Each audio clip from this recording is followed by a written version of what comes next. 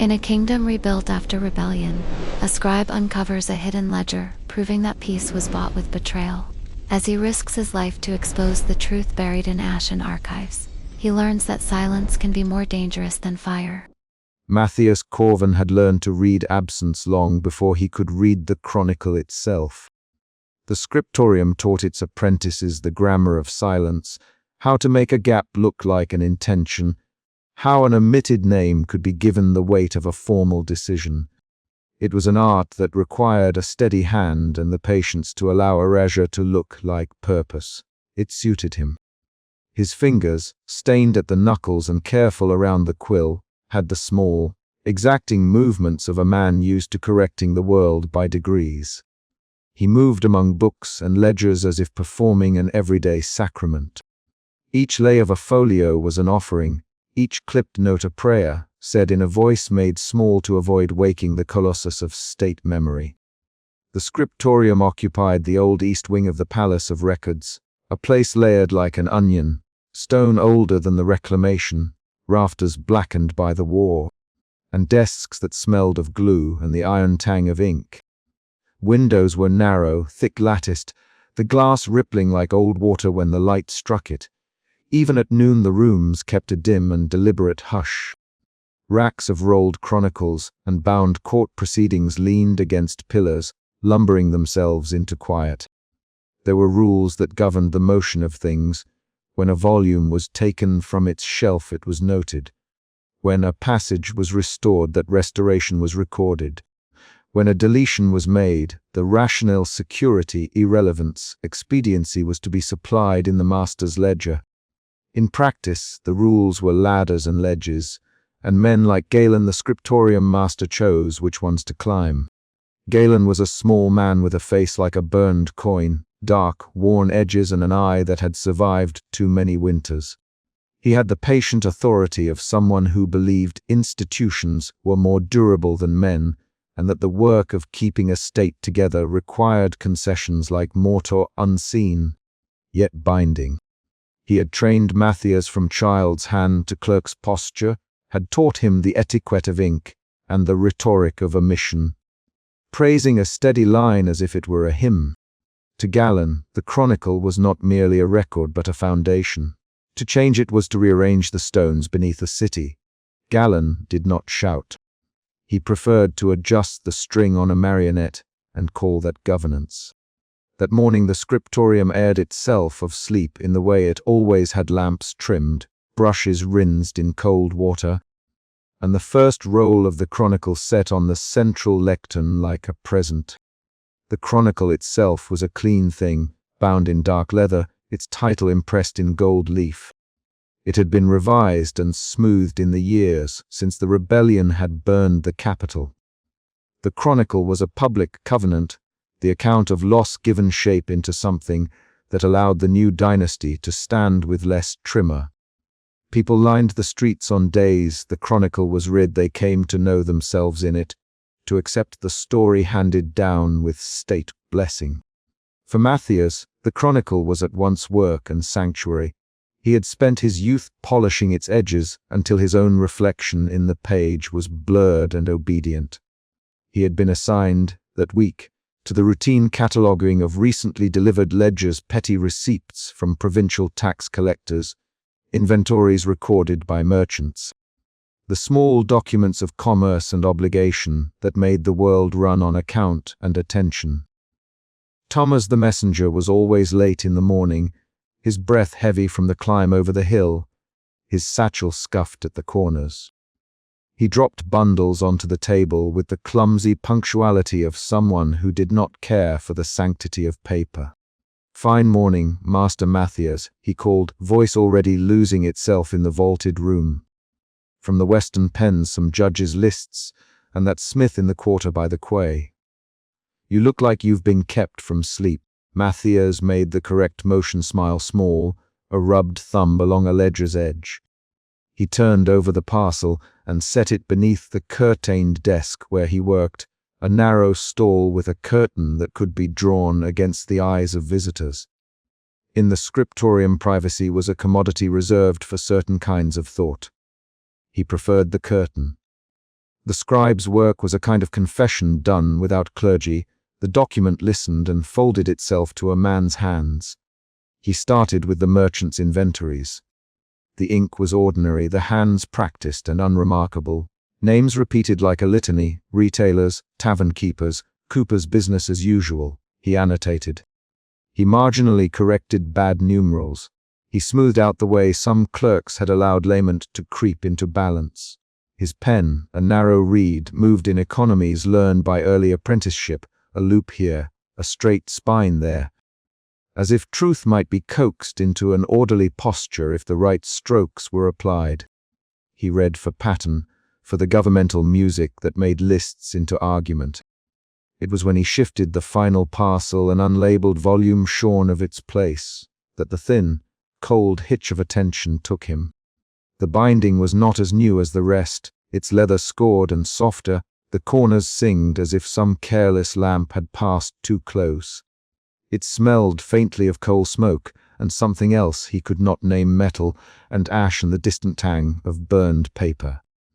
He had seen volumes with such marks before, those taken from houses that had burned, from offices looted in the rebellion's purge, things rescued and rehoused without ceremony. The scriptorium kept them, not to be read but in case their existence was useful.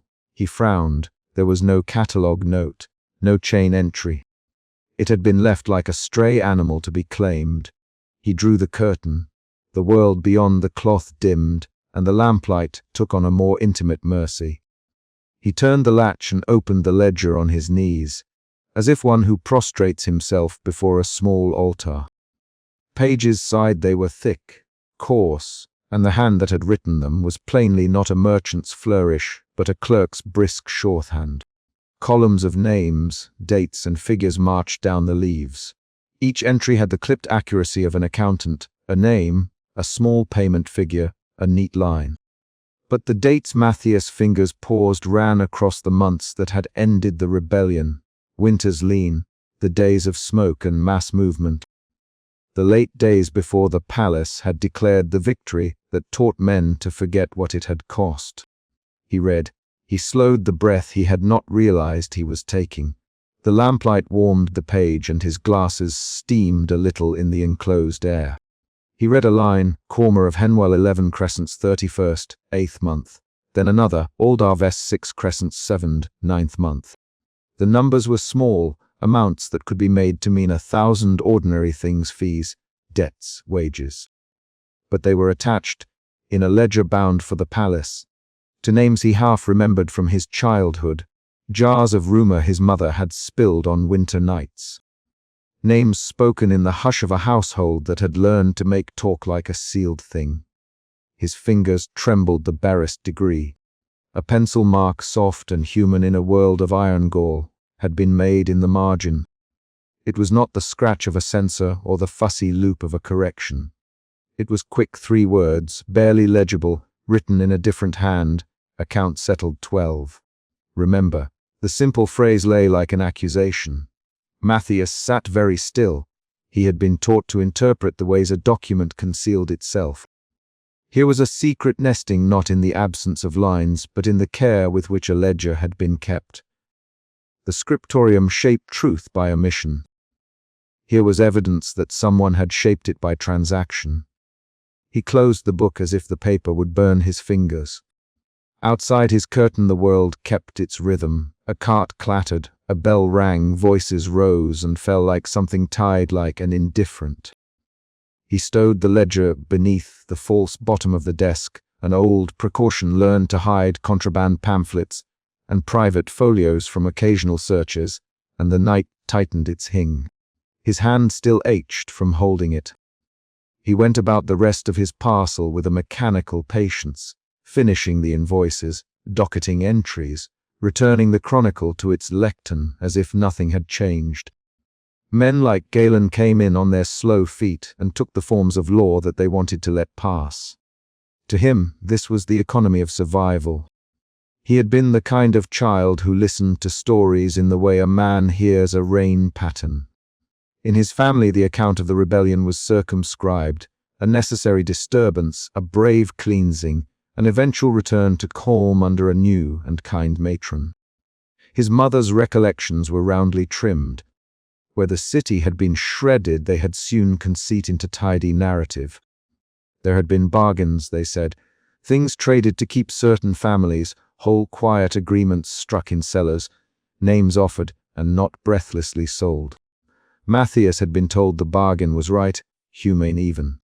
It had produced their household's small arrival from the brink, a sparing of life, where less careful ones had burned on with the old ordnance. It was how they had survived. There was now in his hands a ledger that suggested otherwise. The ledger's economy suggested sale, names set alongside coins, dates that aligned grimly with the exact nights when whole bands had vanished. It was, in the ledger's plain way, evidence that some men had written survival as commerce. For a moment he felt as if he had been reading a book whose last chapter had been torn and hidden. He had been taught to believe the end had a certain shape. The ledger suggested a different ending, had been bought and catalogued under someone else's assent. He left at dusk with the ledger hidden beneath his cloak and a curl of shame at his throat. The city beyond the scriptorium smelled of coal and stew. A half-emptied street market offered the sullen brightness of oranges, the child's laughter, the clatter of a potter arranging bowls. Here and there a repaired farade bore the jag of original damage like a scar softened by time and plaster. People had reassembled life with the patient economy of those who had learned to build from rubble. A widow selling flowers might have been a nobleman before the war. The felled columns had been made into benches. A blackened archway now held a plaque that pretended not to be a wound but a triumph. As he walked the short mile to his small lodging, the ledger pressed like a small animal against his ribs. He moved through streets that carried announcements of the Chronicle's forthcoming sanctification, banners stitched with the imperial emblem, boys rehearsing the lines of the proclamation in high, excited voices. He passed a woman who had a list of names pinned to her chest like a relic, mouthing each as if it were a prayer. Her face lifted when she saw him and then fell. Perhaps she mistook the look on his.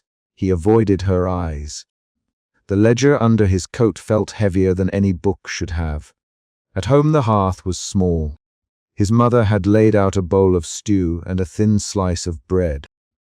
She moved around the room with the economy of a woman who has learned to make peace from small things. "You are late," she said. Not with reproach, only a fact. "You look ill. You have been squinting over letters lately, age before time." Matthias did not meet her question. He cleared his throat like a man making himself into a familiar shape and said, "It was a day of small deliveries. Taxes and inventories. Nothing worth mention." He lied with the small, apologetic skill of men who hide heavier truths. His mother set the bowl in front of him, raised an eyebrow, a question folded into the crease of her mouth. He ate, his hands unconsciously worrying the edges of his napkin, the ledger sitting in the hollow of his upper garment like an illicit heart. That night he returned to the scriptorium by the back stair. The city was quieter now. Lamps had been lit and curtains drawn. He moved like a man returning to confess to paper rather than person, the ledger waiting beneath the false bottom as a small, coiled accusation. He drew his curtain and reopened the book. The pencil mark still held a tiny surprise of legibility. The handwriting, though hurried, carried a tilt that suggested an educated clerk, one who knew the rules of accounting and the gravity of an unguarded line. He began to copy, transcribing each name and number into a private memorandum he had made from a spare sheet, repeating each syllable as if pronouncing prayer. As he worked, the words took the shape of faces. Names that had been rumor in his youth coalesced into human particulars. A carpenter who had once taken down the mast of a soldier's boat as a favor. A woman who had delivered bread between skirmishes. A boy who had been seen once carrying water to the wounded. There were faces in the ledger, plain, rounded, lined with the small details that make a life more than an item on a ledger. The moral algebra of his apprenticeship, what to leave out and why clattered like dice now. Omission had been taught to him as an instrument of peace. These pages suggested silence had been used as currency. He read the penciled marginalia until the graphite dulled beneath his fingertip. Account settled 12. Remember, the phrase was as simple as a bell. Remember who? What? When had the act of remembering been delegated to a clerk's note? His conscience, previously a composed structure of habit and duty, began to expand into a room he had not known he carried. He realized then, with a clarity that felt almost like dizziness, that the stories told in his home had been shorn of a more complicated seam. The chronicle, he thought with a sudden cold, had the right to stand only so long as certain names were not spoken. The ledger held the knot. He did not sleep. He rose at dawn with a new kind of restlessness, the ledger secreted beneath his cloak. The city exhaled around him, market stalls opening, children running, a dog snapping at a scrap. He moved back into the scriptorium with a sense of small recklessness, as if he were someone smuggling a forbidden ingredient into a recipe everyone pretended needed none. He placed the ledger back on its shelf, under the pretense of ordinary work. He set his pen to the chronicle's margins and began to write, but the strokes were distracted. The letters trembled slightly as if resisting the ordinary peace the book sought to enforce. A man like Galen would have closed the ledger at once, returned it to its anonymity, and then reassembled the reasons why such an object was dangerous. He would have taught patience and the wisdom of not reopening old fires. But Galen, who spoke for the institution, was not the keeper of Matthias' chest. The scribe's hand, once steady, now hovered for a moment over the margin where a new note might be placed. It was a small temptation to insert a careful gloss that would protect his family. A smaller temptation still to shove the ledger under some more permanent weight and seal its quiet. He felt the gravity of those choices like a tide coming. The chapter closed on his indecision. When the day ended, he sat at his curtained desk again, the light reduced to careful pools. He read the pencil again and let the words dissolve into a single, lodged question. Who had written remember, and who was being told to forget? The scriptorium's rule of omission was not merely a craft, but a civic theology. To challenge it was to risk everything built on the back of carefully arranged amnesia. He folded the ledger closed and placed it in the hollow once more. Then, as the hour grew thin and the scriptorium emptied to its last hush, Matthias did something he had not allowed himself to do in years. He took a blank sheet and, with hands that would shake if he allowed them to show it, he wrote a single line in his small, neat hand. There is a ledger misfiled in the East Wing. It contains names and sums dated to the suppression. One marginalia reads account settled 12, MC. He folded the sheet and put it into the inner pocket of his cloak. He had not yet decided for whom the note was meant. It might be proof, it might be indictment, it might be the beginning of a bargaining chip. He only knew that once he had put words to paper, he had crossed an internal threshold.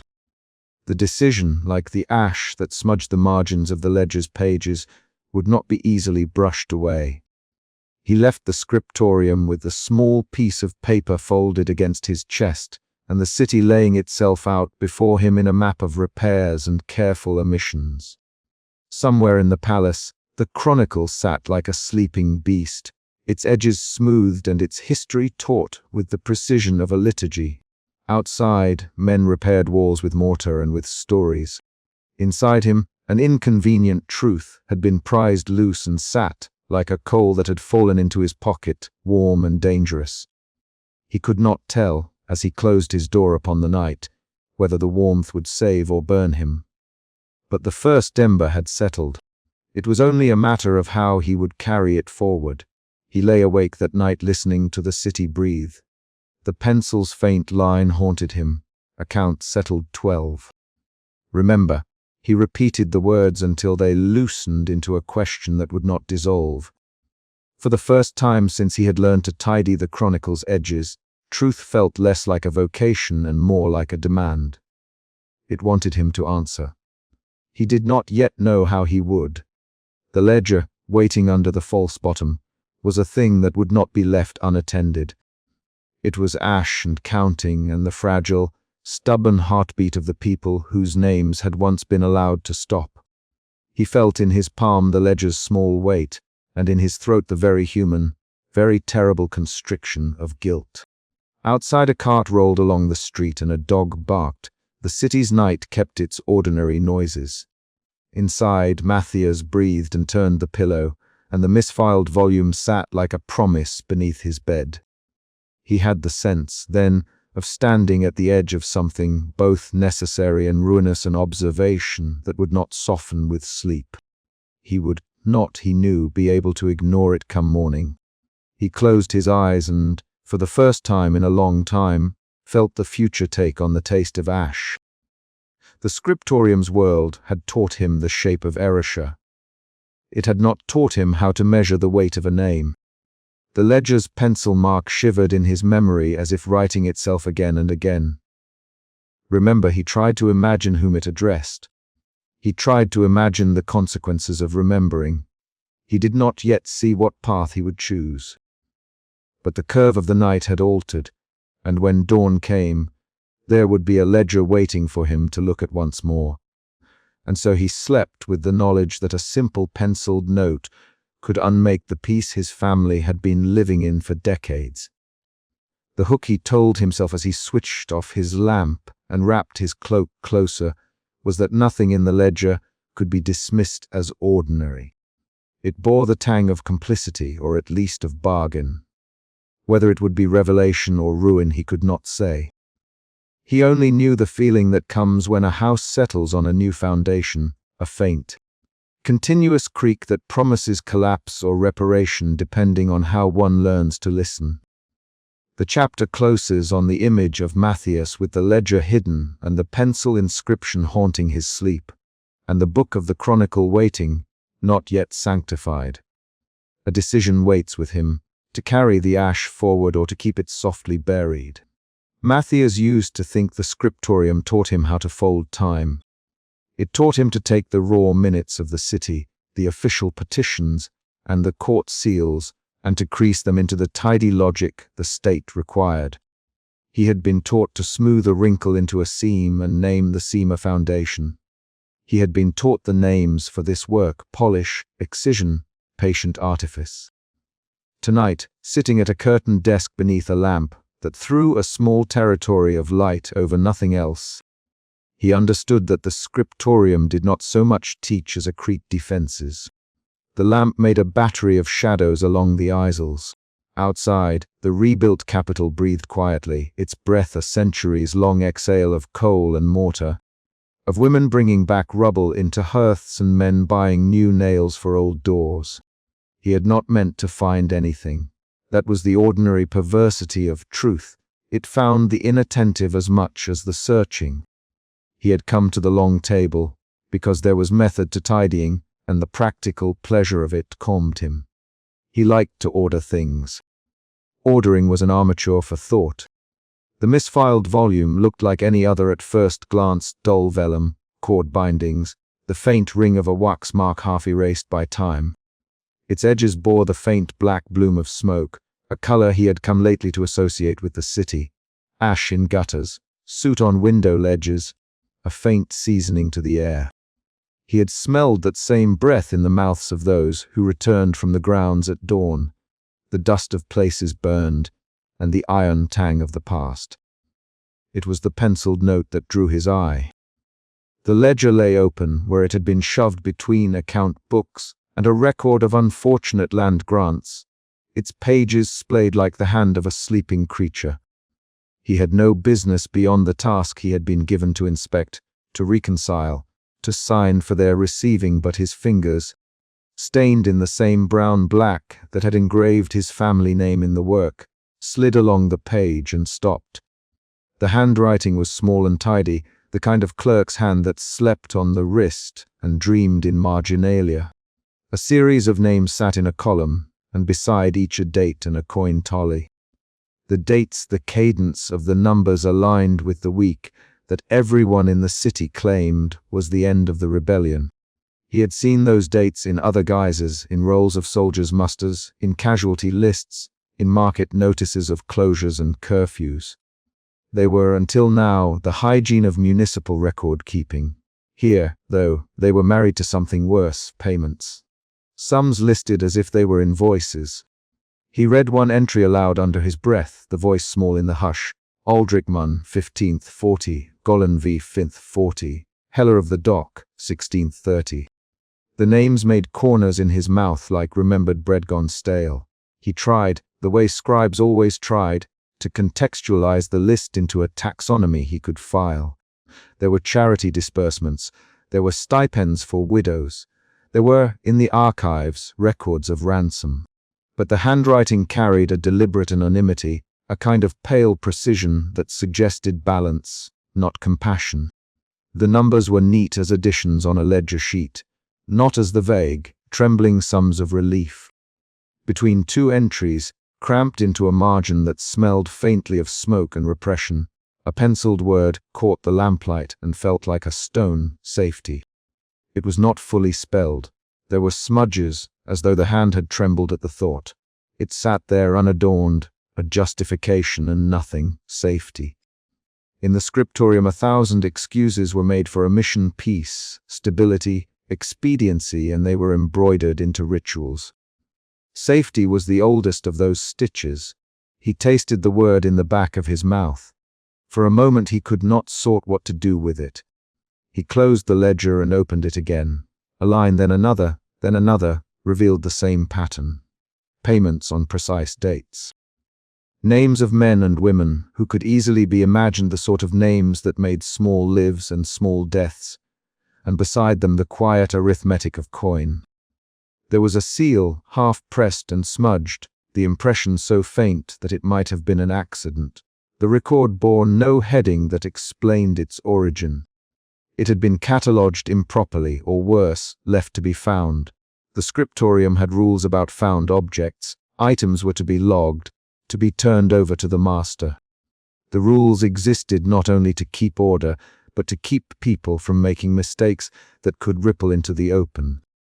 He had seen men disciplined for less, a line left unwritten in a chronicle, a supplication misfiled in the wrong folder, and then read aloud in the wrong company.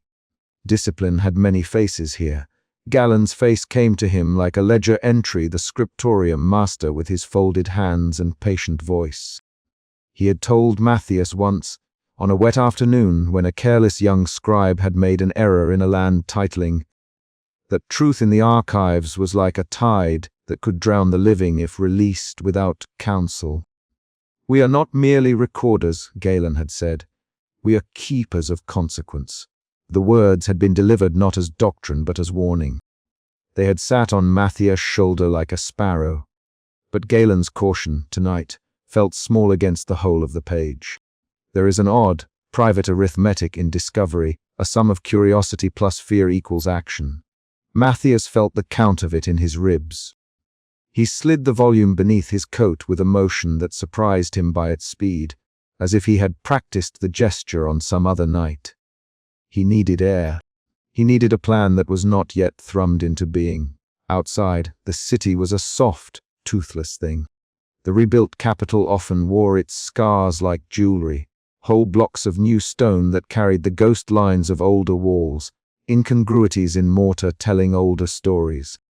He walked the aisles between stacks with the ledger tucked under one arm, the smell of lamp oil and dust in his nose. The curtains of the scriptorium cut the room into compartments. They made sanctuary and also prisons. He found a small curtained cubicle and sat down.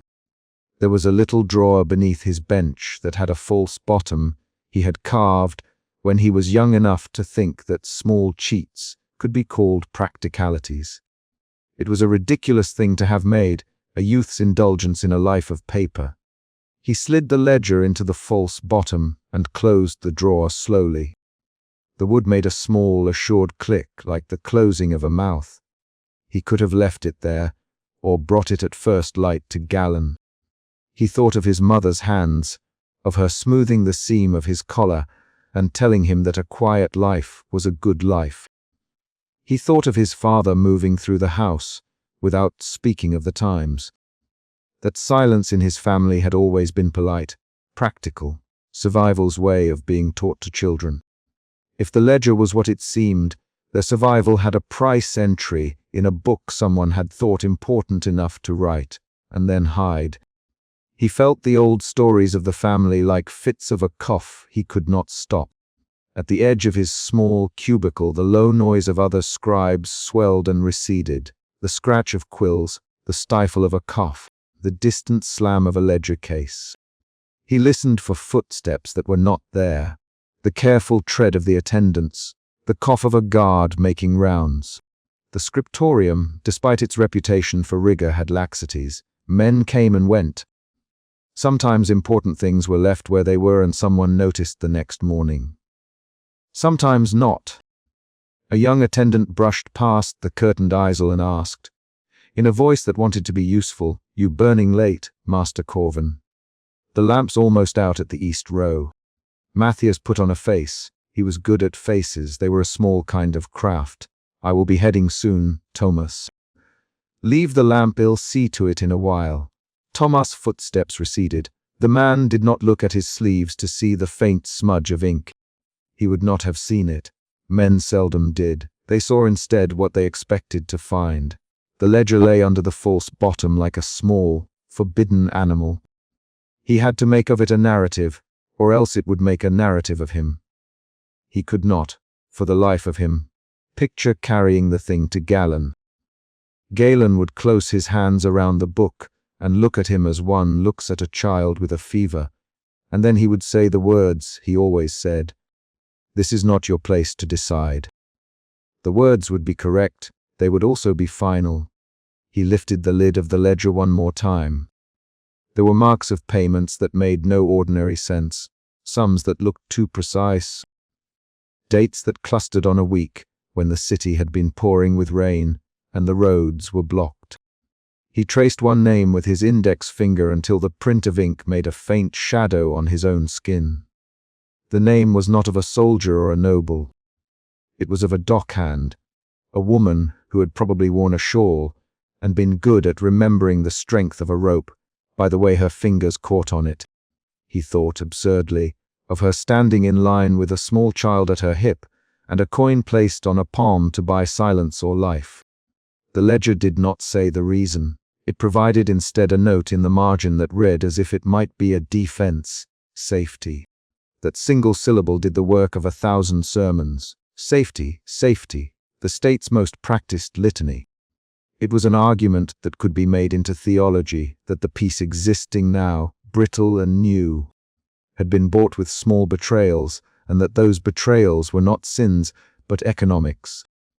He felt as if he had found a ledger in which the city had counted the cost of its own blessedness, and had catalogued the dead as entries. He imagined against the lamplight the consequences. To reveal the ledger would be to pull a thread. Threads can unravel more than cloth. He thought of the rebuilding committees and the merchants who had lent funds for walls. He thought of the Chancellor and the shiny logic of his administration. The Chronicle, the spine of the state's story, was due for pronouncement in the months ahead. A ledger like this turned that story sideways and showed a seam. Whoever had misfiled it might have misfiled it on purpose or in haste. That possibility felt the worst, that someone had intended for this to be locatable if the right person came looking. It suggested a hand that knew the scriptorium's rhythms and trusted fate to a small clerk. He put the ledger back into the drawer, closed it, and sat a long time. The lamplight shrank to a bright coin and then a smaller coin. His arms felt oddly hollow, as if he had carried someone else's burden for so long it had hollowed him. He had always prided himself on being a tidy instrument of the scriptorium. He had never considered himself the keeper of a conscience. Now the ledger had placed a small conscience in his lap and left him to account for it. He left the cubicle at last, the lamp guttering behind him. The scriptorium emptied of men and women who were, like him, tethered to their work by habits as much as by loyalty. The night cold pinched the city streets. The rebuilt Capitol softened its edges in the dark, and chimneys made small ghosts against the sky. He walked home by habit more than plan, his feet tracing a familiar route past a row of shops that had re-erected their signs and a small square where a prayer scroll had been nailed to a lamppost. He felt an oldness inside him like a bruise. The ledger was a bruise on the city's skin and on his family's story. At home, his mother set out a thin supper and asked routine questions about his day that felt like the words of a liturgy. He answered with non-committal details: a quarrel over book binding, the master with an ache in his shoulder, the new seal that had turned up by mistake in the northern shelf, all of them true, and all of them covering the only thing that mattered. He studied his mother's hands as she moved a bowl. The ledger lay in the false bottom of his bench like a held breath. His mother, who had bound him with the story of prudent choices, who had taught him how to fold cloth into silence, watched him with eyes that never stopped forgiving. He could not bring himself to burden her with this discovery. That night he dreamt of lists, columns of names that rippled like a tide on a shore, each headed by a coin and a date, each one lifting and then disappearing into the dark. He woke with the taste of iron on his tongue, as if he had kissed a coin and found inside it the face of a stranger. He dressed in the same way he always dressed: plain shirt, jacket that bore a patina of ink, and walked back to the scriptorium at an hour when the city was still dewy and the air smelled of bread. He had to decide how to treat a thing that was not yet accusation and not yet exculpation. There were documents in the archives that were obviously forged, and there were documents that needed subtler hands. He thought of Jasper, the forger he had once glimpsed at the edge of the scriptorium's web, and of Sister Anwen, who knew how convents could hide things beneath scripture. He thought of the market seller, who could remember names, and of the watchman who had been on the walls the night the city fell apart. He had in his head an arithmetic of sources and corroboration. But the ledger was not a hypothesis. It was a thing that breathed in his drawer. It demanded a witness. It demanded a custody that would not yet be conferred by any office. He placed the ledger's volume under his sleeve and, with the steady, small courage that had seen him through trivial days, he copied the first list into his private pad. He wrote the names as if litany could consecrate them. They felt like prayers and like indictments both. He added a note of his own at the top of the page, found misfiled between account books, shelf C4, smoke stains. Penciled marginalia reads, safety. The notation felt illegitimate in his own hand. He had made an inventory and also a sin. He hid the copy in the inner pocket of his coat and sat with it until morning, when the city would be small and frank with its work once again. The ledger's presence at the edge of his conscience now meant weeks, perhaps months of decisions. The scriptorium was patient. The state was patient. He was not patient. The knowledge sat in him like a coal. At noon, the master walked by and asked about a missing roll of parchment. "Keep careful watch on what passes through those hands," Matthias Galen said, looking at him with eyes that did not reckon on treachery, but knew the geometry of consequence. There was an unspoken weight in that admonition that pressed at the spine of the ledger beneath his vest. He swallowed and answered with the professional calm of a man who had been taught to smooth edges. "I will, master. No roll shall wander under my charge." Galen's mouth tightened a little. He turned away as if to make of the words a seal. Matthias felt, beneath the taut skin of his chest, the ledger like a coin turned in a pocket. It would not stop ringing. When the afternoon came, he lingered at his desk and pretended to reconcile figures he had no real accounting to balance. He was learning, painfully, a new taxonomy of truth. The ledger was not merely a book but a decision. Whoever had written safety in the margin had tried to make of silence something that could be sold. This discovery made his mother and his father into actors in a drama whose script they had not written. He could not imagine what to do next without making a choice that would unmake comforts and kindle vulnerabilities. He felt the edge of things now, sharp as the ledger's own. He had looked at the page and stepped, involuntarily, toward a precipice. When the scriptorium emptied that evening, he lifted the false bottom drawer, reverent and terrified, and placed his copied list inside the ledger like a prayer folded and then hidden.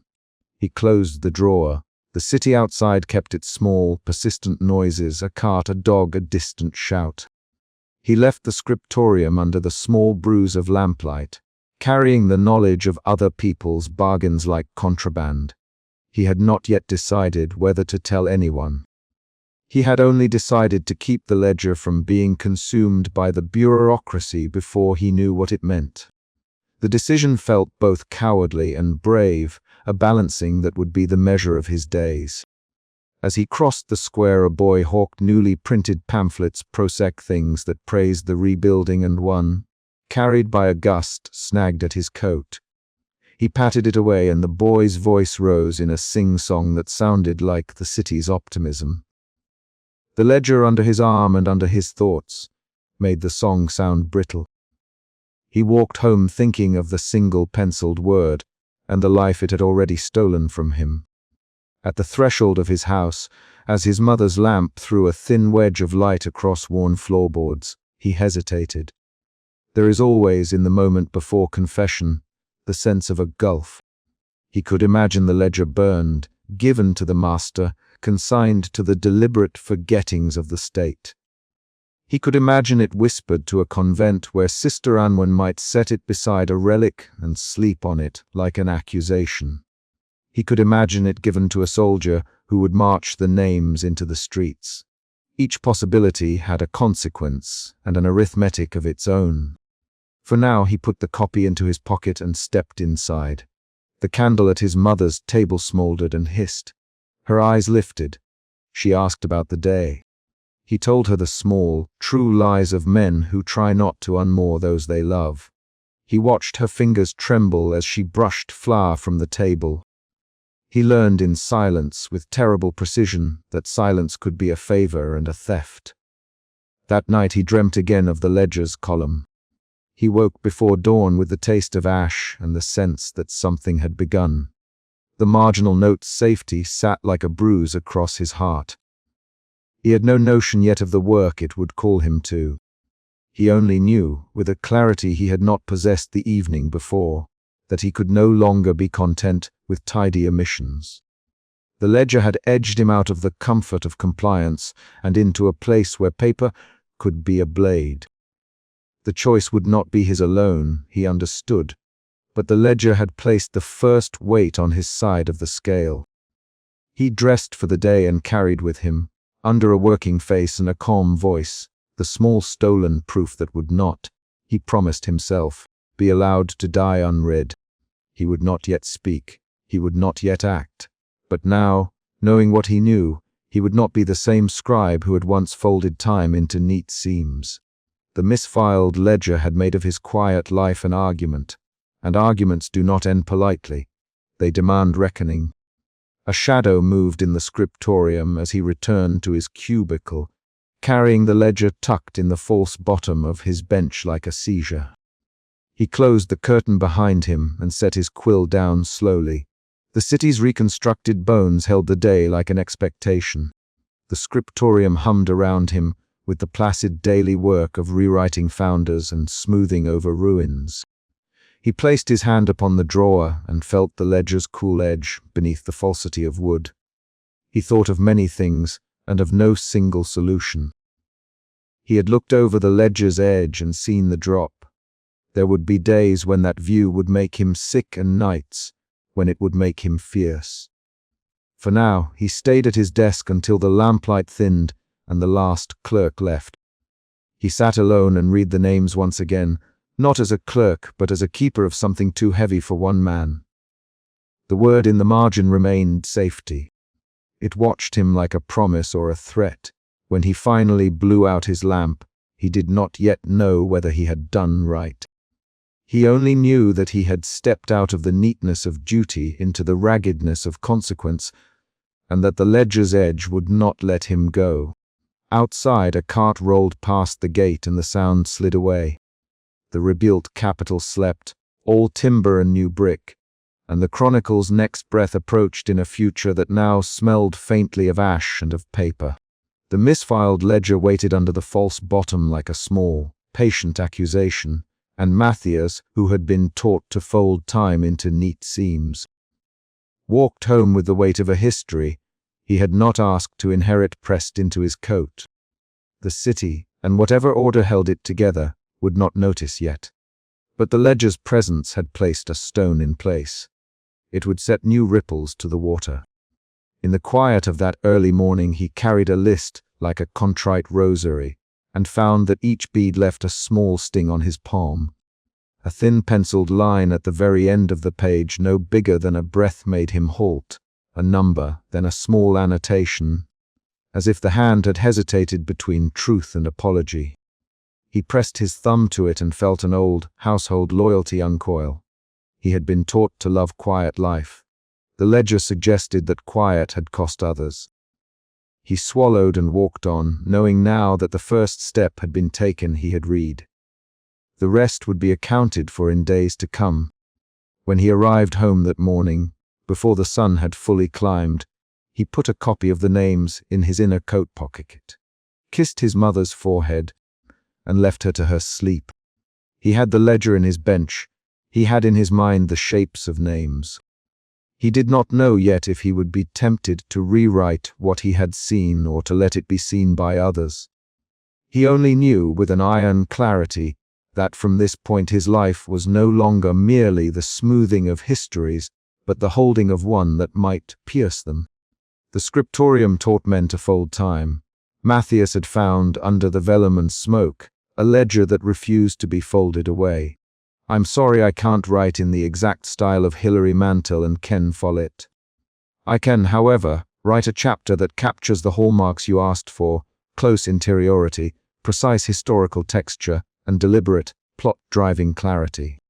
Matthias had rehearsed the confession 3 times on his way to Edda's section. Once while crossing the courtyard between the upper stacks and the rows of low desks where the junior clerks copied simple ledgers.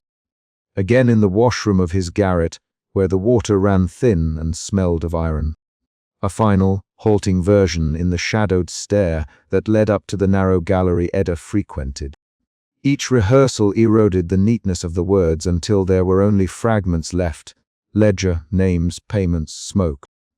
When he finally stood before the curtained doorway and the heavier air of the archivist's alcove, the practiced sentences dissolved in his throat like ink on rain-damp paper. Edda sat with her back to the light, a dark silhouette against the faded tapestry that marked her portion of the record rooms. He could see the glint of her spectacles and the angles of her jaw as she tilted her head. The thin line of her mouth settled into a look of patient inquiry that made him feel both ridiculous and childlike. Around them the scriptorium continued its measured life, the steady scratching of a colleague's quill far down the hall, the faint thump of a delivery bag as Thomas passed through the lower door, a distant, muffled prayer from whatever small chapel sat adjacent to the archive. Here in the belly of the state's memory, the noise felt like a promise that nothing unusual should upset the rhythm. "You are late," she said without looking up. The words were not unkind, but they had a habit of cutting through pretense. Matthias's hands folded around themselves. He had to push a sleeve back to rub at his wrist, to steady the tremor that always took the extremes of his fingers when he lied. "I am not certain how to begin." Edda's fingers stilled over the ciphered folio she had been cataloguing. She glanced, then closed the book and pushed it aside with a careful practiced motion, the softest of admonishments that his nervousness had interrupted something valuable. "Begin as you would begin any entry," she said, "without decoration. Record what is." There it was, a command he could live with. The scribe in him obeyed. He sat. His voice, when it came, was small, as if the paper itself had a right to hear before others. A ledger. Misfiled, its edges smell of burn. There are names, payments, dates that line up with the he stopped because a sound came to his ears, impossible in its sudden ordinariness. A page turned nearby. A clerk coughing, the faint metallic clatter as someone dropped a seal into a tray. The ordinary world persisted like a skin across anything monstrous beneath it. Edda did not lean in. That gesture would have been melodramatic. She remained as she always was, a woman who could speak loud throughout a hall with words, so modest the gossiping apprentices missed them entirely. Names, payments, dates, she repeated. Her face did not change. Her voice tightened just a fraction, the only betrayal of interest. Show me. The ledger had to be hidden. He had rifled through schedules of holdings, taken trivial ledgers home by mistake, and returned them with feigned embarrassment. To brandish one of the palace's misfiled books was to court ruin. He understood the balance of risk as intimately as he understood the pressure needed to make a script flourish. He had not brought it with him. He could not. He could, however, describe it. He could let Edda's quick mind begin to frame the problem. The lines are plain, he said. A row of names. Payments noted small sums, transferred through a minor bureaucratic office. There is a date, the day they were taken. He swallowed. The day of the surrender. Edda's fingers went to a slip of twine on the desk and rolled it between thumb and forefinger, a mechanical motion to give her hands something private to do. Payment ledgers for surrenders are banal, Matthias. They exist, they are not necessarily proof of treachery. People are paid for many reasons: rations, exile fees, bribes. You know the ministry's accounting. What makes this ledger different? He could have named the uneasy algebra of the figures' patterns that did not fit the usual allotments. The names that matched family names that had not been seen since the rebellion. He could have insisted on the ledger's calm, bureaucratic voice, and the way that voice folded violence into numbers. What he said instead was smaller, the part that made his chest ache. There are surnames of the houses I grew up near, Edda. My father's nephew is on the list. Her eyes were quick then, hard as flint beneath the spectacles. Your family? He wanted to lie to save them. He wanted to invent a mendacious detail that would allow the state to remain unblemished and his hearth quiet. He had rehearsed the lie. The catch was familiar. You could protect a past by smothering the present. But the ledger had a habit of coming back to him, like the stench of smoke in a closed room you could never truly air out. The names were not abstractions. They were faces in his memory, people who had once laughed in doorways where his mother carried a basket, who had come to the market to barter their produce. To turn those names into a protective fib felt suddenly like complicity. Edda's brow softened fractionally. You should not have told me so little and not so much, Matthias. But you were right to come. If there is a ledger that ties names to payments at the hour of surrender, you have found something that needs careful handling. She tapped a finger twice on the wood. Tell me every detail you can without spreading rumor. I will not take it from you. I will advise, he told her. He told her how the ledger's margins had been rubbed as if someone had traced the names in haste. How one penciled line ran down the right-hand side like an afterthought. How the ink varied as if written by more than one hand, an indicator, perhaps of different clerks copying receipts into a central book. He told her what he had failed to tell anyone else, the psychic weight of seeing his own neighborhood's names crossed with sums. Each phrase fell into the dim room and did not rebound. He left out nothing materially useful and left in everything that a scribe's conscience could not unburden. Edda listened, not with the anxious urgency of a conspirator, but as if cataloguing a newly arrived volume with care. When he finished, she blew out a measured breath and let it fog in the small cold between them. We should assume two things, she said at last. 1. The Chancellor's office has men who will notice misfiles. 2. Convent walls are thick and patient. They keep what the state would rather not have in circulation. Matthias blinked. Convents. But the public archive is the seat of truth. Truth is a commodity, and commodities need markets. The state's truth is hawked in public places. There is always a private market for truth, too. Convents, some of them are repositories of things not yet safe for public eyes. Not all abbots are loyal, and not all prioresses are cowed. They trade in preservation. They will not print or advertise, but they will shelter. I know of an old order near the West Gate. They have a small cellar where the nuns keep things wrapped in wax. Old manuscripts counts, a number of letters sealed because no one dared make them public. He could imagine the convent. The city had many of them, scattered like stubborn patches of silence in the noise of commerce. Their stone faces were still old enough to remember the time before the trenches and the blood-scarred bridges. They kept their own calendars, their own rituals. If anything could hold a forbidden ledger like a small, hot coal without letting it burn, it would be one of those walls. "How do you know this?" Matthias asked. Suspicion of Edda's sources came as naturally as suspicion of the Chancellor. Knowledge in the scriptorium was never neutral. Edda smiled without warmth.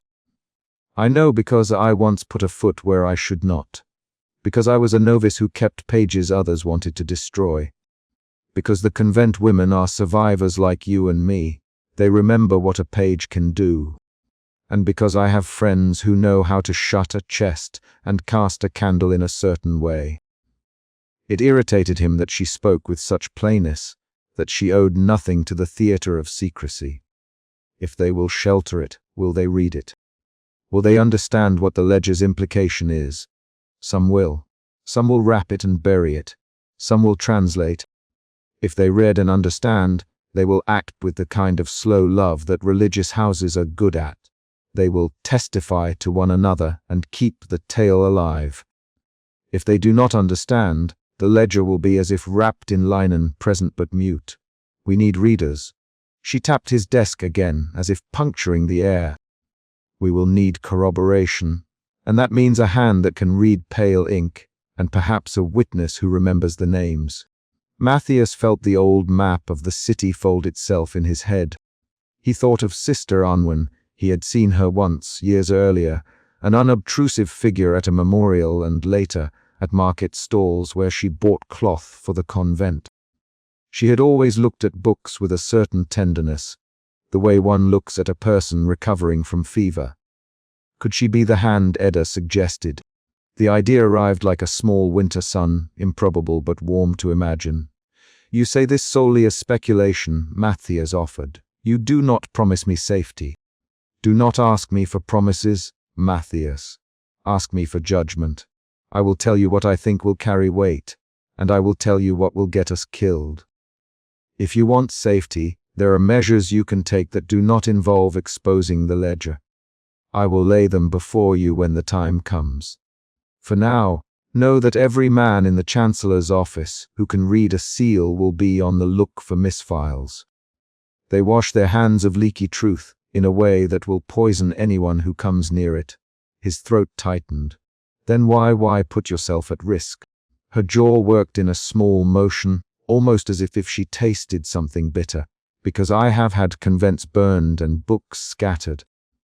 I have stood in ruins and felt the weight of pages at my feet. There are things that I will not allow to be forgotten. Call it sentiment or call it disbelief in final forms of power.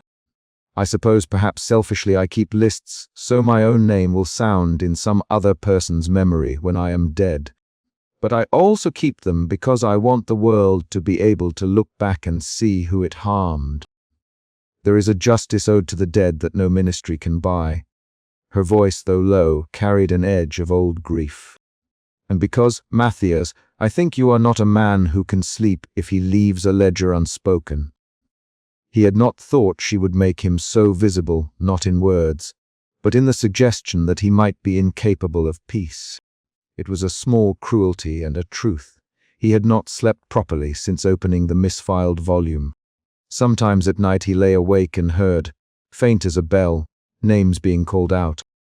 He told himself the sound came from the ink drying, from the way the scriptorium's wood contracted and popped.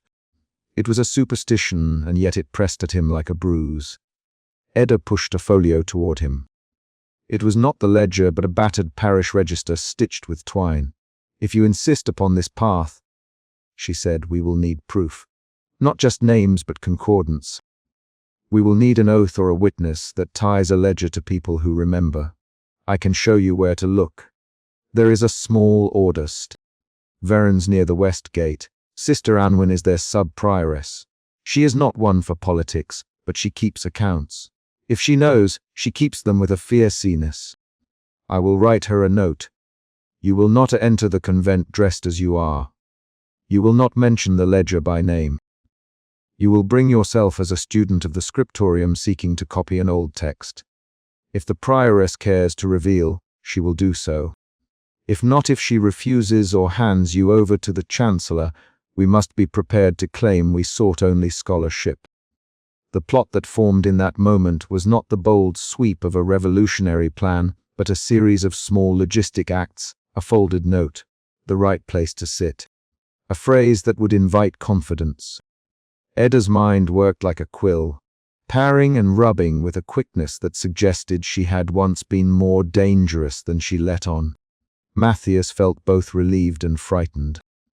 The relief was a thin thing that smelled of paste and old paper, while the fear was the weight of a ledger pressed flat against his ribs. "Why are you doing this, Edda?" he asked, though by now he knew the general answers. Loyalty to books, to truth, to old convents, these were rewards he could not hand her. He wanted to know if she had some other debt. She laughed then, a brief sound that surprised him because it was not bitter. "Because I cannot bear another generation to say the same lie and imagine there is no cost. Because the Chancellor's truth is costly to ordinary people. Because I learned early that paper could be a weapon either to smother or to expose. And frankly, because you look like a man who will not let it rest on his conscience, and that kind of person can be useful." It was not flattery. It was the precise appraisal of a woman who had been trained to read faces as if they were marginalia. He left the sentence lodged in his chest like a pin. He thought of home, his mother standing at the hearth, humming and washing out the day's ink from a child's shirt. His cousin, perhaps on the list he had seen. The narrow alleys where merchants cursed the authorities but paid their taxes all the same. He had not come to the scriptorium to become a conspirator. He had come because his hands knew that paper could hold secrets, and that some secrets could not be allowed to lie. When he rose to leave, Edda pushed a folded scrap of paper across the desk, an address, a name. Her writing was quick and spidery. "Do not go alone if you can avoid it. If the convent will help, we will need a witness who is not our enemy. I have someone who can introduce you quietly. I will speak to Sister Anwin on your behalf, but not with the ledger yet. The first meeting is for faces and tone.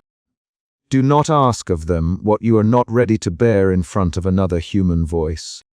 As he pulled the scrap into his palm, he realized the simple idiom she used, faces, and tone, was a kind of counsel about how to behave in the presence of memory. It would not be enough to produce paper. People required gentleness. They required the correct cadence of appeal. If the ledger carried an accusation, it would need the human warmth of testimony to make it believable beyond the suspicion of forgery. Outside, the city had the thin grey light of an early winter afternoon. Rain had been intermittent all morning. Now the drops on the stone of the courtyard made tiny black pocks that bloomed and vanished like open wounds. Thomas passed on a cart, braced against the weather and carrying nothing that looked like scandal. For a moment the ordinary motions of the world made him dizzy with longing. How simple it would be to walk home and unburden himself to no one and let the ledger sit in its quiet place, a burnt thing, unjudged. The thought lasted as long as it takes to close a book. Edda stood at the curtained doorway and watched him go. "One more thing," she called, and he paused. She did not need to raise her voice. The scriptorium was generous with echoes. "If you are found with the ledger, do not pretend ignorance. The best defense for a scribe is a clear conscience, not a false one. Play the honest fool if you must." The court punishes the calculated liar more harshly than the mistaken man. He laughed, a small sound only because he was more afraid than he had been an hour before. Her advice was practical and terrible. There was a loop of logic there. Confessing a small fault might save his family. And yet confession would spread the ledger's story in a place where truth was guarded by men who could turn evidence into instruments. Edda's counsel was like many things in their profession, precise, pragmatic, and shrewdly ruthless when kindness might invite more danger. Matthias folded the scrap and put it inside his breastcoat, near the spot where he kept the little notes he used to remember strange abbreviations and odd seals. As he walked back through the scriptorium's aisles, he noticed for the first time the small ways in which the room closed, heads inclined, eyes precise, the careful avoidance of idle glances. He had always loved the place for its exactness. Now, and with a shock that felt almost obscene, he loved it for its opportunity to lie. It was not exactly a betrayal to lie to those who would burn pages. It was survival, he told himself. Yet the ledger, its burned smell, its penciled margin, the names that matched the alleys of his childhood, kept pressing against the inside of his chest. He had not expected to find an accomplice so quickly. He had not expected to find someone whose voice could both steady and unsettle him. Edda's offer was a lifeline and a rope. He could not push it away. At the stairhead he turned and looked back. The curtain fluttered as if someone moved in the gloom. He imagined the pages they would carry to Sister Arwen wrapped in wax, bound with twine, the letters of old debts. The path ahead required more than courage. It required cunning, patience, and a willingness to let names shift from ledger rows to human mouths. As he stepped into the rain and the city's bustle, he felt the ledger's small gravity pull at him like a secret tide. He had another appointment, now a destination on a scrap of paper and a woman's sober face, to whom he must make himself known. Guilt hummed in his bones like an old clock. It did not toll, but it marked the hours, relentless and impossible to slow. The alliance with Edda was made. The next move was toward convent walls and candlelight, where the past might be read aloud or hidden away forever. He pulled his collar up against the damp and began to walk toward the west gate, where the city remembered other winters. The rain was a fine wire on his cheek. He had the scrap of paper and a caution that would not stop at the scriptorium's threshold. The ledger waited somewhere in a stack of misfiles, patient as an accusation. As he moved away from Edda's lamp-lit alcove, the corridor behind him exhaled a quiet that felt more like a preparation. When the city swallowed him, he carried with him Edda's words in a pocket near his heart, and the knowledge that to seek truth was to risk making enemies out of men who governed by the art of forgetting. The ledger was no longer merely a misfiled book. It had become an obligation. He had begun a process he could not easily unravel, and as the rain stitched patterns across the stones, a small, dreadful excitement coiled in him. He had taken the road that led to a convent cellar and, possibly, toward a ruin that could unmake everything he had ever allowed himself to trust. At the outer gate he paused long enough to watch a cart turn in the mud, to listen to the cough of a child, to let the ordinary details of life feed his resolve. The next act would demand reticence and the right words. For now, he had a companion in the dark, Edda's quiet cache, and a meeting to arrange. The ledger, untouched and dangerous, lay like a small, hot coal waiting for the right breath. Behind him in the scriptorium, the little noises of daily record keeping continued. Someone folded an official page with ritual exactness. Somewhere a sealed letter slid under a door. The chronicle would go on, smoothing over the city's scars tomorrow as it had every day since the rebuilding began. But for the first time in years, Matthias felt a fissure in its smooth face, small, marginal, the exact place where a hand might later press and find the underlying dark. He did not know if that fissure would heal or widen. He only knew that he had passed the point where silence would be simple. He had told Edda, and in the telling, The ledger's names had become less alone. He walked on, and the rain grew colder, as if setting the city's face to a frost. The next step lay ahead: Sister Anwen's convent, a cellar that kept the past like a fire, a woman who might read the ledger and speak its names aloud. And in the wet dusk his conscience kept pace, an unquiet metronome that would not let him rest. Matthias set out with a pencil tucked behind his ear, not for the first time aware of how small tools seemed to fit the work of the world. The scriptorium's narrow windows had not yet let in day when he left. Thin strips of blue light cut like scrim through the palace gloom.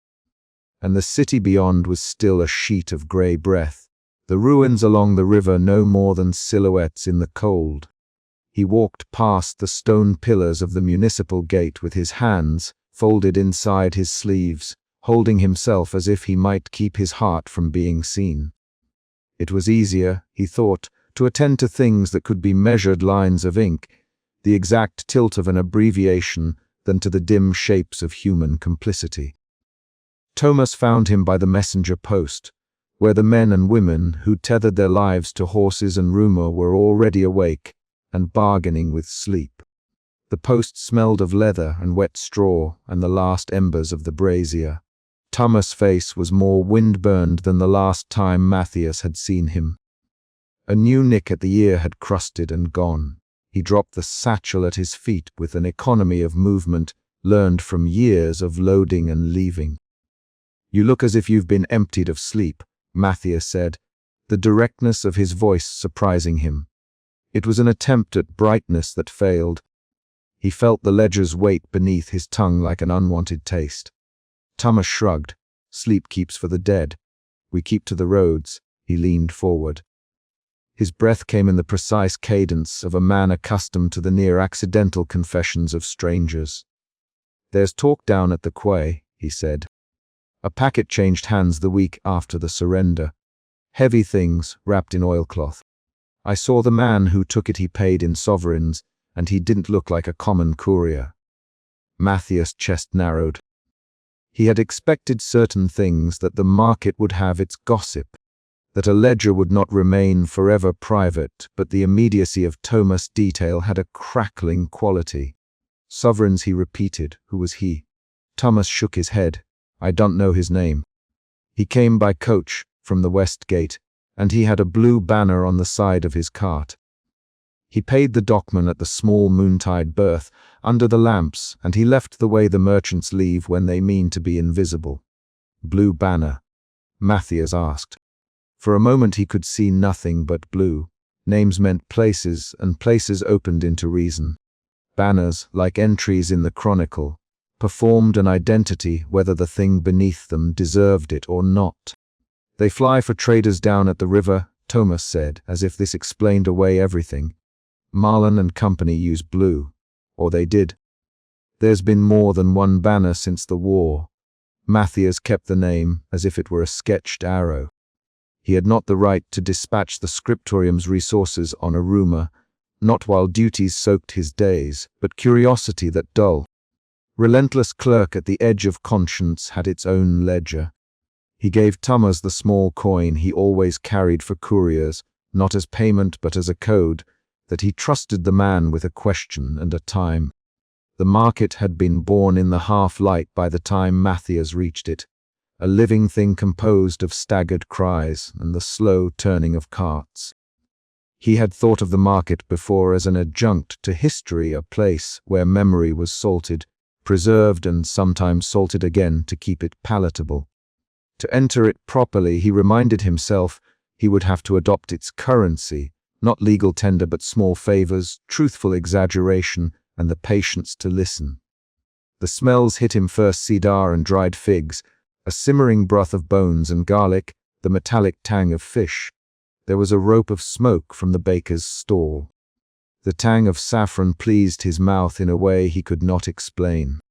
Markets were made of such details, and a ledger official, stone-faced, broke abruptly into that texture like a shard of white glass. Mera's stall was a riot of color: sacks of dried orange peel, bundles of thyme, nets of onions, and a heap of bright peppers that looked like sculpted embers. Mira herself had the blunt, clean face of someone who had carved too many prices from the daily world. Her hands were quick and true and smelled of oil and citrus. "You seek a thing that isn't for sale," she said, as if she had been expecting him. Her voice was the precise, economical currency of a person who had made a living from other people's needs. "Or you're trying to buy a rumor cheap." Matthias smiled, though it was thin. "Both," he said. "I need a different sort of price. A story from when the city was making itself again. A trade, a favor for the trouble of talking." She lifted an eyebrow. Around them, customers scrutinized her wares like judges. She picked up a length of hemp and twined it between her fingers, watching him as if she might see through the plainness of his face. "You'd be better starting with the watchmen," she said. "They keep their night like it was an oath." "I already spoke to Thomas," he said. A packet changed hands at the quay. "Good man Thomas." She nodded as if the name had utility beyond familiarity. "I saw a pack brought to the moon berth." A little later a man in a grey coat came and bought a bag of pepper and paid with a handful of sovereigns. He didn't bargain, which is curious. People who don't bargain either have too little or too much. The baker saw him, and the boy who runs the fish stall. Only the fish boy used words. He said the man smelled of old paper. Matthias felt the ledger's edges brush his palms. "Old paper," he translated aloud, as if currency could be rendered into meaning. "Did anyone see what the man did with the packet?" Mira's face softened with the precise calculation of a woman who had seen too many faces decide to stay silent. "He gave it to a cart with a torn blue banner," she said. The cart stopped by the alley that runs along the old tannery and took the lane that leads to the river. There was a watchman on the bench by the arch. Bird was there. He cursed when the cart passed. He didn't like the look of the seal. He kept looking at the man's hands. Bird. The name slid into place like a tile in a mosaic. Matthias remembered the old watchman who sat beneath the fountain near the bridge, who had a tendency to hum songs that were older than his years. He had seen Bird at the scriptorium door before, a shadow that belonged to a generation that had walked through the rebellion and had stood aside. If Bird had seen a seal, if he had watched hands, then this was no mere rumor. It was a memory with witnesses. The market's noise drew away like tide, leaving the two of them with a strip of sunlight and the smell of fried dough. Mira leaned closer, as if confiding a sacred thing. "If you want to know more, don't ask the baker or the fish boy in front of their stalls. Go to the side where the alahhouse throws its shadow. Ask if a man collects debts for coin. They always have one who remembers the night the city paid for peace." Matthias thanked her with a coin that had a small hole drilled through it for a string. It was the sort of gesture that meant, "I will remember you." She nodded, as if that was payment enough. He found Bird where Mira had said, a brittle figure perched on a bench near the old fountain, a place where pigeons clustered and the water kept its slow insistence against stone. Bird's coat held the rank scent of 1,000 washes. His hands were blunt with work, and he eyed Matthias as a harbor eyes a boat one is uncertain about mooring. "You write books for the palace," he said before Matthias had spoken. There was no accusation in it, only a blunt observation as if it were a weather report. "You have the look of someone who marks ink with a frown. And you have the look of someone who has kept nights with a bell and a rod." Matthias returned. "Bird, I want to ask you about last autumn, about a cart with a blue banner." The old man's eyes narrowed. He took a moment to arrange the memory in his chest as a careful man lays out tools. "It was a night of rain," he began, and for Matthias the detail of the weather was itself a proof memories align most strongly to the senses. There were fewer people on the quay because of the wind. The lamps spit. I was watching the moon berth. A man came down by the townhouse of the old rope maker. He had a packet wrapped in oilcloth. He paid the dockman 2 sovereigns for silence. 2 sovereigns. Matthias repeated. That coin, he knew, meant the sort of wealth that would not be spent on bread. It was a payment that bought discretion more than goods. Bird nodded. He had a signet on the flap. It was smudged, but I saw a crescent. It's the sort of mark men of office carry. He gave the oilcloth to a cart. It was a big cart with a blue banner that had been torn. Someone had tried to hide which merchant it belonged to. They took it to the river arch. The cart turned toward the mills. "Do you remember the hands?" Matthias asked, because hands in their gestures and stains tell stories that faces will not. Were they like those of a clerk, rough like a dockman, stained with ink? Bird looked at his own hands as if recalling other lives they had performed. They were hands that had seen ink, he said at last. The knuckles were thin. He scrubbed them as if he had to make sure no black stuck to his skin. He dropped something, a thin strip of paper, while he was counting the coins, and the fish boy picked it up. The strip had numbers and a date, and a single name. Matthias felt a cold place in his stomach uncoil into something like the beginning of motion, a strip of paper. A dropped tail of the ledger. He had not expected any of it to be so ordinary, a dropped scrap, a fish boy's bored curiosity, a watchman's grumble. History, he thought, was made of inelegant acts dropped into gutters. What name? He asked, careful, trying to keep his voice level. His head filled with ledger pages, their ruled columns and neat numerals. The possibility that a single name might be enough to make the ledger live again sat in him like a small animal. Bird's lips pressed together. "The fish boy showed me." He didn't think. He read it for the rhyme, it said Alden Corvin. The sound of his own family name corroded, ordinary lodged in Matthias' throat like a stone. It was as if some quiet current had lifted him and exposed an undershore he had never seen. Alden. The name belonged to those who had survived the war, to pewter spoons and permission and the quiet tasks of keeping records. He had not imagined his forebears' names would be written in a ledger of payment for betrayal. He had feared names like that might exist, but the fear once named became a different thing from the dull H had carried until then. "Are you sure?" he asked. "Do you mean Corvin?" "I'm sure of letters the way I am sure of steps in a parade," Bird said. I watched the fish boy read it. He spat at the thought and gave the strip back to the dockman.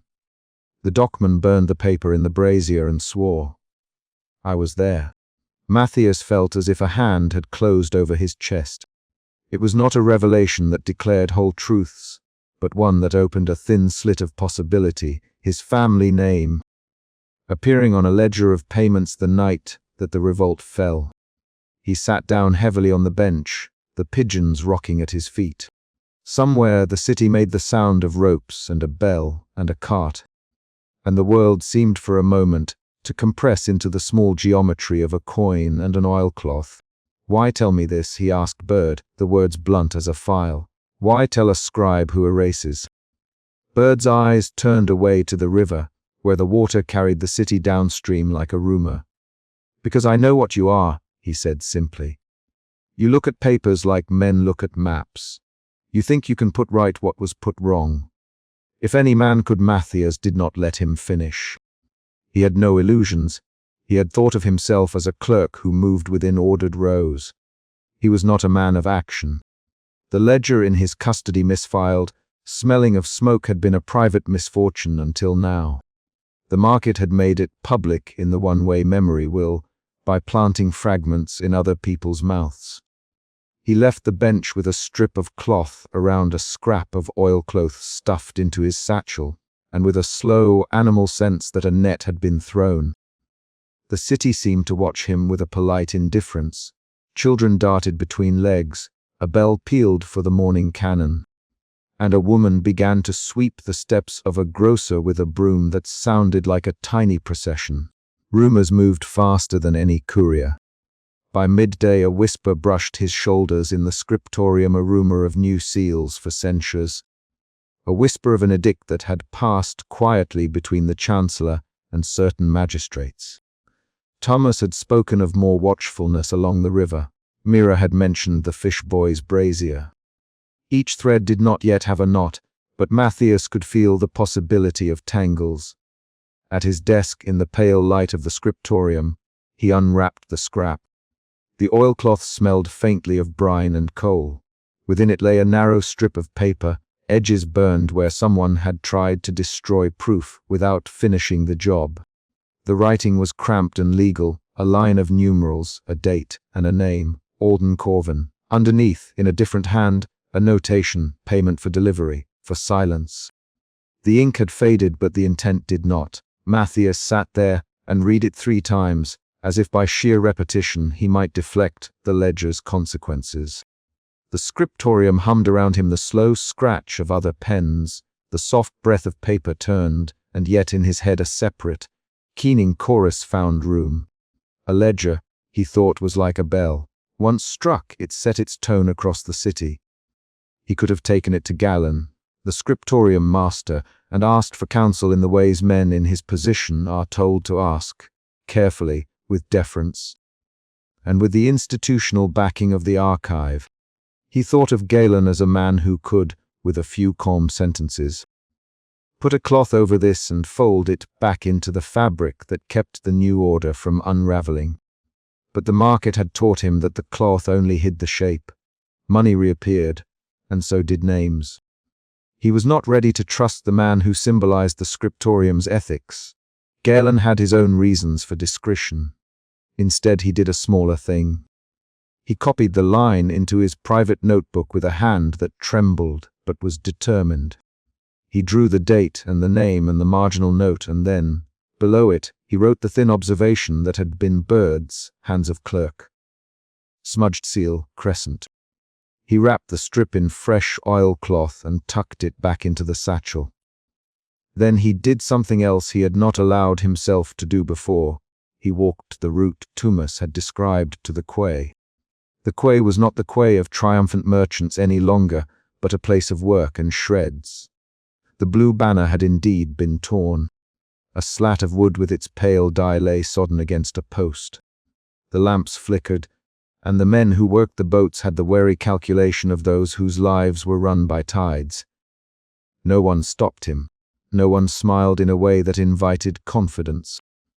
He walked the moon berth along the line where the lamps smelled of fish and fat, and saw the patch of stone where a brazier had burned.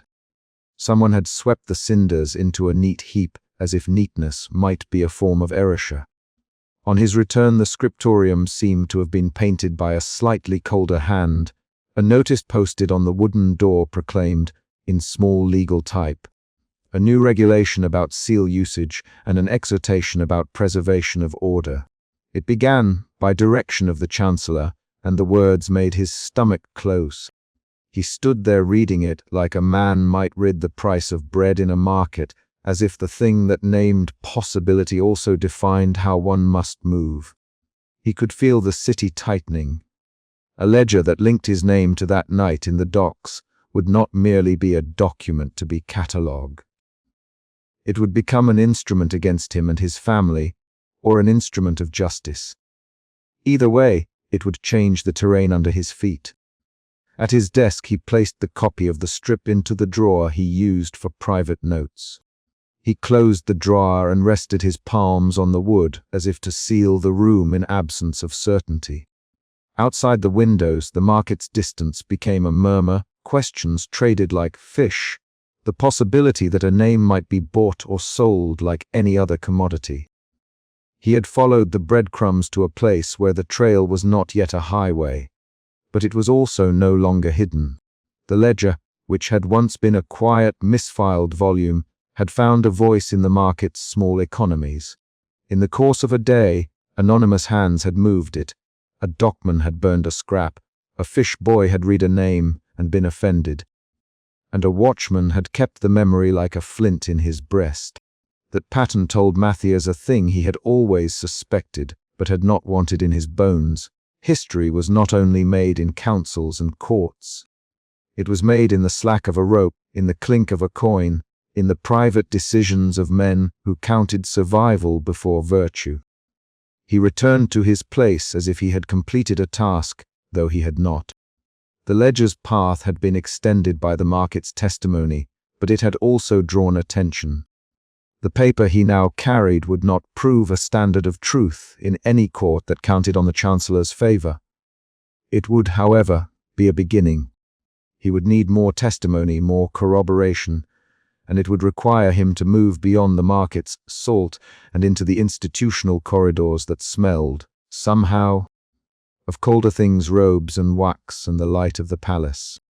When he left the scriptorium at dusk, the lamps along the avenue were being lit with the sort of ritual precision that made theatre work of governance. A proclamation boy ran by, the parchment in his hand a thin promise. Men in dark coats moved more briskly, as if cold could be outrun by speed. There was talk already of new censors. He had heard on the quay and in the market that certain magistrates had been given new privileges to inspect private holdings of papers for the sake of public security. The phrase folded around itself in men's mouths until it became a kind of excusing blanket. It meant, to those who remembered, that the palace would not hesitate to call the scriptorium to account.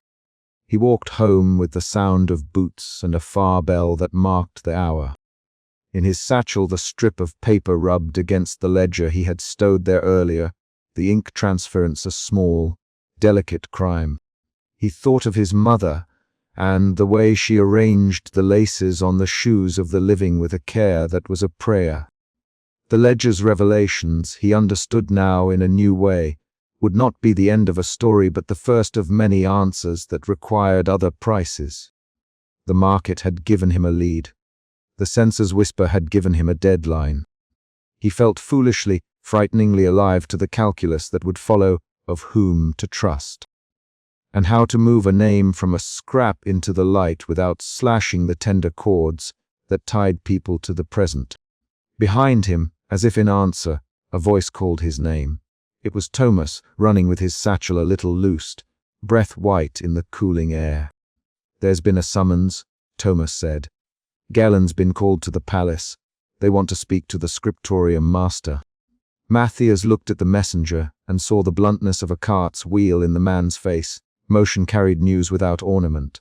"When?" he asked. "This afternoon." He left with a cloak he doesn't often wear. Matthias' feet found new speed. The market's crumbs lay like a map in his mind, but a summons for Galen translated into something else, the archives center beginning to stir. The day had taught him small things: a cart with a torn blue banner, a dropped strip of paper, an old watchman's recollection, and at dusk those small things assembled into a single, cold fact.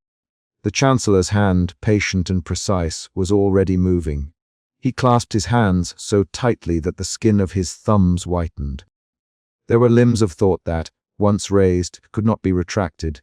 Names, once spoken, had a curious tendency to travel. Clerks who polished the chronicle did not imagine themselves as agents of upheaval, yet here he was on the seam between the city's gossip and its governance. He had followed the breadcrumb trail into the market and come out with more than he had intended, evidence that tugged at his bloodline, and the knowledge that the palace was stirring in a way that might sweep them all.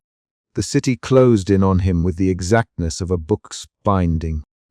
He folded his coat tighter and walked toward the scriptorium, the strip of paper like a pulse against his ribs, and the thought on his tongue like a taste of iron, that for every fact he made public, there would be consequences that would occupy the spaces between people and the places they called home. He had begun to consult others for corroboration. He had not yet resolved what he would do with the knowledge that connected his name to the night the city bought silence. The market had given him a path. The Chancellor's summons had given him a clock.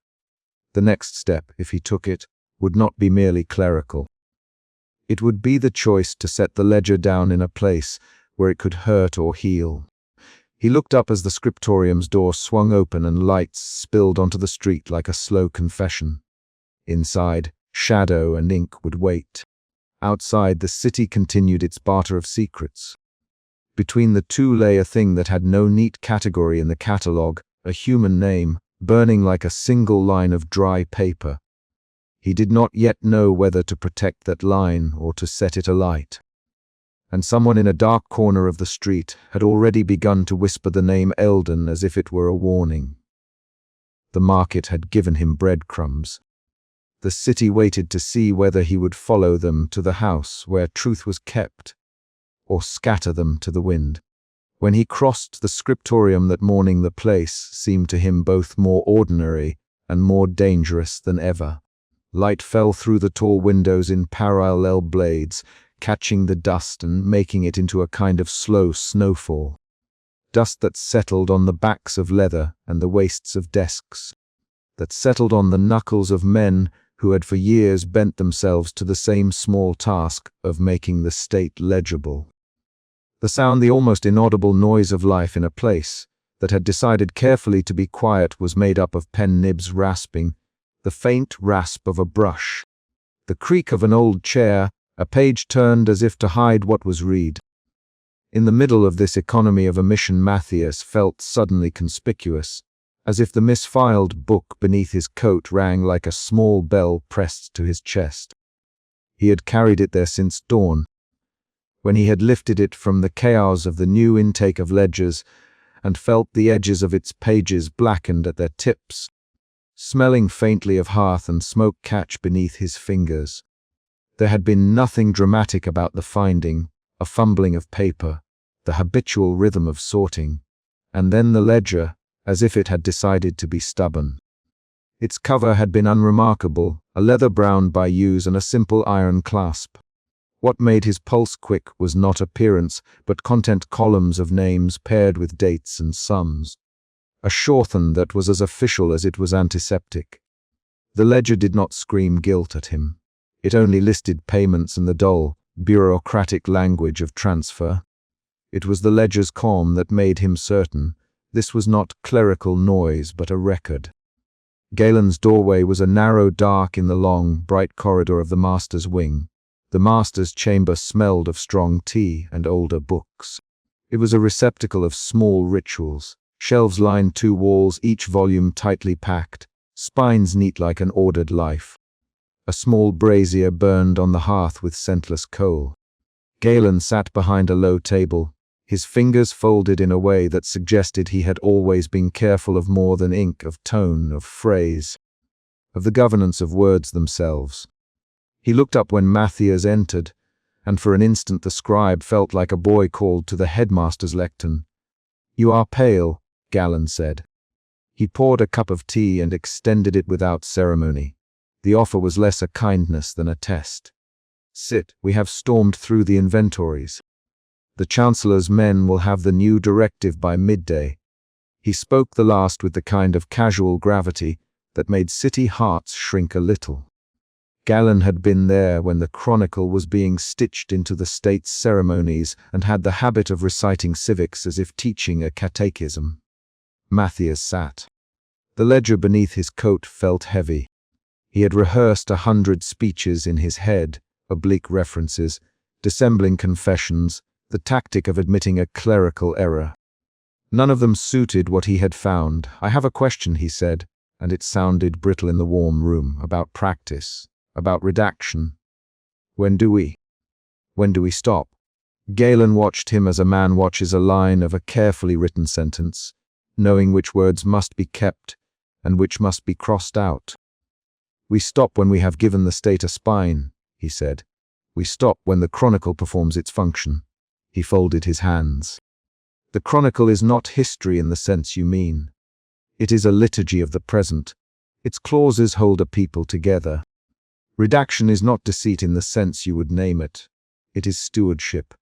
We are not falsifiers in the edifying sense. We are caretakers of a fragile order. We remove what endangers the whole. We hold what keeps the common life intact. Those are the rules. Those are the ethics of the scriptorium." Matthias had expected the scriptorium to have taught him this. The lesson had been shaped into him like so many practices: the careful fold of a folio, the deliberate trimming of edges, the softening of a phrase to keep a wound from gaping. But hearing it from Galen's mouth, in that quiet room where dust turned thoughtful upon air, made it a pronouncement on his own chest. "But what if the thing removed is the truth?" Matthias said. What if the ledger is true?" Galen's fingers tapped a slow rhythm on the wooden cup. There was no anger in his face, only an old man's precision. Truth, he said, is not always a melody that serves the living. There are truths that rend and leave us with nothing but ruin. There are men like Varron who would prefer an ordered falsehood to a dangerous honesty. Our work is not to choose between moral absolutes, but to hold the lesser harm. A chronicle that brings the city to civil war is not a chronicle that serves the people. It is a book that invites more ashes. He leaned forward. You know the story of this capital. You were taught the rights. You know what our streets were before the walls were mended. We rose, he cut across himself, we rebuilt upon ruin. We did so because someone had to reason that from smoke a functioning life might be forged. That required choices. Some were cruel, some were necessary. We are permitted, within that architecture, to cut away what undermines the whole. Understand, when we abridge, when we redact, we preserve a future. Matthias had expected a sermon. What he had not expected was to feel a new and terrible clarity that Galen's ethic was not a theory, but a personal conviction. Owned by years when the alternative had been anarchy.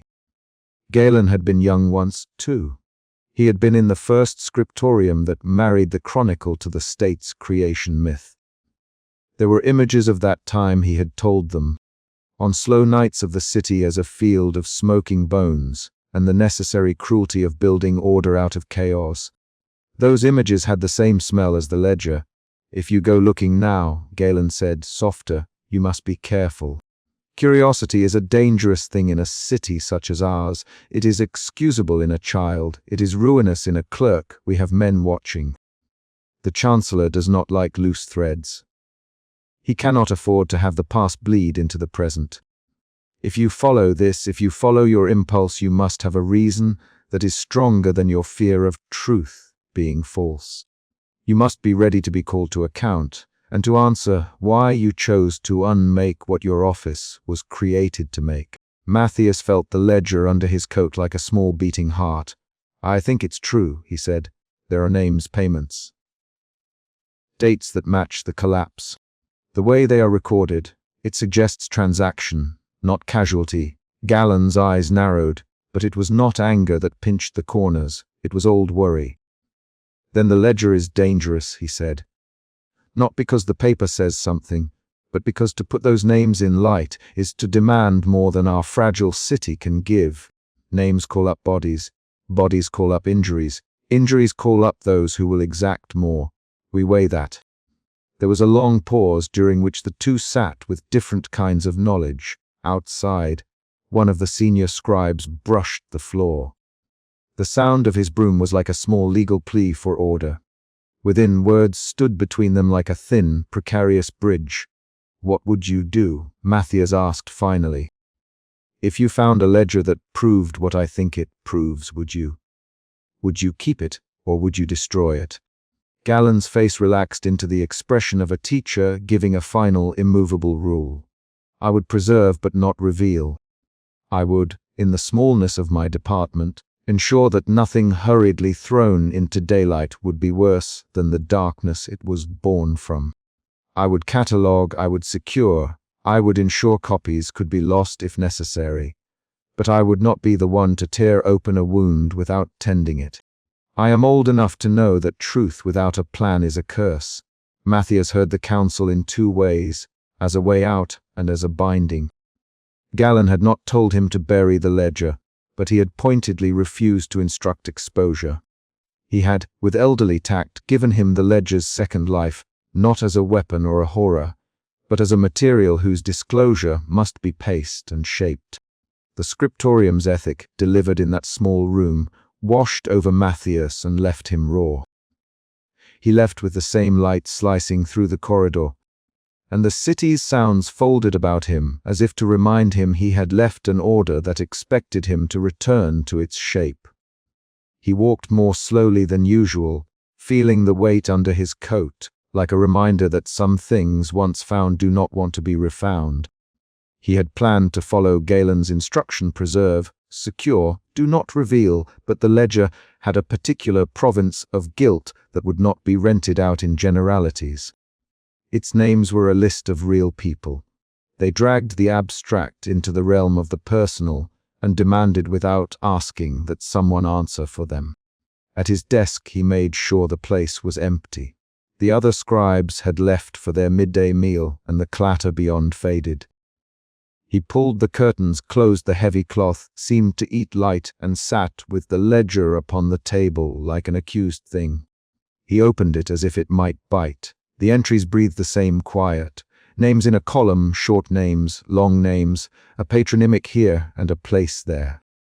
Each name was tied to a sum recorded in a steady hand. The sums did not run into the melodrama of looting or ransom. They read like payment in a bureaucrat's voice, completed exchange. Each date had been entered with the same impartiality. He copied a few lines into a private notebook, not trusting his memory to carry the weight. He made a clean, careful facsimile of one entry and then another, his pen moving with the trained hesitancy of a man who had been taught to value the exactness of letter forms. Copying was other than reading. In copying one felt the resistance of paper and the commitment of ink. He found himself whispering the names as he wrote them, not for any liturgical reason, but as if to make them human. Ivo Margaret, Sybil of Lower Wych, Edda Erin. He said each name and the room altered. His breath came thinner. The ledger was not an object of mere curiosity. It was a map of wounds. He tucked the original into the inner lining of his desk, a false bottom he had learned to cut and restore when apprenticed to a master who liked to keep certain things private. The wood fit back into place with the same soft click as a well-made hinge. He slid the copied leaves into a folio and sealed them with a small smear of wax, not for official purposes, but because ritual steadied anxious hands. The wax cooled and he touched the cold pendant with his thumb like a man supplicating an old belief. There was a knock at the door. 2 senior attendants returned early, voices in low conversation. Their talk brushed the room with mention of a new memorandum from the Chancellor, an order to check and cross-index ledgers received in the last season. One of them mentioned, almost in passing, that the Chancellor's office had asked the scriptorium to inventory any books with traces of burn or soot. The words hit Matthias like a piece of falling masonry. His ledger smelled faintly of smoke. He felt the sudden presence of a narrowing ring. The Chancellor, he realized, was not distant. He was a force that sent notes down corridors and watched for answers. The scriptorium's quiet was not immunity. He felt, for a moment, the stamina of fear, his family, his small house pressed into a neighborhood whose loyalties were multiple and shifting. Galen with his careful counsel, unable to promise protection. The ledger with its list of small dead epochs that might burgeon into more. He spoke then an odd half-truth. "I am unwell," he said. "I shall go home." Galen inclined his head. He did not press, merely watched until Matthias had left. The corridor swallowed him. The city smelled of cooking grease and horse. He walked home by a route that took him past streets whose repairs were still fresh. Cobbles had been reset with intentional neatness.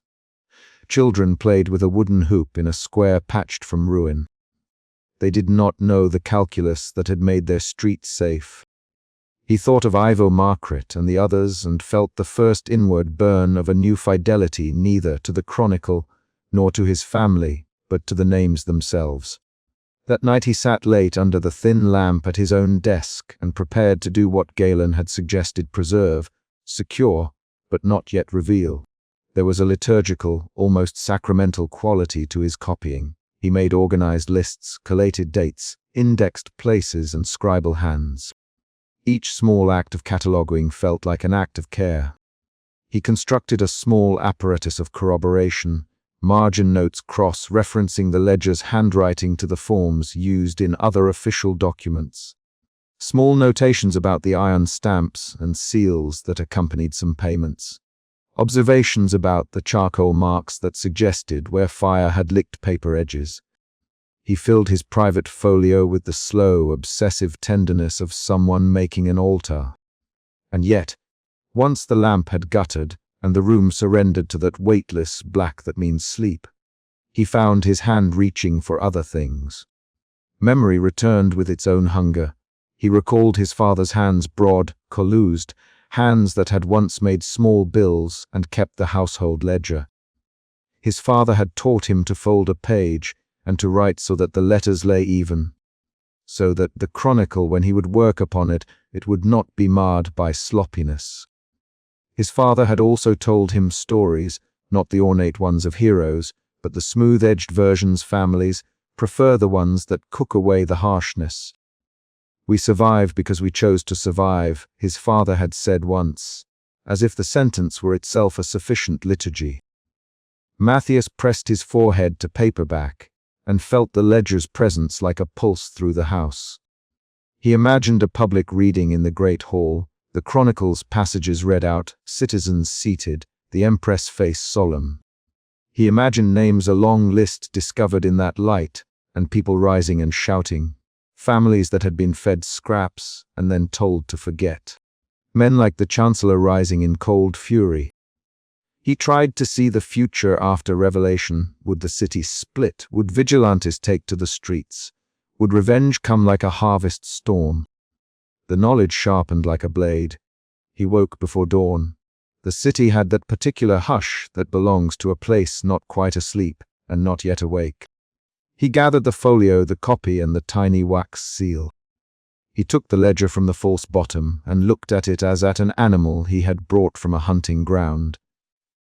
It did not look bewildered. It looked inevitable. He wrapped it in cloth and carried it beneath his coat the way priests might carry a relic. He did not know then whether he would go to Galen again, or to Edda, or to some other hand that would weigh differently.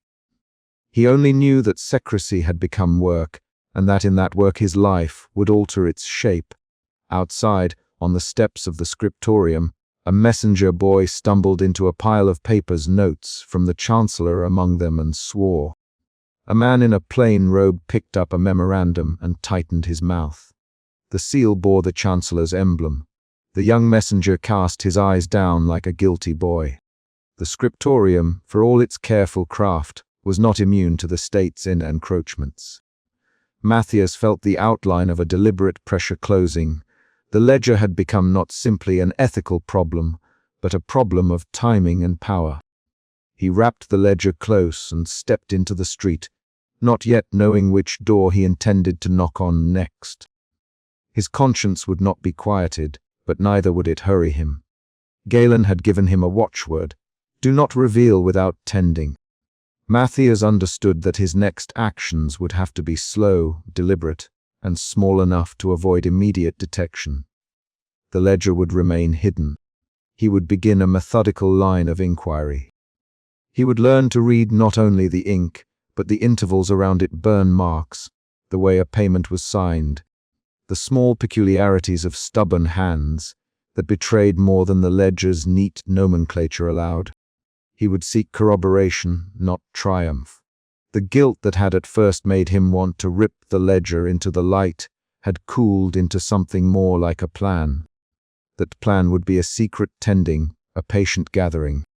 As he walked home, the city exhaled around him, a woman calling for bread, a cart creaking, the muffled bicker of two neighbors. Somewhere, a bell rang and a dog began to howl. The chronicle would be sanctified in less than a season. The Chancellor's memorandum would tighten the scriptorium's routine. He felt, with a clear-headed terror, that there was no longer any room for simple obedience. He had seen the ledger, and could not unsee the faces behind its names. He had spoken with Galen and heard the old man's framing. He had felt the city press upon him. When he reached his small house and closed the door behind him, the ledger lay in the small dark like an accusation. He set it upon a shelf and looked at it as if at an animal that had been fed and might yet feast. He did not sleep that night. Instead, he made lists and drew maps of how to proceed. He set the first stone of a private history, an index, a copied line. A note to seek out a woman at the market who sold preservative herbs and gossip in equal measure. He was not ready to speak the ledger aloud, but he had already begun to speak to it in the smallest of voices. as if in that low speech he could make amends. The scriptorium would not welcome subterfuge, and Galen's counsel had been explicit about the dangers of curiosity. Yet Galen had not told him to destroy the ledger either. In that ambivalence lay Matthias' path. He would be the steward of a dangerous truth, and he would learn how to carry the burden of names like a litany. He would begin, in the smallness of his desk, to make a case for the dead that he did not yet know how to present to the living. Outside, the city turned and turned, and the chronicle's clock ticked toward a day when stories would be read in the presence of crown and applause. Within those days there would be choices, and the first of them quiet, internal, mortal had just been taken. Matthias felt the ledger's weight press into his ribs, and for the first time understood clearly that the past was not an object one could tidy away. The past wanted an audience. The question was whether the city could receive it without splintering.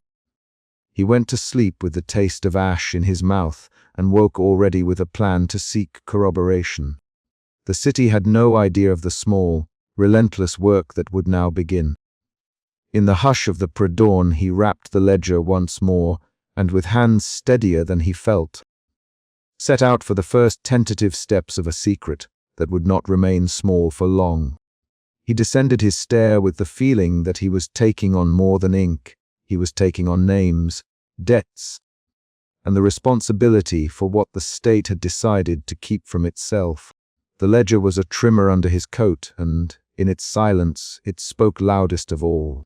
Matthias had thought of the convent first as a place of retreat white-walled, echo-soft and escape from the scribal light of the archive. He had been taught, in the neutral hours of copying, that religion and record-keeping walked parallel lines. Monks and nuns kept what the state preferred not to see, preserving in prayer what the palace corrected with a red brush. But he had never expected the convent to feel like a repository for the city's wounded memory. Tonight, under Edda's narrow urgency, it felt like a hiding place for the thing he had feared most, the ledger made human. The approach came through a lane whose stones gathered the rain earlier in the week, and where the scent of boiled herbs and stale bread rose from market stalls. As they turned into the convent's courtyard, the city seemed to peel away like a skin. A low bell, not the cathedral's great voice, but something small and private, tolled twice and then silence fell again. Lanterns stood like sentries. Their lights trembled in the damp. Matthias's breath steamed in the cool air. His hands were ink-stained at the knuckles and felt out of place wrapped about a cloak with Edda's fingers at the collar. Edda's face in the lantern glow was all angles and shadow. She moved with a quiet confidence that made Matthias want to trust her. There was, too, a ferocity under the calmness, the sort that refused to be frightened into silence. "Sister Anwen is waiting," she said. "She keeps things when others would burn them. Don't make this worse than it is, Matthias. Whatever you think you carry, she will look at it properly. Be precise with your words. The convent preserves intent as much as letters." Her voice, low and practical, felt like a rope through his chest, steady, necessary. They passed beneath the cloister arches that framed a square of turf spotted with snowdrops. The stone was slick from yesterday's drizzle. The air muttered in the cloister's voices like pages being turned from a long, closed book. The convent smelled of wax and pressed herbs and a faint, underlying pungency of damp wood and old vellum. In the distance someone was sewing. The needle's tiny metallic ring was a bright sound in the hush. The world of the palace, its tapestries and proclamations felt remote here, an echo with a vacuum where the ostentation once stood. Sister Anwen met them inside a narrow passage that smelled of lavender. She was smaller than Edda had prepared him to meet, compact, almost bird-like, with a face folded by 100 small kindnesses and sorrows. Her veil was grey and thin at the edges. Her hands, when she reached to take Edda's, were unexpectedly calloused. Her eyes were precise, like a pair of lenses accustomed to reading fine script. She did not startle at the sight of the ledger Edda had hinted at. Instead, she stepped aside as if guiding two pilgrims into the chapel of evidence. "We do not ask for drama here," she said, voice low and even, as if reciting a benediction rehearsed against panic. "Bring the book. Leave what is unnecessary behind. The convent keeps what the world throws away because often it cannot bear the remembrance of itself. Come, sit." She led them across a flagstone corridor to a small chapter house whose ceiling was a barrel of dark timber and whose single table was scarred with the rings of countless cups. An oil lamp burned low at one end, and under its pool of yellow light the dust motes moved like tiny, guilty things. Edda produced a bundle from under her cloak, the ledger wrapped in a scrap of coarse cloth, edges browned with smoke. Even in the dark, the paper had a smell charred corners, faint chemical tang of iron gall and tobacco, the scent of rooms where secrets had been kept too long. Matthias placed the package on the table as if it were a relic. His fingers trembled so slightly he thought he felt the ink move along his skin. Sister Anwen unfolded the cloth with reverence rather than ceremony. Her nails were blunt and ink slimed at the edges. She paled and wiped them on her veil. She did not open the ledger at once. Instead, she produced from a shelf a long glass rod and dipped it into the lamp to steady the flame's throat, an old habit of scholars who hated the vagaries of shadow. "We must be careful with light," she said. "Light will eat the words if we are thoughtless. And light is watched." There was something in the way she said watched that made the hairs at the nape of Matthias's neck stand up. She opened the ledger with cautious tenderness as if kneading dough. The pages sighed soft, papery, the sound of time exhaling. The script within was neat, almost bureaucratic, columns of names, dates, small notations of payments. The ledger's handwriting was not the spidery scratch of some desperate rebel, but the clean, procedural hand of an administrator who made human loss into entries. Now the ledger seemed more than a list, it was a ledger of decisions. Beside some names were small cross marks and sums. Beside others, nothing. Matthias's throat tightened. This came from where? Sister Anwen asked, not lifting her eyes. Edda told the story in chess moves, a misfiled bundle, a clerk's absent-minded placement. A night when the scriptorium smelled of coffee and sweat and the wrong stack slid beneath the wrong shelf. She left out the embarrassment Matthias felt at being the man who had found it, and instead spoke like someone offering a patient diagnosis. "It belongs where it is not kept. We must see if the ledger speaks true." She had the habit of making everything sound like a question rather than a provocation. Sister Anwen nodded and turned to another folio she had already brought forward, smaller, brittle, covered with cramped script.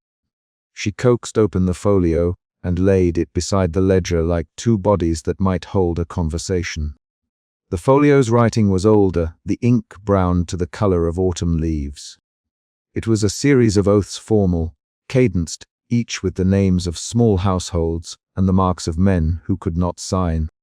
Many oaths had been offered in extremity to protect a miller's family, to keep a widow's small field from confiscation. Each oath bore the same ritual language, pledges made in the name of survival, petitions for mercy in exchange for service. Sister Anwen ran her finger gently along the margin and read aloud in a voice that made the chapel keep still. The words were curved and deliberate, by hearth and kin, for the safeguard of household and seed, we bind our names to the quartermaster's ledger, to hand those who would bring ruin into his keeping, that others may stand. The phrasing was archaic on the tongue, the cadence of a legal formula, but to Matthias it read exactly like the ledger's entry, a line that, in ink, said trade and barter rather than oath and salvation.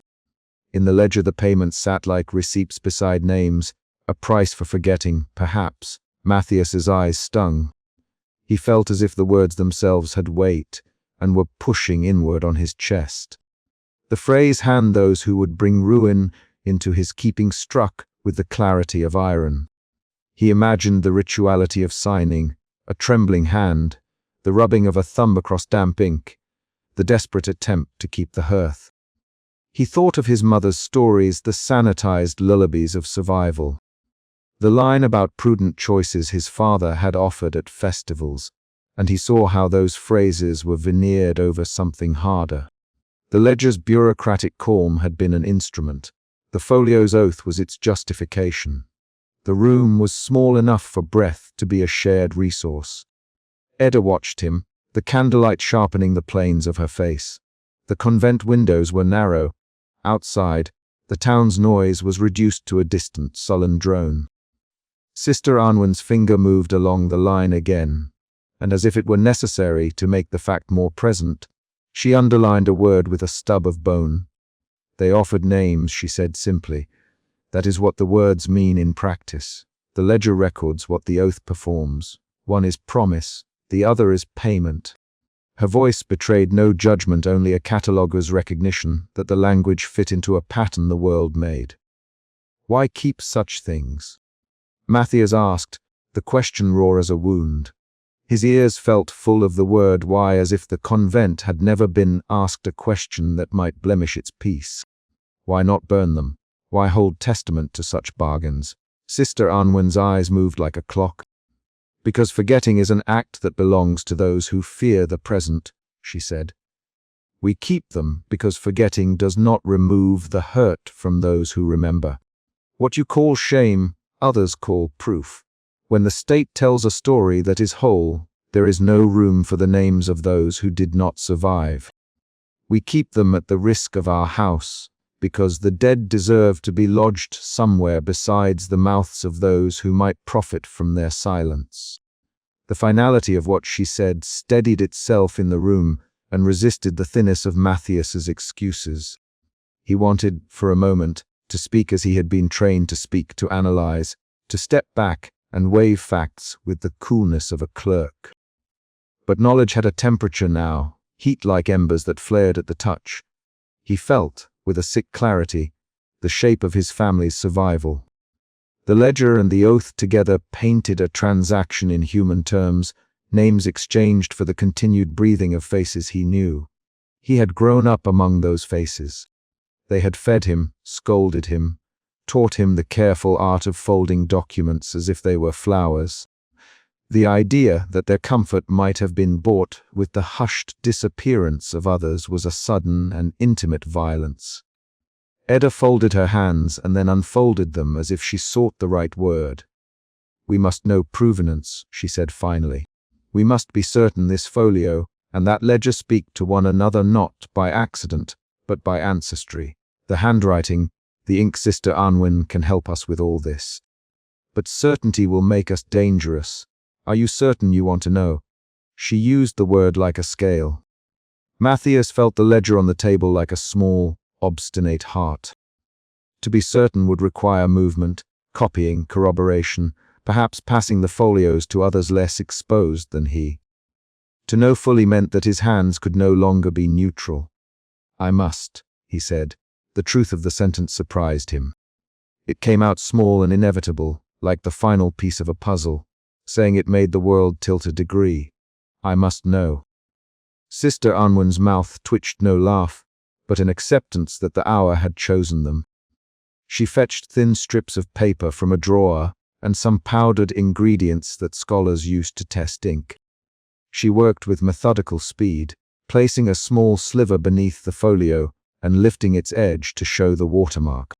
This paper, she murmured, comes from a mill north of the city, not where the scriptorium buys. And the ink composition, she tasted a minute of it, with a learned grimace as if the act were a sacrament of inquiry. The iron content is high and the gall suggests a quick brew. Soldier's ink, not a clerk's slow brew. The hand on the ledger is administrative, yes, but the entries were made in a period of displacement. The oath's language is older, but the phrasing moved into official use when bargainings were common. These two could be sibling pages of the same moment.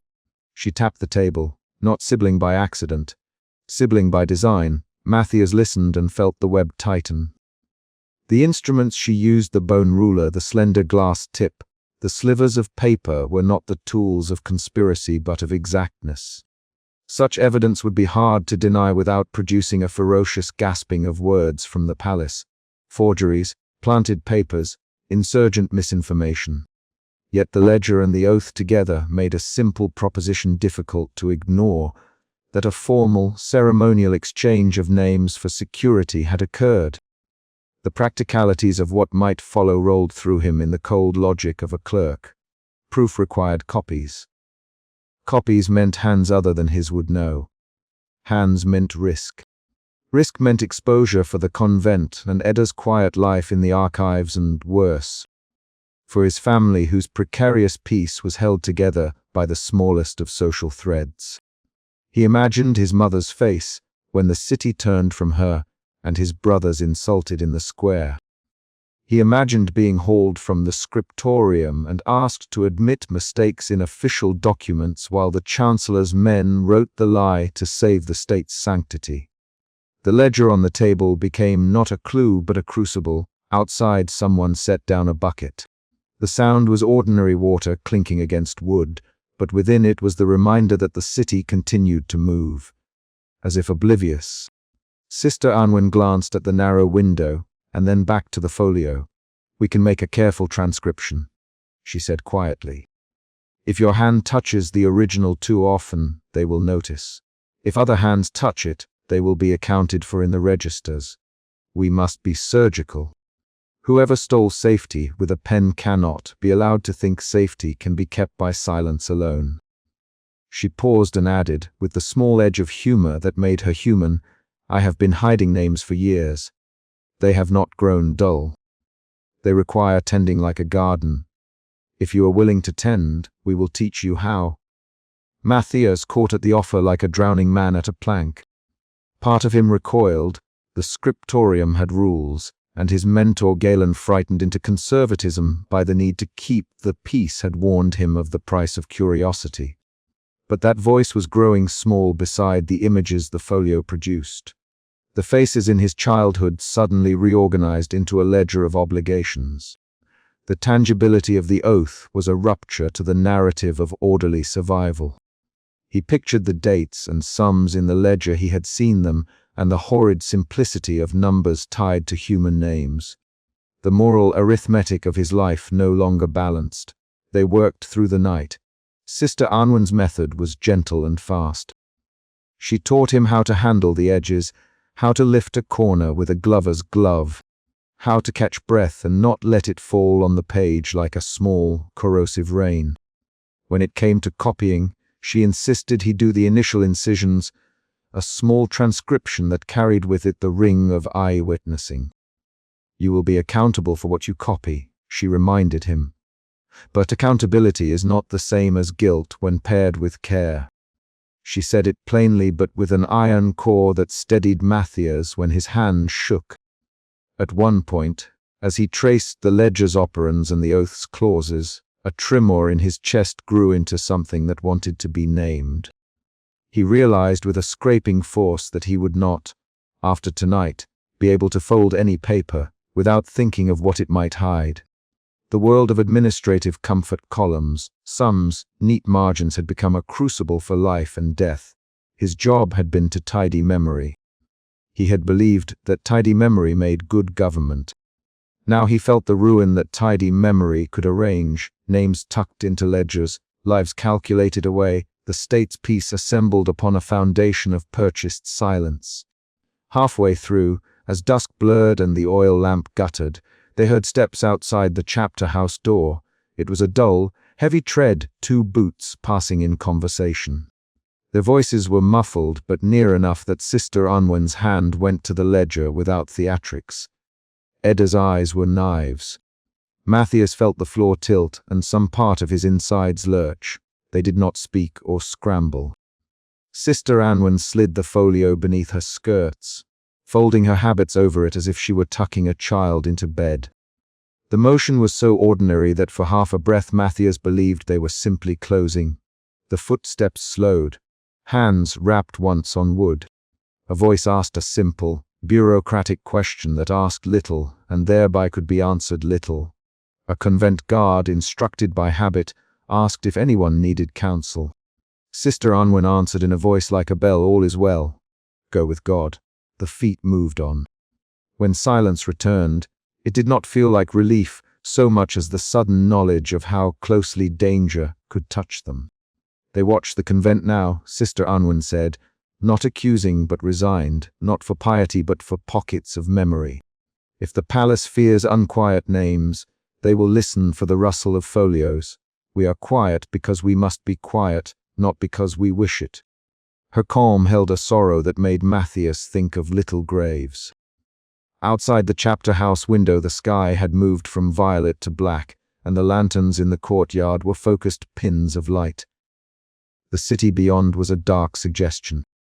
The work of transcription grew more urgent with the knowledge of the patrol.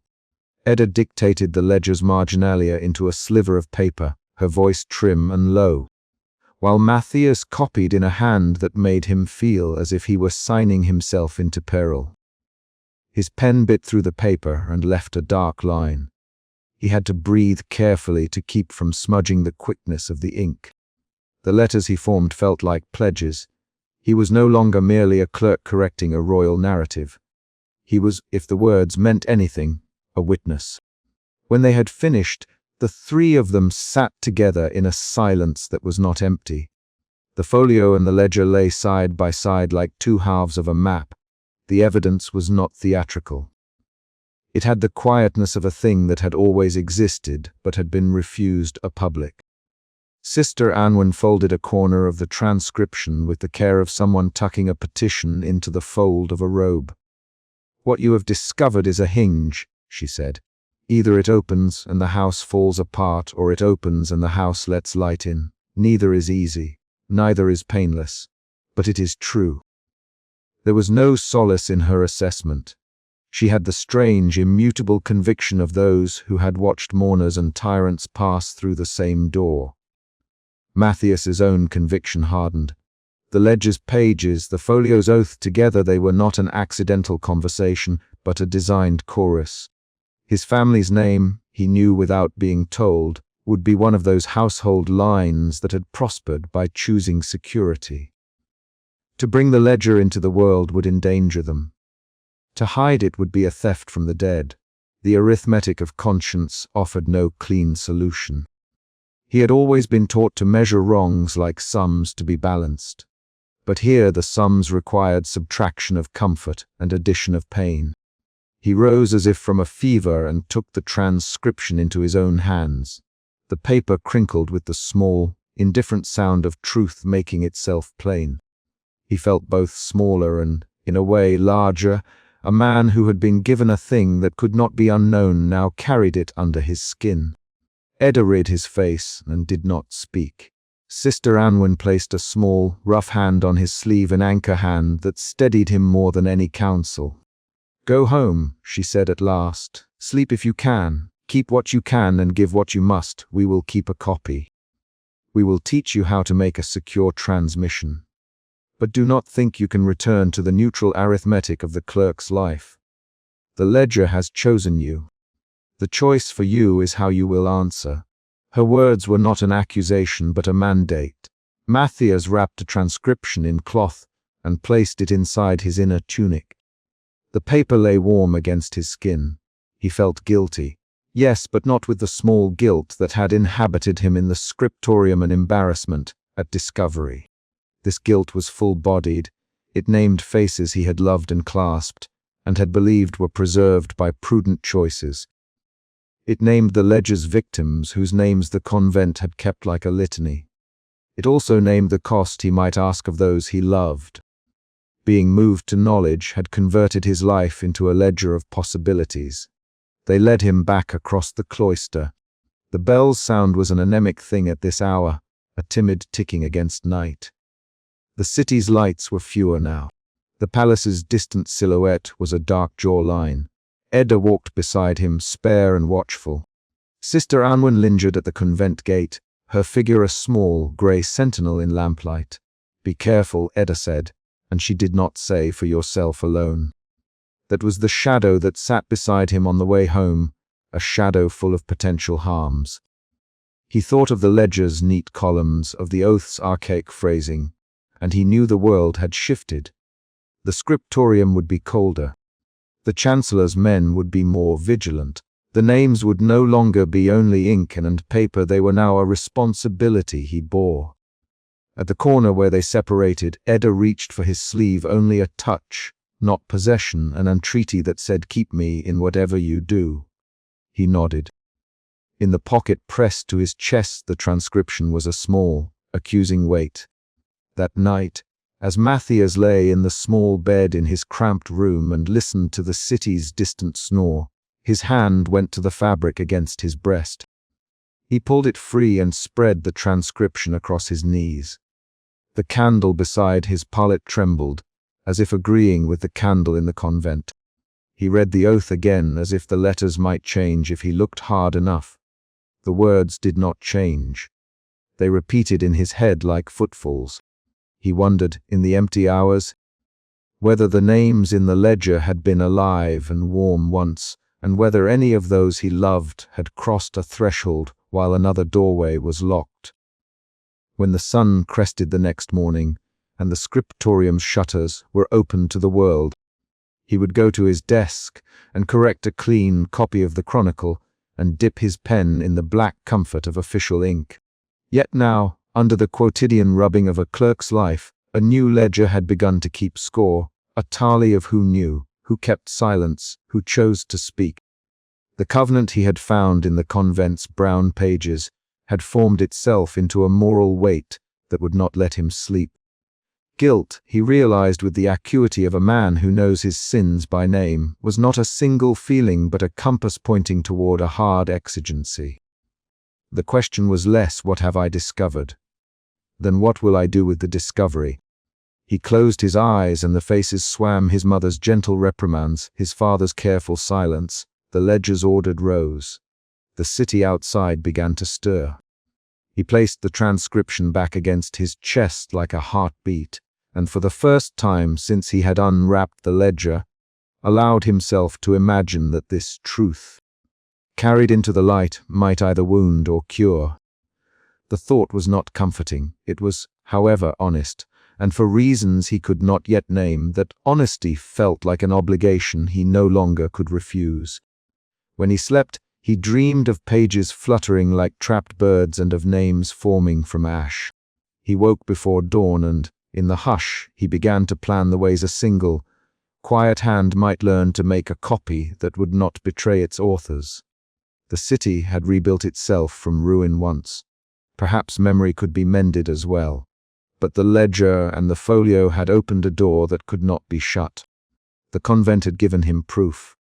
Now it was as Arwen had said his to answer. Matthias knew the shortest way to Jasper's Lane by habit rather than map. It was a succession of judgments: turn left where the plaster had been mended with paste so poorly matched the original. Then right where the cobbles sagged under the wagon that always stopped for hours outside the Coopers. At dusk the path closed around him as if a hand were drawing a sleeve. The city seemed to gather its breath and wait. The windows shuttered early here. Shop doors shut with the quick, neat movements of people who kept accounts in their heads as much as on parchment. He walked with his coat wrapped against the damp, fingers worrying the strap of the satchel that held his own small instruments and the misfiled ledger's copy, always folded and thought round in his breast. The ledger would be a story to some. To him it was a weight he could not put down. The lane where Jasper worked lay off the market like a secret rumor. Jasper's door was not a proper door, but a wooden flap hung on a hinge and secured by a length of twine. The smell that leaked out was a different kind of ink, linseed oil, the mineral tang of ground pigments, the sweet rot of soaked glue. It was the smell of things remade and things made to seem older than they were. A bell tinkled when Matthias pushed the flap. Inside, the room was low and cramped, illuminated by a single lamp whose flame made the air tremble. Shelves sagged with folded sheets of vellum, jars of iron gall ink stiffened with skins of tarnish, and a clutter of implements lay on a long table: bone folders, brass punches, knives dulled by constant use. A small pile of metal mattresses, Their faces blackened and each with a different, exacting design gleamed dully amid the clutter. Jasper sat behind the table as if grown from it, a man in whose hands the tools seemed not to be instruments, but extensions of fingers that had never known another life. "Matthias Corvin," Jasper said, smiling without surprise, "come to sample the forbidden fruit of my tradesman's pantry." His voice was warm and quick. There was no malice in it, but an economy of attention. At his elbow, a thin boy Ren, Matthias' guest, mopped a cup with ragged cloth and watched as if witnessing something he ought to imitate. Jasper's eyes moved like a thief's, taking stock, measuring the satchel strap across Matthias' shoulder. "Leave the satchel on the peg, and your hat with it too. I hate things that rustle. They frighten the work," he said, and the boy pulled a peg and took the bag, setting it on a pile of scrap vellum. Matthias' mouth was dry. He had come because the ledger pressed at him. Because its names, then their payments, then the dates, the neat columns would not unglue themselves from his mind.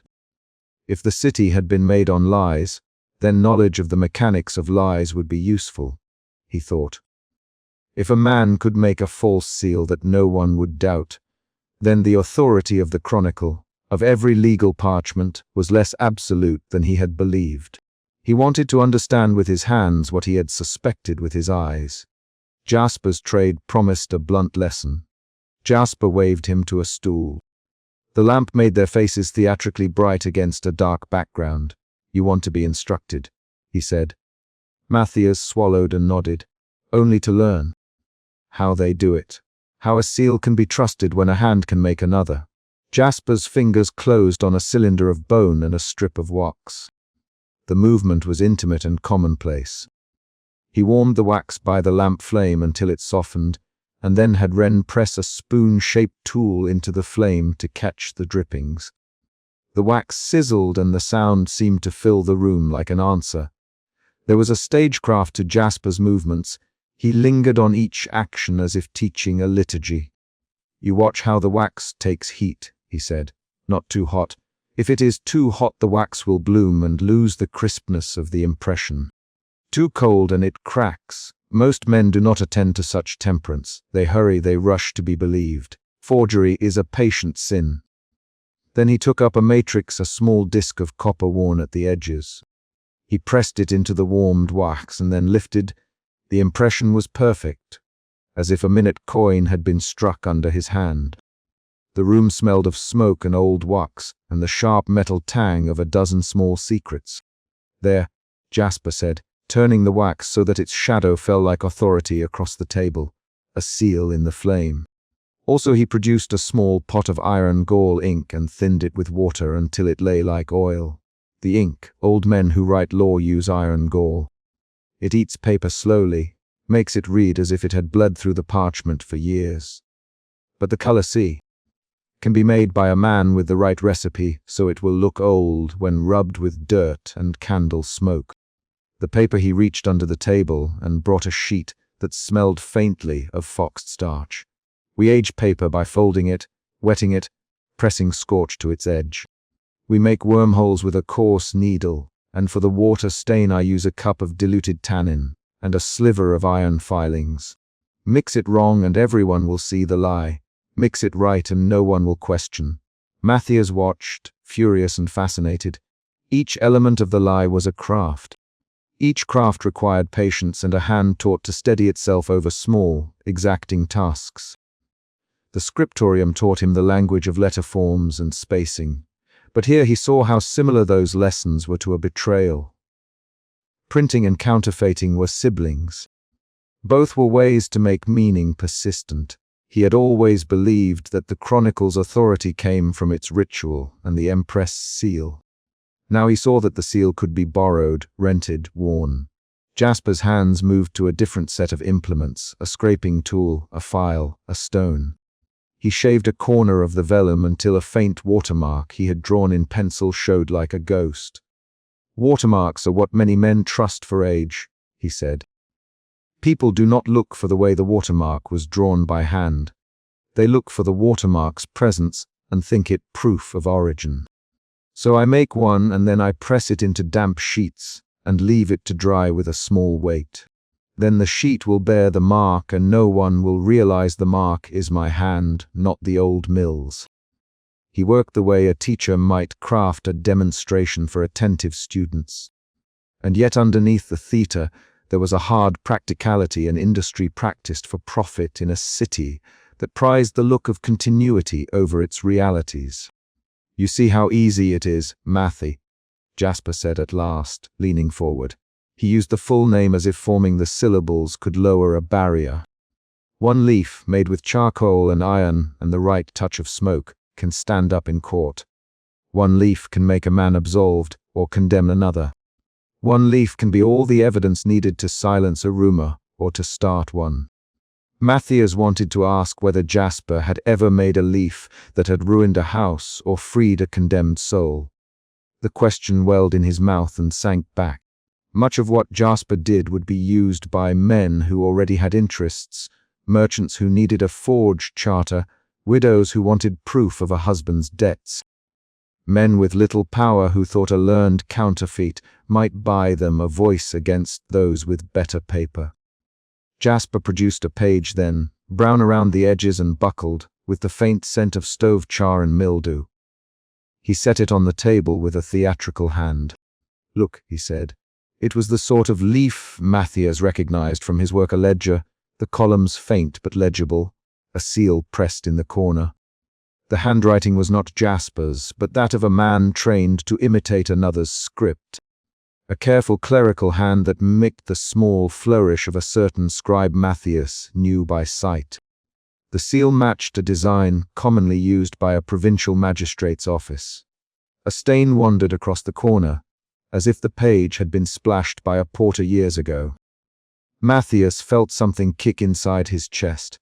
He reached without thinking and his fingers brushed the paper. It was warm from the lamp and paler where his skin had touched. It's convincing, he said. Jasper laughed. It should be. We make things for men who pay to be believed.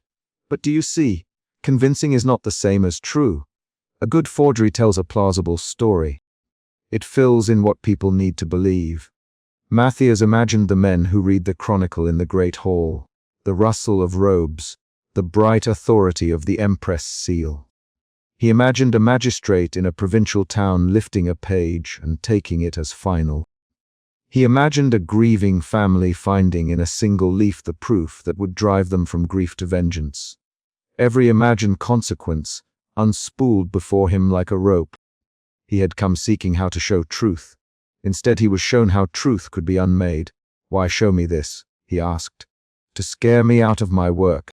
To sell me something I cannot afford. Jasper's expression softened. Neither.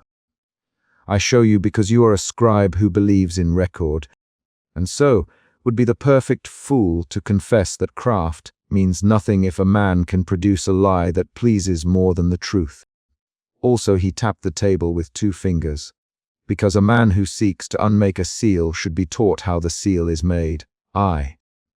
Otherwise, he will shout that he has proof and 100 hands will say it is fake, and he will be left in a courtyard crying, I have fed men papers that made them kings.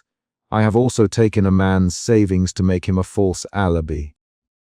I will give you a demonstration so you will know your enemies and their tools. He opened a drawer and took out another leaf, folded into quarters and tied with a thread of red. This was made for a client who wanted to convince his wife's kin that he had paid money long ago in a distant town. The old magistrate was dead and his seal had been taken by his widow. But the widow would not surrender it to the man who sought it. So we made a competent substitute. Matthias listened without moving his hands. He thought of his ledger again of names and payments tied to a betrayal. If a single leaf could be made here and passed elsewhere for a proof of a debt, then a ledger could be framed, discredited, refashioned. His revelation sharpened into a new terror if he brought the ledger forward.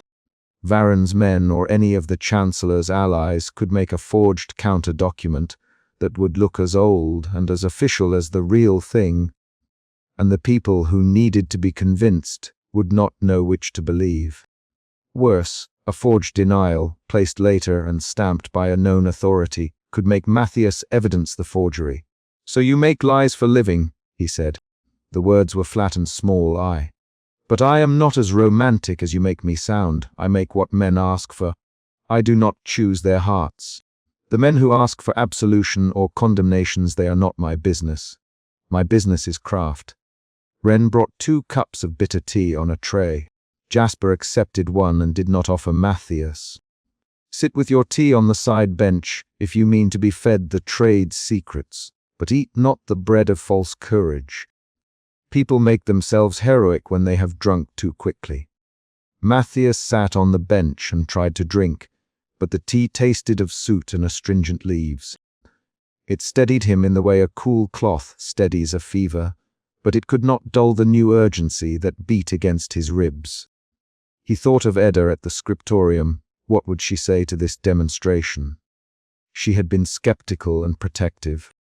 She had warned him of censors and of the risks of threads pulled too taut. Jasper was not the only man who could provide a forgery. He was the most practiced, perhaps the most dangerous, precisely because his competence gave him no particular commitment to any cause but money and art. "You will not deny that a well-made forgery can topple a reputation?" Matthias asked. "I will not deny it," Jasper said. "And I will not deny that if I wanted to topple a reputation, I would not do it by mere leaf alone. A forgery must be placed. Its provenance must appear natural. A man arrives in a court with it and says he found it in a chest.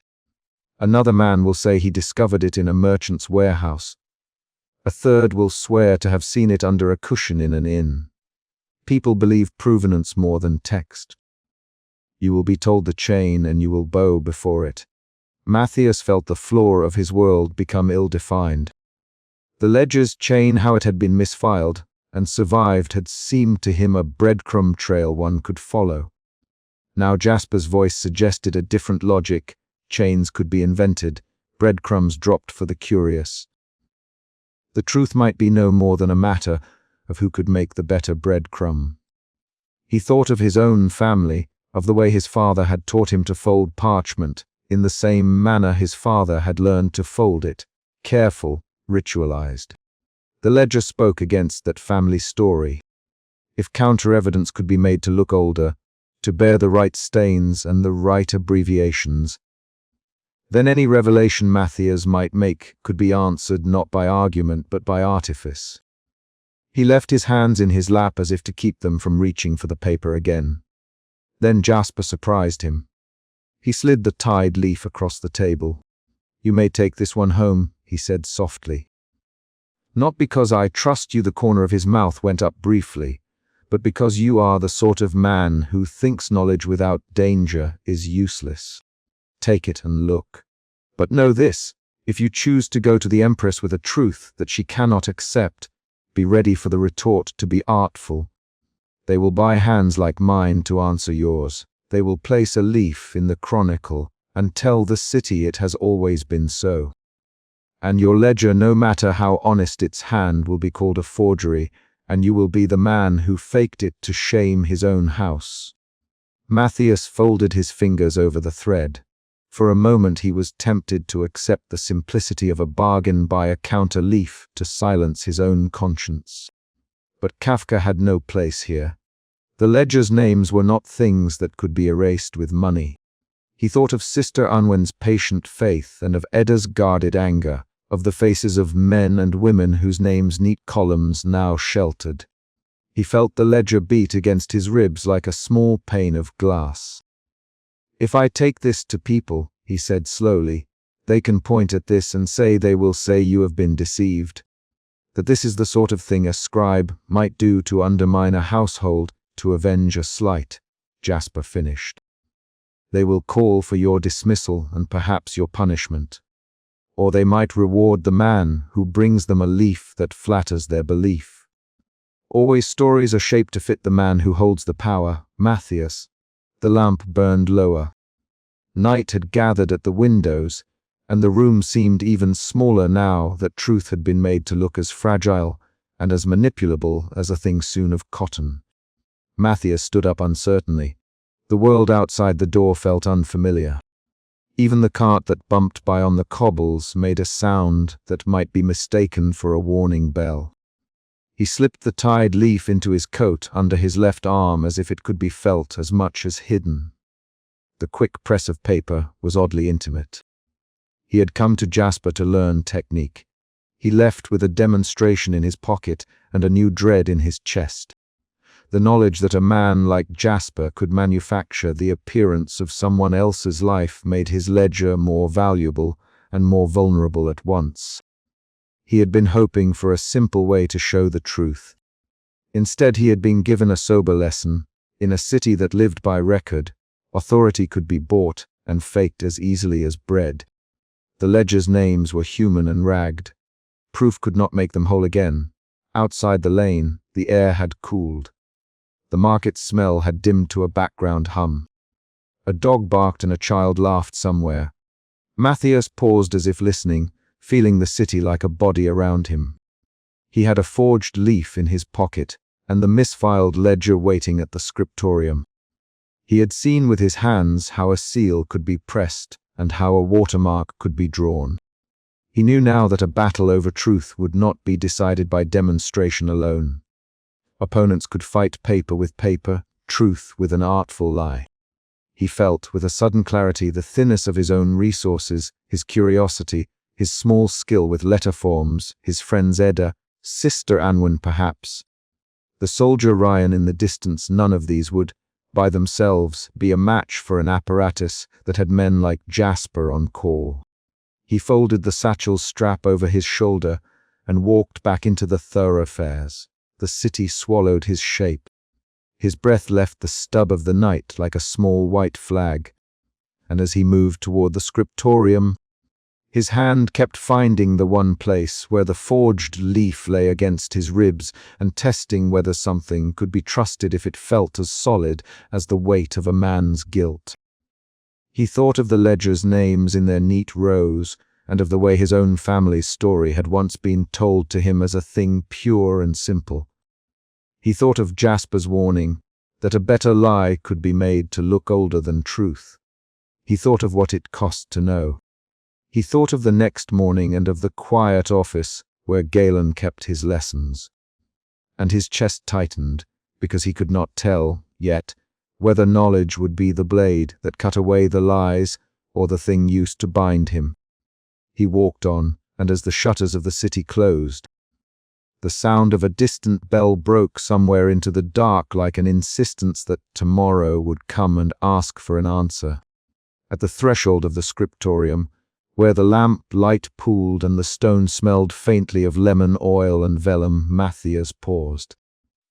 He took the forged leaf from his pocket and looked at it as if it were a living thing.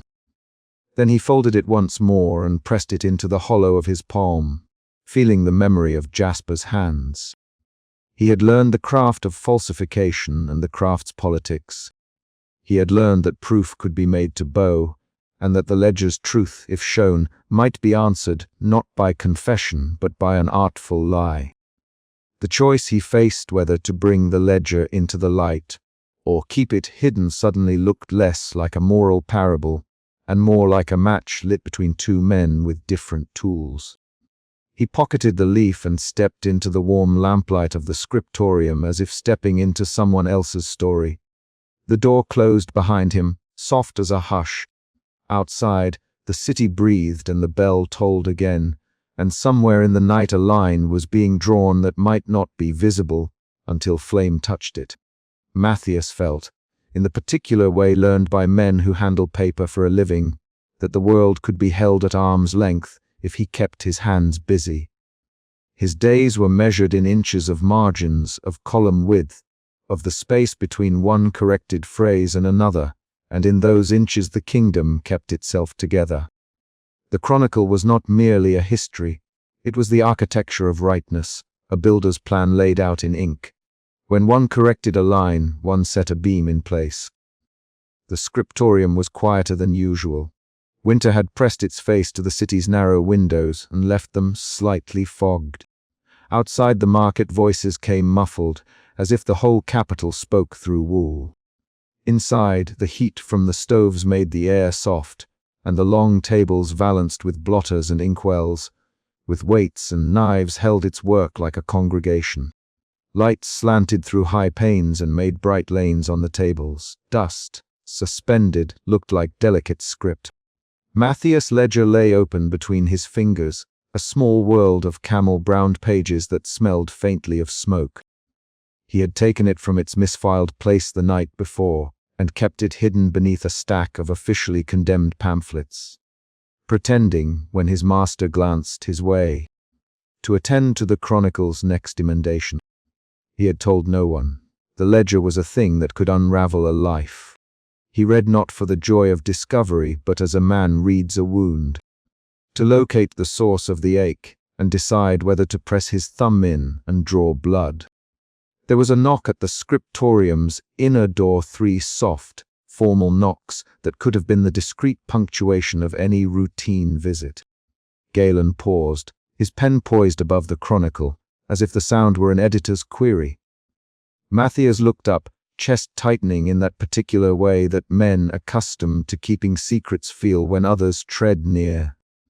He had grown used to small incisions, an interruption, a question, a ledger misplaced and returned, but some knocks were portents. Galen's hand moved, a slow gesture of invitation. The door opened inward on a figure who carried the precise weight of military bearing and something else, an edge that was not wholly official. The captain's boots tapped once on the flagstones, and then the sound softened. He removed his gloves with measured fingers and placed them on the table, as if to show he came without disorder. The man was tall, broad in the shoulders, his uniform neat, the scar on his brow a thin white arc that caught the light. For a long moment neither of them spoke. Galen smiled a smile of protocol and introduction. Matthias' throat felt as if it had shrunk. "Captain Harve," Galen said. The name was a formal note. "You are welcome in the scriptorium." "To what do we owe the honor?" Ryan Harve inclined his head with the curve of a man who had spent hours in councils and knew the grammar of rank. His voice, when it came, was low and not entirely military. There was a tenderness to the syllables that embarrassed Matthias, as if the sound exposed an intimacy the old man had not the right to hear. "I have business with the keeper of registries," Ryan said. "Documents, a clarification. I was told the scriptorium might assist." Galen's expression remained a practiced mask of courtesy. He rose and indicated an inner desk. Matthias watched the captain's hands as he moved. They were hands that had held a rifle and a ledger with equal respect. There was an economy to them, short, precise movements and a small trimmer that the captain disguised in the way he set down his gloves, for reasons that had nothing to do with order and everything to do with the human habit of recognizing patterns. Matthias felt the ledger by his own elbow warm, as if the paper itself heard the conversation. Edda sat at a nearby table, her back partially turned, combing through a roll of correspondence. At the sight of Ryan, she did not startle, but a shadow passed across her face like a cloud. She had a way of assessing a room as if it were an index, where the heat gathered, where the damp lay, which conversation might smolder into danger. She closed her paper and moved across with cat-like discretion. "We keep many things here," Galen continued, folding his hands as the captain took a chair. "What sort of clarification do you require, Captain?" Ryan's gaze rested for a fraction of a second on Matthias before he spoke.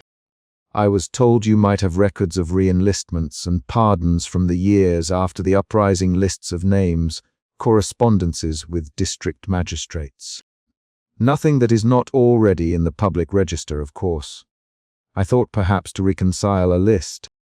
He could have been asking for any mundane thing, an officer tying loose ends. His politeness was a shield that made questions respectable. But when his eyes found the ledger on Matthias' table, the shield rattled. A drop of silence fell, small and heavy, and in that moment the scriptorium's hum seemed to move away like a tide. Ryan's eyes narrowed, not in suspicion of the men around him, but in the way of a man reading lines of his own life. It was a small thing, the tilt of the ledger, an edge peering from under a blotter, but as the captain looked down he saw a name and his face altered. Matthias had trained himself not to read other men's faces. A scribe who inhabited the world of recorded words must keep the individual in the second plane, a line in the margin, a period, a space. Yet in Ryan's face the change was as legible as ink. For a man who had spent years containing violence only to find it remembered in the scent of a page, the name acted like a trigger. His jaw tightened. For a few heartbeats he was simply a citizen with measured courtesy. Then memory unstitched him. "This is interesting," Ryan said, and his voice had shifted. The syllables were clean, but something behind them had scrapped and come away. "May I see?" Galen hesitated, the way old men hesitate because of rules, and because of the knowledge that rules are sometimes brittle things when they are people who must be judged. "Captain, we have a duty to maintain the chronicle and to keep other records in their proper custody. You should submit a request." "There are forms." Ryan's look was courteous but resolute. "Time is a thing I cannot give for forms, please." Matthias could have moved then and hid the ledger, could have shoved the book into the hollow of his satchel and produced a smile. He was practiced in avoidance. Avoidance was his family's currency, but his hands felt as if they belonged to someone else. The ledger, lying open, slanted its lines toward Ryan like a small altar. For a moment Matthias imagined the ledger might simply be another piece of paper, and yet he felt the room tilt, as if reality had been rearranged to make this meeting inevitable. He pushed the book toward Ryan with a hand that trembled only slightly. "It's misfiled," he said, as if apologizing for a clerical error could soften the import of what lay inside. Ryan's fingers hovered above the page. He did not trace the pen strokes with the rapt curiosity of the scholar. He did not seek authentication or provenance. He read as a man seeking someone he had once known. His breathing shortened, not loud but considerable, and the captain's thumb brushed the margin where a penciled entry curled like a small flame. The name was written there, 2 words, the first a short, plain name and the second more ornate, perhaps a family name stamped with the uniformity of a clerk's hand. For Matthias there was something obscene about seeing it in the ledger, the way a stranger's description of a domestic object becomes intimate when the object belongs to you. He felt as if he had been reading about rooms he had never entered but suddenly recognized as his own. Ryan's eyes misted. It was a small change. The wetness at the rim of the eyelid that no man stationed before the world cared to exhibit. He did not close the book. He said the name aloud slowly, as if testing its materiality. "Ansel Roud," he said. The scriptorium's air flinched at the syllable. To others it might have been just a name, one among many, but to Ryan it was a sequence of days, a camp near the river. Tents collapsing in rain. The smell of a kerosene lamp.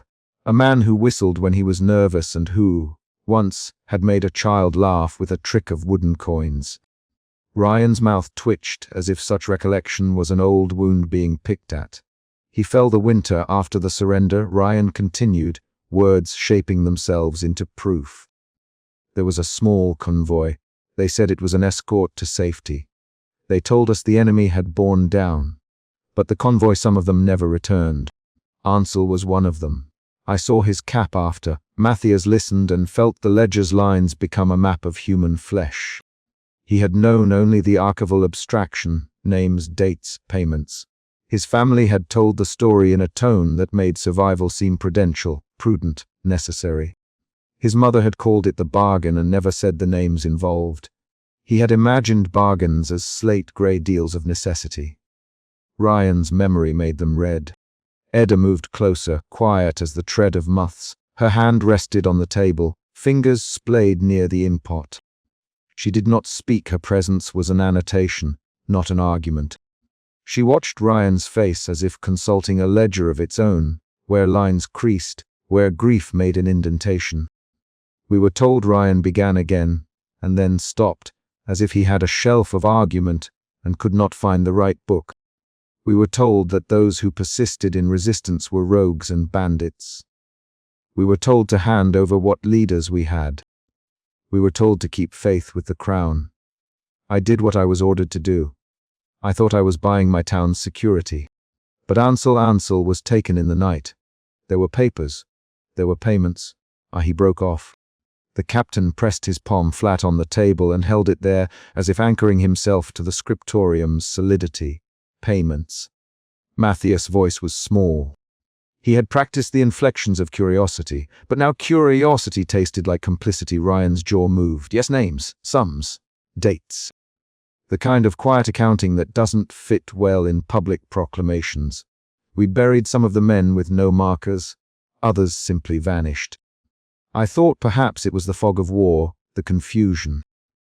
But this he tapped the ledger lightly, as if the book itself were a piece of evidence in a case that had not found a prosecutor. This shows dates and payments. It ties people we knew to lists. There are sums paid to officials. That is not clerical habit. That is commerce. Matthias felt his pulse in his throat. Commerce? The word made his mind spit out family stories had been told since childhood with the rhythm of nursery tales how his grandfather had kept their heads and their ink-stained hands. How the family's chance at presentability had always been owed to prudence at the right moment. He had thought of prudence as virtue. Ryan's use of the word dissolved such comforts into arithmetic. Gallen's expression had been schooled into neutrality. Captain, any assertion of impropriety will require corroboration. These papers must be examined, logged, cross-referenced. There is a procedure. Procedure, Ryan echoed, and something like a smile, brittle and private, flitted and was gone. Procedure is what keeps men from acting when they should. Please, Galen. Just read. If it says what I think, then we must know. Matthias realized then that there were many forms of courage, and that Ryan's was not the loud, sweeping kind. It was the small insistence of a man demanding that a record meant what his memory said it did. The captain's voice had the cadence of someone who had not chosen to become sentimental but who found himself called to testimony. He read aloud names, dates, notations placed in the cramped, indifferent clerk's hand. His voice did not tremble much. He had the air of a man who had been drilled to deliver information without ornament. Yet each name tugged at him. Each date pulled a curtain backward. Where Ryan could, he supplied a piece, a place, a circumstance, a face. When he paused, the air filled with the memory his voice conjured, the moan of a wounded horse, the thin laugh of a man who had nothing left but a joke. When he spoke of Ansel's cap, his hands betrayed him and reached instinctively, as if certain objects could reattach him to the past. He laid a glove on the ledger as if to still it. There are others here, he said, and named 2 more men, Karinalv, Sel Toven. Names I have not heard spoken in years. How did these names come into an official record? Matthias made an effort to be useful in the currency he knew best. They were recorded, he said. Entries like this would be lodged with the accounts for payments to mediators, tax levies, pardons. They are often filed under civic remediation. They aren't meant to be public. Why would they list names and sums? Ryan asked. Why would a ledger note that a man named Ansel received, or more accurately, was associated with a sum at a date following a surrender? To account for transfers, Galen supplied. To balance ledgers, to show that resources were allocated, to show what was paid to whom when bodies went missing. Ryan's voice had a sharpness now, a clarity that came from fury edged by grief. To show how some men bought safety for themselves at the cost of others. Silence folded the scriptorium between its tables. The sound of the outside city bells, haggling voices, the thud and faraway clatter of a cart fell away. Within, paper and breath and the faint tick of a clock were all that remained. Matthias imagined his mother hearing the word betrayal and folding it away. He imagined the ledger's entries as the bones of a story he had been told in childhood versions, where culpability was softened into necessity. But the ledger did not do softness. It made arithmetic and placed it beside names. The arithmetic had teeth. What do you want? Matthias asked. The question was practical because all conversations in the scriptorium yielded to the practical eventually. There were ways of dealing with documents, ways of submitting petitions, ways of redacting information. He framed the question in forms he understood. Ryan looked at him for the first time as though seeing him clearly. There was something searching in his look. I want to know whether the men listed here were given a chance to surrender and were then transferred to someone who collected on them. I want to know whether the men arrested and handed over, whether the ledger tells of arrangements that were not lawful. If it does, then this is not simple accounting. It is evidence. It changes culpability. Matthias felt the ledger warm beneath his fingers. He had been prepared for questions of authenticity, for the cold mechanics of proof. He had not been prepared for the request that meant action legal, moral, violent. The ledger ceased to be an object to be catalogued and became, all at once, a fulcrum. If this is true, Ryan went on, then there are consequences. Not merely for those who paid and those who were paid, but for those who told a people that their safety required certain erasures. The Chronicle is a public record of this kingdom's making. If the Chronicle rests on accounts that include such arrangements, then the Chronicle's claim to moral authority falters. Gallen's hand tightened unconsciously around his pen. That is a large assertion, Captain. We make no political decisions here in the scriptorium. We record, we correct, we preserve. You preserve what you are told to preserve, Ryan said. The question is what happens when what you preserve is a lie in quoting too strictly the form of truth. Edda's voice cut in then, low and sharp. She had crouched not quite at the table, but near enough to be part of the conversation. We have found other things, she said. Not public things. There are fragments in convent stores and market slips and graves that do not tally with the Chronicle. When names are removed from memory, the people who loved them keep remembering. They trade stories. We can corroborate some of these entries if we want to. Matthias passed down alleys that still held the smell of smolder and lime. The night was thin, a ribbon of chill tied to the city, and the houses leaned on one another, as if to bear the weight of recollection. He kept his shoulders rounded against the draught, as if that could stop the past from slipping loose. Behind the low windows, lamps burned. Behind shutters, people mended and muttered and forgot. He had left the scriptorium with the ledger folded at his breast and with knots of sentence forms in his head, the way a man carries a half-rehearsed prayer. The Corvan lodging sat 2 turns in from the main thoroughfare, its front pressed tight to the lane, so that the house's light was a small, guarded thing.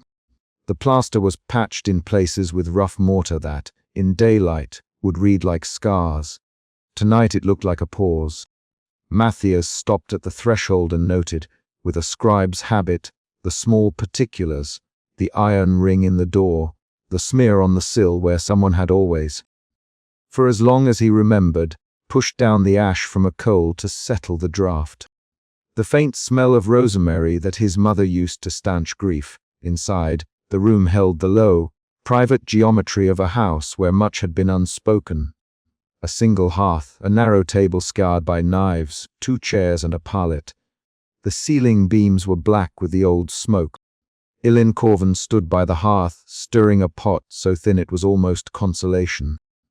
She looked up when Matthias entered, and for a moment his face was a foreign thing to her, the scribe's face. A man who kept ink on his fingers and secrets tighter than dinner. You are home late, she said, and her voice was neither surprise nor reproach, but a kind of weathering question. Late, Matthias allowed, then smiled a small, careful curl. The archives keep one longer than is seemly. Merrick, his cousin, was there, sleeves rolled to the elbow from work that stained his hands brown. He set down a strip of coarse bread and regarded Matthias with a blunt politeness that sometimes hardened into impatience. Aunt Hester sat in the shadow beside the hearth, a narrow presence with a shawl tucked round her like a reproach. They had always told the story this way, Matthias thought, the way one polishes a favored silver spoon. His great-uncle Harrick had been clever. He had kept his head. He had bartered hard for life, and for the lives of the small household, and by that shrewd prudence the Corvins had been spared the purges that took others. The phrase "we did what we had to" had been said so often in the house that it had become a sort of blessing, a way of saying both pardon and praise. Matthias sat by the table and set the ledger under his coat like a sleeping thing. He could feel the paper as if it were a small animal breathing. He had rehearsed his questions all day. How, who? Did they know the names? The ledger's ink had been bureaucratic in its calm, columns of dates and sums and terse notations.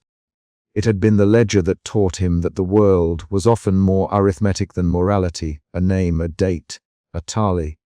Where the ledger stopped, people's faces began.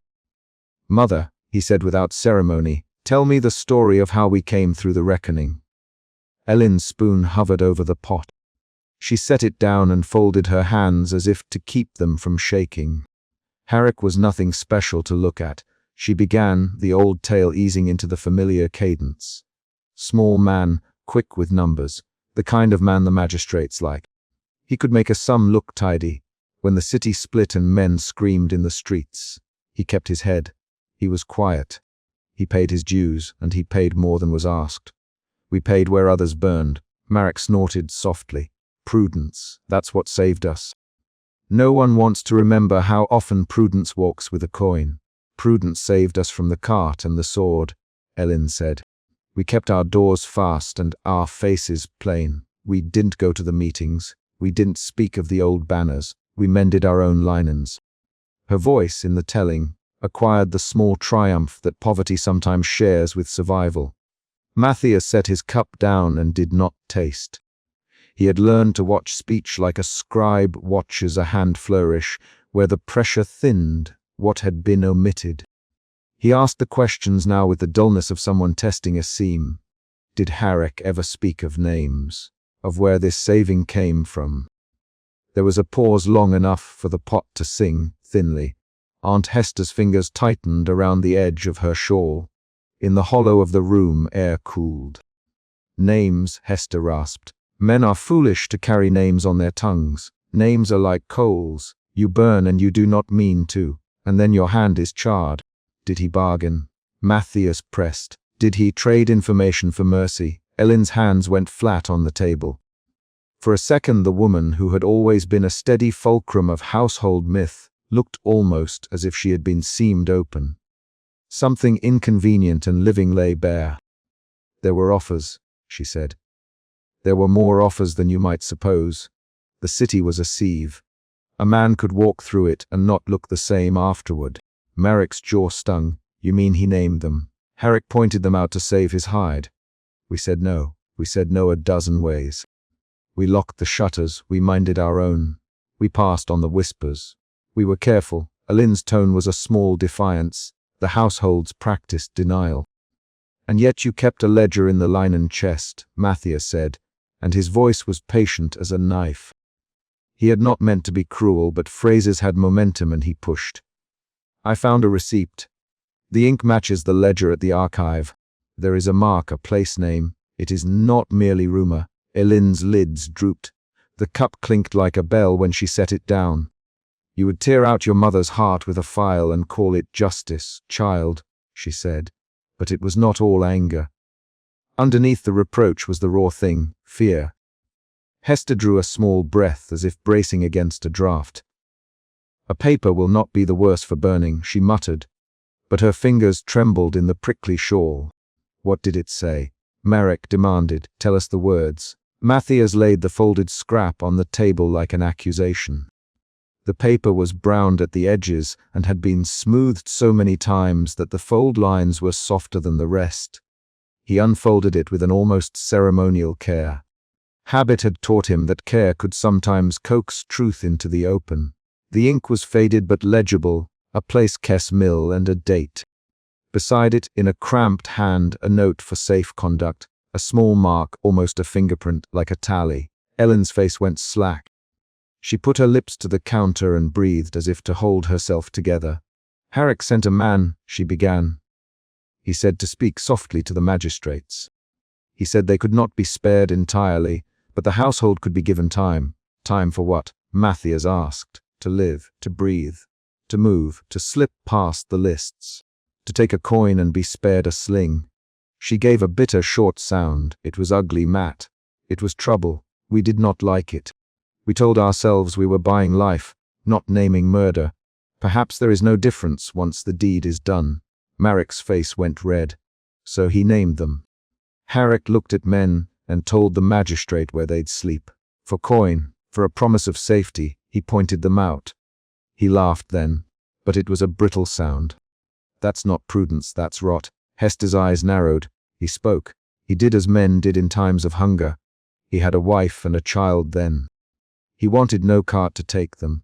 He made the bargain. Who were they? Matthias asked, but the names felt impossible to ask for in that room. Names were not only letters on a page. They were people with mothers and hands.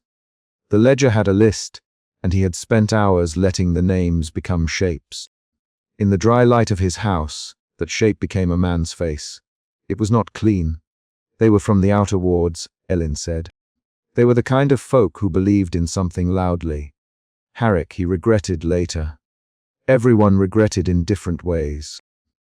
Matthias thought of the ledger's rows and columns, the neatness of sums that did not measure sorrow.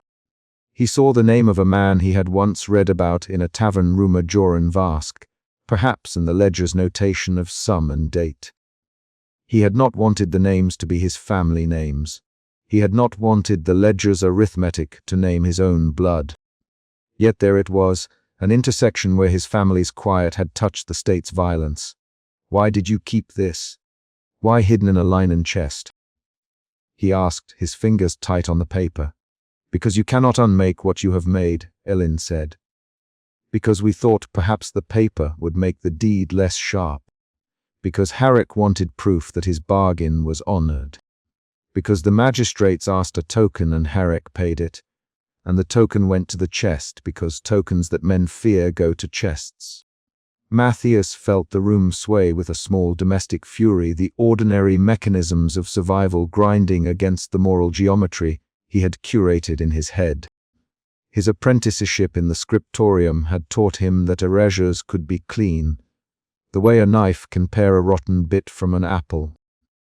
Watching his family, he realized the knife in the ledger had not excised rot.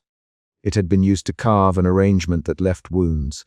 If Harrick did this, Matthias said, voice low, then someone paid. Someone made a list. The ledger at the archives is not the sort of thing to be trusted. Marek cut in, quick as a net. You take one page and you think you have the whole. He stood up as if to put distance between himself and the document. You think you can judge men in their hungry hours when you've never had to bargain with a magistrate's boot at your door. His cousin's anger was both challenge and shield. It was the way those who had been spared because of someone else's shame behaved. They wrapped themselves in indignation to keep their heads. Matthias recognized the tendency in his mother's face to the old, careful pride that had softened years of scarcity. He also recognized beneath it the small, private shame that had made them tuck away the papers rather than burn them. Aunt Hester, who had been listening with a narrow, battered patience, folded her thin hands. We survived, she said, and there was a kind of absolution in the word. We fed ourselves. We kept our names on the rolls, though they were small things. There are others, Matthew, she fumbled his name, as if his proper name were thicker than the old one. There are others who paid worse. We have no right to throw our poor luck like a stone at the state and call it truth. Matthias measured the room and found it wanting. He wanted to ask them about the faces in the ledger, about the exact phrasing of the bargain, about whether anyone came to the house afterward with thanks or with threats. He wanted to ask whether they had ever tried to speak for the absent. He wanted to know how it felt to have the ledger's ink on their hands. Instead, he found himself remembering small acts, his mother's fingers smoothing a shirt collar when he left for the scriptorium, the way Marek would whistle to himself when he came in wet from market weather. Those domestic images insisted on themselves not to absolve, but to complicate. They made the ledger into an instrument used by men who were also people. It made guilt into a household sound. He folded the scrap as if he could methodically put it back in the world where linens were kept. "Why keep the paper?" he asked again, quieter. Mei Lin looked at the door, as if the question of having kept a scrap were answered by the presence of the city outside. Because men keep proofs of their own sin in case they might someday be testified against. Because paperwork is how the world remembers. Because perhaps Herrick thought that someday there would be an accounting, and he wanted it to be there to do him harm. Or maybe he wanted to keep it as evidence to show that the magistrates had made bargains too. Matthias heard in that last phrase a thread he had not yet pulled, the idea that the bargains ran both ways. That the magistrate who gave clemency had also gained something names, rotes, a list that made the rebellion easier to end. The ledger, then, was both sword and ledger, proof of a transaction and a record of the transaction's consequences. Night thickened. The lamp guttered once, and the room seemed to fold inward. Marek pushed back his chair. "I won't be lectured," he said. "We kept our children. I will not have you go to the magistrates with this fever in your mind." "I'm not going," Matthias replied. "Not yet." He did not say that the ledger burned like a narrow truth that wanted light. He did not say that the names in the list had become faces to him. That he had visited graves at the edge of the city and stood before stones rubbed bare by hands that remembered. That he had watched a man, Ryan Halve, look at a name and fold as if he had been cut. Mei Lin took his hand, blunt and collused. "Whatever path you choose, be gentle with us," she said. "We are small with our sins. We are not the ones who write proclamations." Matthias pressed his fingers to the creased scrap and felt ink like undercooked coal. He left the house that night holding not only the paper but also a new understanding that the ledger's rows were not merely bureaucratic records, but also the architectures of a family's survival. Where one man had stooped to bargain, an entire household had been sheltered. Where one list had been produced, a network of rememberings had been suppressed. He walked back into the lane with the document wrapped against his chest. Night had come down like a curtain, and the city's sounds were lowered as if in expectation. The street lamps painted puddles into mirrors, and the air carried the sour smoke of distant fires. His footsteps were measured. He knew how to hold a secret now the way one holds a live ember, neither to crush nor to throw. He thought of the ledger at the scriptorium, of Galen's admonitions about discretion and the ethics of erasure. He thought of Edda's cool skepticism and Sister Anwen's careful counsel. A part of him recoiled at the thought of betraying his family. Another part, smaller and harder, felt that to look away would be to accept the ledger's arithmetic as the last word. He had set himself, without fully realizing it, at the fulcrum of two debts to his household who had kept their heads in a storm by bargaining, and to the dead who had been felled by that bargain.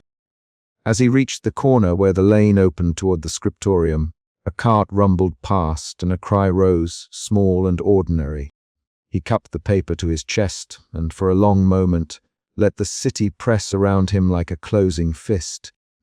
The house behind him was an island of small compromises. The archives ahead of him were a store of institutional erasures. Between them lay marching, a pressure that felt like a tide. He folded the scrap in his palm once more, feeling the creases as if they were topography.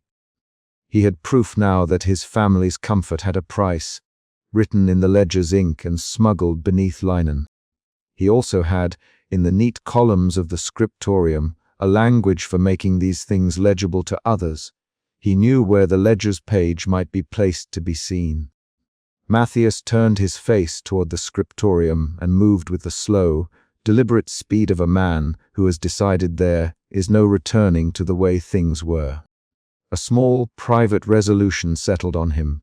He would not yet march with accusations, nor would he tuck the scrap back into the chest to gather dust. He would count, he would proof, he would corroborate. He would seek the edges where paper met flesh. He would ask questions he had avoided. He did not yet know if his questions would save anyone or ruin them. He only knew that the ledger's arithmetic had become a household story, and that stories, once unearthed, resist being buried again. The night closed around him, and the city kept its secrets like a person holding their breath. At the corner he paused, feeling the ledger's weight in his coat, and the weight of his family on the other side of the lane. The two seemed to pull in different directions. Then, as if to mark the moment, someone called from the shadowed stair, "Matthias!" "Thomas says the scriptorium has more deliveries tomorrow. Be about your accounts." It was a small, mundane summons, and it cracked the night's tautness. Matthias smiled, a thin thing, and with the scrap folded in his hand, he moved toward the place where the state's story was written and rewritten. His steps were measured. He had an accounting to make, and he had a family whose names would not be easily disentangled from the ledger's sum. He had not yet decided what to do with either, but the ledger had stopped being a thing that happened somewhere else. It had come home. Matthias woke to the scriptorium as he had every morning for the last 11 years, to the slow, certain respiration of paper, the small rituals of habit that made the place less a room than a throat through which the state breathed. He moved between desks like a man making his rounds among sleeping patients. The desks were pools of wax, and the light guttered in roped shafts, catching dust motes and small flespecks of lead. Outside, the city's wounds showed in crooked parapets and in the stained stone of the river walls. But inside the Chronicles hall there was a discipline designed to make the past obedient. He had learned to read obedience line by line. Today the air felt colder, not because the morning had a new frost, but because the building's usual isolation had been breached in some small, needle-like way. Someone had left new parchment along the master's table, a directive wrapped in the chancellor's dark ribbon. The seal impressed on its flap was the same as that on proclamations of war and pardon and new taxes. It spoke of authority and of the apparatus that sustained the capital's fragile myth. Matthias paused before touching it, because he understood, by training and by instinct, that a ribbon of state could alter how paper should be read. "We were told there would be a new round this week," murmured Thomas as he rounded the stacks, the messenger's bag at his hip. He dropped the day's scrap of news, a dry rumor, and a packet of instruction onto the master's bench with the sort of reverence one reserves for a legal summons. "They've been at Varen's desk until late." Galen looked up when Thomas spoke, but said nothing. He was older than he had many years to be. The years in the scriptorium had lined him like a map of cautious pathways. He folded his hands and watched the seal. Matthias watched them both and felt, for reasons he could no more name than he could cease thinking, that the world was contracting. The directive was short and written in the clear, efficient hand of the chancellor's clerks. It was a list of mandates for immediate conformity, certain volumes to be restricted, inventories to be reconstituted under the chancellor's supervision, a new seal to be applied to any entry that bore reference to the rebellion or founding transition. Any seditious annotations would be subject to removal. The final paragraph was a single sentence in a slightly darker ink: "The sanctity of the chronicle and the security of the realm are indivisible. All archivists will be required to render themselves available for inquiries." Galen's fingers closed around the paper as if he could secure the world there. He read it twice, then 3 times, and the room shrank to the space between him and the seal. "They will not be content with mere correction," he said finally, and his voice was small. "They will want made quiet." There was no accusation there, no rhetoric. He shouldered his outer robe as if to leave. The apprentices froze mid-scrape. Edda's head lifted from the drawer, where she kept her hidden slips. The movement betrayed a small, hot tremor that Matthias knew by now would not settle easily. The scriptorium's economies were subtle. You did not simply cut a line of text. You taught a generation to see nothing where once there had been evidence. that economy was now under direct, bureaucratic scrutiny. "Will you go, master?" Matthias asked, a question he did not intend to ask aloud. It was both a request for direction and a small test. If Galen left under summons, what would happen to the safe spaces that had sheltered half-truths for a generation? Galen smiled without mirth. "They have summoned me to the palace. I do what the office asks." He folded the directive into the inner fold of his robe, as if to hide it. And then he left with a gait that seemed to accommodate the sudden lack of ease in his bones. He was not gone an hour when the first of the censors came. They walked not as men who expected resistance, but as men whose presence was itself resistance. They were precise, a captain with a ledger of names, and two clerks with styluses struck smartly like civil gendarmes. The captain's badge was the chancellor's emblem, a small, black-faced seal set in cold brass, and when he opened his mouth to speak, the scriptorium listened the way stone listens to rain. "We are here to catalogue and ensure compliance," he announced. "All inventories, all marginalia, and all unsealed material must be presented for review. To be a scribe is to know the peculiar arrogance of a small thing, how a slip of ink can tilt a reputation, change a ministry, or unmake a life." The censors understood this. They did not need to shout. Their presence was a roar that smothered lesser sounds. Apprentices folded their hands and pretended to work. Thomas shadowed them like a fly along the wall, glancing at the crates of older folios and at the curtained desks where men and women kept private copies and private shame. Matthias felt the noose tighten in a way that was almost tactile, a cold silk noose of administrative will slipping round the throat of memory. He had the ledger hidden beyond the master's sight in a small hollow created by the slippage of two floor planks. The ledger lay there like a dark patient waiting for the physician who would decide whether to heal or to kill. He imagined the censors with quick, clean hands finding that hollow and turning its contents into ash. He imagined his mother's face, the neighbor cousin who had been promoted because of family service, the faintness in his father's voice in recent years when he spoke of the prudences that had kept them alive.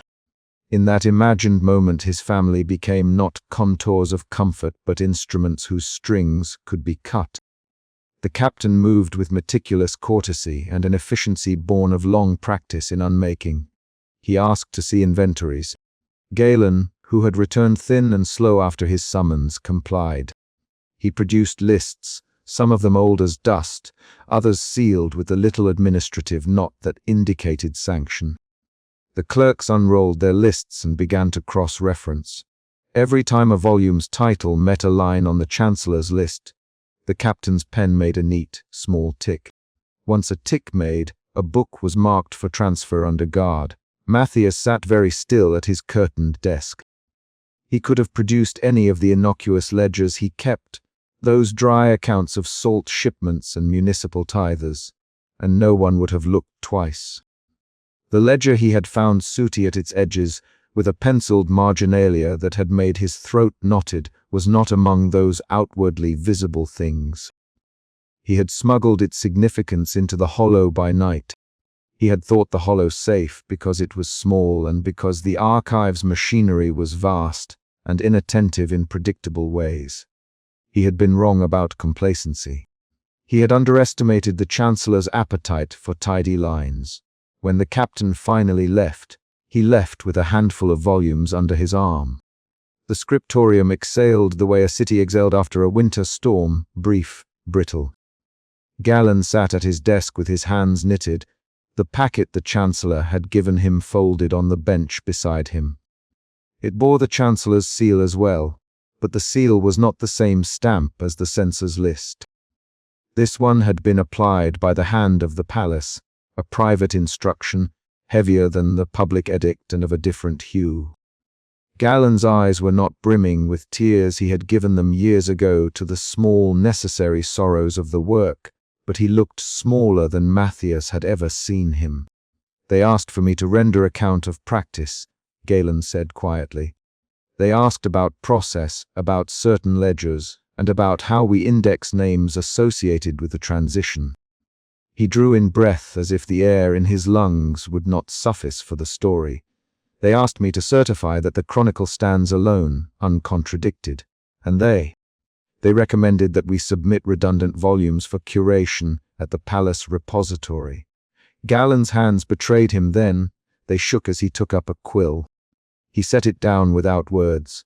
Edda leaned forward, and her face, usually so keen and controlled, was drawn taut with suppressed anger. "Did they ask for specific titles?" she demanded. Galen seemed to flinch at her voice. "They spoke of the founding transcripts in the aggregate," he said. "They mentioned contested lists and problematic annexes. They did not speak of anything by name, and yet he swallowed. They will ask by name." It was a gambit of governance that bore the hallmarks of the Chancellor's arithmetic. Do not begin with the obvious stone that will split a wall. Begin instead with the grout that holds the bricks together.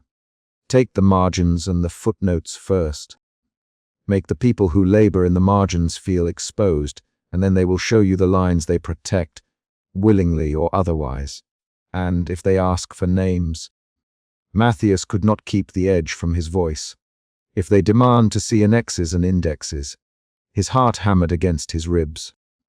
The ledger in the hollow seemed suddenly audible. "You know what to do with your personal copies," Galen said after a moment. "But the office cannot protect every conscience." He set his jaw, and for an instant the old authority in him returned, tempered now by fear. "Take care, and do your work. Do not make more to be found." It was an injunction disguised as practical counsel. The subtext was simpler and sharper: hide or be exposed. It bore the weight of centuries, because this was how states were remade, not only in conquest but in the quiet, surgical rearrangement of who was allowed to remember. Matthias left the scriptorium that afternoon with his hands working the stitch of his coat as if it were a prayer. He thought of the ledger and of his father, of how family stories had been framed as prudence, and how that word was now a clause in a legal instrument. Outside, the city moved as if nothing had changed. Market women shouted prices that sounded luminous against the slate of the afternoon. A child chased a dog between carts. But a man in a palace livery walked the lane, and his presence made people look away. Rumor sifted through the market like fine ash. Tumas brought word strings from the palace: audits, curation, reassignment. Nothing that seemed violent as yet. It was a reallocation of authority. The Chancellor loved bureaucratic violence because it was painless to the one who wielded it. Bones did not show under bureaucracy. It worked instead by erasing addresses and names, by cancelling the future for lives already lived. Matthias was not yet ready to do nothing. He found Edda leaning over a drawer in the far room, fingers moving as if sorting the bits of paper made real a kind of map. She did not look up when he entered. Her voice was low and steady. "They will begin inventory at dawn," she said. "We cannot keep everything." "Then what will you keep?" he asked. Edda straightened and put a hand to the drawer, as if to steady herself against an unseen wind. "What we cannot afford to lose. Copies, corroborations, things that cannot be dismissed as a single scribe's fantasy. We will be judged by our papers. We must give them reasons to doubt the authority of their own doubts. And if they demand originals, then we will have to be braver than we wish," she said. "Or craft such an argument that they cannot move without showing their hand." Her eyes flicked to Matthias in a way that read as a summons and a risk put before him. "You are good with the small hands of documents. You know where boards creak and where leather loosens in time. If we are to resist, we will need those small precisions." It was an alliance formed of frayed edges and necessity. An old man returned in some private injury from the palace. A messenger who knew how couriers bent the information of the city. An archivist willing to risk the convent's ire. Matthias felt the ledger intimate in his pocket the way a warm pebble might be carried in a child's hand. He also felt the Chancellor's shadow as if it were a physical presence at his back. When night fell, the scriptorium emptied like throat at the end of a long day, one last cough, and then silence. Matthias slipped to the hollow and drew the ledger out. Its cover was still sooty with smoke, the penciled marginalia the same thin, precise accusation as before. He opened to the page where the list began and read the names slowly, each syllable a small stone in his mouth. There were 10 names on this page, and on the margin a set of figures, sums, dates, a notation in a clerk's cramped scrawl. One name he knew, a man called Ryan Harve. He had read the name earlier elsewhere and had not known then what it meant. Now it landed as a cry. He thought of Captain Ryan, the soldier who had walked without expression through the market last month. What would that soldier think to know his comrades were bled into paper for a bargain? He saw then the shape of the Chancellor's arithmetic. If these names were revealed, there would be consequences. The currency of betrayal would be exposed. Families would be named. Villages would remember their missing sons. The founding myth would crack in a way that might let floodwater spill through a levee. He also saw the more private consequence. If the ledger were found in his handwriting's proximity, in the hollow beneath his desk, what would happen to his mother, who had been coaxed by quiet favors into a tolerable life? What would happen to the cousins whose appointments still carried the memory of service in their titles? The ledger's exposure would not be a single, clean event. It would be a cataract. Matthias pressed the heel of his hand to his brow. Ash and smoldering charcoal of the rebellion's fires seemed to cloud his vision. For the first time since he had pulled the ledger from its misfiled shelf, he saw not only the moral line but the social web. The ledger did not stand alone. It touched his family, the scriptorium, Galen's apprenticeship, the Empress's sanctification. To expose it might topple one thing or many. To conceal it might make him a thief of names and a coward. He closed the ledger and returned it to its hollow, and as he replaced the plank the board made a small sound that could have been any sound in the night. It was a sound that could be blamed on the house. It was a sound that could be nothing. He left the scriptorium as the moon rose like an unblinking eye and thought of the Chancellor's directive again. The sanctity of the chronicle and the security of the realm are indivisible. The line argued as law, clean and neat. Matthias did not know how to answer it. He only knew that the ledger's names lay beneath his feet like a small, dangerous truth, and that the Chancellor's shadow had already begun to stretch across the scriptorium floors. He felt its outline as a thing that could fall, any moment, into the room and swallow what small rebellions of memory they had managed to keep. When he reached his lodgings, his mother's light was still on.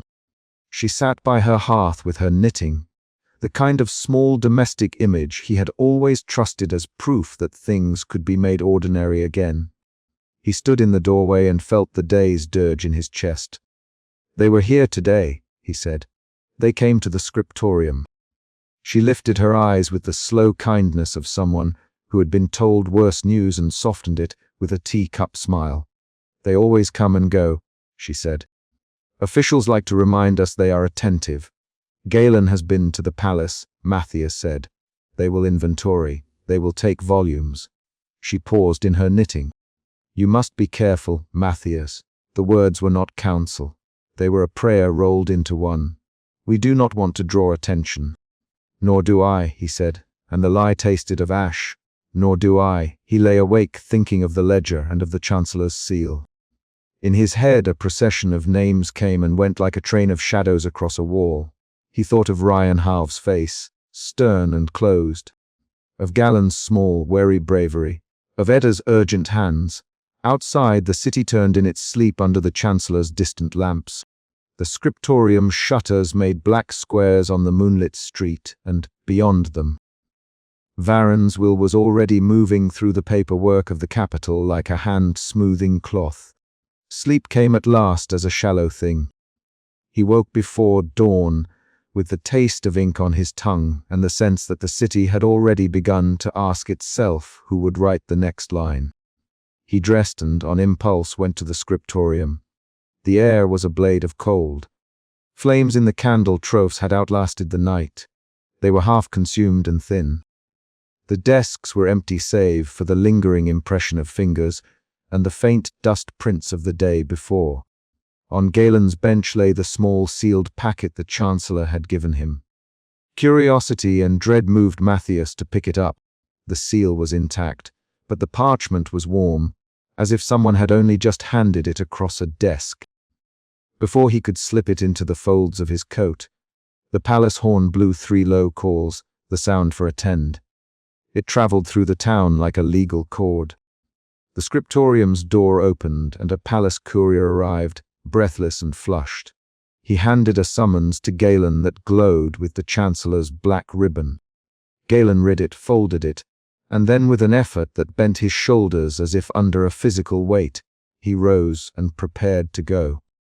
His eyes met Matthias long enough for the old authority to pass like a small torch. "Mind the ledgers," he said, and the words were both charge and benediction. When Galen left the courtyard, he did not look like a man who had been defiant. He looked like a man who had done his duty and discovered it was not enough. The Chancellor's shadow had not yet fallen on the ledger in Matthias Hollow, but it had fallen on the men who watched the ledger with a mundane, final disregard. There was no need for trumpets. Bureaucracy could silence with a list and a seal, with an inventory properly crossed. Matthias set the sealed packet aside and returned to his desk. He opened the hollow and drew out the ledger. He sat with it on his knee like a child with a small dangerous pet. He did not know yet what action he would take. He only knew that the Chancellor's move had been explicit, and that the time for private agonies was narrowing into an hourglass whose sand had already begun to run. He tipped his head and listened. The city beyond the scriptorium breathed in and out. The palace, somewhere above, was already waking to its own motions. As he turned the ledger's pages, the names waited like coals. He read them again and again until the morning light made small bright edges on the letters. Outside, on the far side of the river, the palace chimneys smoked thinly and a court carriage rolled past with the low, steady trot of officials moved to action. The Chancellor was not yet a figure in the scriptorium, but his will had become material, a packet, a seal, a list. Matthias felt its weight now in his hands and in the fragile bones of his household. He understood, with a clarity that was almost a violence, that the ledger's future and his family's fate were already tied. He closed the book gently and returned it to the hollow. Then he sat, the ledger's emptiness under his palm felt like a pulse.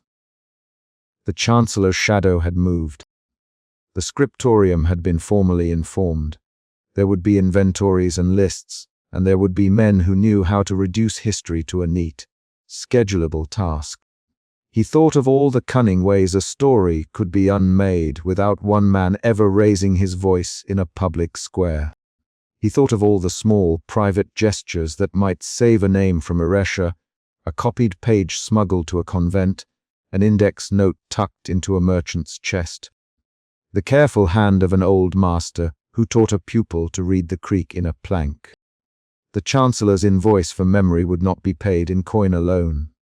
It would be paid in the slow, polite erasures of public record. Matthias stood and walked out into the grey morning. The city's breath fogged before him. He wrapped his hands around them, as if to hold a small heat against the cold. He did not yet know what he would do, but he knew the ledger's names would not remain a private H. The Chancellor had set the clock in motion. That knowledge had the sharpness of a watchmaker's vice. He had been a scribe who believed the work of history was a patient thing. The Chancellor's shadow told him otherwise history could be hurried, and sometimes it was hastened by the hands of men who feared the truth. At the scriptorium gate he paused. A page pinned to the notice board announced a new directive from Varan, inventories at dawn. It was a small square of white on the dump of public announcements. Beneath the printed lines someone had written, in a child's cramped hand, a name and a date. The ink bled slightly in the damp, but the letters were legible. Matthias moved closer and read. There it was, a fragment of a life, scrawled like a whisper against an edict. For a moment he allowed himself the private audacity of hope, that even as the Chancellor's shadow lengthened, small hands might still leave a mark. It was not an answer. The ledger was still under his desk, and the Chancellor's men were cataloguing books and marking names. But as he turned from the notice board and walked into the street, the outline of his choice stood clearer than it had the week before. The ledger's survival would not be a matter of law alone. It would be an act of small conspiracies, copies smuggled, allies cultivated, a web of improbable couriers. He felt at once the vastness of what he had undertaken and the stubbornness of a single human conscience refusing to be shuttered. The Chancellor's shadow had reached the scriptorium. Its first tendrils were ink and paper. The next would be names and faces. Matthias pulled his coat tighter and walked toward the market where Edda might be waiting. He needed to know what hands he could trust and which channels might carry a truth beyond the reach of a seal. He had, in the weeks since finding the ledger, been a man with a private guilt. Now he was a man whose guilt had gained a public timeline. The hour of choice, the hour of consequences, moved toward him with the quiet, relentless step of a palace guard on duty. They lit candles as if lighting could make what had been put out breathe again. In the twilight of a lane that still smelled of smoke and old mortar, knots of people gathered where the market stalls were pushed back from the center. They had come with scraps and tokens and voices that had practiced being careful. Matthias stood at the edge, half hidden beneath the overhang of a shuttered grocer's stall, and watched the small congregation with the ledger in his breast like a stone.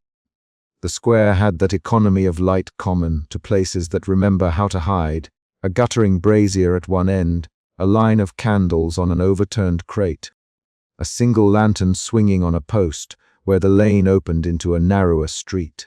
Faces came forward from the dark as if drawn by the light, men and women who knew how to be ordinary in daylight and who kept in their pockets other things. A child pressed close to his mother's elbow. The child's eyes shone with what might have been curiosity or hunger. They had all the modest gestures of communion practiced among the poor, the careful folding of hands, the refusal to meet the more dangerous gazes directly, the soft clapping of a song remembered and half mourned. Matthias measured the distance to the center and did not move. He had come for observation, for the facts that gather on breath and can be turned later into corroboration. A name spoken aloud here might clear up an entry's date. A token produced might match a ledger's abbreviation. He told himself the ledger could be proven without spectacle. He had made a habit of telling himself procedural truths. They were thinner than the paper in his bag. Maravel stood where the lantern's circle made her silhouette spare and fierce. Her cloak smelled of river and cold. She had a voice that did not scream but pressed, like a hand, into places that denied themselves speech. She began with a list of names 2 or 3 first, spoken with a cadence that turned them into refrain, and the crowd repeated them with the kind of rhythm that breathes life into loss. For every name a light, Mara said, and hands moved to the pockets that carried candles. The light multiplied, small flames appearing and being cupped into being. The sound of matches struck against stone seemed sacramental, a soft scrape, the immediate flaring, the tiny hallow. They spoke in different cadences. There were those who whispered names as if reciting a rosary, those who coughed the syllables out between clenched teeth, those who made a businesslike list. But there was no self-conscious heroism. The gatherings were practical, naming as a means of keeping things from dissolving into rumor, of making a ledger of the city's memory that existed outside the official, whitewashed chronicle. It was not a rally. Mara discouraged triumph. She stood with a scrap-bound book, its edges soot smudged, and she threaded names into it gently, as one might sew a torn hem. There was a liturgy to the way she treated each entry. The name, a short description, son of field worker. Voice known, and then an instruction on where to leave a token should someone chance to have it. We do not shout, she hissed once to a man who raised his chin too far in the face of the lanterns. We carry names like bread. We feed them to those who hunger for truth. We do not throw bones at the dogs. Matthias should have been thinking of the ledger. Instead, his vision focused on hands. He had spent so much of his life cataloguing other people's hands' finger smudges on manuscripts. The way a thumb might crease the margin where a note had been made in haste, and here, in the low light, hands performed the only rites that mattered. A woman, Mira the market seller, held up a scrap of clothware in neat stitches. A name had been embroidered. Her fingers trembled as if the action of bringing a name from pocket to light cost her a toll in muscle. The crowd exhaled with her, and in that exhale the letters were real. A child began to sing a lullaby whose words had been altered over years to hold a memory. The voice was thin, but the melody wound through the assembled as if to find particular griefs and make them breathe in sync. There was a sharpness to hearing names inside song. They lost their file cabinet neatness and became human syllables, easy to pronounce and terrible to keep quiet. At some point Thomas the messenger slipped through the gathering, his shoulders dropping, as if an H lay across them. He stopped by Matthias, gave a look that was part alarm and part apology. He said nothing, but his fingers brushed the ledger in Matthias's shoulder bag, as if to remind him of the weight he already bore. Thomas moved on, humming under his breath to appear as if he belonged, and the hush resumed. Matthias had not intended to let the past do this to him. He had thought, earlier in the day, that the ledger was an object to be inspected and folded back into bureaucratic reason. It had measures and dates and the cool kind of grammar that allowed a clerk to be precise without pity. But the past, when it is called by name, attaches a voice to ink. The ledger's abbreviations turned to people. The entries that had been neat columns of sums and initials splintered into sons and daughters. A man who liked a certain song. A woman who kept a ledger of her own in the pocket of her apron. Narrated, a place named some village by the river, long since retilled and built over, and an old watchman named Bird stepped forward with a stick so gnarled the wood shone where his palm had worn it. He did not come to praise or to inflict blame. He came to put one memory alongside another. His voice came like a hinge. They took them in the fog, Bird said. They said they had orders. 10, 20 someone always miscounts when they are frightened. They walked them blindfolded. Down by the warehouses he stopped, and the crowd made space for him to continue, as if grief required a grammar no law book could provide. We saw the torches near the pit. The pits were new then. They covered them with rubble by dawn. I helped shovels at night. Not the ones who ordered it, mind you. We did what we were told because your belly goes empty if you do not. My hands remember the weight of earth that tells you when to breathe. The sentence about hands made something in Matthias's throat catch. He knew, of course, that the ledger was not only ink but action. He had never believed it otherwise. Yet the particularity of Bird's phrasing a man who had once guarded a gate now remembering the heft of a shovel made the ledger's margins shrink until they touched skin. He imagined pages where his own ancestor's surname came in the sequence, plain as a clerk's note, and he saw that name next to Bird's, an instruction signed, a small mark of payment. The ledger had given the cold ruble to the warm hand. There were moments in which truth rearranged the furniture of a life so that familiar objects looked out of place. Matthias felt the ledger's paper like a second skin moving against the inside of his coat. He tasted copper at the back of his tongue, the old taste of ink and the newer taste of fear. If the names were spoken enough, if the tokens were shown in enough places, the ledger could be corroborated. But corroboration implied exposure, and exposure had already been punished in other neighborhoods. He remembered the riot that had followed the last leaking of forbidden pamphlets, the anger that had been turned in on itself by blades and by the Chancellor's proclamations. Those lives had been shredded by a version of truth half-stitched and then trod under boot. A man who had been an apprentice bookbinder cleared his throat and spoke of a brother taken in the night, and the crowd moved closer as if to shelter the story. He produced a small wooden tablet with the brother's name carved in crude letters. It was a child's thing, really never meant for ceremony. Yet in this lane it was an artifact of resistance. Mira touched the carving reverently and then passed it to Mara. Mara, with fingers that had once turned pages of banned pamphlets, tucked it into her book and closed the cover as if shutting a small, sacred window. "We keep a ledger of our own," she said to the crowd, eyes scanning like a captain. "We keep names. We will pass them where they cannot be unsaid. That is our small law, not vengeance, not spectacle. Names, remembering." From where Matthias stood, a boy from the edge of the throne stepped forward and recited a name that matched one of the ledger's entries to the letter. It was the same cadence, the same truncated flourish of an abbreviation the scriptorium used for family names. For a terrible, bright instant Matthias thought the paper in his bag might burn with recognition. The boy's voice was clean and raw. It made the air feel freshly cut. A stir ran through the crowd. Someone spat into the gutter in a gesture of contempt. Another folded arms to hide trembling.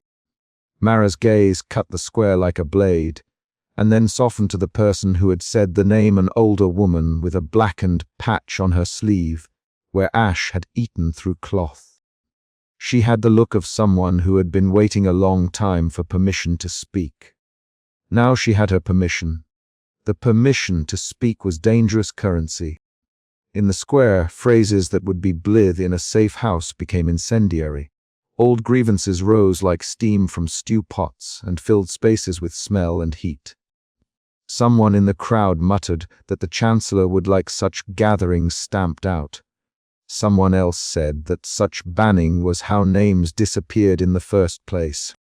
Their voices braided into a tense argument, memory as moral duty versus memory as incitement. Matthias felt the ledger as if it weighed him down. He wanted to stand up and say, "I have proof." He wanted to show them the margins that held payments and initials and the shorthand that turned life into commerce. He wanted to bring the neatness of bureaucratic ink into the ragged human shelter of the lane. And then he looked at Mira's face, at Bird's hands, and he realized how quickly such a revelation could be weaponized. If his proof were seized by the Chancellor's men, it would be used to fashion scapegoats and to execute the ritual of terror that ensured silence. The ledger in his coat was both a possible absolution and a loaded trap. He stepped closer, anyway, though his feet did not know the ground beneath them. A woman began to speak of a child taken at the height of the smoke, and the crowd listened as if the words were glass. She said, "They promised clemency for surrender. They promised it, and they had no intention of keeping it. They signed papers in ink that smelled like river water, and then the men took us. That signature burned like a bargain." The list of betrayals threaded through the lane like smoke, half-believed and yet incontestable in its force. A hush fell as if the square's small altar had been raised higher.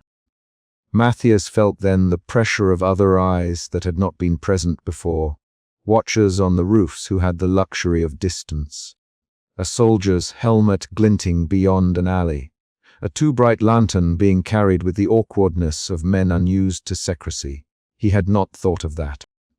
For all his cataloguing of risk, seeing the guard's light was as startling as being struck. It turned the remembering into a gamble, with stakes he had only partially counted. Mara's voice hardened for a moment.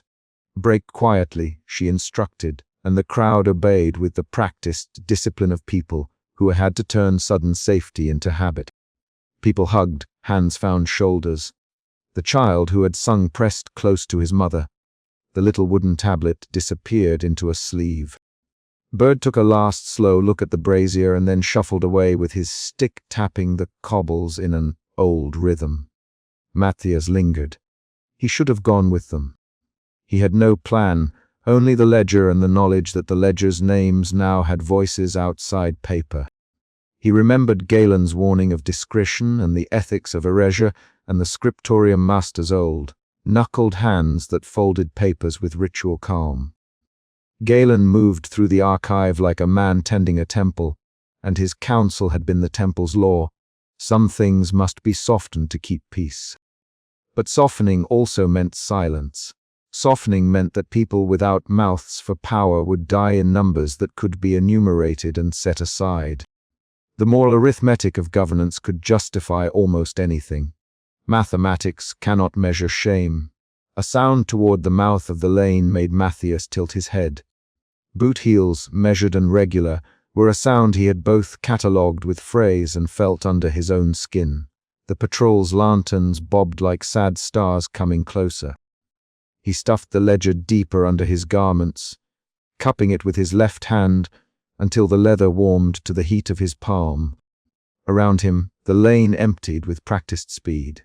Mira folded her stall coverings, and with a face at once rueful and composed, made for a side street. Bird's figure disappeared into the night. Matthias could have run then, could have slipped into the alleys laden with the refuse of the old city, and stowed the ledger where its existence might be forgotten. Instead, he found himself rooted to the curb as if something in him now required witness. He had wanted the ledger to be an instrument of truth that could be wielded with procedural consequence. The lane had shown him that truth had other expectations. It wanted to be named in the mouth and held in hand. Truth demanded a ceremony that the Chronicle's neat pages could not provide. He had thought denial passive. Here he saw its active labor. The patrol halted at the lane's mouth.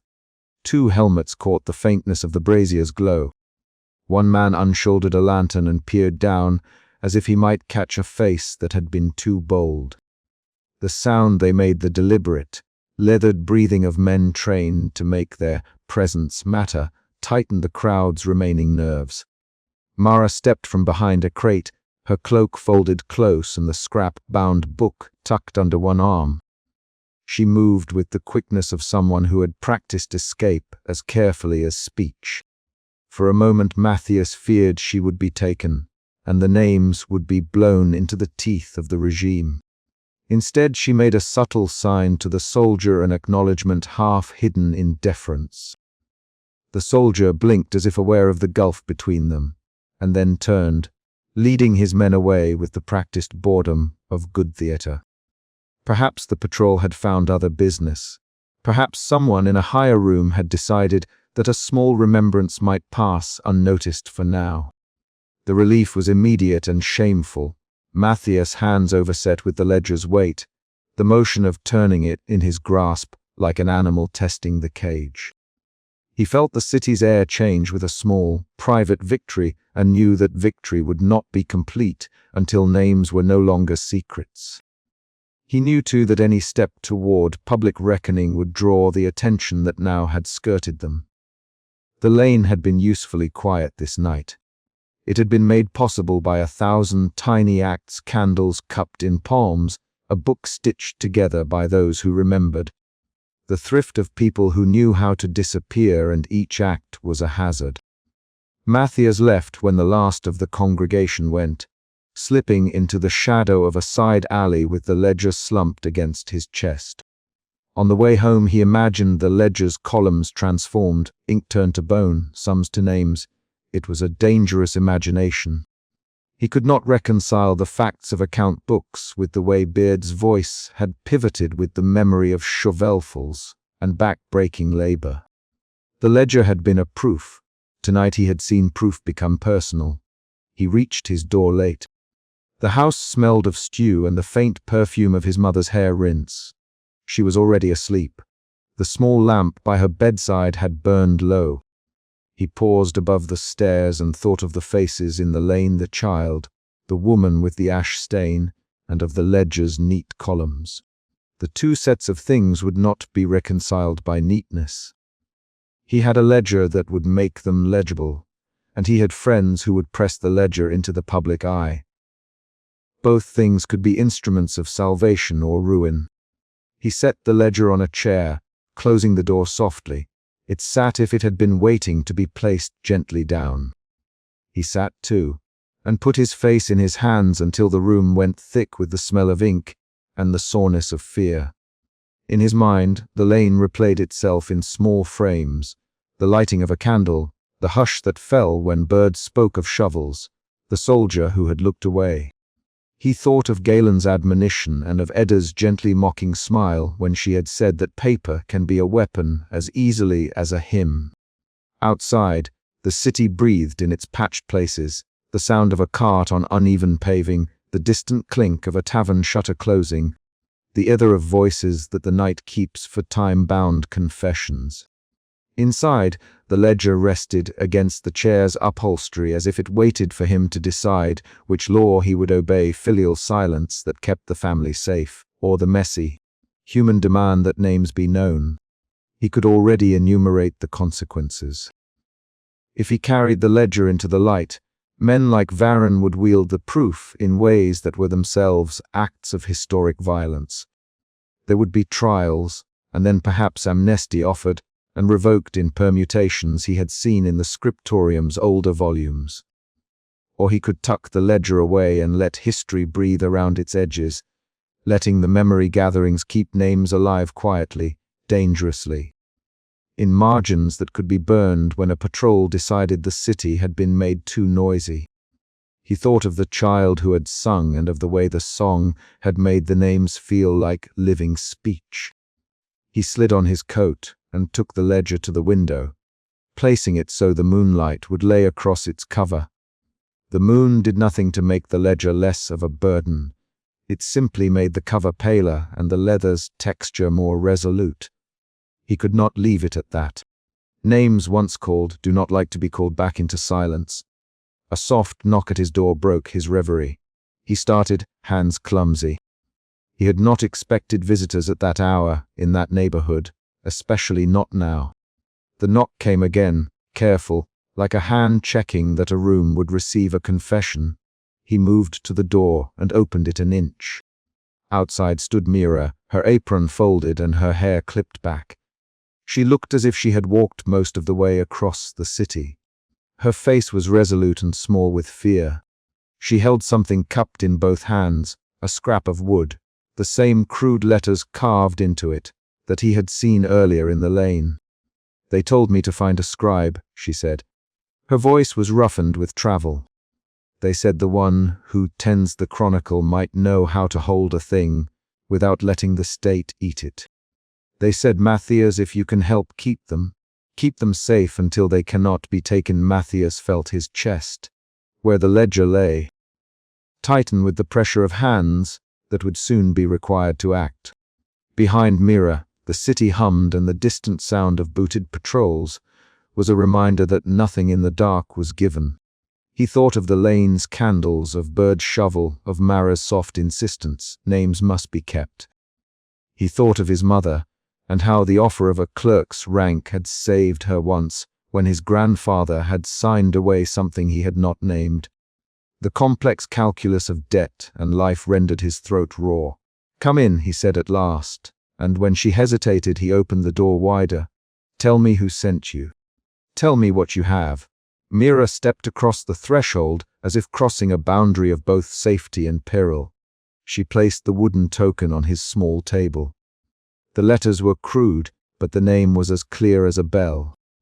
Matthias felt the pull of an axis under his feet. Everything he had learned in the archive said to secure proof and publish it in the right channels. Everything the lane had exposed said to carry names in the body and to teach them the patience of memory. He was a scribe trained to make order of ink. Now the call was to make order of grief. For a long moment they both listened to the city. Outside, a patrol's lantern showed itself beyond the roofline and then blinked out. Somewhere a door slammed and a child laughed. Mira tucked her hands into the sleeves of her coat and looked at him with a patience he had not expected. "The names are out tonight," she said. "They will be out again. We need a place to keep them, where they cannot be burned by official decree." Matthias thought of the scriptorium's vaults, of the way books could be folded, and sealed with wax and written into new inventories. He thought of Galen's careful hands and the rituals that had been designed to make records indelible in official sight.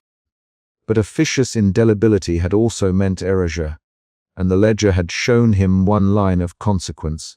Some names were made property when they should have been persons. As the moon made a thin path through the window, he lifted the wooden token and set it beside the ledger. The two objects sat together like a question and an answer that had yet to find its middle. He realized with a certainty that was both cold and bright that tonight his life had tilted into motion. The lane had done more than give him names. It had given him choice. The ledger would outrun him if he did not decide what to do with it. He could feel the city's pressure like a tide that wanted to push the paper either into the light or beneath the waves. He tightened his hand on the ledger and, for the first time since the misfiled volume had come into his care, thought about the work that would be required beyond counting and cross-referencing. He would need allies and cunning and a will to accept consequences. He would need to learn the difference between courage and ruin. Outside, deep in the night, another name was spoken in some other lane. Somewhere, a candle guttered and a person swallowed tears.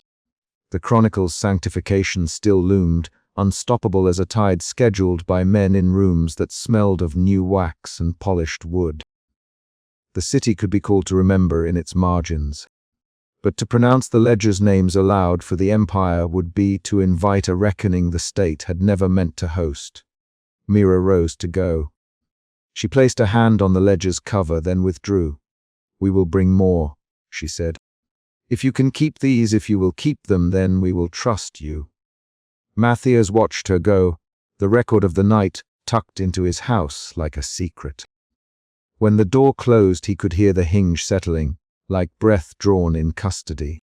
He put the wooden token into the ledger's cuff and wrapped the cover with his own scarf. Then he drew the curtains and blew out the lamp. In the dark, his house smelled of stew and moon and ink. He sat back in the chair with the ledger in his hands and felt the weight of the names settle into him. He did not yet know whether he had chosen rightly.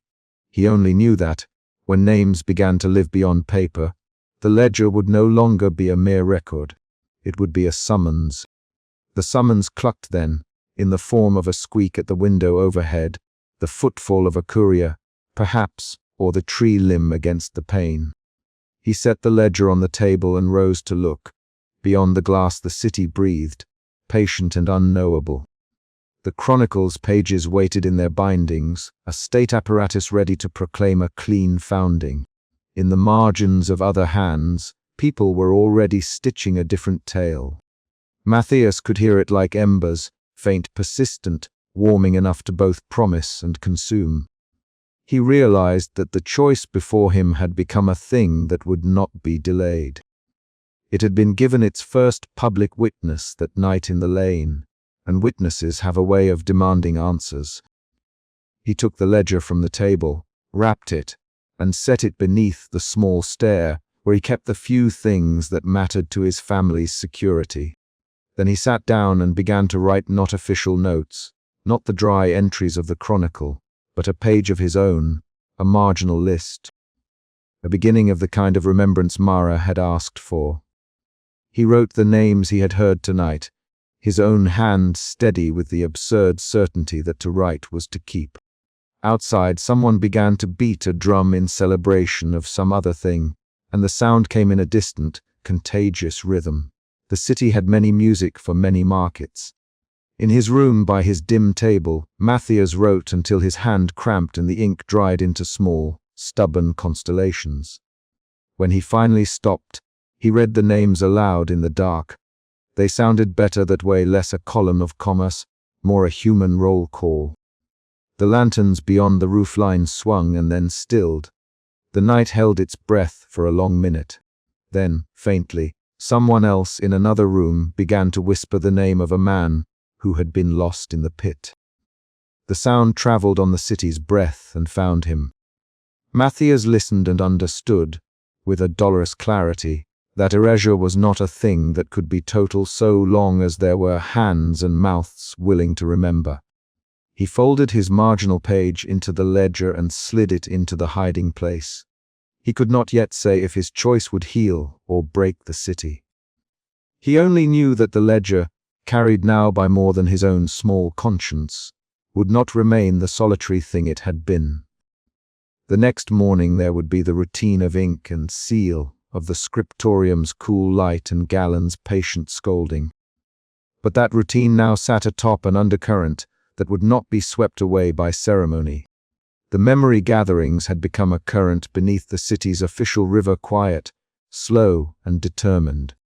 Matthias pressed his palm to the ledger and felt, for the first time since he had found the misfiled book, the shape of duty broaden.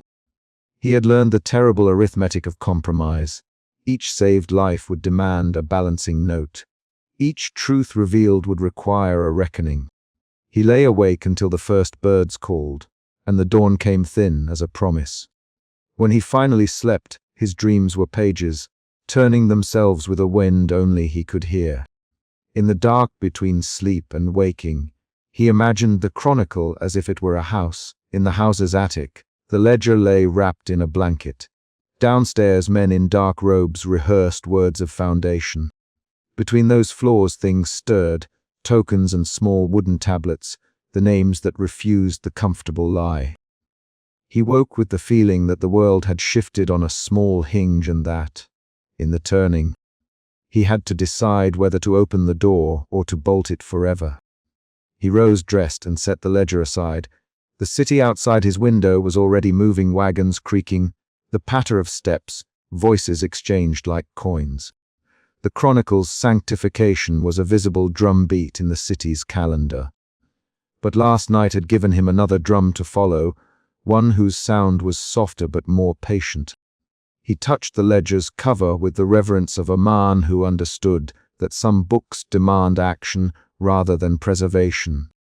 When he left the house, he did so with the ledger wrapped beneath his coat, and the wooden token soon into his inner pocket. The streets reeked of yesterday's embers and the city's efforts at forgetting. He walked toward the scriptorium with an awareness tightened into a single, urgent thing. Names had been spoken, and now lived beyond his solitary custody. They demanded tending. The choice he would make in time would be measured not only in ink and seal, but in the pulse of a public that might learn to say the names aloud. He had been a guardian of official silence. That night the city had taught him that silence is itself a kind of violence. Remembering is, in its own way, resistance. He did not yet know the shape of the resistance he would undertake. But he had seen the faces in the lane and felt their small, stubborn light, and that was enough to begin. Matthias had, in the years he had kept watch over the Chronicle's margins, imagined every manner of ink stain and erasure, every way that scriveners bent language like pliant metal. He had worked with a humility born of repetition, touch the script, coax the letters back into their place, and make the founding story tidy for the morning procession. But this night, with the scriptorium exhaling the last cold of daylight and a lamp guttering on his desk, he had not imagined the precise pressure of a proposition that would address him by name and offer to undo what his forebears had done. Jasper came as he always came, with the stealth of a man who had learned to be invisible when necessary and theatrical when it served him. His satchel made a small, conspiratorial sound as he set it against the leg of Matthias' stool and arranged his hands on the wooden table. He had on his face that smile which promised utility rather than warmth. The scriptorium's west window framed him as if he were some import, a figure set against the brown sky. "You wanted to see me," Jasper said, not so much a question as an assumption. "You threw a look toward the door like you were waiting for me to leave a trail." Matthias, who had waited for the evening to thin the room's population, felt his pulse beat against the ribs of his sleeves. He had hidden the ledger in a narrow ledge behind a row of imperial rolls. It had not left his sight in 2 days. It seemed unreasonable to admit such guarding aloud, So instead he kept the ledger's existence paltry and said, "You make sound with your hands and not with your feet. Speak plainly." "Plainly, then." Jasper's fingers twitched. "You know what I do. You know that paper will forgive almost anything if you stroke it in the right direction." He opened his satchel as if revealing tools rather than intentions, a little brass ruler, a bone folder, flasks of diluted ink, a spare wax seal impression in a small, padded fold. The lamp painted his face in a honey tone. His eyes were the only thing that stayed shadowed. Matthias watched the objects with the same attention he gave to a torn binding, to the way a spine wanted to be mended. "You are not here to practice?" he asked. "Practice is when I am paid in fresh bread." Jasper's smile was quick. "I am here on business. And business, my dear mathematician of margins, is that I could make the ledger lie for you." The words landed like a stone. He could feel their cold set into the lintel of his throat. He had imagined fugitive conversations, the careful copying of names into private notebooks, the discreet sharing of facts with Edda or Sister Anwen. He had not sat picturing someone who could, with cunning and heat and the right pigments, slide the family name from a column and make it look like it had never been counted at all. Make it. Matthias began and stopped. There was a parasite of shame gnawing at his tongue. He thought of his father's hand, collused and plain, the neat ledger at home where births and deaths were recorded without flourish, where survival had been catalogued with economy and a strange pride. How could you be sure the seal will pass? How could you be sure no one will notice? The seal can be made, and the impression slipped into place.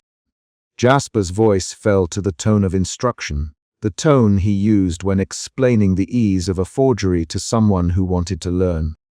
"You have seen forgeries. My work sometimes ends up in tearful arguments in taverns as authentic. A good seal, an accurate bluing of the ink, the right age stains. No one will read the same ledger 2 decades hence and say, 'On that night a scribe cheated.'" He struck the rim of his satchel. "And if they do, they will have to name the method, and the method costs power to name. The less obvious the crookedness, the safer it flies." Matthias swallowed a syllable. He thought of the ledger's line, where his great-uncle's name had been struck in small shorthand, of columns of numbers that had been recorded with the indifferent cruelty of bureaucracy. People were not simply names on paper to him. Not once Edda had led him through the allele of testimony, and Sister Anwen had painstakingly fingered faded vows and confirmed threads. They had been living and then they had not. To have such a thing undone by skill would be to spin the guilt into a cloth he could wear silently. "What would you ask in return?" he asked instead. Nothing too crude. Jasper's grin widened, but it did not reach his eyes. "A sum enough to keep your mother and siblings from needing to work harder. A promise of passing favor. And perhaps, in the future, a small thing, a letter transported, a seal placed, a copy smuggled out. I do not ask much. I make an erasure and you sleep easier." Matthias imagined his mother's hands.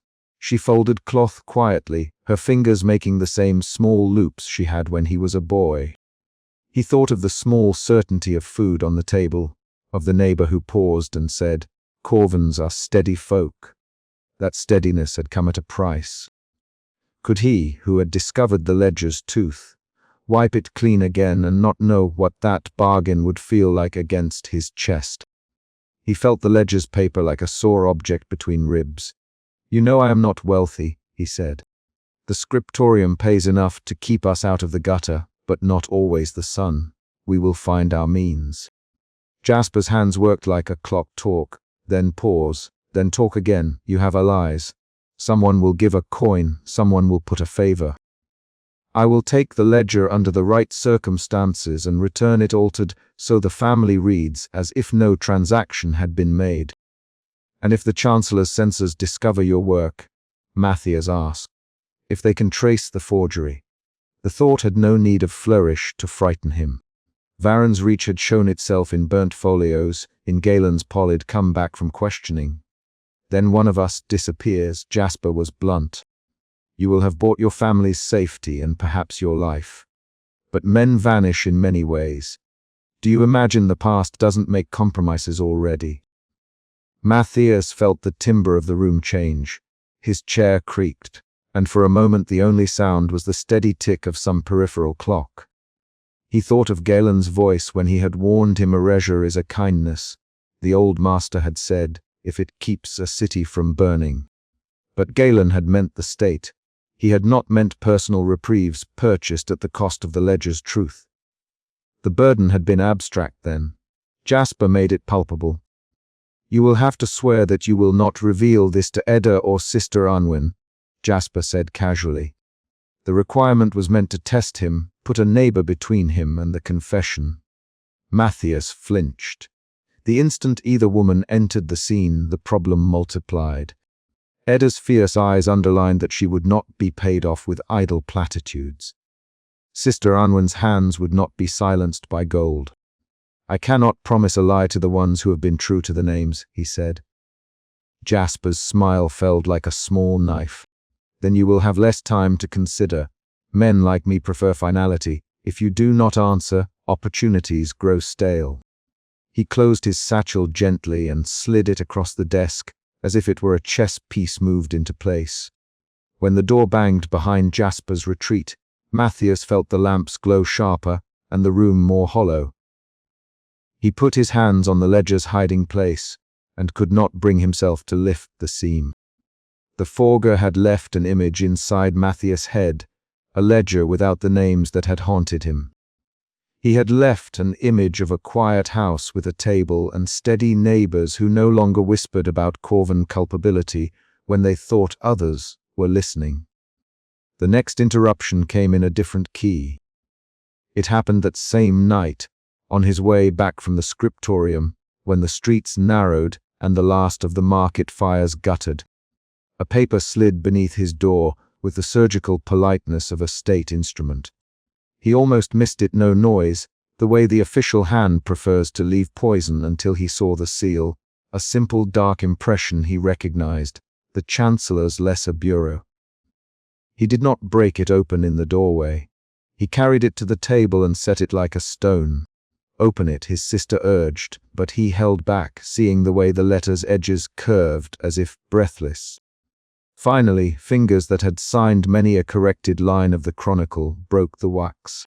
Inside, a formal line offered. The scriptorium could be rewarded for errors in transcription, with the promotion of a single clerk and a clause that would be noted as clerical amendment. It said, with the careful cruelty of bureaucracies, that the state understood the difficulties of transition and would allow for compassionate rectification for those families who had benefited from formally acknowledged administrative corrections. There was an inked line at the end, an invitation to appear and sign under the Chancellor's amnesty. There was no explicit threat in the paper. Threat needed no explicitness here. It sat coiled in the implication that an administrative correction signed and filed would protect him, and that refusal might draw attention. The letter's official smell-oiled thread and a dryness like old bread made Matthias think of varnished boxes and the way men who did not wish to see crimes saw them anyway because power suited them. At supper, his mother, whose hands had trembled the faster the nearer a problem came to her table, served stew in bowls with practice and quiet. She noticed the pallor around his eyes and asked, plain as any woman, "Is there trouble at the scriptorium, Matty?" He put his hand over the sealed letter in his pocket and did not tell her. He thought of Jasper's tools and of the Chancellor's careful offer and of the ledger that burned in his private stack. He felt like a man standing under a wall from which bricks had been methodically removed. At some point the wall would sway. Edda found him in the morning, as she always did when the city still smelled of baked bread and cold iron. She had been at the convent the night before, and had walked the alleys to make sure an extra eye watched the scriptorium. Her face was a ledger of small anxieties, tight jaw, a crease between the brows. She took in the sealed letter without need of an explanation. "You opened it," she said. It was less a question than a diagnosis.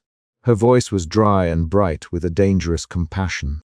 You will be offered something that looks like mercy and smells like a bribe. I have also had a different offer, he said. He told her of Jasper as if reciting a catalogue of tools. He watched her hands as he spoke. They were restless, making small counts in the air.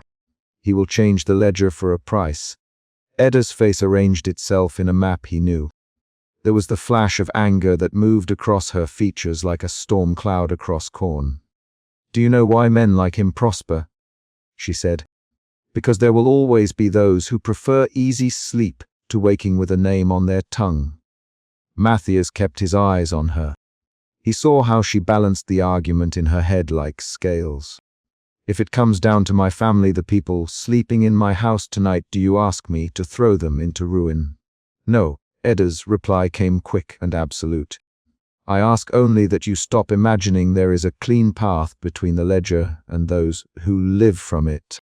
There is only a series of choices and the company of consequences. She leaned forward and set a small annotated folio on the table, its margin crowded with Edda's tight script. Take this. Read the names again. Remember, if you let a man like Jasper sculpt the ledger, you will never stop being the one who knows what was taken. She spoke of endurance as if it were a practice any person could learn by repetition. Matthias wanted to accept that lesson. A part of him wanted to be the man who endured because endurance kept the city from flames, but his chest was a kettle of small, raw fears. He thought back to his mother's hands and to the sealed letter that offered a thin promise of promotion and steadiness. The day that followed asked of him the kind of choices that cleave men into two seasons. He walked the market to distract himself, where the smell of cumin and smoke and animal fat kept his head from spinning. Mira, the market seller, greeted him with a nod and a phrase of gossip. The Chancellor's men keep close to the courier paths. There were rumors that couriers were being searched with more zeal. The city had the tense feeling of a street that had learned to hold its breath. At dusk, two plain-coated men came to the scriptorium courtyard where the lamplighter's shadow pooled. They were the sort of emissaries who carried not names but intentions. They looked like any such men, no flourish of insignia, their hands empty. They asked to speak with a single, precise curiosity, Matthias Corvin. The manner of their question made him feel small. They sat him upon a stone bench and offered him no cup. One of them placed a sealed envelope upon his knee, and the other, with the softness of someone who had rehearsed restraint, said, "A word in the right hour will grant your household favor. A word against the state's interest will bring scrutiny where the sun does not always shine." They spoke almost clinically about favor and scrutiny. The choice was presented like a ledger: sign this, and your house will be sheltered. Refuse, and perhaps you and yours will be examined with a meticulousness that breaks ordinary life into shards. They were careful, not stupid. They understood that fear is sometimes a more persuasive hand than threat.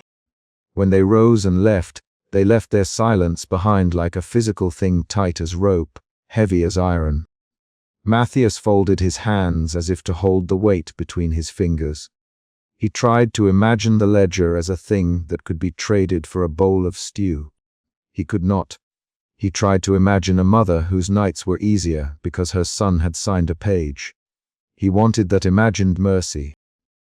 The part of him that was loyal to the dead recoiled from the image. Did those who were betrayed deserve an erasure for the comfort of his mother? When he returned home that night, the stew tasted of less. He set the sealed letter from the Chancellor upon the table and watched it through supper as if a third person sat at the table. His mother hummed the old house tune under her breath and did not press. It was as though we both existed, he thought, the man who keeps the ledger and the man who eats here. If he chose for one, what would he become to the other? His father had died before he began to understand the ledger's corrosive detail. Otherwise, Matthias suspected, he would not have been able to sleep for the weight of the choice. His sister, who mended with efficient hands, drew her needle through the cloth without meeting his eyes. They had a small, careful conversation about taxes and neighbors and an aunt's wedding, as if the world could be made ordinary by speaking of ordinary things. When darkness came, he rose and did the only thing that steadied him. He unpacked the ledger and spread it as he had done when the discovery had first come to him. He read the names aloud in a voice that had learned to fold itself inward. The letters were dry and sure. Here is the exchange.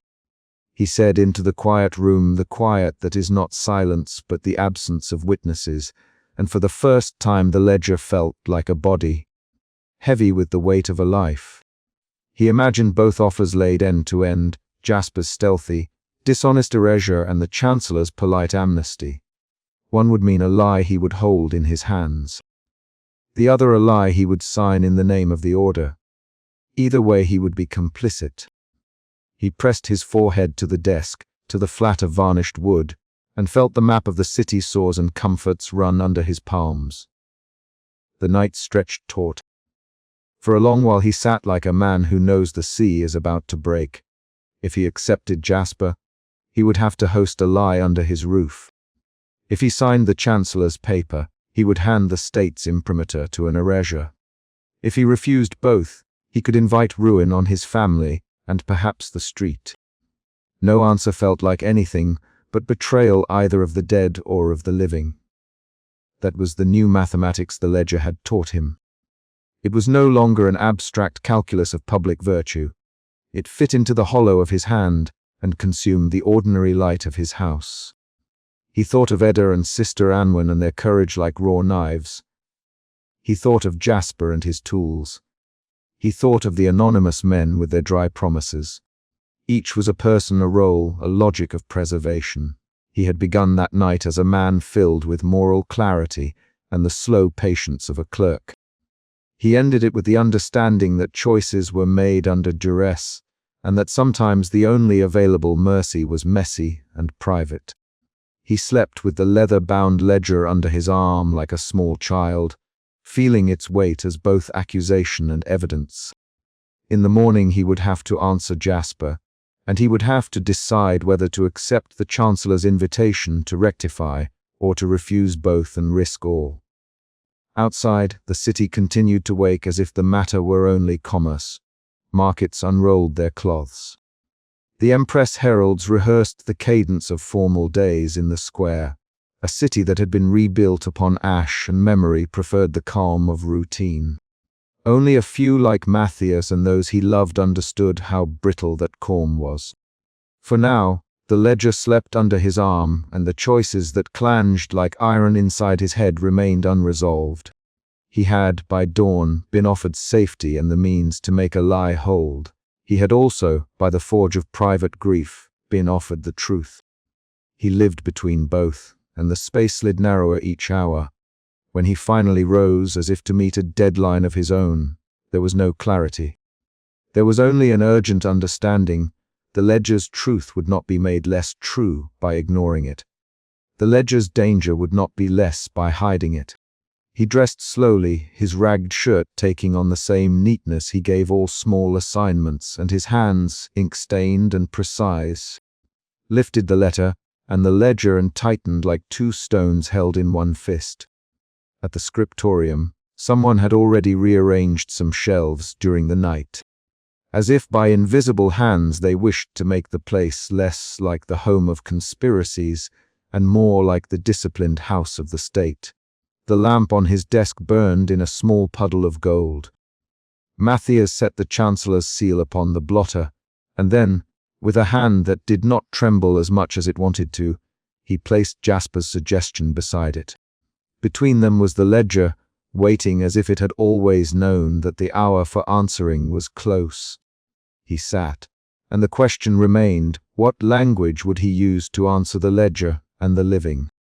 To whom did one owe fidelity when the past had been traded for a present that might not endure? The choices hung like letters not yet written. There was only the thin, unbearable certainty that someone would wait, and that waiting would sharpen the blade of consequence.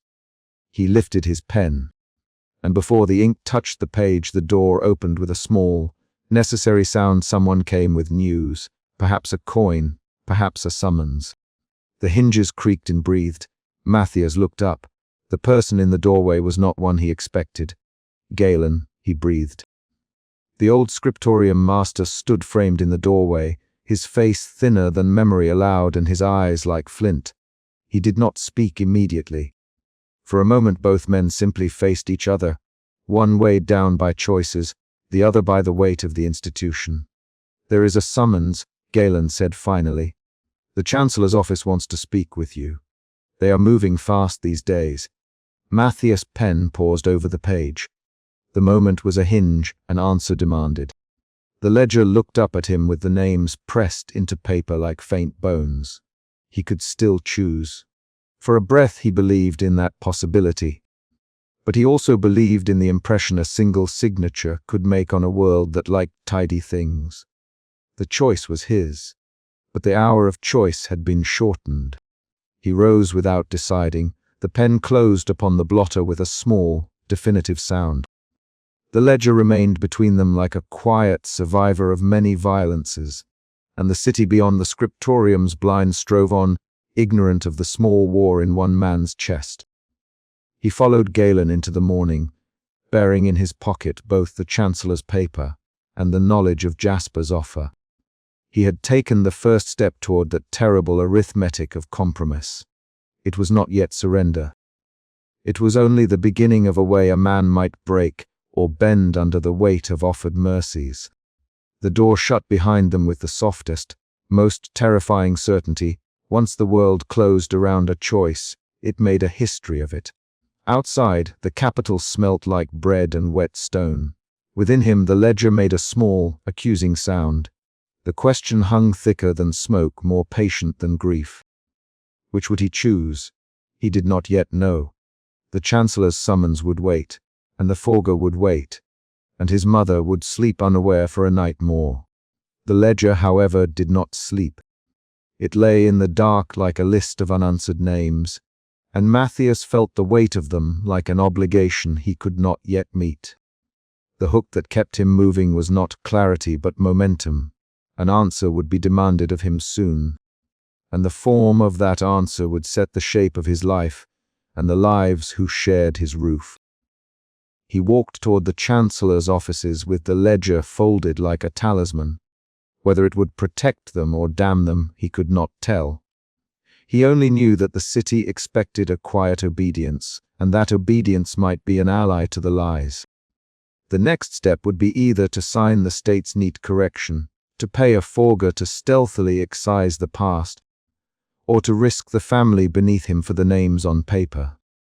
The door to the Chancellor's hall stood waiting like an open mouth. He crossed the courtyard, and the dasher of a carriage rattled by. Somewhere in the distance a bell began to toll the hour. He was not yet the man who would answer the ledger. He was only the man who must now choose. The lamps in the scriptorium burned with a reluctance that belonged to the season, light that clung rather than spread, small and intent, gathering a circle of amber around those who would not be seen. Matthias worked within that circle as he had always worked, hands coiled around the tool of ink and patience, yet tonight his fingers trembled for reasons that had nothing to do with calligraphy. The misfiled ledger lay beneath a scrap of plain paper at his elbow like a sleeping thing. He had learned to treat such objects with the same soft, careful movements given to infants and explosives. Outside, the city's noises were occluded by stone and roof, a cart's distant creak, someone laughing too long in a tavern, the faint scrape of a window shutter. Inside, the scriptorium had its own small, private acoustics, the whisper of parchment, the rasp of quill on laid paper, a cough stifled as if to avoid waking history. Matthias's half-closed eyes kept returning to the ledger's margin marks, numbers and dates arranged with the bureaucrat's calm that made guilt look deliberate only in its neatness. Edda appeared as shadow always appeared in his life now, sudden and inevitable. She had the habit of standing in doorways, as if the threshold sharpened the world for her. He had expected caution in her, measured words, carefully folded offers of collaboration. Instead, she moved straight to the bench and set a small pile of leaves before him. "We cannot rely on memory," she said without preamble. "Paper is what lasts. Not sermons, not speeches, not cries in the street. Paper." Her voice contained a dry amusement that did not reach her eyes. "You know that as well as I do. You have proof. We will make it more proof." Matthias's mouth wanted to say that he had never wanted to be the kind of man who made proof. The scriptorium for him had always been the place where histories were soothed and made to sit well in the mouths of rulers. But standing there with his hands stained the way they always were, he felt the ledger's names like teeth in his mouth that he could neither swallow nor spit out. What if he began? What if nothing happens? What if they call it forgery or a trick? Edda's fingers found his ledger and drew it closer. "Then we make it harder to call. You have the ledger. Sister Anwen has the oath. We have testimonies. If they can argue that a leaf is planted, we plant 10 others in places where argument doesn't matter. We copy. We marginalize. We distribute. Make the truth a stream of small, persistent drops rather than a single fist at the palace door." She spoke simply, as if engineering a solution rather than committing a sin. A scribe's work was an engineering of truth, he thought, that helped him steady himself. The idea of marginalia, the small, almost invisible notes that trailed the formal lines of state text, possessed him like a practical geometry. They began in the warmest corner, beneath the weak sun that the lamp fed into life. Sister Anwen awaited them in the narrow room that smelled of beeswax and old linen. She had prepared space on the table, laying out strips of paper like the ribs of a small, hidden boat. She did not look surprised to see them. Her serenity was the kind that grew by habit in places where hope and fear wore similar cloaks. She had been given the ledger's other corroboration the day before, a faded oath whose clause fit the ledger's phrase as a key fit a lock. "These words," she said, lifting the margin of parchment like a leaf, were said aloud. "I can almost hear the man who wrote them." He paused at the same point where your scribe used a dot instead of a dash. The hand trembled, then see. And that tremble is not the hand of the state. That is a human hand. Matthias leaned closer until the candle warmed his cheeks. The ink had eaten into the fiber of the page in irregularities that no practiced forger could perfectly replicate without tools, and a hand that had been trained to make regularity. Sister Anwen's eyes, small as they were, seemed to read the age of strokes as others read faces. They spread out what they had, 2 ledger leaves, a photocopy. He winced at the modernity of the word in his head. Despite the actual practice being hand copies, a scrap from the market, where Mira had written down a rumor in half ink and half tear, and a folded piece of heavy paper that Edda had smuggled in the sleeve of her coat, containing a grave index with names and asterisks. Each piece on its own was fragile. Together they made a lattice. "If we simply add the names to the chronicle," Sister Anwen said, "the state will either ignore them as contamination or burn the folio and claim the scribe erred. If we make small marks where only the diligent will see, the marks will linger in minds that otherwise trust official ink. The chronicle teaches people what to think. Marginalia teach them how to doubt. The plan that took shape was not a single sacrament. It was a set of small, repeated acts designed to outlast the most compelling form of power the Chancellor had, centralization. Edda would make annotations in official copies, tiny, almost apologetic notations that would look, to a careless censor, like a scholar's aside. Matthias would copy the ledger into a slim folio beneath a false name and consult the folio as if for his own family index. Sister Anwen would hold a separate copy within the convent and read the names in private prayers. Ryan, they agreed, would carry another to places of burial so that the living could at least know the names of the buried. Thomas would take a portion to the markets, disguised as receipts and ledgers, and the sort of thing couriers lost amid the crush of everyday life. It was a plan that relied on tedium and repetition, and thus on the human tendency to overlook a thing when it appeared too often. It was also, Matthias realized with a clench of his chest, a plan that bound him to other people in a manner he had always eluded. Every marginal note was a string that tied his life to Edda's and Sister Anwen's and the ghost of the men and women who had died with names listed in a ledger. To write those names in his own hand was to invite ruin. To leave them unshared was to live in an unquiet sleep. They worked like conspirators and like monks. The scriptorium's rules allowed for copying of official material when it served the chronicle's upkeep. This gave Matthias cover. But each copied name was a small betrayal of the very ethic he had been taught, that official acts must be neat and uniform. He found he could not write without murmuring the names as if in prayer. He read them aloud to test the cadence, to make sure they did not fall into the cadence of proclamation. Saying them softened the shapes of the letters on his tongue and made them feel real. "Listen," Edda said once, when his voice broke. "Do not say them in anger. Say them as people's names. You will know the difference." It was a small mercy. The danger lay not in the act itself, but in discovery. The scriptorium had watchers, clerks with clean sleeves who counted pages and knew the exact weight of official copies. The Chancellor's men were not monstrous caricatures in helmets. They were fastidious men who kept records and enjoyed the exactness of erasure. If one of them noticed an odd flourish, a marginal dot that did not belong, they might mark it as corrupt. If 5 copies bore the same flourish, they would begin to suspect not error but intent, and then the machinery of purge would engage. Matthias learned to disguise his urgency within ordinary gestures. He pretended to blot his work more than usual, to stand and consult other shelves deliberately. When Edda left a copy on a communal table, it was she who made the careless remark to the master about stabilizing the chronicle's footnotes. The master, Galen, nodded as if he believed in footnotes and stabilizing things. He praised initiative with a look that had no teeth behind it and moved on.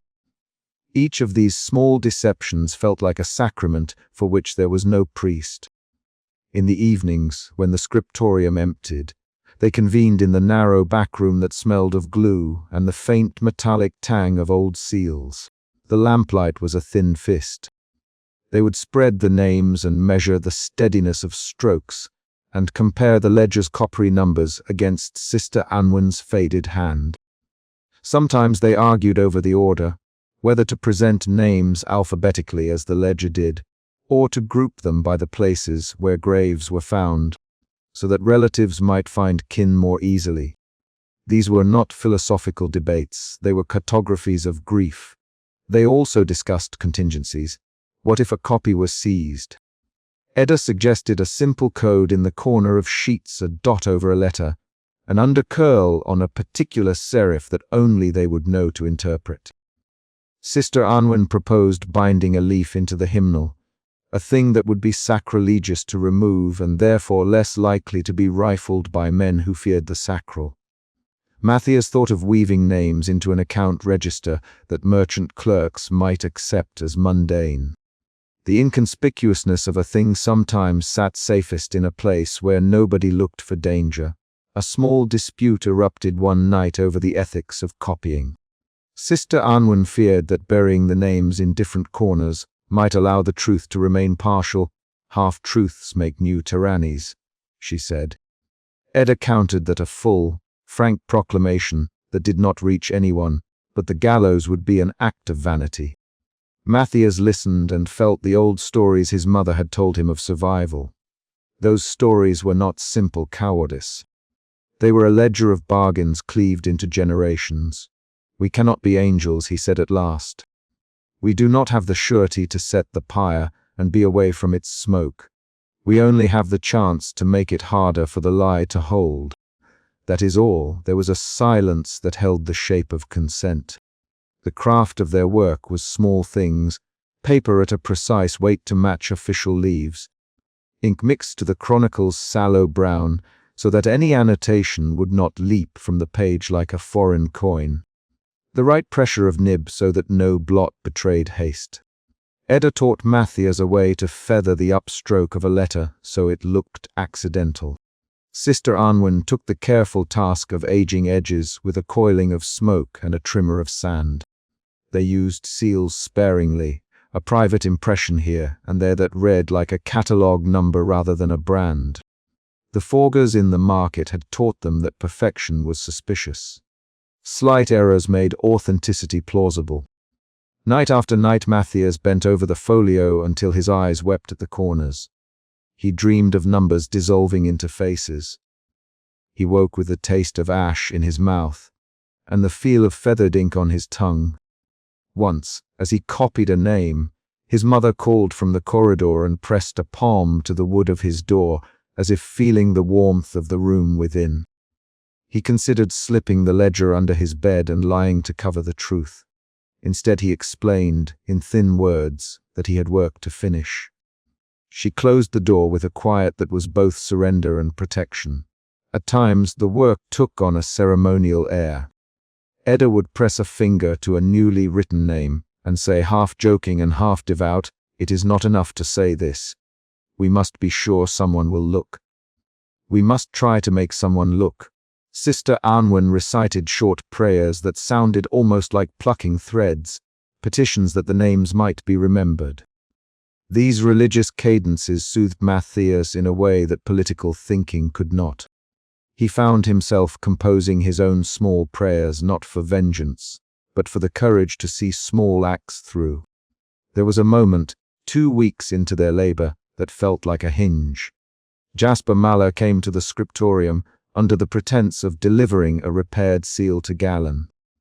His satchel smelled of oil and lead and the market. He lingered long enough to look over the edge of their work, and then, for a heartbeat, his smile faltered. "You are playing a dangerous game," he said softly as if to a friend. "Not because it will not work. Because it will. The men who want to keep history tidy will kill to keep a line straight." Jasper's warning was not a threat. It was a ledger entry in the ledger of risks. He lifted a small piece of paper and, with the slate of someone used to skirting the law, slid it across to Matthias. On it was the mark of a courier route and a price list for certain kinds of secrecy. "If you need impossible copies made, or if a leaf must wear a different stamp, see me. But remember, forgeries can be used to discredit the real. Keep your hands honest when you can." Matthias felt his pulse in the base of his throat. The man's presence was a reminder of a truth they had all half known, that the market of lies and the market of truth used the same streets and the same porters. The existence of Jasper's craft made their modest art both more necessary and more precarious. They finished the folio in the smallest hour before dawn, when the city was a grey hush and the scriptorium smelled of ink and the ghost of bread baking somewhere beyond the walls. Matthias laid down his quill and looked at the bundle, several leaves sewn into a slim spine, wrapped in a scrap of coarse linen and bound with thread. He felt for a moment as if he had given away a child. There was relief in completion and terror. "Now we put it where it will be read," Edda said. And there was neither triumph nor fear in her voice, only the practical cadence of someone arranging a furniture plan. They divided what they had. A copy went to the convent where Sister Anwen would hide it in a hymnal between a mass for the dead and a list of donors. Another would go, disguised as a merchant's account, to Thomas for the markets. Edda took a slim leaf herself and tucked it into her inner sleeve with the familiarity of a woman who had learned early which risks were worth her breath. When Matthias left the scriptorium that morning, the sun was a thin coin, and the city seemed new and fragile as a thought. He walked with the ledger folded beneath his cloak, feeling its bulk like the secret heat of something living. He did not know whether, in days to come, the marginal annotations would be enough to make a difference, or whether the Chancellor's men would cut open the belly of the chronicle and leave its house empty. What he did know was this: he had put ink where previously there had been a lullaby of silence. That small transgression made him feel alive and terrified in equal measure. He was not navvy about the price. He had the image of his mother at the shuttered doorway. He could picture the neat offices in the Chancellor's wing, where men who had learned to believe in the cleanliness of conquest would count pages and names and consign people to a mission. But that image no longer had the power to hold him.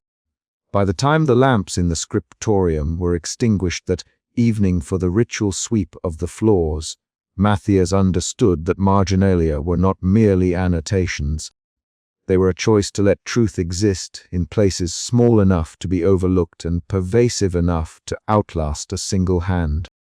He thought of a margin as a place where silence met speech, a seam in the cloth of history. If they could fray the seam a little, if they could make a hole small enough for memory to pass, and yet large enough that it could never again be neatly stitched, then they had done something. The scriptorium smelled of damp ink. Outside, a child bawled, and somewhere a bell tolled the hour. Matthias held his breath until the sound faded. Then he put his hand to his chest, to where the ledger lay silenced and heavy, and felt the strange beat of a conscience newly active. He did not know what the morning would bring. He only knew that the names he had written would not be wholly unseen. That, for now, must be enough. And in the small, private chapel of the convent, Sister Unwen said the names aloud as she tucked a folio into the hymnal. Her voice was thin as a thread, but across the body of her words was the same stubbornness as the ink that had given them form. Somewhere the world leaned just a fraction toward remembering. It was a quiet rebellion, composed in the narrow language of the margins. It had no drums, no banners. It had only the scratch of quill and the tremor of human hands that could not unwrite what they had learned. The risk of discovery existed in every stroke. So, too, did the possibility of a different kind of fidelity, the fidelity of remembering. The scriptorium's door shut behind them, and the ledger's small light was folded into pockets and psalms. What would follow if purge or pardon, if violence or mercy lay beyond their hands? Matthias went home, and in the dark corridor his mother pressed her forehead against the door and said nothing. He wrapped the small folio against his chest until the fabric warmed. At the window his reflection stared back at him, a man with inked fingers and a face that had begun to carry the map of worry. He climbed into bed with the ledger like contraband beneath his pillow, and, for the first time in his life, dreamed not of neat rows of letters, but of names walking up from the ground and shaking the hands of those who had pretended they did not belong to anyone. When dawn came, it brought with it the ordinary bustle of the capital, vendors setting out their wares, a priest crossing himself before opening a shop shutter, a carriage that expelled a bloom of dust. The Chronicle sat on its shelf in the scriptorium, heavy with state certainty. In its margins now lay the quiet defiance of a few narrowed strokes. No one had yet noticed. But marginalia, like seeds, wait for the right season to take root. Matthias understood that they had not solved anything. They had only shifted the terms. The ledger was no longer a solitary danger. It was a shared burden. He felt the weight of it as a sort of promise. The work of conscience, he realized, would not end with the writing. It would require tending, and tend they must. He stepped into the day with ink still under his nails, and the city hummed as if nothing had changed. That, he knew, was the deceptive thing. Silence is loudest just before it breaks. Matthias had known graves by the ledger for weeks. He had read dates and names in the quiet of the scriptorium, his spectacles sliding down his nose as the columns of ink converged and receded. But a name on paper was a thing tempered by the hand that wrote it, precise, obedient to margins, subject to the economy of a mission. The ledger had been ordered, tidy even in its crimes. It had the bureaucrat's calm that made betrayal seem like an accounting decision. That was the shape guilt took on his desk, neat, routinized, able to be hidden beneath other pages. Seeing a mound was another language entirely. They reached the burial ground by a path that sloped away from the city in a fold of land the new capital had overlooked, when it rebuilt itself like a man in a hurry to dress. The path was shaded by yew and hawthorn. Nettles flamed along the edges where no foot had gone for a season. Rain had fallen earlier, and the air smelled of turned earth and late leaf mold. Matthias kept his hands in his coat pockets, though he had reason to touch many things. The ledger was wrapped under his cloak with the care of contraband, a heavy plane against his ribs. Ryan moved with the short, economical stride of a man who had learned to measure distance in paces and consequence. He held no lamp, only a small spade at his side. The graves lay in a hollow like a forgotten sentence. There were no statues, no orderly lines. Mounds rose and sagged, the grass on them darker where boots had pressed. Here and there a cracked wooden marker thrust from the soil, moss softening the names that had once been carved into their faces. Some markers were nothing but a length of plaited willow stuck at the head like a comma. It was not the grand burial of a deed, but the quiet work of someone who wanted the dead kept but not advertised. Ryan stopped short and removed his cloak. "We leave the torches in the town," he said, which was a way of saying the work would be private. He placed the spade in the earth, not digging yet, and surveyed the ground as if reading a field of script. "They were pushed here in haste," he offered. "They were not meant to be found." Matthias felt the ledger beneath his heart as an accusation. He opened his mouth. Words were dry and small. "These are the dates," he said. "Some match the ledger precisely." Ryan's jaw worked. "Names also?" he asked.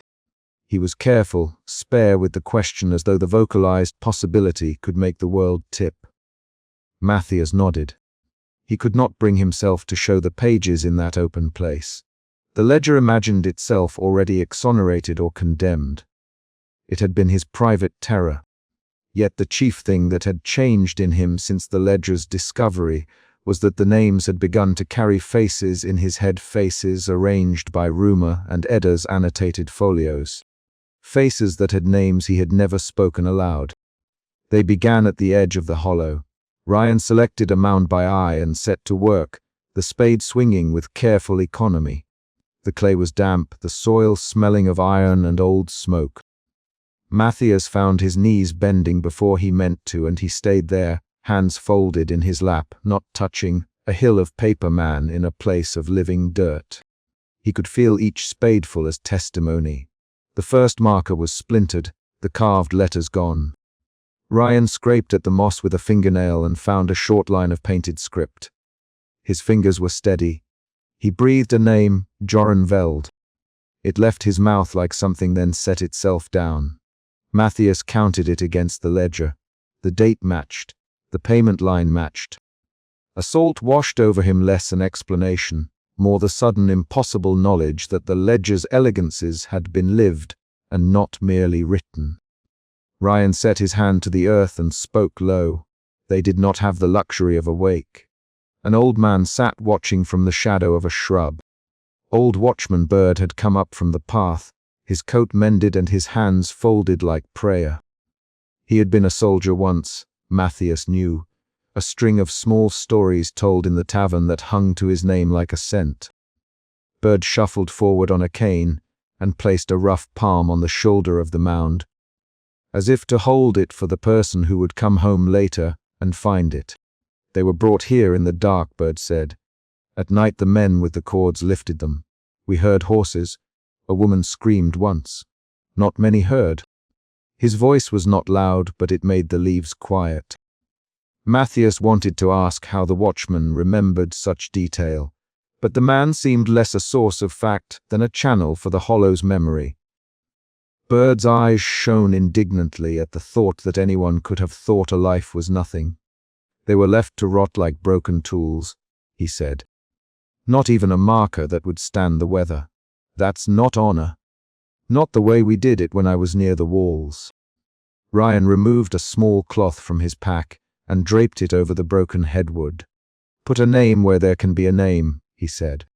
He moved swiftly, as if haste were a counter to ritual, and cleared the ground with efficient strokes. Matthias watched him find the hollow under the board, where a few tokens had been placed.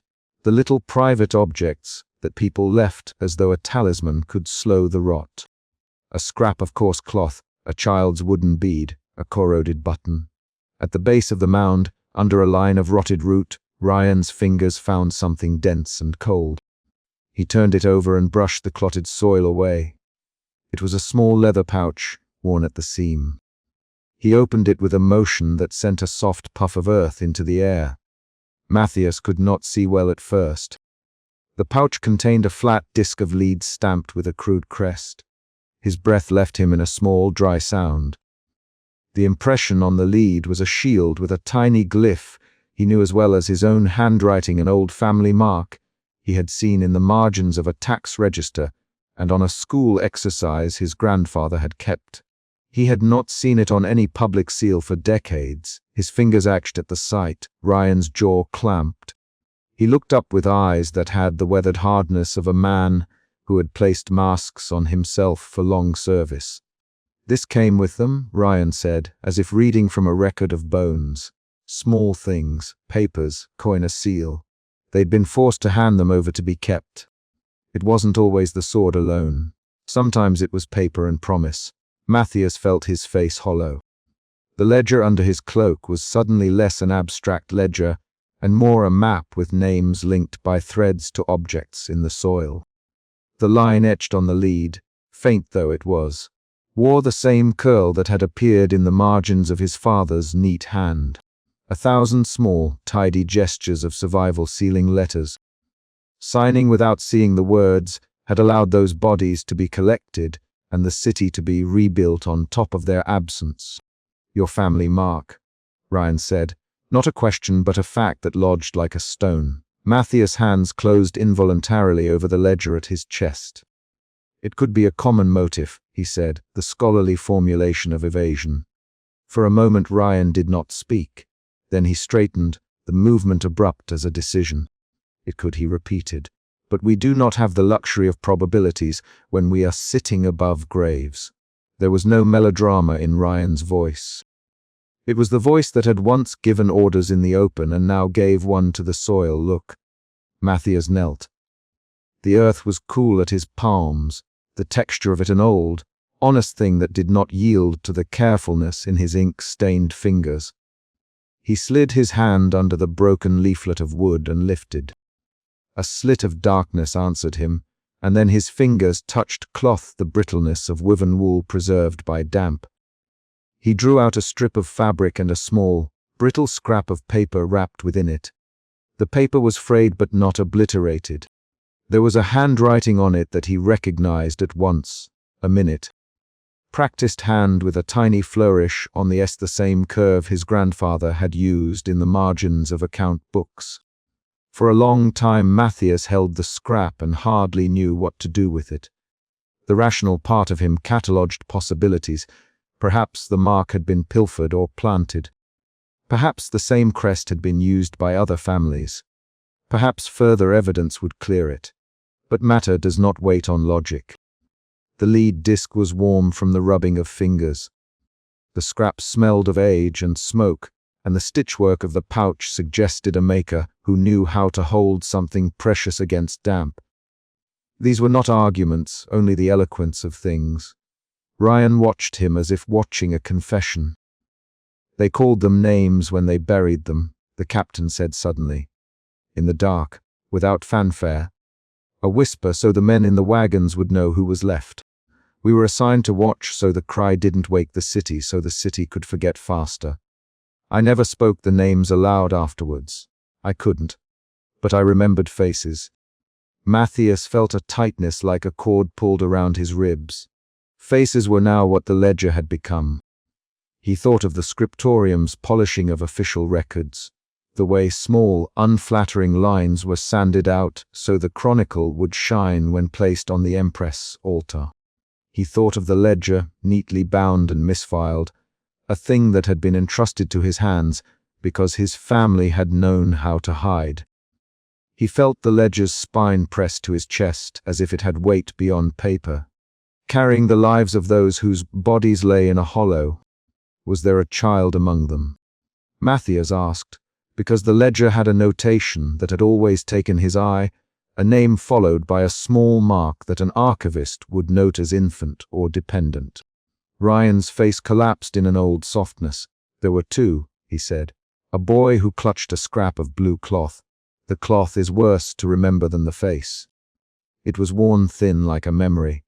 And a girl who had a piece of thread twisted in her hair. They had no place to lay them where any of their kin would come and see. We left them here because no one else would. Matthias pressed his palm to a mound nearby where grass had not quite knit into place. The ledger shows payments, he said, voice low. To men who took names and turned them over. It lists sums and dates. They were counted as liabilities, not people. Ryan spat a little in the mud, a small private act. I saw the men with ledgers. They wrote with their sleeves clean. They counted as if the things they were counting were numbers and not what they were, he said. They did not look when they turned away. They never looked. There was a kind of rage that moved quietly through Ryan's speech, a controlled, bitter thing. Matthias felt ashamed to be the man who had learned to tidy lines and erase. He knew how to make a ledger sing a kind of tune. He also knew the names of the men who had sharpened erasure into ritual. He had been taught that a smooth chronicle would save lives by preserving stability. Had stability been worth this? The question hung between the trees like rain. They worked with a new, solemn patience after that. Ryan uncovered another marker and read a name. Matthias leaned close and traced the name with a finger, as though the flesh of the letters might speak. Each name detached from the ledger and took on weight. He murmured them quietly, each one an admission he had not allowed himself until now. Jorenveld, Lissa Marin, Talok Dunn. Saying the names was a small sacrament. It made something inside him shift. After the third grave, Ryan stood and stretched as if to dislodge something deep in his back. You should see them with me, he said at last, not accusing but informing. You should know what the ledger looks like in the dirt. If you are going to carry that book, you should know how it sits in a grave. Matthias felt as if his choices had narrowed to a lane as thin as a blade. The city would never willingly give up its clean origin story. The Chancellor's bureaucracy would call the ledger an error, a misfiling, a criminal forgery 1,000 times over, and the Empress would be advised to smooth things so that the Empire's foundations would not tremble. Yet here, amid the mounds, the ledger was a bridgehead of shame that could not be walked past. As they turned at last toward the path home, Bird lingered by one mound and produced from his breast a small toy of carved wood, ragged and chewed. Someone left this, he muttered. A child clung to it while they were taken. I kept it because it shouldn't be buried with strangers. There's no justice if we leave things to rot. Ryan accepted the toy from him with emotion that was more courtesy than sentiment. He tucked it into his cloak as if to keep it warm. The city was visible then over the lip of the hill. Chimneys, the new stone ring of the palace. Banners that were only ever unrolled to remind people of the story they must tell. The sight of it had always pleased Matthias in a measured way. He admired the order of the capital, the way the new streets fit each other like well-cut pages. Now the view felt like a skin stretched taut over something rotten. They walked back in a slow, companionable silence that was heavier than any argument. Ryan's shoulders were set. Bird moved like a man who had been given a purpose, thin and fierce. Matthias kept the ledger close and did not open it. He had seen enough to understand that the act of matching name to bone had changed his relationship to what he had first treated as text. He carried the sack of his household's linen and the small scrap with the family mark and felt as if he carried a verdict and not a curiosity. That night at his small table, the candle guttering against the windows dark, Matthias spread the linen and examined the scrap again. The graphite of the ledger's marginalia glinted faintly. Edda's hand, the convent's handwriting, the faint rubrics of Sister Arnwin's ink voices that had helped him build a case in whiteness and secrecy. He laid the lead disc on the open ledger and watched as two worlds sat side by side, one of official calculation and one of object and clay and dirt. The disk should have been an incidental thing. The sight of it on the ledger made it monstrous. He could not sleep. The small token, once a curiosity, was now an accusation. He thought of his mother at the hearth, of his cousin's timid smile at Sunday meals, of neighbors that had nodded to his family as if the Corvins were respectable because they kept their heads down. He thought of the offer that had smelled of law and mercy, the bribe to sign a formal redaction that would absolve names and secure a promotion. How much of that forgiveness had been purchased on the backs of these bodies? The ledger's neat figures had warmed a room where the Corvins kept a small comfort. The token in the dirt, the child with the blue cloth, the bare mounds with no fanfare, these things entered his sleep as if to demand recompense. In the grey before dawn he rose and wrapped the lead discs in an old scrap of cloth and placed it in the inner pocket of his waistcoat as if it were a prayer. He sat then and wrote while his hand trembled with cold and resolve, making a small list of names. He numbered them and penciled beside each one a parallel in the ledger. He made a second list of the men who appeared on the ledger as recipients' names he had seen faintly in the columned register. To write them was to bind them. At the edge of his list, with a sharp certainty that surprised him by its clarity, Matthias wrote a single line: "If these are the people who made our peace, then I will not let their names be erased without a record." The sentence surprised him with its bluntness. It was not yet a plan. It was the first, small, honest movement of a conscience that had been habituated to omission, but now realized the cost of that habit. Outside his window the city began to wake, bell and cart and dog. The rebuilt capital would go about its public business unaware of the hollow behind the U. The chronicle would be brushed and prepared. The chancellor's men would walk their corridors and polish their robes, and remind themselves of why some things were kept from sight. Matthias folded his lists and tucked the ledger into a box beneath his bed. He did not know yet whether the next steps would be confession, concealment, or some cunning compromise.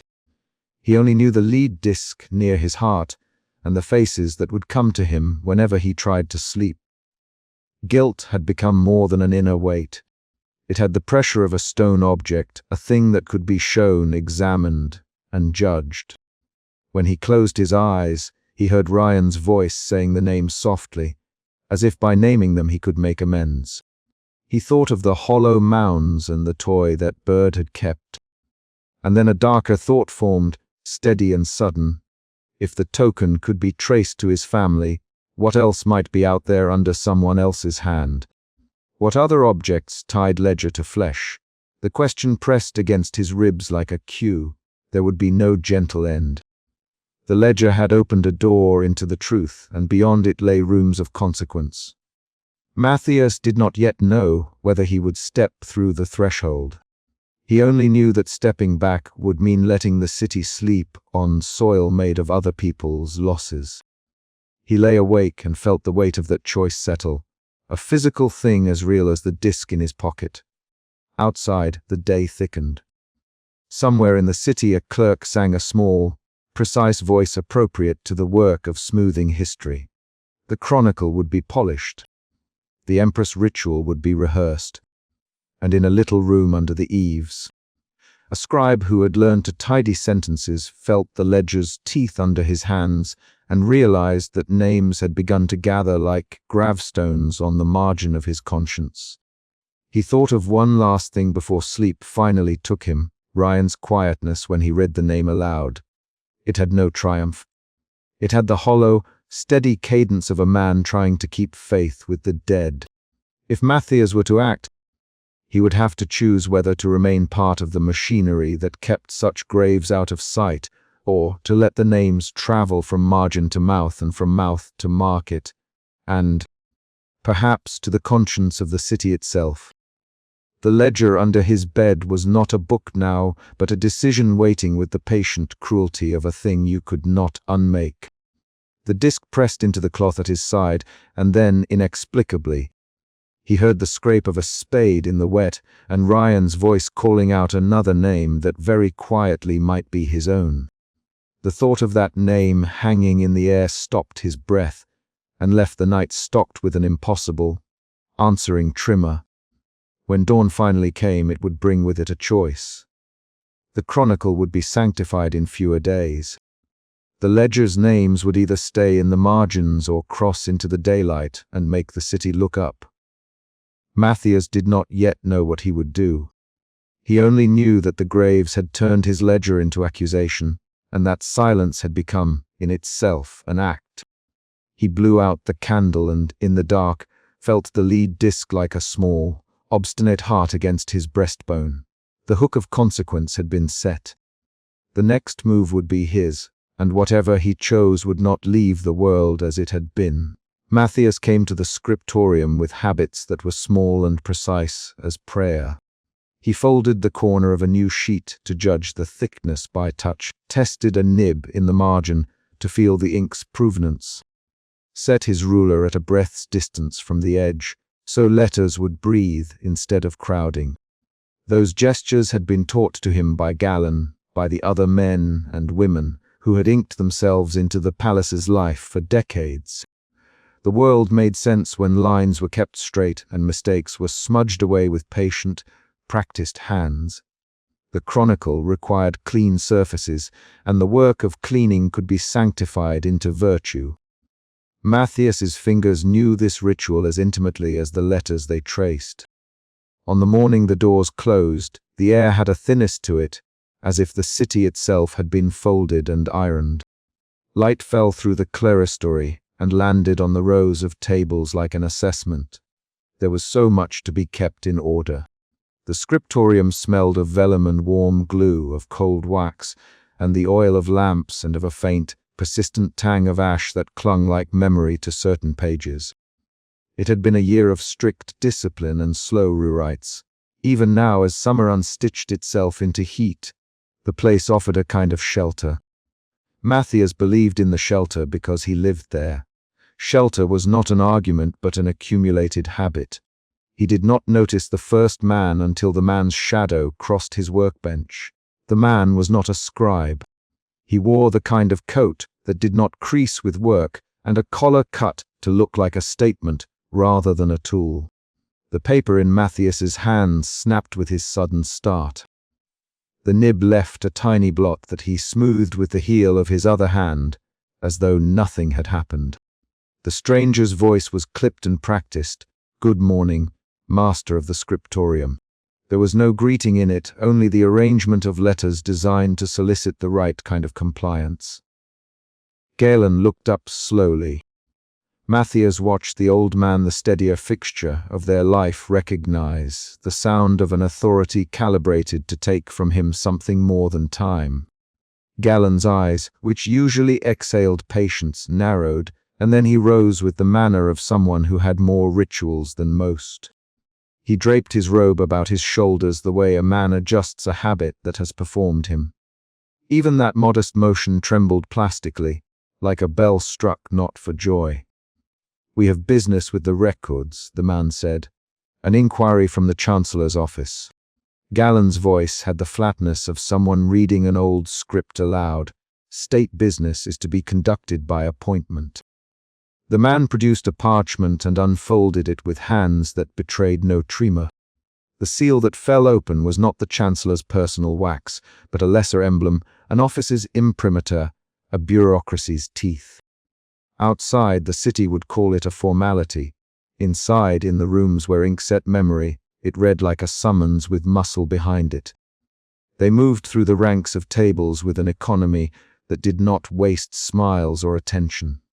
The other scribes looked up and then went back to their measures. There is a kind of survival in pretending there is nothing to see. Matthias's face warmed.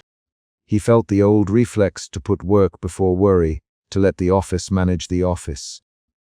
But when the man's eyes lingered and fell on his chest, as if measuring the young scribe for a ledger of his own, there was in that look something like the accounting of a future, where one might have to give account of the past. They requested a list of copies. They asked for indices and inventories. Their parchments were neat and their questions more surgical than blunt. They did not tear down shelves with torches and uproar. They performed civility as the habitation of power. Galen obliged with the old calm. He led them down the aisles between stacks like a man guiding visitors through the bones of a city. His hand rested, unthinkingly, on the spines of books as he passed them, as if to comfort them or to make them known. Matthias followed, keeping his distance like someone trailing scent. He could not help noticing the way the men catalogued Galen's face as much as they did the manuscript covers, a line nicked at the temple. A spot of ink that would not scrub away, the particular way the master carried his elbow. Such details are the currency of people who read people the way scribes read scripts. They led Galen away with the courtesy of strong hands. No one thought to shout, to plead, to wrap themselves around the old man's knees. The scriptorium's culture had trained a different response. Galen had been summoned to the chancellor's office. He would be questioned for a matter of state. He went through the door not like a man being stolen, but like someone walking into a long-anticipated council. The men's coats crossed behind him as if fastening a cloak on a statue. Hours later he returned, as promised. He did not look like the man who had left. There is a kind of diminution that cannot be hidden by the best robe. The face is hollowed at the eyes. The gait is truncated as if a step's length had been measured out and then shorted. Galen moved among the desks like a ghost learning how to inhabit a body it had no longer practiced. For a moment, one heavy, private instant, Matthias saw Galen's hands as if through glass. They trembled when a page required turning. Galen, Matthias said, because politeness is a kind of lifebelt. The master turned to him and smiled, a diminution of a smile, the sort that keeps the name of kindness, but no longer supplies the warmth. There were questions about indices, he said, and the words had the flatness of someone repeating a script. They reviewed a number of folios. They asked about sources. Matthias felt his mouth fill with a static. He remembered the ledger under his mattress at night, the ledger that smelled faintly of smoke, its edges scabbed with the memory of a fire that had not wanted to die. He had hidden it because it was inconvenient. He had hidden it because the thing it contained was sharp as a bone. Each time he had put it away, he had hoarded a small, shameful hope that the ledger might not be discovered. Did they mention anything specific? Thomas asked, appearing at the outer sill as if he had been listening through mortar. He wore dust on his boots, and had the look of someone who had been sent to the doors of houses and asked to remember which faces were there. Galen clasped his hands and looked at each table as if they were congregants. They named certain sections. They spoke of errors in redaction. They expressed concern very perfunctory about seditious inserts. His fingers twisted the hem of his robe. He did not say more. There was an economy in his silence that spoke in the same currency as the men who had taken him. Matthias felt the air change in the room, as if someone had closed a door he had not known was open. The men's faces, which had been polite before, now hummed with the low competence of those who have placed a piece on a board and are watching the effect of their move. One of them stepped toward Thomas and asked him in even, clinical tones about his rotes. "We are reviewing delivery protocols," he said. "Routine security." It was no longer a simple occupation. It was an assessment. When Thomas left, he went pale and fast. He came back and slid into his stool like a bird into a thicket. "They shadowed 2 roads," he said briefly, "blocked a lane outside the south gate for an hour. My pack was inspected twice. They asked to see ledgers in my satchel." His hand made a small, insider's sign for the packages he carried. In the marketplace, people pay attention to hands. Later, when Matthias went to Mira's stall for the bread he always bought to cut corners, the market smelled of heat and citrus peel and spilled oil. Mira's voice was louder than it used to be, an instrument pitched to gather gossip and sell it as commodity. That afternoon a hush settled on her face. Her cheek held the blue bloom of a bruise that a winter's sky would have envied for its color. Her shawl had been tugged, her apron searched. Men with neat cuffs and paler sigils had forced her to open the boxes where she kept account of small debts, arrears, and household names. They left her with a caution as clear as a coin: keep quiet and the pain goes away. Ask, and we will teach you its forms. Matthias listened and tasted the same acid he had felt when he watched Galen's shoulders go under. The scriptorium was not a private library. It was a limb of the state, skin-thin and liable to fracture. The ledger that he held under his bed sat like a scar under clean cloth. He knew, in the way one knows the pressure of a stone underfoot, that the ledger would be of interest to men who measured the city in casualties and in bargains kept for a price. In the afternoon, while the light went molten and the lamps were set to the first of their duties, an official notice arrived. A formal memorandum requesting the scriptorium's cooperation in a review of certain documents deemed to contain anomalous entries. The memorandum was bare of warmth. It invoked the security of the sanctuary and the preservation of public order. It contained the Chancellor's emblem in an authoritative ink that did not blot. To read the memorandum was to feel the shape of an ordered world closing in. It was not until after the notice was pinned to the board that Thomas ventured an addition in a voice lowered like a petitioner. They took a man from the watches today, he said. Old Bird was summoned and did not return. They asked him about gatherings near the docks. He spat the word docks as if it were an accusation. They want to know who remembers. Matthias sat with the ledger in the privacy of the curtained stall that Galen kept for his private codices. His hands trembled not yet from fear of being caught, but from the sharp arithmetic that presented itself, one man extracted for questioning. Courier routes watched. Informants bruised in the market. An explicit demand for records. The architecture of suppression is not all bared walls and burning. Sometimes it is quiet notices pinned to walls, a faculty of legal phrasing used like a scalpel. He thought of the ledger's names and the dates that matched the rebellion's collapse. He thought of his mother's quiet smile when she told the tale of the family's prudence. He thought of the price that had been paid in named coin and in blood that could not be turned back now, even if the names were put to paper. There were things a person learned in a place that keeps books. One is that people leave traces, a hand smear, a margin note, an errant docket. Another is that institutions kept their own habits, and that those habits could become instruments of violence. Matthias understood, as the sun drew back and a thin cough of wind sidled through the scriptorium windows, that the instrument had been trained on them. Galen did not speak of what they had required of him beyond what he had told. But there are manners by which a man yields a small, habitual stiffening of the throat, a new shyness in asking for ink. When Galen paused a moment with his hand on a folio, as if seeking the courage to open it, Matthias watched his fingers. They had always been the hands of an actor who had learned to make the state's story cohere. Now they looked like the hands of someone who knew he might soon be reprieved of their ability to accord comfort. That evening the notice at the foot of the door included a thin, opaque addition. The Chancellor had authorized a review across several archives, beginning with the scriptorium, and instructed that couriers and vendors be subject to inspections. The language was the language of safety and health. The meaning was the language of coercion. Matthias could think in lists, who had access to his ledger. Edda trusted but careful, Sister Unwin safe but slow, Jasper dangerous but cunning, Ryan an uncertain ally in uniform, Thomas now watched, Mera now marked.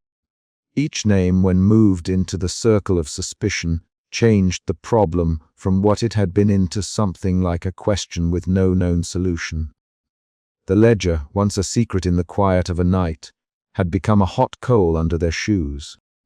When he finally took out the ledger that night, his hands moved as if on someone else's cue. The binding creaked a little and seemed to sound like a syllable of complaint. The pages had a smell he had come to know and hate, smoke, old oil, and the faint, coppery tang of memory. He passed his finger along an index entry and felt again the edge of what had happened years ago. Names, payments, dates. The penmanship was businesslike. The tone, bureaucratic. It read like a ledger and not like a lament, which made it more terrible. It had been collated as business, as calculation, as the arithmetic of living. It was all the more damning for its lack of flourish. He thought of Gallon's brought back hush and the men's polite eyes. The Chancellor's purview was a machine that preferred clean surfaces to messy truths.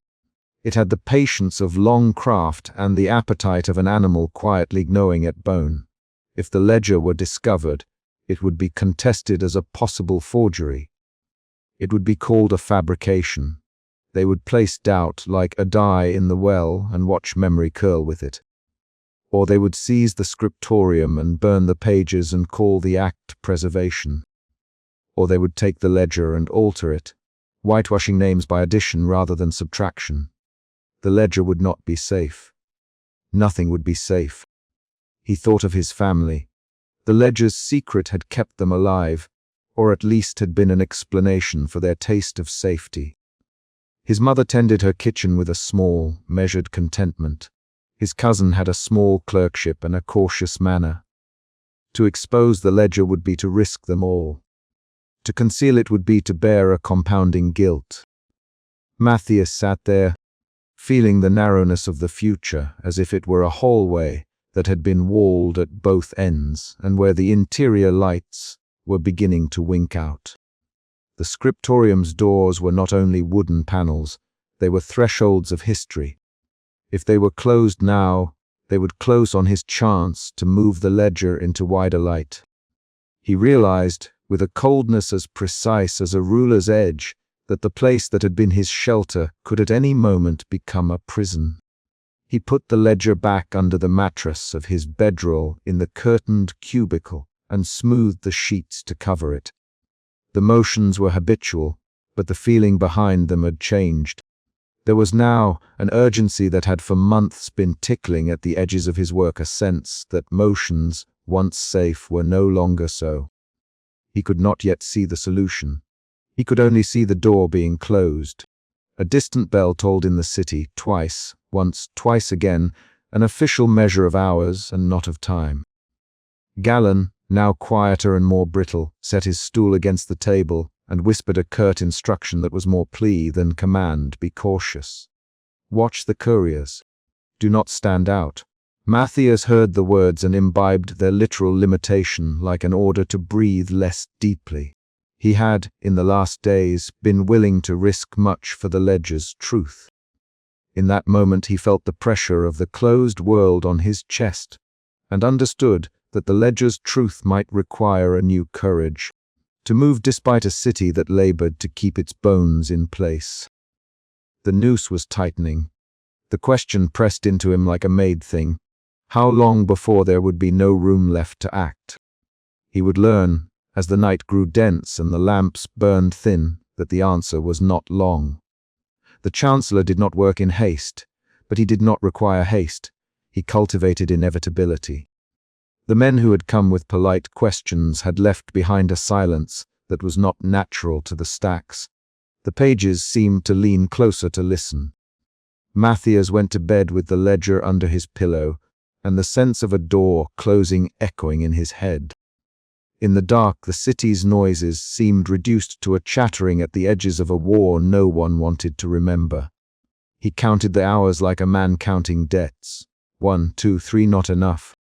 When sleep came, it was thin and populated by the soft shapes of names, each one a small lantern he feared would be extinguished.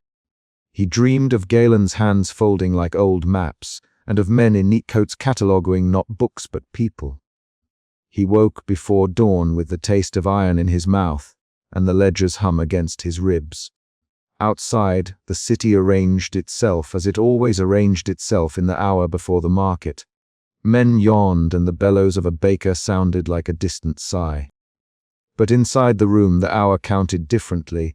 It was the hour of decisions that such rooms make with reticence. Matthias rose and smoothed his clothes with trembling care.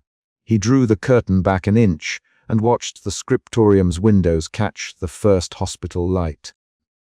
He thought of the ledger and the names it held, and of the men who had already made their move. There was a knock at the scriptorium door that had no ordinary meaning, a formal rap, 3 measured strokes. And then a pause as though the knocker were listening to the cadence of his own heart. He felt the same curious arithmetic he had when he used his ruler, a space, a measure, a set of margins. He stood buttoning his coat with fingers that were not as steady as he would have liked. The door opened and an aide from the Chancellor's office stood on the threshold with a folded memorandum and the same calm, absolute eyes. He inclined his head with the inflexible courtesy of those who do not expect a refusal. "We require a review of the scriptorium's holdings," the aide said. "We will be thorough." Matthias's throat closed, and the ledger beneath his pillow seemed to pulse like a trapped heartbeat. The door to the room had been offered and then, with the aide's arrival, closed. The Chancellor's reaches had become corporeal. The scriptorium's shelter had become the first room of the siege. He thought of the ledger, of Galen, of Mira's bruise and Thomas's pale look, and felt, suddenly and precisely, the moral ledger of his own life tipped toward a balance he had not yet consented to. Outside, somewhere in the city, the news would be translated into talk and then into fear. Inside, the archives would be pried open. Matthias did not know how to fight an office. He only knew how to keep things in order until the order changed. He gathered his instruments and set them inside their case. He packed the ledger tight and secret, and put the case where his hand would reach, but without thought. He did not yet know whether he would move the ledger into the light or sink it forever beneath fresh redactions. He only knew that the door had been closed and that every act henceforward would be measured against the sound of its latch. He walked to the door and opened it. Beyond stood the aide and his neat men, and for a moment there was nothing but the small, precise geometry of their arrangement. Matthias, in that small, exacting instant, felt how fragile a life had become when set inside the great hand of a state that had learned the usefulness of forgetting. He invited them in. The city had learned to read its own wounds. Scarred facades bore the latticed marks of old fires like a hand that would not stop trembling. Doorways still held the smell of sodden, ash beneath the usual stew and smoke. On mornings when the sky was pale and uncommitted, the streets produced a thin, persistent murmur of cart wheels, of distant hammers, of people rehearsing the identity the capital demanded. Told often enough that identity stiffened and became doctrine. The chronicle was the spine of that story. Matthias Corvin had spent so many hours learning the chronicle's cadence that he could feel its rhythms in his pulse, the flat, inevitable syntax of sanctioned omission, the little verbs that excised guilt and placed duty as an axiom. Yet all such controlled language depended upon a faith of material things inked that could be trusted, hands that did not deliberately lie, seals that meant what they said. He became aware of the aversion first as a change inside his mouth. He had been at the market to move a small errand, a purchase of good writing quills for Galen that he could not risk buying in the scriptorium's official ledger, and the light slid across Mira's stall. Catching the thin paper of a folded pamphlet, she pushed toward him as if they'd always been conspirators in the commerce of rumor. "It's a copy," she said, in the low voice that matched her trade business disguised as gossip. "Or a copy of a copy. They're resaying its proof. Folks are reading Making Families Red, and then calling Mara a liar." The way she said Mara's name had the mixture of scorn and fear that made Matthias start to understand the scale of what had begun. He took the fold of paper with gloves of restraint he tried to wear even on idle errands and unfurled it. The ink seemed to sit on the page with a confidence that made his training ache. Not the quick, nervous scrawl of an anxious hand, nor the smudgy print of a market pamphleteer trying to keep pace with a thought. This was practiced. The letters were spaced in the patient meter of the scriptorium, an imitation of the chronicle's formal script, and at the top, a seal impression had been shaded in such a way that the shading created the illusion of stamped depth. The name listed matched a small cluster of names. The ledger had contained only the dates, and the phrasing was shifted so that the ledger appeared to indicate a different arrangement. Instead of betrayers receiving money, this copy insisted payments were imposed upon those who later claimed to be betrayed, a fine levied for sedition. Matthias felt the page tilt in his hands as if it were a small door, and inside that door was another city with its own laws. He read the words twice, then a third time to reassure himself that he had not misread. Someone had learned how to make a lie that looked like the chronicle. He folded the pamphlet away and handed it back to Mira because he could not bear to keep that shape in his satchel. "Who sells this?" he asked without daring to show any authority. She shrugged. "Somebody with a hand in the alleys, a man with a pack. I saw him. Jasper, they call him. He'll trade a new truth for old coin." The name landed like a cold stone. Jasper Mahler had been in the margins of Matthias's investigations before. A man remembered for the low cunning of a hands-on trade, an apprentice turned mercenary with ink and gullibility. In the scriptorium he had once been a cautionary tale, a good eye corrupted by impatience. Now, out in the market with a pack of pamphlets that promised to exonerate the powerful by blaming the grieving, he had become weapon. "If people read this and believe it," Matthias said, "the ledger we found won't stand a day. Men will laugh at any copy that cannot be proved. They'll say it's one of Jasper's, and thus implausible, and therefore every ledger may be Jasper's." Myra's hand shrank still as they balanced a saucer of coins for a buyer. "They'll say that, and the Chancellor will use them for a pretext." His first instinct was to tell Galen and have them burn the copy, to file it away like a tooth and pretend it had never existed. The scriptorium taught erasure for the sake of order, but the lesson that had brought Matthias to the ledger forbade him that neatness. If a falsehood as good as this could be crafted with the right labor, then proof alone, he realized with a cold certainty, could be a poor defender of truth. Material authenticity, the weight of paper, the age of ink, the shape of a seal could be imitated. What remained then was no longer merely evidence, but the story of how that evidence had been kept and transmitted. He could feel the ledger's fate slipping into a contest over provenance, not truth. He went that afternoon to the tavern at the corner of Lister's Row, because taverns had ears and because rumors needed a place to lose their awkward shells. The room was a low, breathing belly of wood and torch smoke where people said things in chunks and left out the clauses that might incriminate them. Edda met him inside, slipping from shadow to shadow like she had worn the darkness as armor. Her eyes, always quick to analyze, were molten with vexation. "They've been handed to every stall," she said, tilting her chin toward the serving hatch. "2 copies at the scribe's market, 1 by the fishmonger's stall. Jasper's hand, they say. Heavens, do you believe they will hold?" Matthias asked. "That people will accept these as counterproof?" Edda breathed out like someone blowing away the small flames of reason. "They will hold if it's enough to seed doubt. Once a fact is uncertain, all facts become suspect. Our ledger does not stand on a mountain of witnesses. It stands on a handful of corroborations and a lot of quiet truth. Jasper's work makes the public jury incompetent." Inside the tavern, a scrap of shouting dragged their attention. A man was pounding a pamphlet on a table as if the paper itself had betrayed him. "There it is!" he cried. "See. Proof. These names were paid fines. They were punished. Why bring up old debts, woman?" The woman clutched a second pamphlet, and her hands were shaking enough to make the letters quiver. A child by her feet stared at the pages like a map to nowhere. Matthias felt the axis of the room tilt.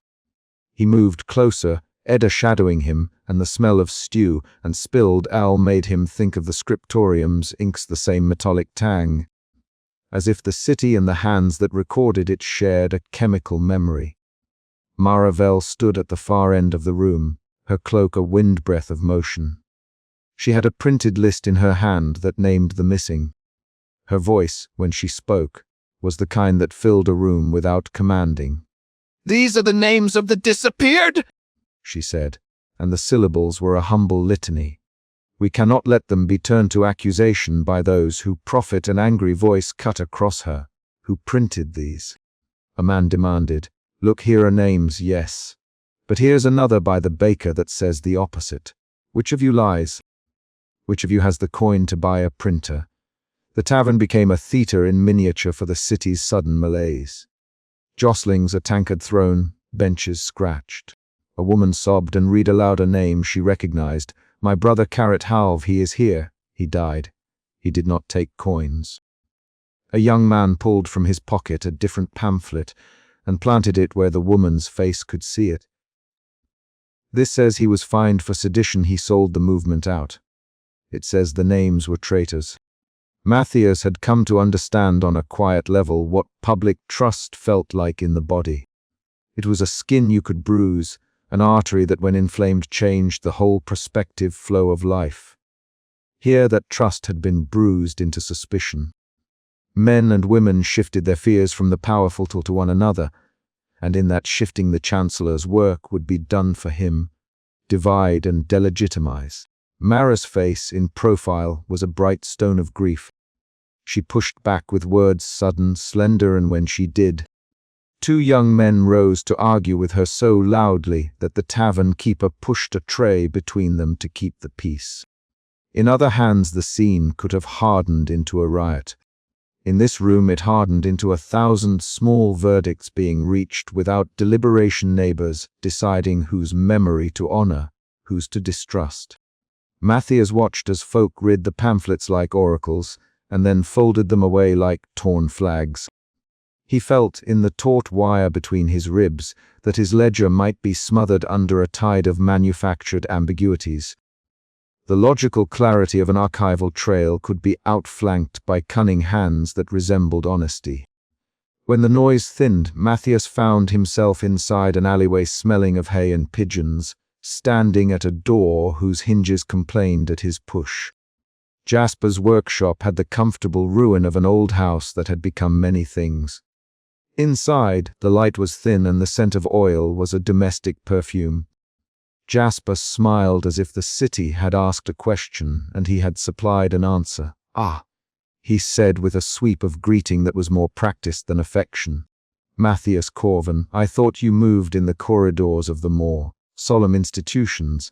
Matthias could have come with rage or with accusations.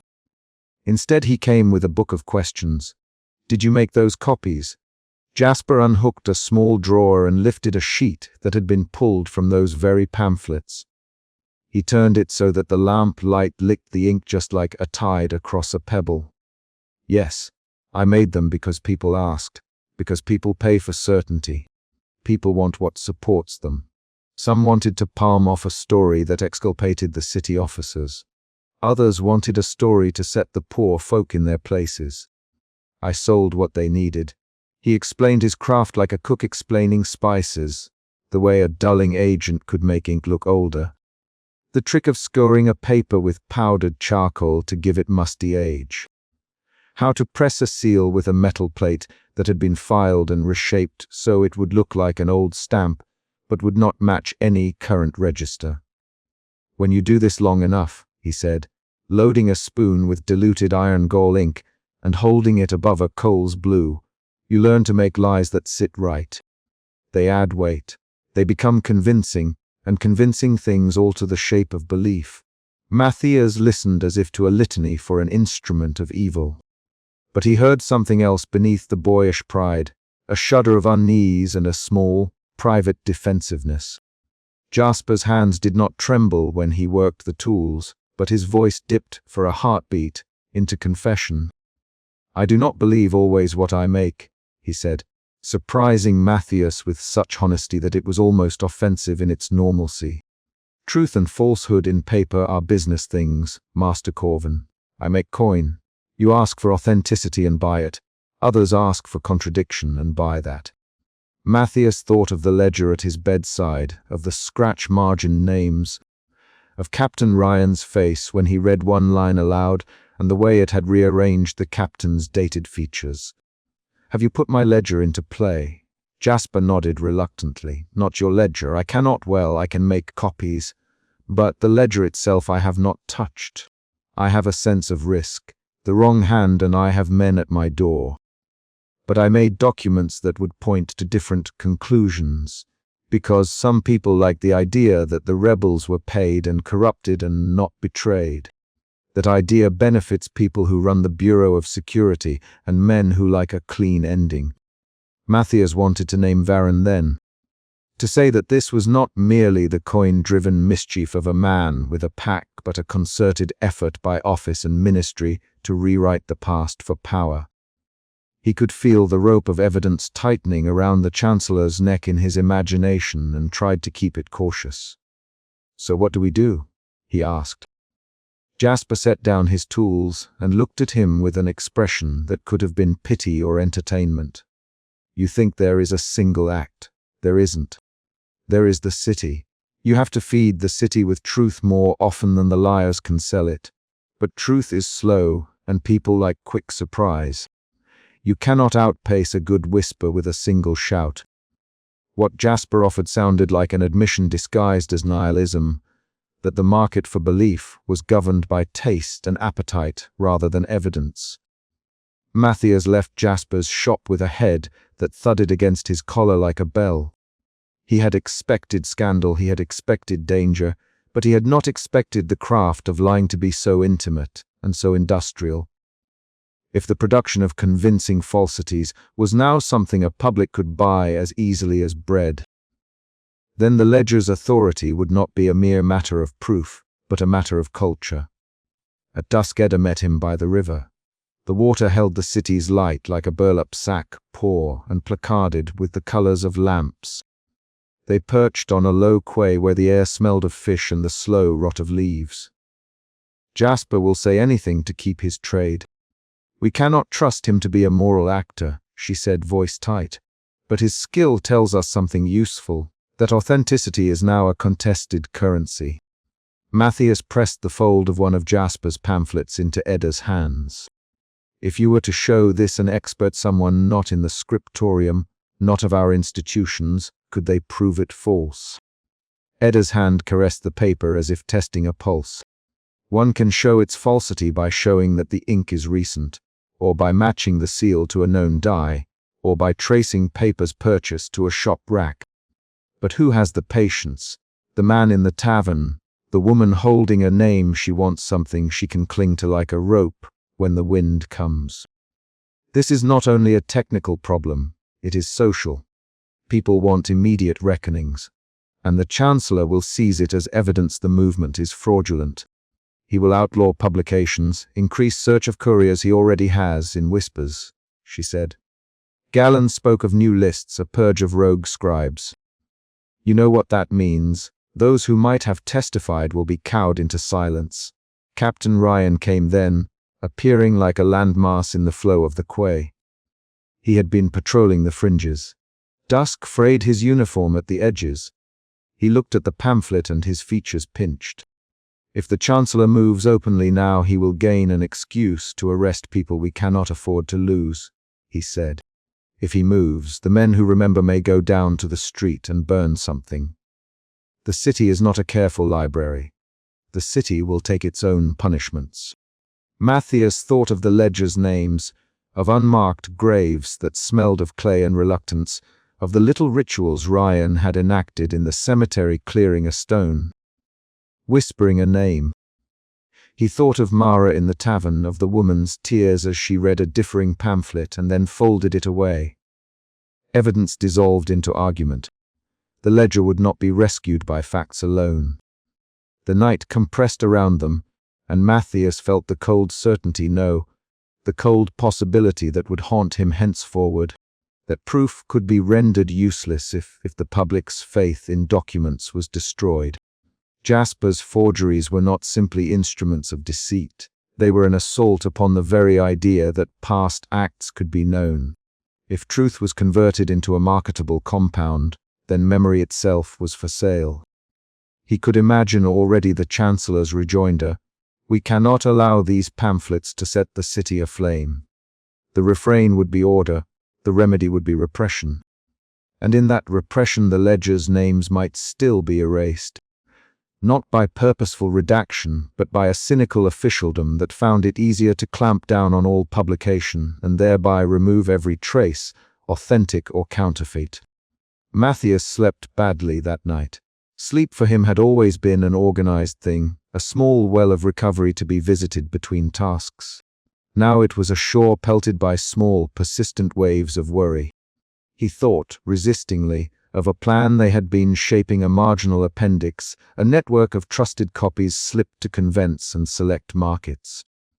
Jasper's forgeries had not yet shown they could match the exact handwriting of the scriptorium master or the die of the proper seal, but they had, by psychological effect, already begun to undermine the ledger's public standing. The plan would have to be faster, more meticulous, and more cunning than they had imagined. When dawn drew a pall around the tiles and the first traders set their stands, Matthias rose with a particular kind of resolve. He would not let the ledger be buried beneath a flood of plausible lies without a fight that used the same citycraft that had made the lies persuasive. He did not know how yet. He only knew the trajectory of necessity. If he could not keep the past untarnished, he would have to alter the present in which the past lived. The city woke as if nothing were wrong, and that was the terrifying vanity of it. Market voices took up the pamphlets and argued their way into the day's commerce. Thomas whispered that couriers had been seen with Jasper's leaflets tied into their bundles. Someone had hung a copy on the scriptorium gate with the pins mortised to look like a public proclamation. Maris supporters promised protests that would be orderly and decisive. Those promises would either be a new breath of memory or a catalyst for a state answer that would scorch history more cleanly than any pen. The Chancellor would watch and calibrate. The currency of lies had vaulted into circulation, and the city would now bid upon it. Matthias walked to the scriptorium in a world that looked the same as it had yesterday, but felt different in the hands. The ledger in his satchel was warm, as if it had been living in the skin of the earth. He thought then of the small acts they could do marginalia placed in official copies, the careful distribution of authenticated transcripts to known and trusted hands, the convening of witnesses in places beyond the reach of palace lists. He thought of Jasper's rueful smile, of Edda's tight face, of Ryan's hands that had once held a musket and now tended graves.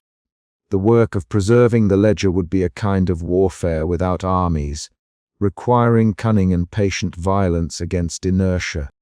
He climbed the scriptorium steps and felt the press of time like a hand closing on a thin rope. The Chronicle's sanctification was still weeks away, but the contest over legibility had begun now in the small, dirty amphitheater of the market and the hush of private workshops. He had hoped once that truth alone could clear the air. But this morning he understood that in a city rebuilt from ash, where memory had been a resource to be allocated, truth could not stand alone. It would have to be made plausible, believable, circulated and guarded, as if it were a coin. And like coins, truths could be counterfeited. They had to be kept in trusted hands. He entered the scriptorium with that thought lodged in his chest, and a new and urgent question at the back of his mind. If they could forge evidence that discredited the ledger, could they also forge evidence that proved the ledger? The notion was a bitter one, as if he were to use the Chancellor's own language of substitution to beat the Chancellor at his game. Yet the choice came down to whether he would preserve a brittle peace at the cost of the betrayed names, or weaponize the same materials of deceit to ensure those names would not be erased. It was a thought that felt like a wound and an instrument at once. Outside in the market, a hawker folded his pamphlets and called out his wares. Inside in the scriptorium, the ink waited, patient as a grave. Matthias sat at his desk and opened the ledger. The names watched him, small and dark and stubborn. He ran his finger down the line and, for the first time since he had first held that misfiled volume, he felt the arithmetic of responsibility in his own fingers. The currency of lies had entered into general circulation. The account would demand balance, one way or the other. He set his hand to work. Matthias had thought of leaks as paper storms, a single relentless gust to reveal what lay beneath the settled dust.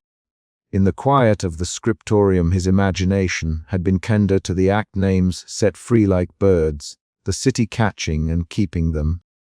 Collective memory rearranging itself around the new knowledge. The reality arrived in a single, small, suffocating failure. It began as many misadventures do, with an apothecary's door left unlatched.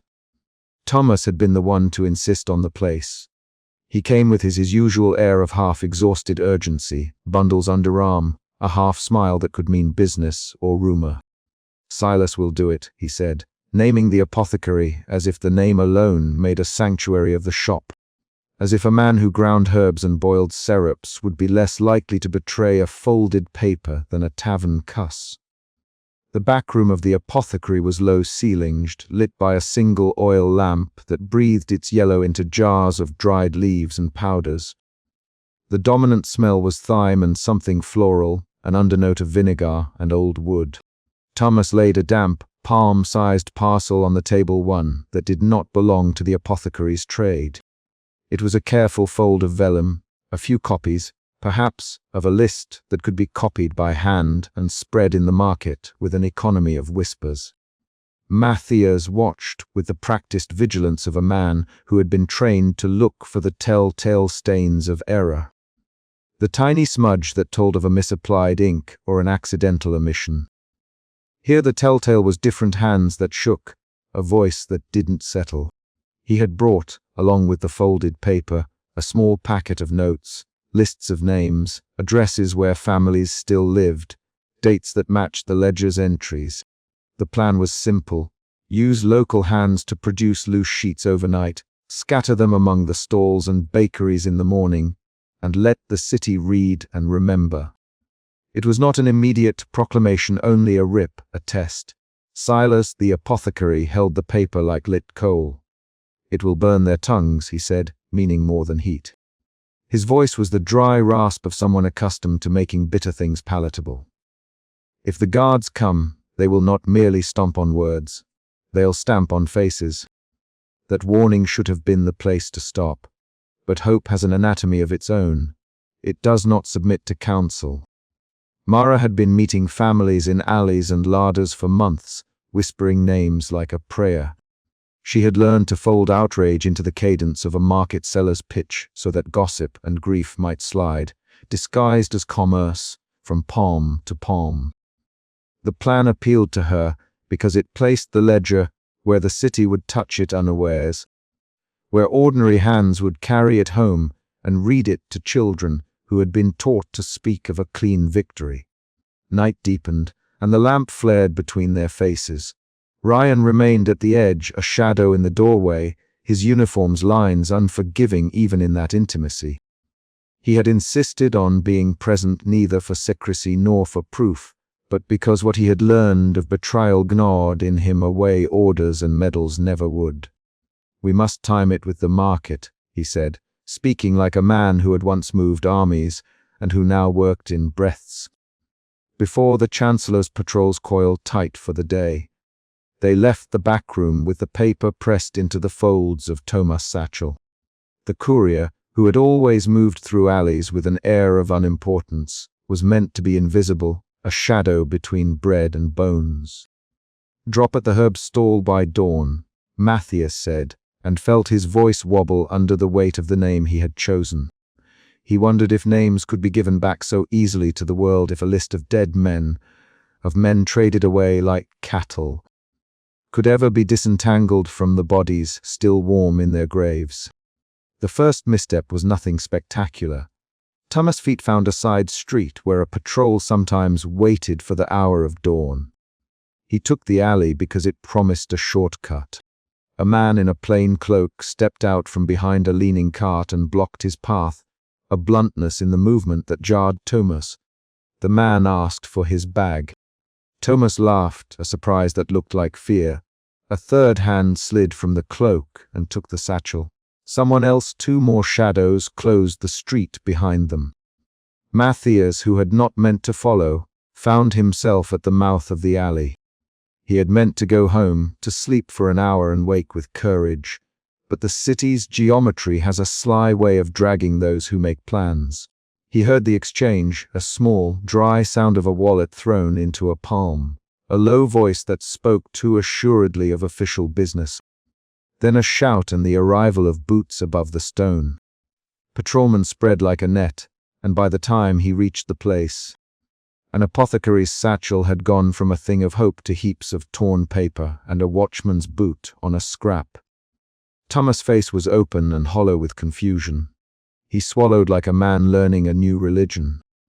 The leak collapsed not with intrigue, but with a banal theft and the neat efficiency of the patrols. Someone in the cloak had been watching the courier and had known where the papers would be. From the first moment of the interception, the state's machinery smelled the breach. Word moved long before the paper could, a courier's mouth, a stallholder's glance, a frightened child's question. The market, which should have been only a place of trade, became an arena of rumor. By dawn, the stall where the lists would have been scattered was empty save for a torn cloth and a knife stuck in a board. Mara, who had expected a gentle contagion of memory, found herself facing a shriek of violence. The rally she had planned to use the leak as a trimmer for no more than a reading of names and the laying of small tokens at an empty cart was redefined by others. Palace guards, who at first came in pairs to question stallholders, returned in a phalanx that pressed forward like a black tide. They declared the gathering seditious. A woman shrieked when a man in a black cuff pushed her to the ground. The sound compounded into a chorus. Men with the Chronicles emblem stamped on their shoulders moved with a practiced brutality. Matthias got there late and in pieces. He had come by back alleys, taking comfort from shadow, but the market itself felt two loud shouts. The distressing metallic clatter of a wooden crate struck for crowd control, the smell of spices overlaid with the coppery tang of blood. He saw Mara first on a crate, arms flung wide as if balancing a world that had tipped. Her voice always too sharp for the words she held cut through the chaos. "They gave our names a price," she cried. "They called them ledger entries. Now we call them by name." A man in a robe and a helmet, apparently a magistrate or an official, stepped forward and read something in a tone meant to sound exhausted but decisive. "The gathering is unlawful. These actions amount to sedition and the incitement of insurrection. By decree of the Chancellor, all those who foment unrest will be arrested. By punishment, stability is restored. Stability is restored." The phrase landed like a cudgel. Matthias watched as people who had simply come to remember were ripped out of the crowd. He saw a baker clutching a folded paper that bore a name, and then fling it to the stone as a guard's fist angled toward his jaw. He saw a child who had found a scrap on the ground pinched between two soldiers and then struck down for the inability to answer a leader's question. Old Watchman Bird tried to step into the fray and was shoved aside. He turned his head and spat on a soldier's boot with the little grace left him. A skirmish of commotion became something worse. Someone threw a stone, no one remembered who, and it did not matter, and the guards answered with a line of doubled clubs. Hands reached for anyone they could claim as ringleaders. The tactic was simple: make fear real so that you can argue you act only in self-defense. Ryan moved like a man unlearning the sensibility of restraint. He shoved his weight into the crowd, pulling a woman away from a swinging arm, his face a tight harness of muscle and grief. Where he moved, young men from the streets hesitated. They saw in him an old authority and followed, a small, desperate pursuit of order within chaos. The real cruelty of the morning was its improvisation. A group of men were seized and dragged to the side of the square, two at a time, their cloaks slipping from their shoulders. The act itself was banal, knotting ropes, prodding with boots, but what made it monstrous was the publicness. The authorities wanted images, bodies on the ground, the state in control. They were not merely arresting. They were demonstrating the price of disorder. Matthias' stomach turned as he saw someone he half knew, one of the families whose name was now lived in a trembling whisper, pulled down by 2 guards. The man's face was a book of long fatigue. He had been found at a stall, with a scrap of paper in his hand. They dragged him out and forced him to his knees. One guard hauled open his collar and demanded the names of his companions. He refused. The guard's knife flashed, not to kill but to scare. The blade drew a shallow crescent of blood across the man's brow. He fell back. The crowd began to chant, not in favor but in fear. A young woman tried to ram a wooden crate between the guards and the kneeling man and was struck down. At the edge of the square, a small gang of men, likely organized by those who sought to use any disturbance to settle old scores, began to throw punches. In the resulting muddle, a body fell and did not get back up. The first body was not dramatic. It was a man curled like a knot, his jacket stained with a slow darkening at the chest. A soldier put his boot on the man's shoulder to press his head into the cobbles.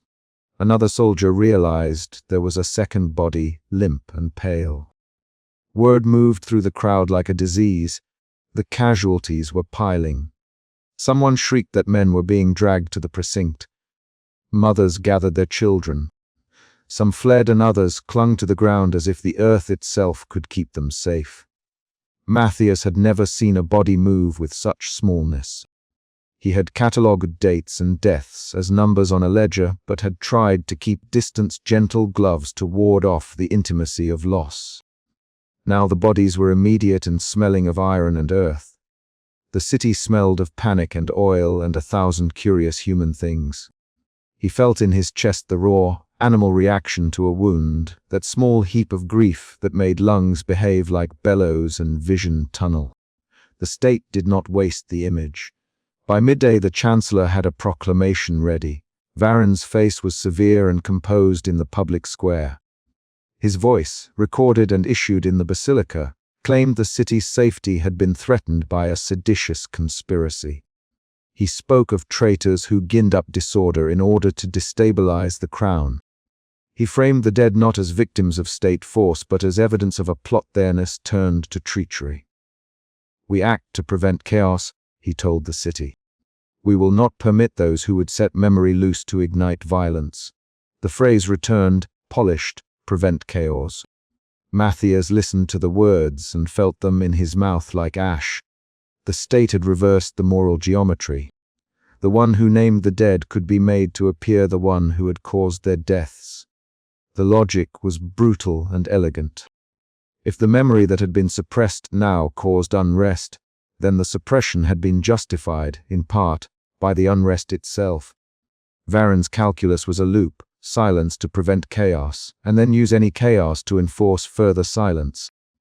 He thought of the ledgers, names of the ledgers, list that could have changed the morning's arc. What had been stolen from Thomas, had it been printed, would have carried with it a crowded truth, a record of commerce and betrayal. Instead, the theft left the city with curiosity and no context, a rumor without an anchor. The absence had become a vacuum into which the state's story poured. Matthias felt guilt like cold water poured over his head. It was not merely the knowledge that his act had not gone as intended, but that his half-truth, his attempt to thread revelation through the market, without the weight of the ledger's full provenance, had provided the perfect standing for the chancellor's argument. If the list had reached more hands intact, the story might have had witnesses who could speak to provenance: Sister Unwin, Edda, Ryan, the careful signatures and seals that attested to authenticity. As it was, a theft and a scattering provided all the state needed to call it forgery and sedition. Jasper, who had been somewhere on the periphery, came to Matthias like a man who had smelled the fury in the wind and wanted to trade in it. He moved with the practiced shamelessness of one who had spent years in the back rooms of the scriptorium, erasing and reforging names for coin. "They will sell this as counterfeit," he said, and in his mouth the words were a transaction. "The Chancellor will shout for authenticity. He will hire his own forgers and say, 'See, men would lie to tear down the work of state.'" Ryan grabbed Matthias' shoulder with a grip that hurt. The captain's jaw had the look of a man who had been kept from falling by habit alone. "We have to get people out of their houses," he said. "There will be roundups. They use this as pretext. You know how they work. You were there when the master told you how to erase. You know where they look." Matthias swallowed, and the taste of iron filled his mouth. He could picture the files that were marked for scrutiny, the names that would be cross-referenced and then excised. He could picture his family being asked a question about loyalty and having to answer with silence. His mother, who could not bear scandal. His cousins, who had cobbled a life out of quiet. He felt the world narrow into a sickening calculus, truth as a blade that could cut the hand that holds it. The day's end brought no tidy resolution. The city slept in a precarious hush, the market reduced to ragged cloths and the echo of boots. Fires burned where stalls had been overturned. Patrols ran a new, low beat through neighborhoods, knocking on doors with the brass and authority of a state that had decided its story and would not relinquish it. The Chancellor's decree lay on every table like an ultimatum, and in taverns men who a week ago had argued of lineage and law now spoke with the tone of survivors. Matthias returned to the scriptorium with grime under his nails and a mind thick with images. He had seen a body dragged. He had seen a man kneel and be cut. The city had rearranged itself around a new truth. He sat by a curtained desk and took up a clean sheet, his hand moving without intention to copy words he had committed to memory. The ink felt treacherous beneath his fingers. Edda arrived with the dusk. She had the look of one who wears secrecy like a second skin, eyes without shine, a hand that steadied a pack of stolen books. She did not ask how or why. She simply set down a small, sealed packet on Matthias' desk and after a pause said, "They will charge forgery. They always do. We need provenance more than scraps. We need witnesses who cannot be easily discredited." Matthias had no answer because the truth of the morning pulled at him like a wound. He had meant to save the names from total erasure. Instead, he had given the state an armband of justification. He had hoped that a ripple could be managed. Instead, the wave had been stepped on and turned into an instrument. That night he dreamed of pages flapping in a wind that smelled of smoke. Names fell like ash. He woke with a sheet of paper clutched in his hand, as if the ledger had been a living thing and would strangle him if he didn't hold it. The city had been given a story that claimed the martyrs were the instigators. Matthias understood, with a growing, nauseous certainty, that the moral arithmetic of revelation had variables he had not accounted for, the state's hunger for images, the ease with which absence becomes instrument, and the terrible speed at which a half-truth can be converted into a weapon. Outside, in the lanes that led to his family's dwelling, lamps flickered as men came to ask awkward questions. It was not yet the time of arrests. At the doors, Varron wanted confession first, spectacle later, but the city's underclock had been set shifting. The failings of the leak would not be confined to the market square. Matthias now knew the ledger could not be let loose in fragments. If it were to be made public, it must be whole, with witnesses and seals, with Sister Anwen's corroboration and Ryan's testimony, and the careful marginalia that Edda could craft. Anything less and the state would continue to twist. He thought of the cost. Not only the lives lost that morning, but the lives that might fall if they persisted unwisely. He thought of his family's shelter, the small mercies of food and hearth they had stitched together from the rubble, and he imagined those comforts. Gone, replaced by the state's hands and questions. At the end of the day, the question landed heavy and unavoidable between them. Is truth worth the blood it might draw? The ledger's names wrenched in his mind like a litany, and guilt spread across him like an oil stain. In the scriptorium, a candle guttered. Outside, the Chancellor's proclamations read like law. Inside, men and women who had tried to restore the vanished names sat with words unspoken, hands that had touched parchment now feeling only the ghost of ink. The failed leak was not merely a failure of procedure. It was a moral pivot that forced Matthias to see his own agency and its limits. He had imagined himself an instrument of memory, an impartial scribe moving lightly between errors. He now understood that instruments are always hands, and hands can be used to heal or to crush. When he closed his eyes, the memory of the kneeling man stayed with him. The man's lips had been blue. When they moved, they whispered a single name that Matthias recognized, a name that had been in the ledger and that now hung between the earth and the city like a thing waiting to be called. The night offered no counsel, only the continuing small noises of a city that would either harden or split. Matthias slept in brief shards and awoke before dawn with the scribe's compulsion to act. He realized then, with the tidy cruelty of insight, that whatever plan he and the others made next would have to be less like a whisper and more like a covenant. Deliberate, defensible, and so whole that the Chancellor's hand could not spin it into treason. The failed leak had taught him the cost of a half-truth. It had also taught him the necessity of craftsmanship, copies, witnesses, carefully seamed provenance. He knew this much at least, that the ledger would not survive in scattered scraps. The name that had whispered in the kneeling man's mouth would not be satisfied with revenge or silence alone.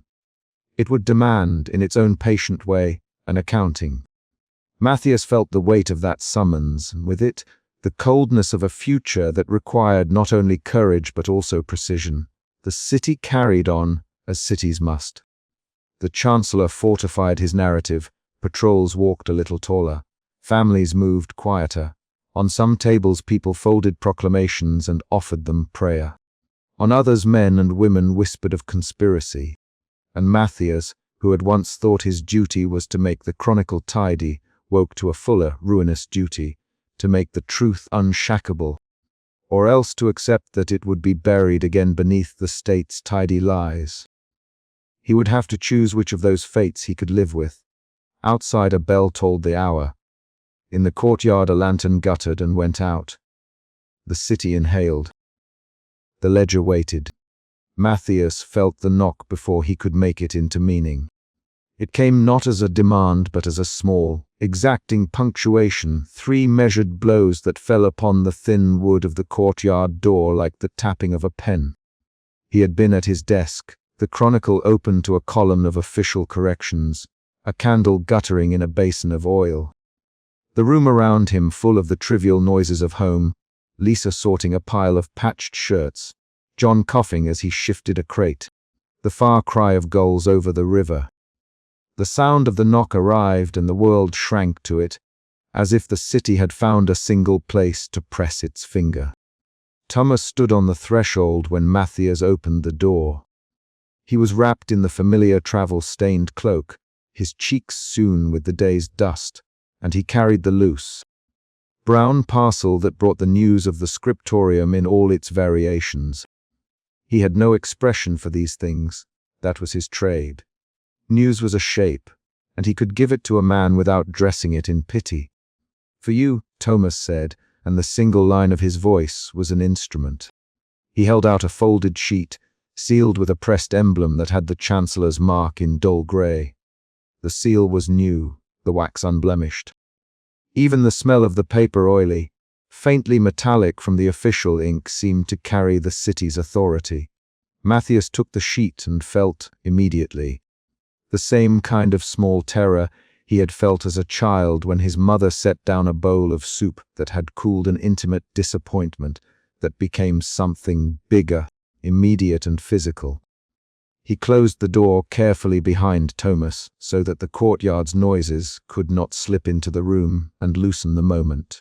Lisa glanced up, a knitting needle resting over her palm like a tiny bright rod. John stood, sleeves rolled, the muscles of his forearms used to labor. They watched him with the instinctive patience that family has for each other's habits of weathering. Matthias slit the seal with a finger and unfolded the parchment. The handwriting was courtly, the language molded to gentle cruelty. It proposed a redaction of the specific ledger entries, to be entered into the chronicle as clerical error, a phrase that would be whispered for generations as the civic equivalent of a blessing. In exchange, the signatory would receive promotion within the scriptorium, a stipend adequate to protect his household, and a formal notice to the magistrates to leave his kin unmolested. The phrasing was careful. It did not demand an oath. It provided an escape clause. On the table, a saucer of tea steamed. The kettle hissed like a little animal. Lissa's fingers splayed over the knitting, as if pressing the wool could hold the world to its smaller, softer rhythms. John's jaw worked. "They ask you to write our safety," he said, voice low and raw with a hurt that was more than the loss of work. "They ask you to lie so we may live as honest men." Matthias tasted the words before he answered. They were not new.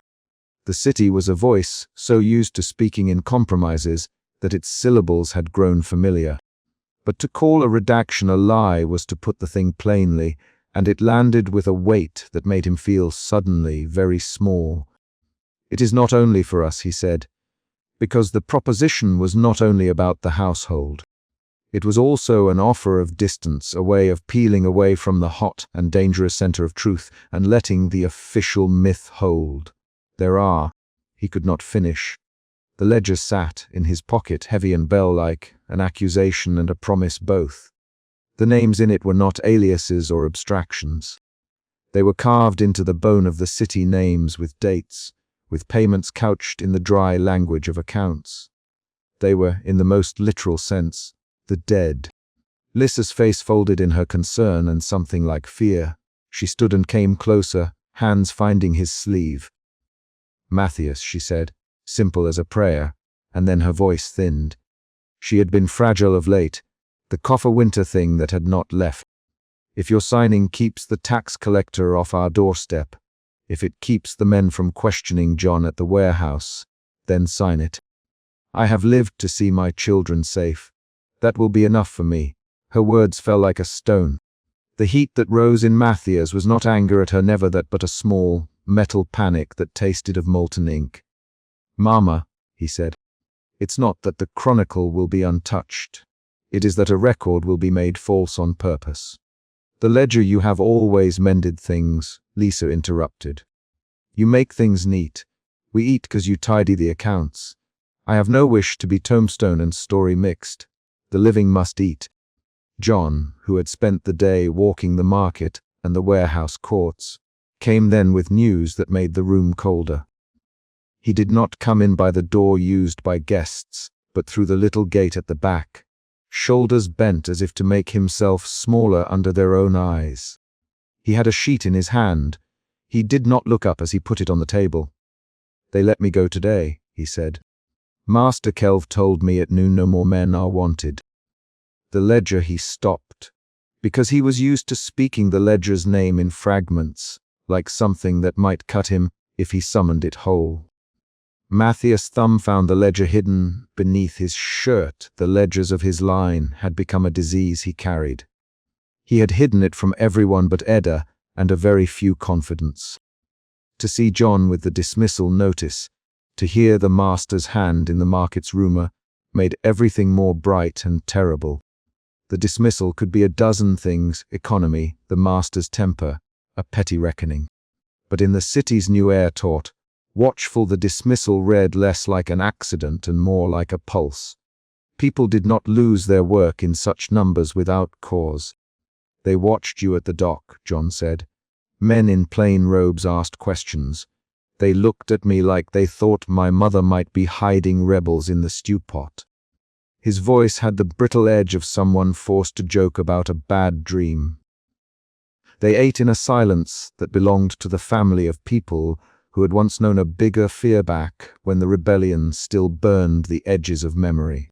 The bread tasted of ash in Matthias' mouth. When he consigned the parchment to the table, laying the Chancellor's offer like a thing whose paper had weight, it seemed to hum. An offer, a closing hand. A payment for oblivion. He wrote, at the edge of the sheet, the redaction's required phrase, the language they wanted him to use. He wrote it to see the letters with his own hand. The curves and the loops were treacherous in their elegance. Clerical error, corrected by the office of the Chronicle. The ink dried and felt like a scab. If you sign this, Lissa said, and the room tightened again, they will take the trouble of us. They will leave our house alone. We will not starve. And you promotions mean warmth, a better hearth. You could keep ink from clinging to your fingertips. The kettle hissed. Outside, someone walked past, and the stair squeaked as if brand new. The city's noises could now be heard as the rounding of a tribunal. Matthias thought of the names. He thought of Captain Ryan's old face when he had glimpsed a name at the ledger's edge, and how the man's jaw had closed like a trap. He thought of Sister Arnwin's soft hands turning the faded oath in the convent's dimness. He thought of the graves Ryan had shown him, small mounds, markers smoothed by weather and neglect. He had seen the ledger's traces made manifest in the earth. To sign would be to put his pen between two fires. He would save his kin from present indignity and possibly worse reprisals. But he would also be the hand that wrote the lie. He would preserve the state's comfortable fiction and make himself complicit in its continuing shape. To refuse would mean risking everything to be certain that the Chancellor's agents would not tolerate half-truths in a time when the state needed a founding myth as a physical thing and could not abide the invisible names. He thought of Edda. She had been more than a confidante. She had been a provocation. She had shown him the convent's margins, had placed a small scrap of a pamphlet in his hand like a lit fuse. She had a fierceness that made the edges of his courage feel blunt by comparison. She wanted the ledger to be set loose, to be a thing that found its way into the city's hands. She thought that truth was a muscle the city needed to flex. Matthias now understood what the exercise might cost. He left the sheet on the table. He washed his hands in a basin, and the water turned the ink faintly blue. Lissa watched him, the worry on her face sharpened into a public crease. If you walk out of this house and go to the magistrates to tell them the ledger is false, she said quietly, they will not simply take you away. They will take all of us. Children, grandchildren, those who owe us favors will forget us first. The world is built on memory, and it's forgetting. We have only this roof over our heads. A new sound arrived then, the scrape of a boot along the flagstone outside a man's step, slow and deliberate. Thomas had not yet finished his errands. The courtyard gate opened and closed. The sound was a hinge. Someone paused at the outer gate, and there was the soft ordering of gold-threaded robes through the iron. Magister Harrow came without fanfare, his face as carefully unreadable as a seal. "Master Corvin," he said, and the phrase carried the state like a presence in the room. He set his hands on the table, and the parchment he had first handed over lay between them, as if it had been waiting for this exact hand. "We have not much time," Harrow said. He spoke not with menace, but with the placid certainty of a man who believed that institutions spoke for the future. "My lord instructs me to be clear. He values your service, Master Corvin," he would see it continued. "The sign we ask is not for you alone. It will mean that your household is spared the attention of those who would otherwise." Matthias had rehearsed the confession in the quiet hours of the morning and in the long, late afternoons when light sloughed itself thin across the scriptorium floor. He had gone through variations like a prayer, easier ones in which he spoke of clerical error, briefer ones in which he denied everything, and the hardest in which he told the full, shame-laden story of the ledger and of his family's name written beside sums. None of the rehearsals had made the weight lighter. What they had given him was a map of words to reach the same place, again and again, until the place might somehow be altered. Edda had a way of making rooms smaller and truths bigger. She received him at a corner table beneath an oil lamp that breathed amber light against the gloom. Around them the scriptorium hummed with the last tidying hands. A page turned, a sealing wax cooled on a scrap of vellum, the distant scrape of a chair. Outside, the city murmured, cartwheels over cobbles, a voice calling a child's name, the long, methodical creak of a gate. Inside, the air smelled of ink, lemon oil used to soften leather, and the faint iron tang of old blood that stained more than stone. Matthias' hands would not be still. He smoothed the edge of the ledger in his satchel until the leather softened, and the pencil-worn margins inside felt like an accusation. He told Edda how he had found it misfiled, its spine eaten by smoke and the smell of burn like a private grief, and of the list of names and payments. The precise dates that sat across the ledger like coordinates on a map of collapse. He told her of the margins where a clerk's hand had noted, almost in passing, a phrase that dissolves on sanctimony, terms honored, names transacted. Edda watched him without immediate judgment, her hands, ink-stained as ever, folded around a cup of bitter tea. When she finally spoke, it was to ask the smallest of pragmatic questions. Have you copies? Has anyone else seen it? No, Matthias said. The letters were bird quiet in his mouth. Each word felt like a violation. Only me. And Sister Anwen a little of the phrasing when she matched the oath. But I have not shown the names. Good, Edda said. She did not sound pleased. She sounded like a person cataloguing risk. Names change the pitch of danger. If you had shown them, her eyes went to the lamp as if the light might flare and uncover secrets like a trap. If you had shown them, the ledger could be used against us, or against you more quickly. Matthias' confession had not been an unburdening so much as an unwrapping. Each sentence revealed layers beneath what he already felt: shame for the bargain his family had made, responsibility for the clerical duty he had sworn to perform, dread for the knowledge that truth destabilized rather than cleansed. He had loved his father and his grandfather without understanding the mechanism by which love had turned to survival. Now he understood. The ledger named a price. The ledger named his lineage as beneficiary. Edda's response had its own shape of compassion, not softness, but an insistence on clarity.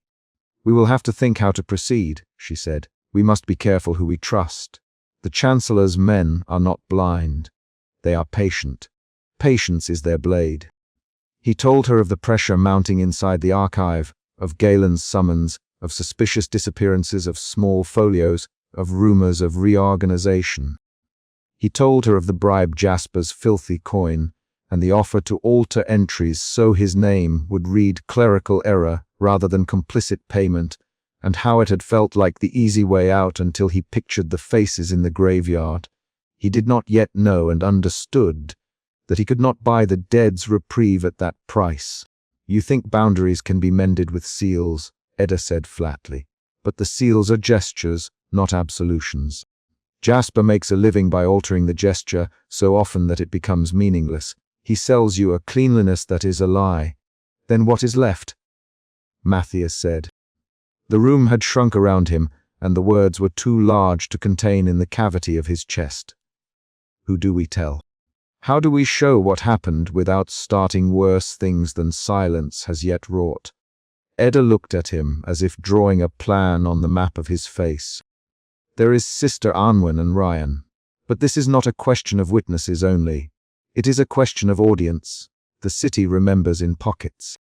If the names go to the wrong ear first, to those hungry for spectacle, then the result will be a conflagration. But if the names are set where memory can be tended, convents, certain taverns, among those who bury, then the story can live as a slow, tending thing rather than a match held to tinder. She had just said the word that had warred with him from the beginning: memory. The chronicle was meant to manufacture a memory so total that other recollections might wither. But memory was stubborn. It grew in hidden places. If the ledger could be coaxed into those places, perhaps the names might breathe again without provoking a public unmaking. Edda's counsel carried risk and procedure, but it did not carry the intolerable arithmetic that Ryan later put on the table. The soldier arrived after the hour of compline, when the scriptorium's lamps were guttering. Ryan had come at Edda's behest. She had taken the risk of summoning him. and the very fact of that summons was a quiet violence against a man who had hoped to leave the rebellion in the margin of his life.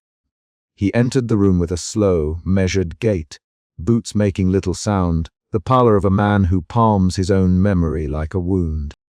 "You brought me for counsel, I suppose," Ryan said. He set his hands on the wooden table, a gesture both of arrival and of defense.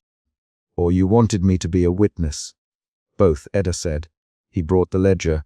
He brought her fingers indicated Matthias, but also the ledger in his satchel on the chair. There is a certain cruelty to the bureaucratic world. Even the staging of confession looked like office procedure. Ryan's face did not change when Matthias explained. Years of arranging grief had set his features into a mask of practical sorrow. He listened, not with the curious mind of a scholar, but with the appraisal of a man calculating consequence. He did not choose pity over principle. Instead, he considered what the ledger might do if it were felt through the city. "Names are blunt instruments in an angry hand," Ryan said finally, and there was no poetry in his voice, only the blunt metal of an assessment. "You cannot give them to a crowd that is hungry for a spectacle. They'll be a hammer, but they can be a medicine in the right hands. The wrong hands and they'll be a weapon." "What do you mean by the right hands?" Matthias asked. He was no soldier. His sense of practical ethics was built out of safe procedures and ink rather than mortars and billets. Those who bury, those who tend graves, those who remember when no one else will. The convents, certain guilds, taverns that shelter the poor. People who will not use names as currency at the market. Ryan's hands made a list in the air. You will not stop the Chancellor by telling everyone. You might destroy a fragile order if you try, but you can ensure that the names exist in places where they will be read softly and read often. "That reads like cowardice," Matthias said before he could put the thought to rest. The word felt like a blow, a cheap moral measure, and yet the thought bristled with truth. "Isn't the very point of revelation to expose those who do wrong?" "Exposure is not always justice," Ryan replied, his voice blunt as a trimmed sword. "Sometimes it is vengeance, and vengeance is rarely wise.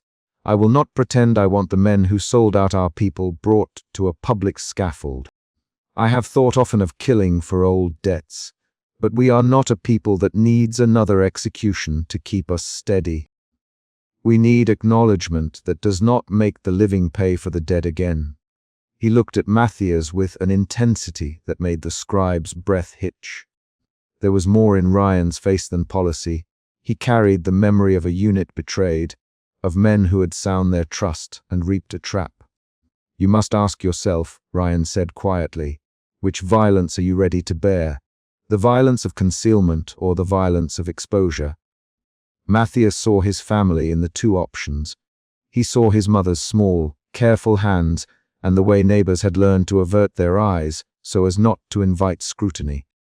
He saw his cousin, recently dismissed from a clerk's post, and the way the family's fortunes had balanced on a ledger's fine margin. He understood that exposing the names might topple the fragile gain that had fed his kin for decades. He also understood with a clarity that burned that not telling was to be complicit in a theft of personhood. He had handled people's lives like ink, editing and smoothing, leaving gaps where grief could fit. Now those gaps were not abstract, they were faces. Sister Anwen arrived by invitation in the grey hour when the convent's bells called faintly for prayer. She moved with the soft certainty of someone who spent her life in the company of damaged things, manuscripts with moth tracks, charred reliquaries, hymns wheeled into silence. The convent smelled of beeswax and damp wool, and when she entered the room the only hard sound was the scrape of a hem and the hush of her breath. She listened to the ledger read aloud, letting each name fall into the chapel's hush. The way she read made the names into a litany, and the litany made the ledger into a sacrament. When she came to the words of the corrupted oath, "We shall deliver," she paused long enough that the rain tapped insistently at the mullioned window. They offered a bond in the sight of men and God, and someone turned that bond to their own gain, she said softly. How long can a community live with bargains that eat their flesh from within? We could redress, Matthias said, voice thin. We could expose them and demand reparations, recognition, and perhaps kill more, Sister Anwen interrupted. Words can be seeds, but they are also flames. Her counsel was simple and, like the others, unsatisfying. She invoked history the way a surgeon invokes anatomy. It was not to be cruel, but to be accurate. There are ways to tend a wound so it does not become gangrenous. There are ways to mark souls with names, to say them in prayer, to hold vigil, to keep the memory of the wrong from being used as a tool to rip the city apart. But I cannot promise that such tending will be safe. I can only promise that, once spoken, a name refuses to be wholly unheard. They argued then in degrees rather than absolutes. Matthias wanted a single answer, a path that would honor the dead and preserve the living. They could give him nothing of the sort. Instead, they offered scaffolding, slow disclosure through convent networks. Copies slipped into the hands of guilds who attended the poor and thus could bear the knowledge without spectacle. Discreet readings at gravesides. An appendix in an edition of the Chronicle that would be bound in only a few copies, seeded in locations where memory might be kept. Edda spoke of marginalia and subscripted notes. We can introduce the names into the Chronicle in a way that makes them legible to those who know where to look, she said. Not an accusation in the open, but a notation, an appendix, a buried footnote. A name in a place where it will be found by a mind that seeks it, not by a mob, that still risks everything, Matthias said.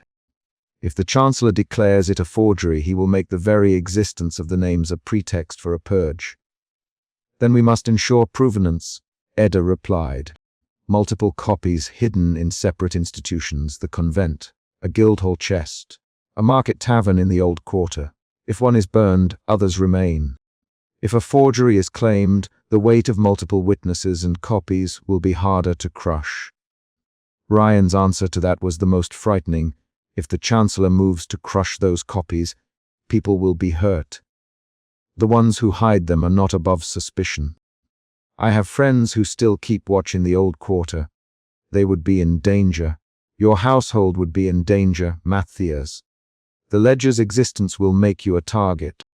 At the mention of his family, his breath came quick and small. He thought of the cup of soup his mother had brought him as a child when he returned wet from the rain, of the small, necessary lies that had kept them warm. He thought of how filial duty had once seemed to him a gentle obligation and how it had hard now into chains. Then what do you want of me?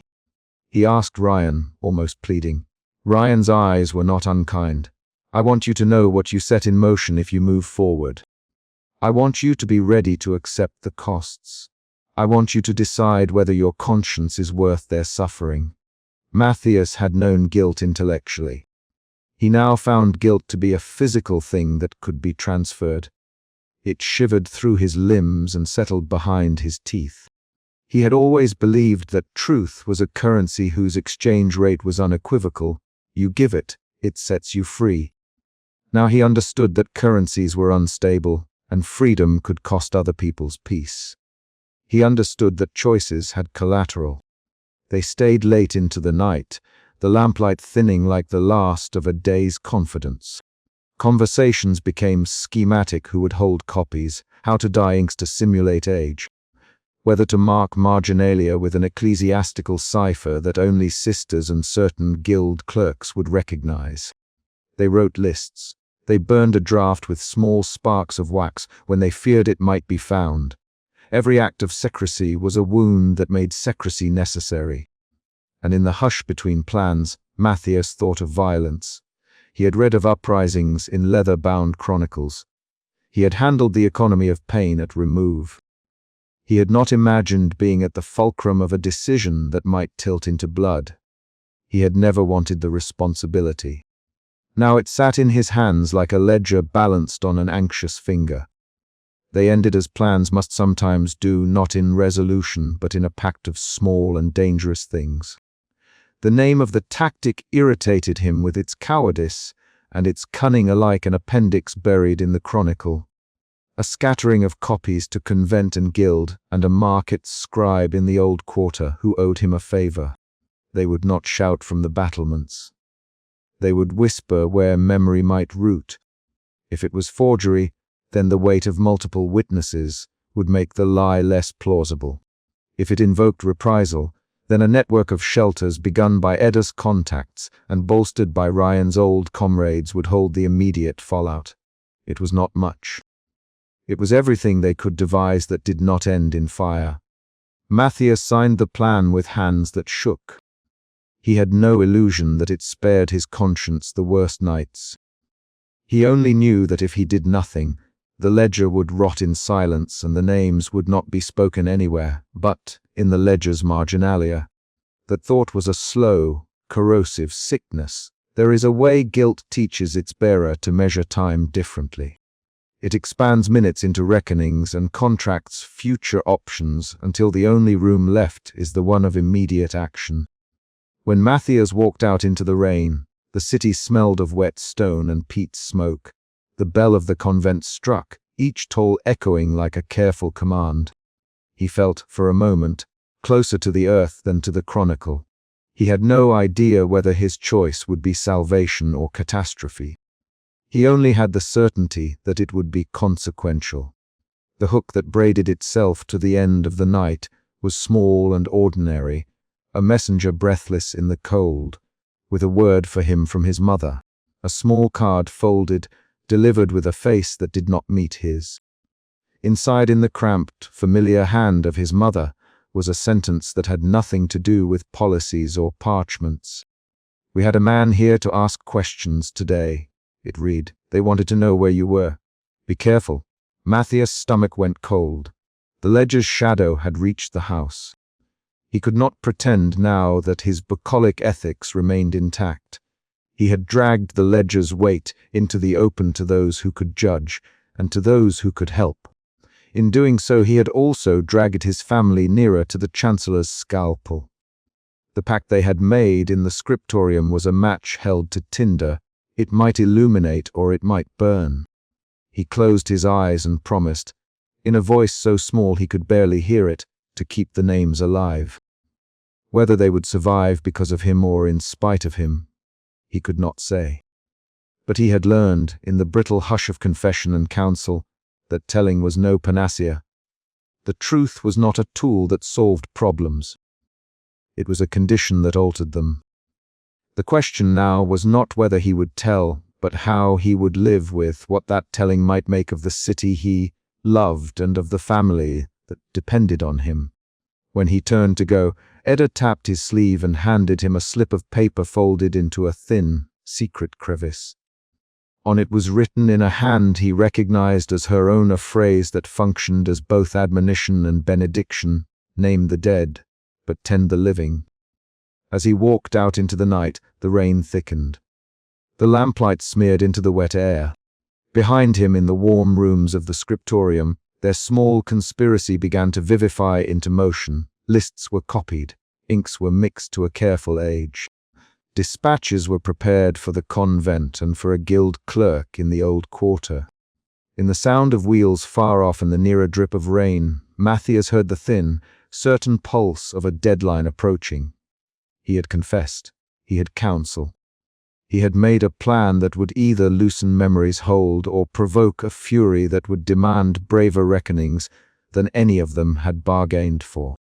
The last thing that the chapter kept was a sound like a closing hing, the outer gate as it swung shut.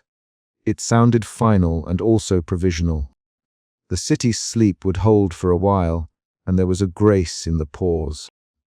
But under the pause lay the ledger's breath, and under that breath, the hum of a chronicle about to be sanctified. When public ritual presses down, small acts of dissent become hotter beneath the skin. Matthias understood this with a clarity that made his hands numb. The action had been taken, the cost had been incurred, the night held its breath. The morning would decide whether that breath was a prayer or a warning. Matthias arrived at the convent with the leaden weight of his decision lodged in the tender part of his chest that used to be able to take comfort in rules.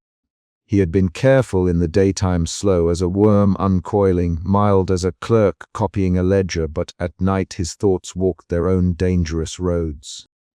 The chapter house received him as a small room of light in a dark city. Candles burned in sconces arranged along the walls. The wicks bent, oval flames that practiced a modest, deliberate sway. The air smelled of beeswax and old leather, and the faint metallic suggestion of iron in the pipes below, where the censors kept their boxes. Outside, the city scraped and shuffled itself toward bed. Within, a different economy of sound ruled, the soft rustle of cloaks, the scratch of pen on parchment, hands moving in agreement or dissent like small birds on a branch. He had expected solitude and found instead a counsel. Edda sat nearest the window, where a slit of moonlight fell like a pale coin and silvered one side of her face.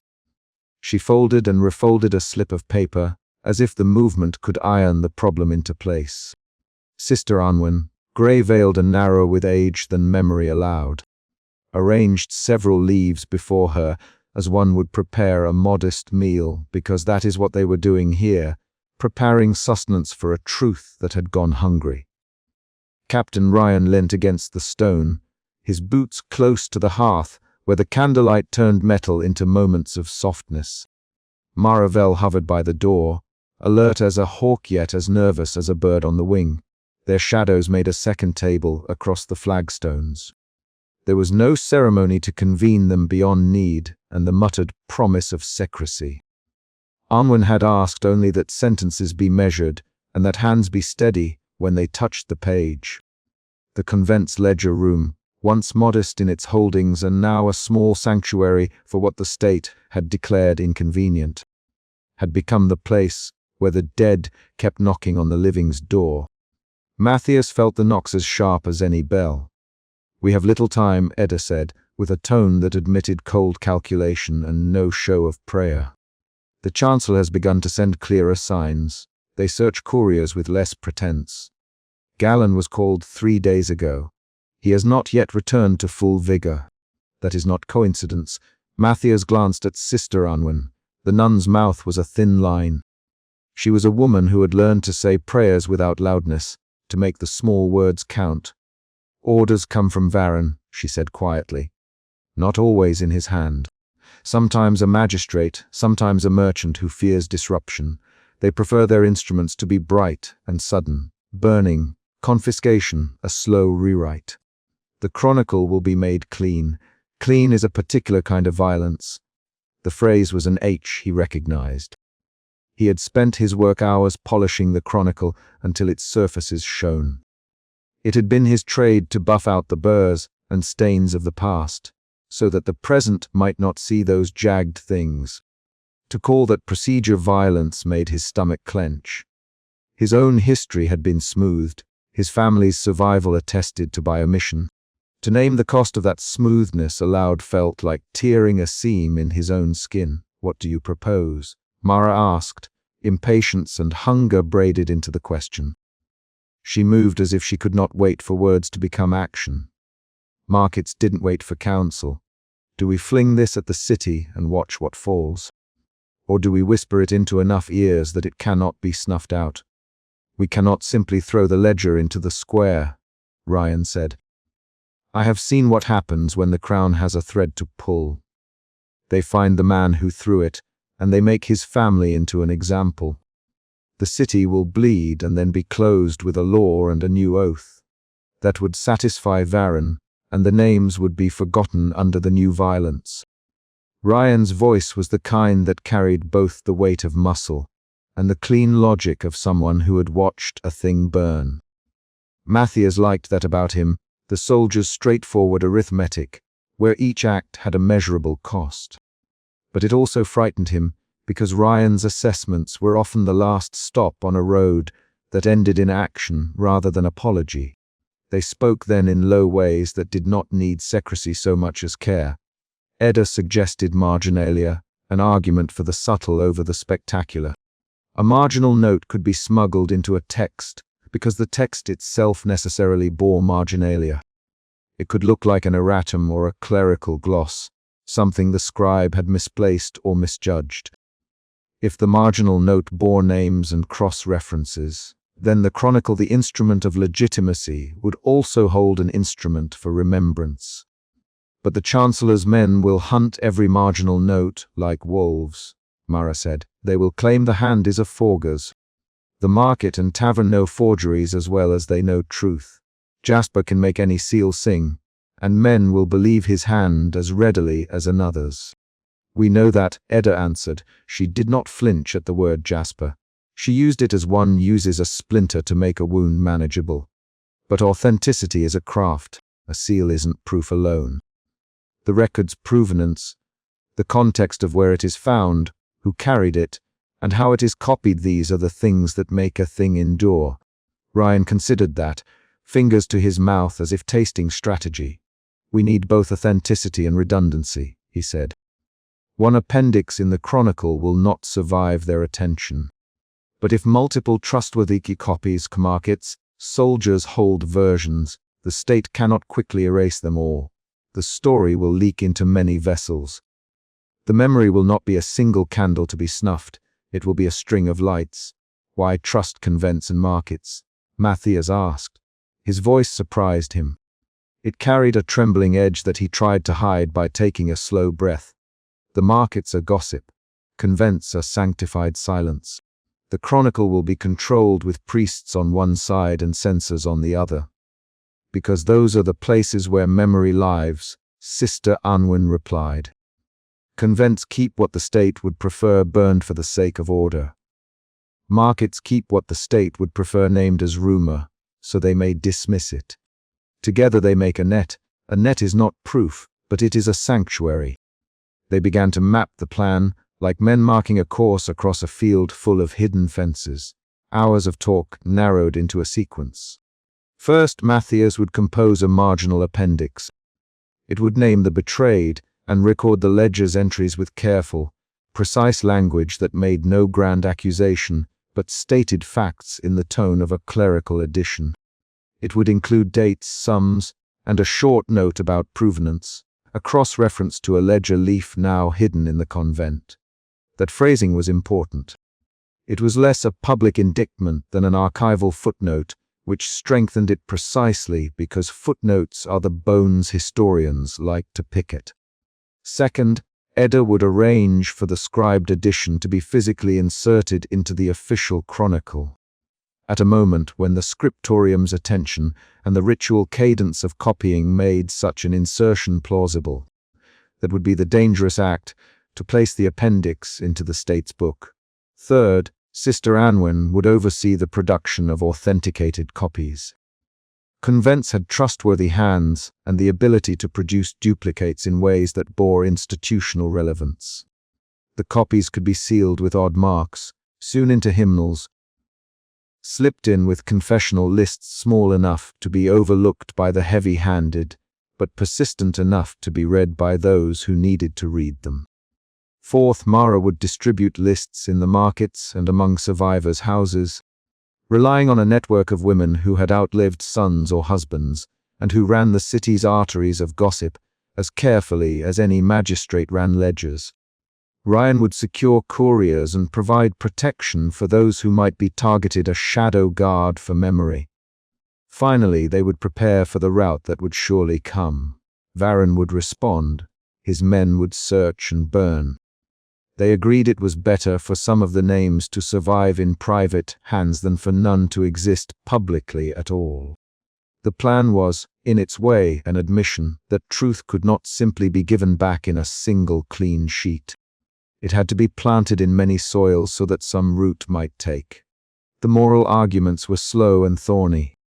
Matthias worried about the possibility that their intervention might kill. "We are not just changing ink," he said. "We are changing lives. If the Chancellor reacts with force, then people will die because of what we did. Is that our burden to place on them?" His fingers worried a corner of his sleeve until the cloth gathered between his nails. Edda's answer was a teacher's patience. If we do nothing, people die anyway. They die in a different way, erased, uncounted.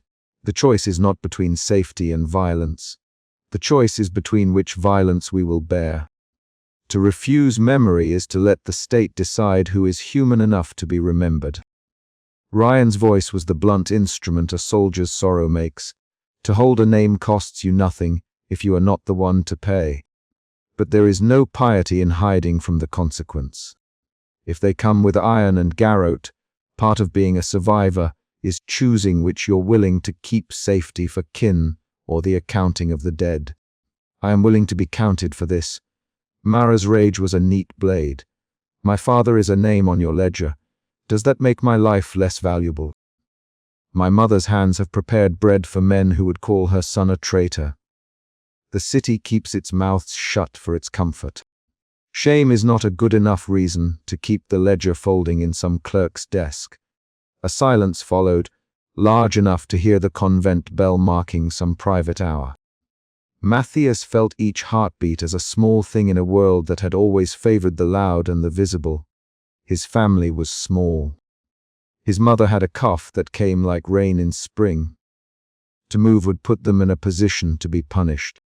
He had thought of accepting an offered redaction, of letting an amnesty paper be clamped across his family's name, so they might live without the scrape of suspicion. Tonight, in the convent, those possibilities felt like ointments applied to a festering wound. He could not make an honest peace with them. Who will write it? Sister Anwen asked, and the question hung with the weight of practical knowledge. The hand matters. It will be proof or joke, depending on whose script the inspectors trust. They looked at him. Mathis' chest tightened.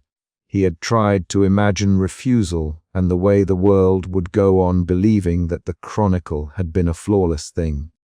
He had tried to imagine action and the world taking him for its scapegoat. Both imaginations were vivid and bruising. He remembered early days in the scriptorium, how he learned the scribe's art, the curl of the T in a clerical hand, the way a particular ink would sink into vellum and come to rest, and never look the same again. He had thought of himself as a neutral agent in a machine that prided itself on neutralities. Now he realized there are no neutralities in archives. The space between technique and truth is short and occupied by someone making a choice. I will write it, he said at last. His voice was softer than he felt. I will make the marginal note. I will make it limpid and dry. It will state names and sums and a reference to a ledger.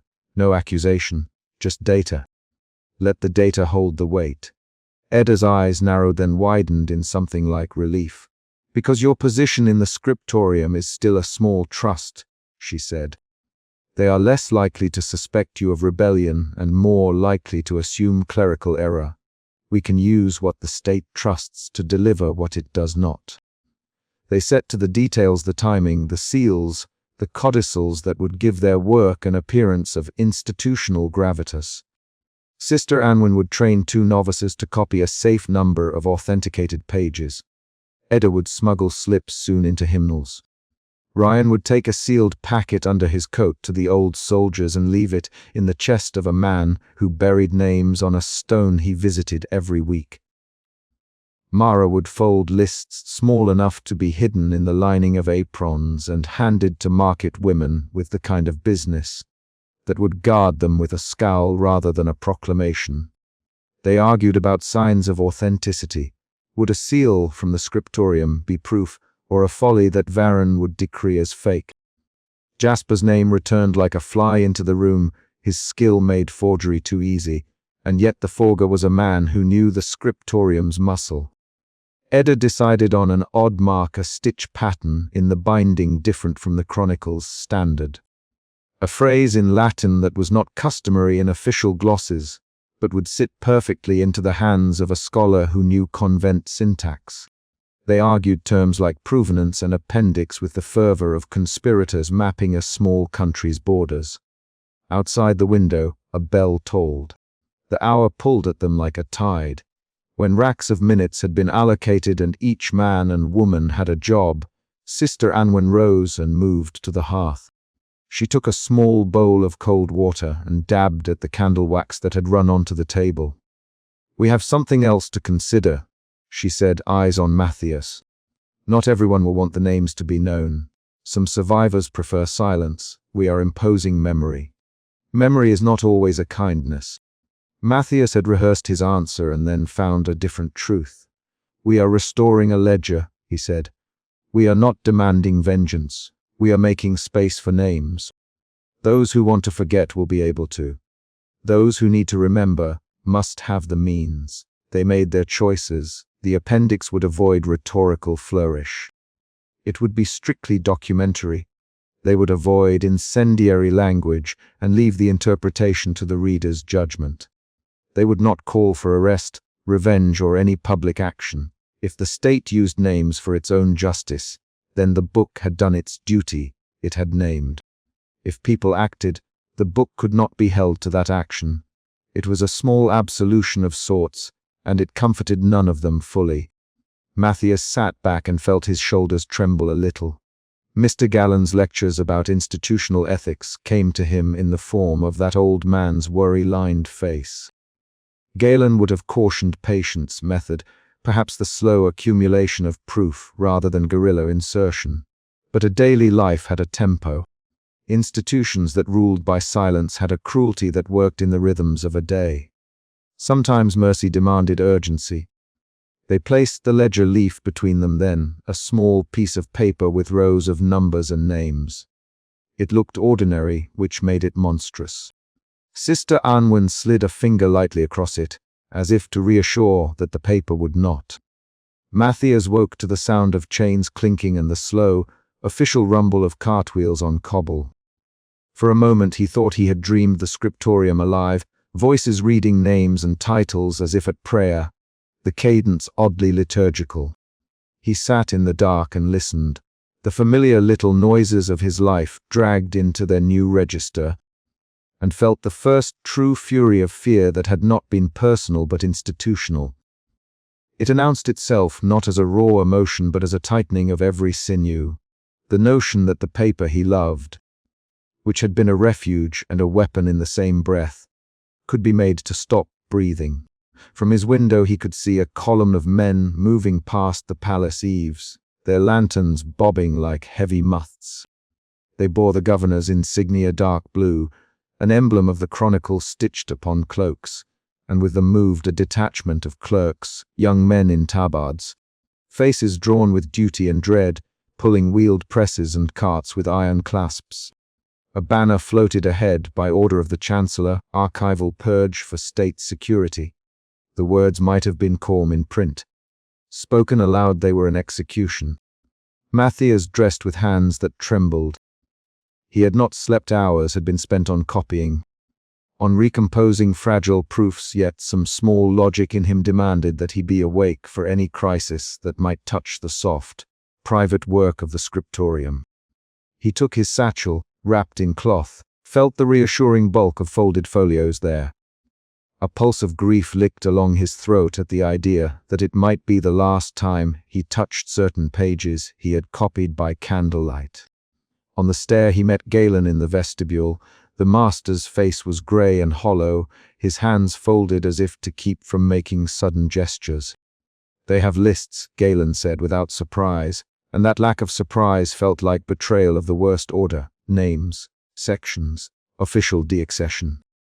Matthias wanted to ask if Galen would help, if the old man would resist, or if he would show the weakness of men who live by institution. But Galen's glance was not pleading. He was a man who had taught the rules of a mission in 1,000 small ways. He had turned those rules into the scriptorium's bones. "We must secure what we can," Galen added, and the sentence contained the wary acceptance of someone who had known the slow corrosion of archives into instruments of power. "Get to your desks, Matt. The lists are long. We will be obliged to comply and to watch." Comply, Matthias thought. Observe the blessed fire and say nothing. He moved through the rooms where the presses had lain quiet for years, where parchment and vellum waited in drawers. He could hear the torch's first hiss from the courtyard, a wet sound like meat on stone. Men gathered, lean-faced, and an official read the proclamation. He read what the proclamation had to cover: sedition, unauthorized materials, inflammatory pamphleteering, foreign subversion. The language was designed to be unanswerable. Its grammar was a guillotine. They wheeled out boxes marked with meticulous, bureaucratic handwriting, the kind Matthias had once admired for its certainty, and set them upon a table. A magistrate unrolled a list. The men around him, clerks and guards, took turns naming the volumes. Section XV Local Petitions, folios 357. Section Chi Convent Correspondences 112, Ledger Series of Payments and Disbursements, boxes 4-6. Each item was punctuated with the crisp sound of a stamp and a clerk's obeying nod. Matthias kept low in the doorway. He could have moved among them, offered his authority as scribe, tried to forestall the destruction with procedural objections. But the scriptorium had taught him how the machinery of law favored the prosec. Paperwork could be made to do violence if applied in the right sequence. Instead he listened, and with each entry his chest tightened as if someone had looped a band of iron about it. It was not until the first book was set between two men and a torch was offered that the ritual became final. Paper blistered, binding blackened. The first flame caught deep in the gutter where dust and old truth slept. Someone said, for the preservation of order, and it was the wrong prayer. Matthias felt a sick, personal pang and imagined line, two names from a ledger he had once touched burning. He had hidden one copy of the ledger in his satchel under cloth, and he realized now, with the peculiar horror of the negligent, that secrecy lived on acts as simple as having been awake. While the public ceremony of surrender and destruction proceeded, the scriptorium's backrooms became a battlefield in miniature. Thomas the messenger found Matthias after a half-hour, disheveled, breathless from running his routes. He had been stopped at an inspection point in the market. His satchel had been searched. He spoke with that rapid, clipped cadence that couriers acquire, the rhythm of listing roads and times. "They've diverted a palace wagon," Thomas said. "Crates bound for the river stores, someone has them now. Rumor is Varen's men took them to the south warehouse. Couriers at the southern gates are being searched.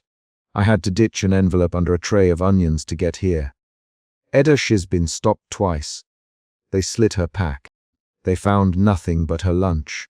But they're taking lists, Matthias. They are asking for names." The phrase "asking for names" landed like a splinter.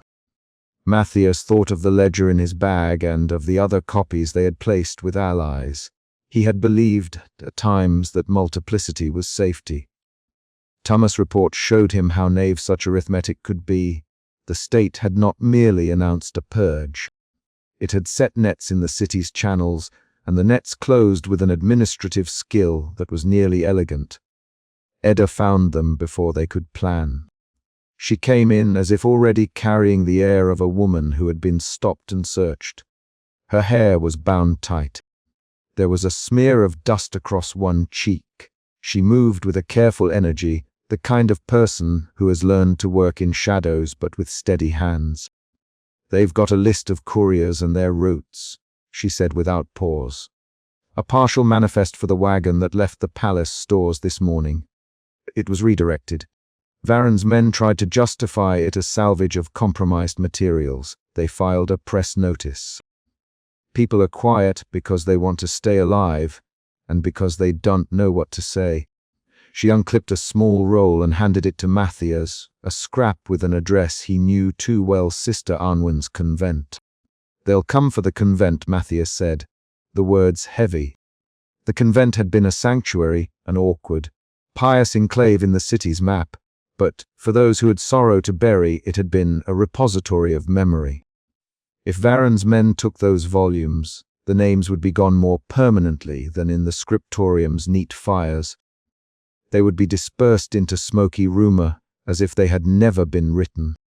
Sister Arnwin had accepted the risk of keeping forbidden folios in her little house of prayer, because the convent believed in a kind of immortality of texts, not a formal, state immortality, but a persistent, human one. To Arnwin, a ledger was a body of the dead. To Varen, a ledger was a nuisance to be filed away or extinguished. The difference between their philosophies had become lethal. The plan to circulate the ledger had been careful, perhaps too careful. They had relied on trusted couriers, on market sellers with pockets for letters, on men like Tumas who ran the arteries of the city. But nights accrued. The state had been patient. In wartime you learned that patience was a weapon. Now that patience had turned outward, and Matthias felt the strangling geometry of it. They met in a small chamber behind the scriptorium where stacks of paper lay in the dim. Jasper arrived as if summoned by the scent of alarm. He had a satchel, but his smile this morning was a little taut. "I can move copies," he said. "I can hide seams. But you must understand authenticity is a marketplace. They will plant forgeries to discredit anyone who speaks. You need more than a ledger. You need a chain." Matthias could see the truth of Jasper's words in the sharpness of the man's eyes. A ledger without provenance was a corpse without name. People would say it had been planted. Jasper's own trade had taught him how easily truth could be mimicked. He offered to fabricate decoy folios that Varen's men might burn in public, to distract them, while the genuine pages were secreted away. It was a lie to protect the truth. Matthias' stomach twisted at the irony, but he accepted. They had little choice. Under the urgency of the day, they divided into teams. Edda would go to the convent with a small escort of quiet men. She would smuggle a cache of copies hidden within padded altar clothes. Sister Anwen would meet her halfway, with a chest of the convent's most fragile folios. Jasper and Matthias would work in a borrowed room near the river. He had a contact there with a press, an actual hand press. And the noise of the river could hide the whisper of the machines. Thomas would run as fast as he could, ferrying messages and small folios to the market sellers who had agreed to distribute copies like seeds. There was the practical matter of time. They had perhaps 3 days, perhaps less. The initial purge had been ceremonious, public, but Varen's men moved with a private appetite. They would inspect and seize what they had not yet shown. They would question couriers, open trunks, bribe porters. The city had not forgotten how to fear, and all fear bent into the chancellor's hands like soft metal. When they left the scriptorium, the sun had shifted to its lean and cowardly angle. They walked on separate errands, their faces plain, carrying small bundles concealed beneath coats. Matthias felt the weight of each folio like the weight of his forebears' faces at his shoulder. He told himself that what they carried was not merely paper but a possibility, that the ledger's names could survive and be remembered, that a public that read the names in unison might be forced to take a different breath. At the river, the rented room smelled of oil and wet pollets. Jasper produced sealing wax and negatives, little stamps he had burned on a metal plate. He worked with a craft that pleased Matthias' quick eyes, steady hands, a precision of execution that was almost a prayer. "We will make 2 sets, Jasper said. 1 set for market distribution, 1 set for the convent and for soldiers who may be sympathetic. We'll make decoys as well. They will burn the decoys and the populace will see smoke and think the state has done its duty. Meanwhile, the true copies will be out beyond their reach." Matthias folded his hands and began to copy.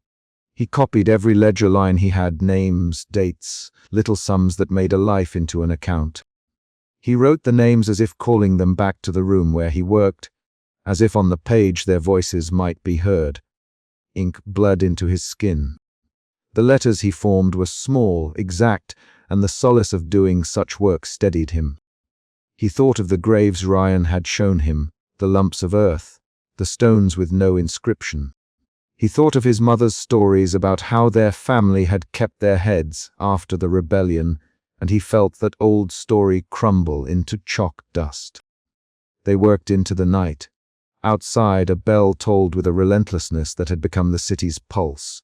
Someone shouted twice in the distance an arrest, perhaps. Or a market dispute turned violent, or men drunk on power with torches in hand. They were mindful, anxious of the city as living skin. Sound traveled. Rumor was a current, and rumor could drown the quiet truth they carried.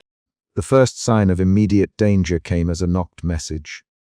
Thomas arrived, smudged and breathless, with a new terror in his face. "They've started searching the market stalls now," he said. "They ask for names of buyers." Myra's stall was upturned. "They found nothing there," she hid what she could in sacks of grain, "but they'll be back. A wagon, 2 wagons have been taken to Varen's warehouses. Your name was on a ledger of interest, not yours personally, but the line items had references. They will trace handwriting. They will trace paper." Paper could be traced, as Jasper had once explained with a hardened shrug. Watermarks, press impressions, ink composition, everything had a signature. Matthias felt stunned. He had believed that the act of copying, of scattering littler, fragile truths across honest hands, might keep the ledger alive. Now he saw the sophistication of the state's instruments, trained paper makers, forensic clerks, men who could tell the riverbend of a rag pulp. He thought of the small pouches he had sewn into the hems of his shirts in case of emergency, a silly, childish waiting for war habit that had once felt like an insult to his profession. He pulled one free and felt the folded page inside, a list of names in his own shaky hand. He considered burning it, and then, with a kind of stubbornness, he smoothed it and tucked it closer to his chest. "We will not stop," Edda said, when they convened. Her voice was small but unwavering. "If they take the convent, the copies we have in market hands will be all that remains. If they seize the presses, there are hands in the guards who read differently. We must find them." Matthias thought of Captain Ryan and his soldiers' principle. He thought of Mara's zeal on the streets. They needed men who could move in uniforms and carry authority without the Chancellor's paperwork. Men who could say later that they happened upon a box of papers and decided to read them aloud. It was a hazard and active deception that might slide into 1,000 violent justifications, but war had taught the city that some moral operations were messy. As the night deepened on a desultory bench near a shuttered tea-house, Jasper's hands trembled more than his words. "I can make a convincing fake," he admitted, "but I cannot guarantee every hand who touches the truth will behave well. I have kept secrets for coin. I have also kept them because someone asked me to. This city runs on trade, Matt. Not all trade is honorable. People sell safety for a scrap of bread." Matthias wanted to say that he too had traded safety once. The story his mother told and the bargains his family made had been a currency that kept them alive. He wanted to tell Jasper that truth was not only about exposing villains, but about unmaking the economy of fear that fed on silence. But instead he gathered his papers and kept copying, the very act of scribing feeling like a fragile sacrament. Around them the city breathed and coughed. Fires that were not the scriptoriums licked at the horizon, as if the whole town might be under some purgatory. The sound of a cart approaching made them look up. Then relief, it was a moonlit ferry returning from the south, a figure with a lantern crossing the quay. They had no illusions about victory. They had only a stubborn, human refusal to let names be wholly extinguished. At last, in a corner of the room, with wax and cord and a small press that smelled of linseed oil, they bound a small dozen copies. They made them neat, made them portable, embroidered not with the Chronicle's emblem, but with marginal notes only those who cared would understand. Each copy carried an annotation, where the ledger had come from, who had acted to secure it, and a line that read, simply, "Do not forget." Jasper sealed one with a stamp that was clever imitation, his best forgery, and they planted it later among the decoys.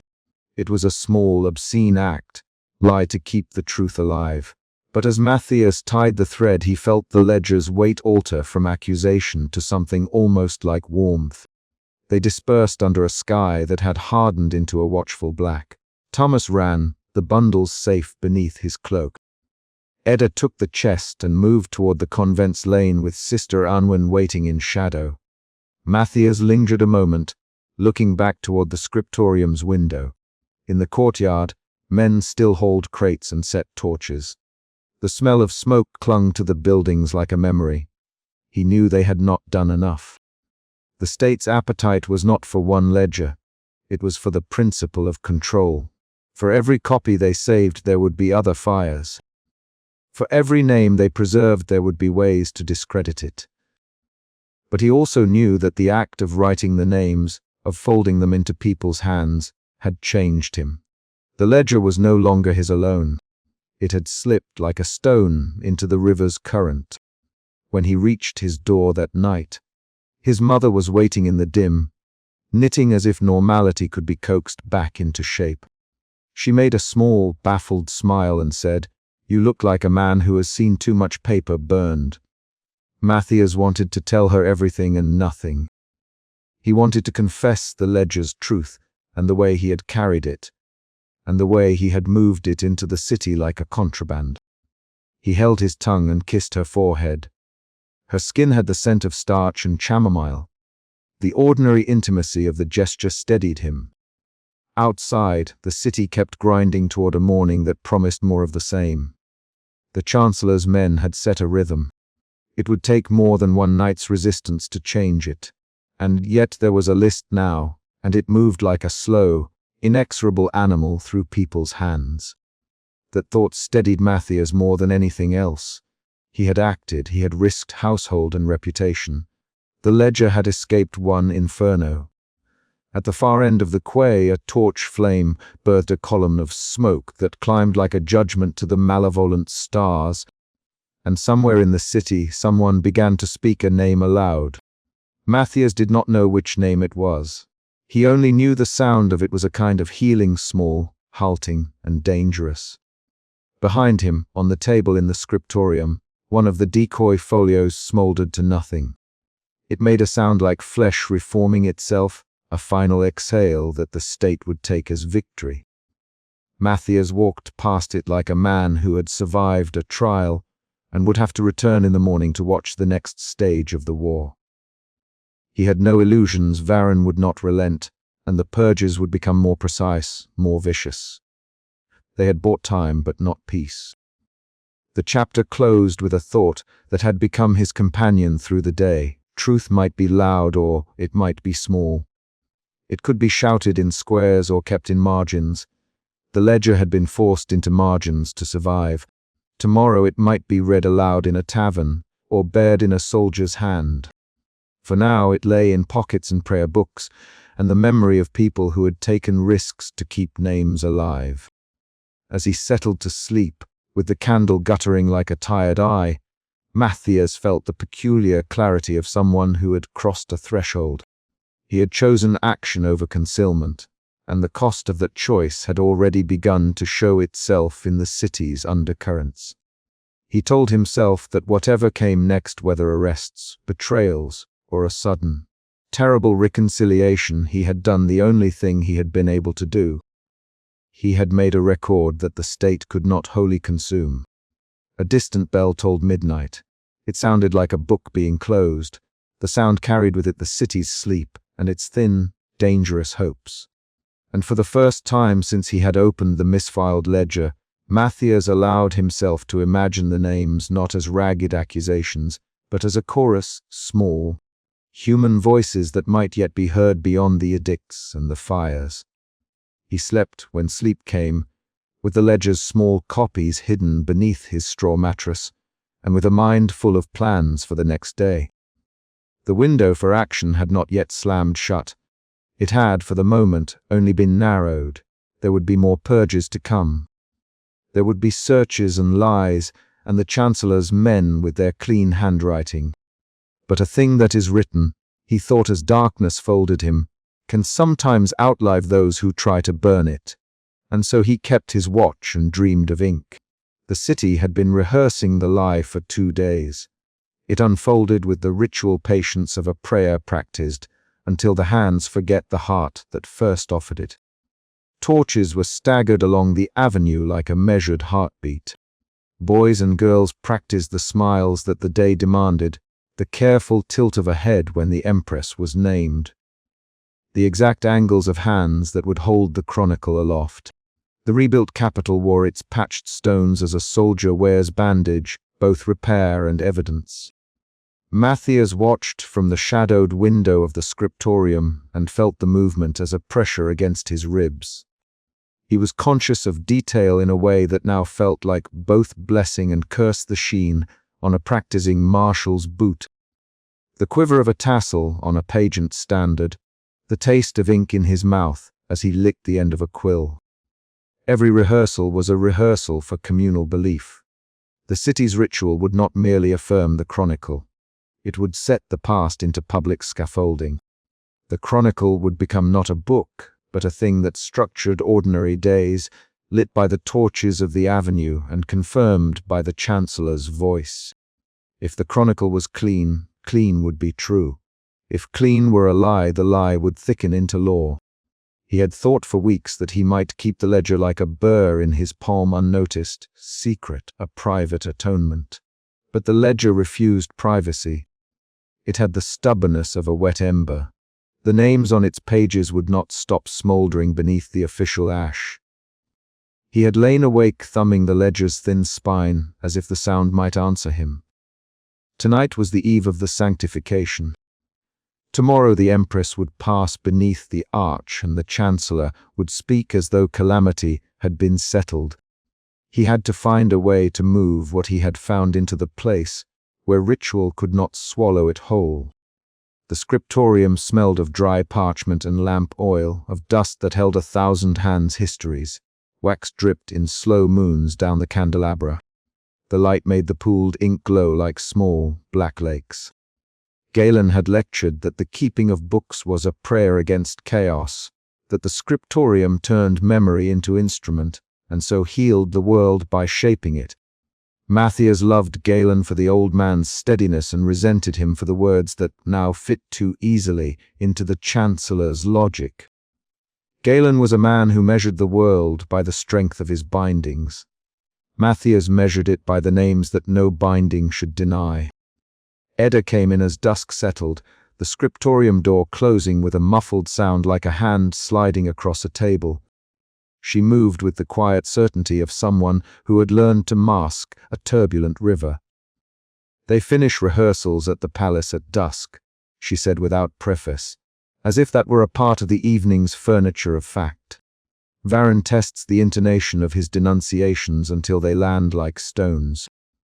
She took a seat opposite him, and for a while the two of them made no sound but the scratch of nib on paper.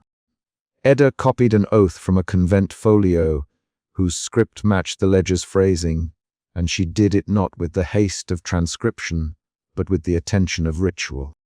Sister Anwin, who had arranged to be nearby that night under the pretense of cataloguing, came between them with a small bundle of folded pages and the quiet of someone used to speaking in things folded away. "We have to think of the means," Sister Anwin said, placing the bundle on the table as one places a sacrament. She did not speak loudly, but there was force in the simplicity of her voice. Not every truth survives exposure. Some truths die badly.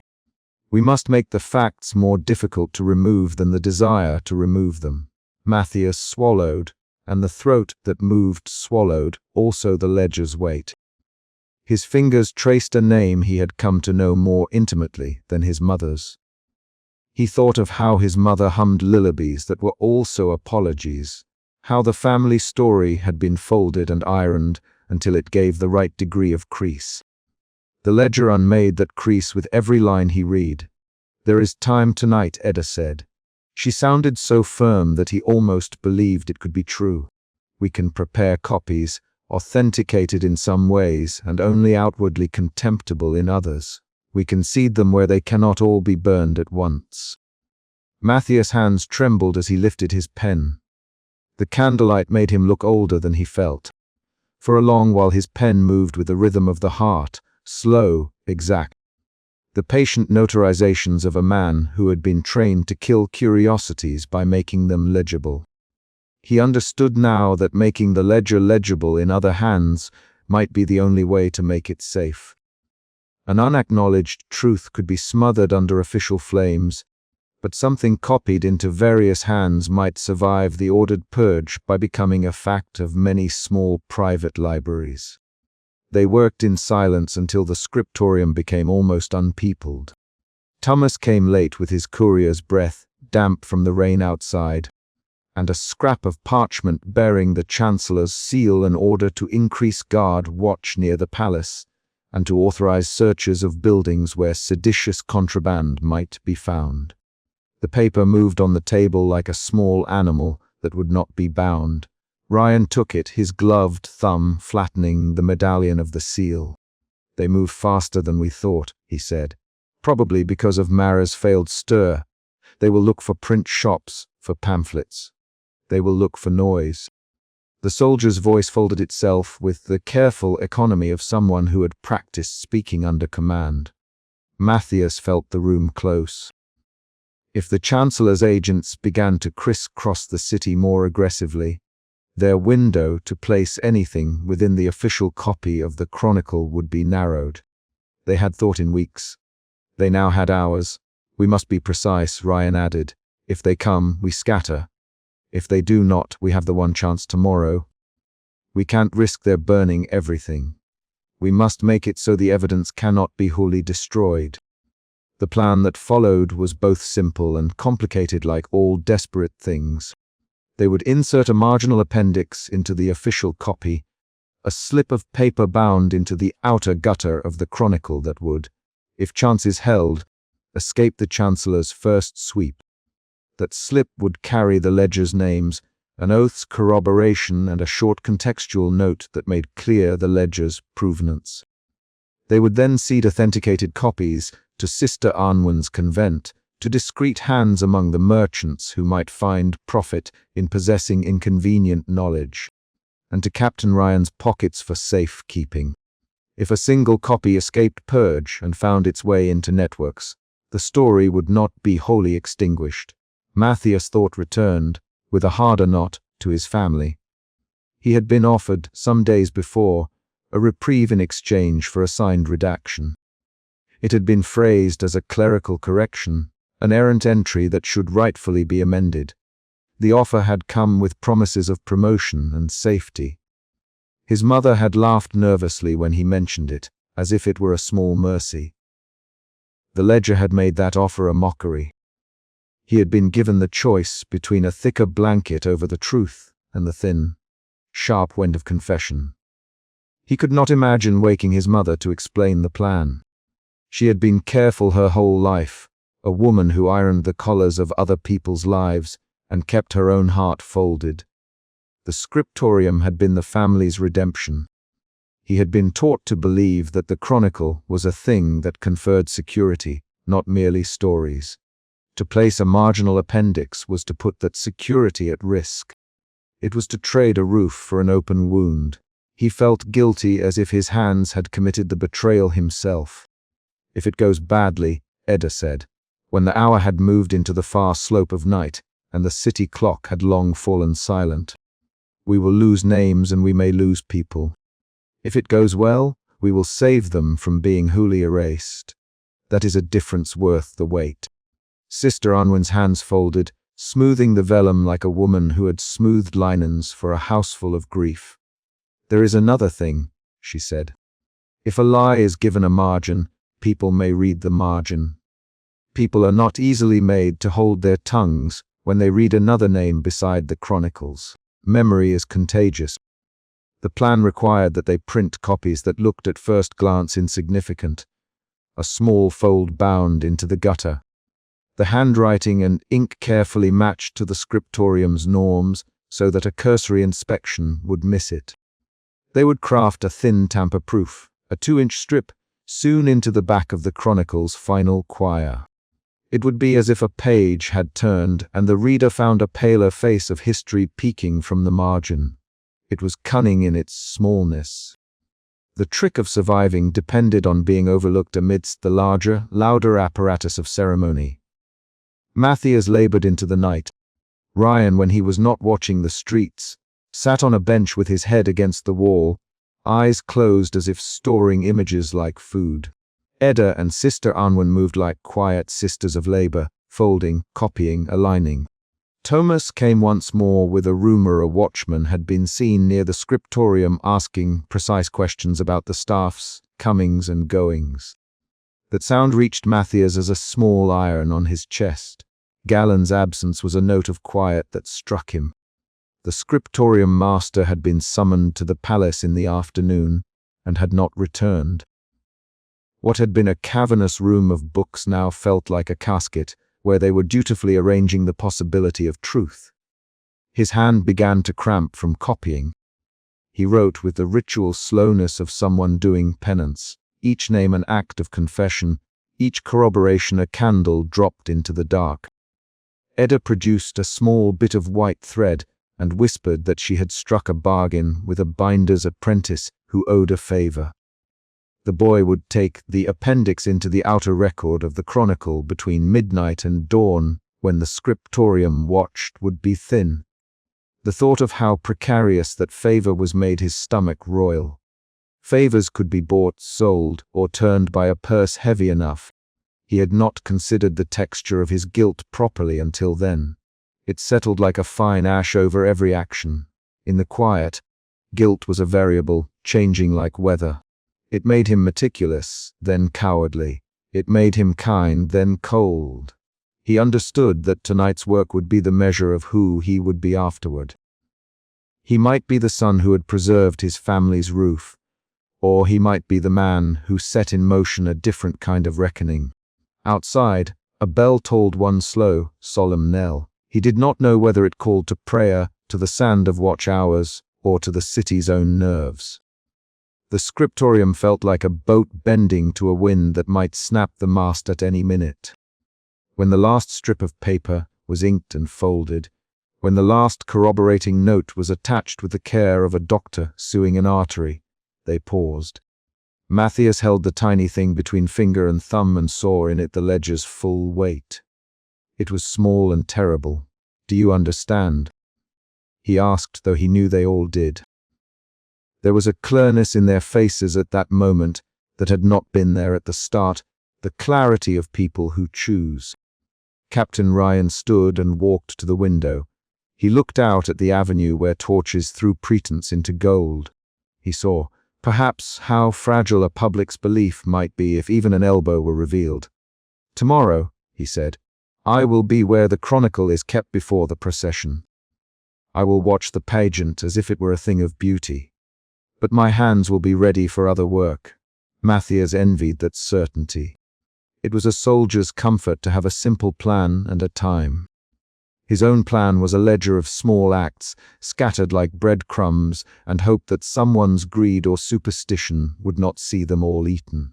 Still, when they set their little bundle into the clandestine box devised by Sister Unwin, lined with soft cloth and hidden in a place under the floor where the rat tracks crossed, they felt, for a second, like people who had delivered a mercy. The night did not end in calm. At the last moment a soft but urgent knock sounded at the scriptorium's outer door. Thomas opened it to a damp-faced man whose cloak bore the Chancellor's colors. A soldier of the watch, out of rotation and with urgent eyes, stood with a small warrant pinned to a chest like a metal flower. "Orders from the palace," he said, voice efficient, "to do cursory inspections of public offices tonight, and to report any anomalies tied to sedition." The warrant was general: search for seditious libels, unauthorized pamphlets and other contraband. The paper's words were not accusatory in their sound, but they carried the exactitude that had become the government's habit. The soldier peered in, and his gaze brushed over the benches, over the stacks of unbound paper, over their faces.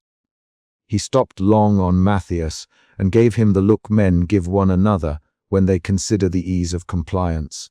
Matthias felt the current of his breath tighten. He had expected the chance of entry. He had not expected it tonight. Edda paled, though her face was a mask that did not show the strain. Unwin's fingers tightened on the cloth that covered their bundle. "We are cataloguing," Galen's substitute explained when he had been fetched back from the dark corner.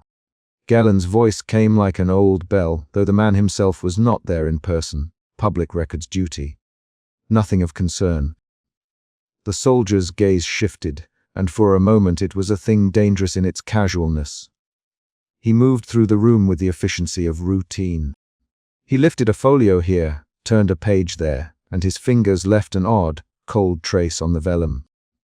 If he had asked to see locked shelves, they might have been required to submit. He did not ask. He left with the warrant's polite salutation and a face that measured what it would cost to press. When the door had closed, the sound in the scriptorium was like the draining of a pool. "We must be faster," Edda whispered. "Now the time for insertion is in hours, not days." Matthias' hands were steady when he took the tiny bundle and set it upon the working table. He had prepared himself in small moral increments to this moment. But the reality of moving something that would alter the spine of the state's official book made him feel as if his head had been hollowed out. He had made 1,000 neat redactions in ink for the Chronicle's editors. He had never before made a single edition designed to be found. They worked until the candles burned low and the wax pools cooled, then tied their bundle in cloth and placed it in the hollow beneath the floor where rat tracks made faint, dark crosses. Each of them said something small and practical, a list of names, a place to meet if the scriptorium was searched, and then dispersed into the night like people with contraband 1 heartbeat away from discovery. Matthias lingered. He climbed the stair to the small room that housed his few possessions, and his hands moved with a habit that steadied him. He smoothed his mother's apron that lay folded, the hem carrying a small hole. He touched the place where his father's hand had once held his shoulder in a manner that was more apology than embrace. He thought of the ledger again, of the fold in which he had found it, and of the ledger's small insistence on naming. As he drew his blanket about his shoulders, a sound came, a soft, urgent knock that was not the one that had come earlier. This one was close and certain. He rose with the speed of someone suddenly awake, and moved to the window where the avenue showed only a wash of torchlight and the silhouette of a passing cart. The knock was repeated, more insistent, and he knew before he opened the door who it would be. Captain Ryan stood on the threshold, his breathing measured and his coat wet with rain. He handed Matthias a small, folded scrap. "They have changed the procession route," he said. "The Chancellor is nervous. They will want to secure the Chronicle earlier than planned. If we wait until the usual hour, we will be too late." Matthias felt the room tilt. The city had given them what thin time it had, and then it drew it back like a curtain. There were, in a single breath, fewer hours, fewer passes, fewer chances to bind their small appendix into the official book. The guilt that had been his companion tightened into a thing that had to be acted upon, or else would calcify into a stone. "Then we move tonight," he said, and the words left him with a sound like a door clicking shut. They had thought to act at dawn. They now had to choose whether the night's worn shade would be safer than the glare of day. To move now was to court a greater immediacy of discovery, but perhaps avoid the palace's concentrated scrutiny. To wait was to risk the Chronicle being sanctified and the truth being sealed by ceremony. Exhaustion and fear mixed into a cold lucidity. The choice was not a moral one of equal values. It was a ledger of consequences and the opening of a wound that might never truly heal. They set about the preparations again with a new, sharper speed. The scriptorium, in the small hours, became a theatre of quick hands and soft voices. Matthias moved like a man who had given up arguing with himself. His pen was an instrument of duty. The night pressed and the city's torches blurred into a continuous line of amber. The bell tolled again, and the sound stripped him to the bone. If they were discovered now, what would happen to the ledger's names? If they succeeded, would the marginal slip survive the Chancellor's eyes? Guilt had become a fuel and a frost, keeping him moving and isolating him from sleep.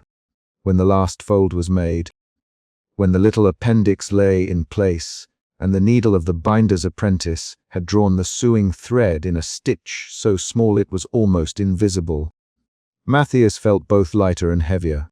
He had moved from reader to actor.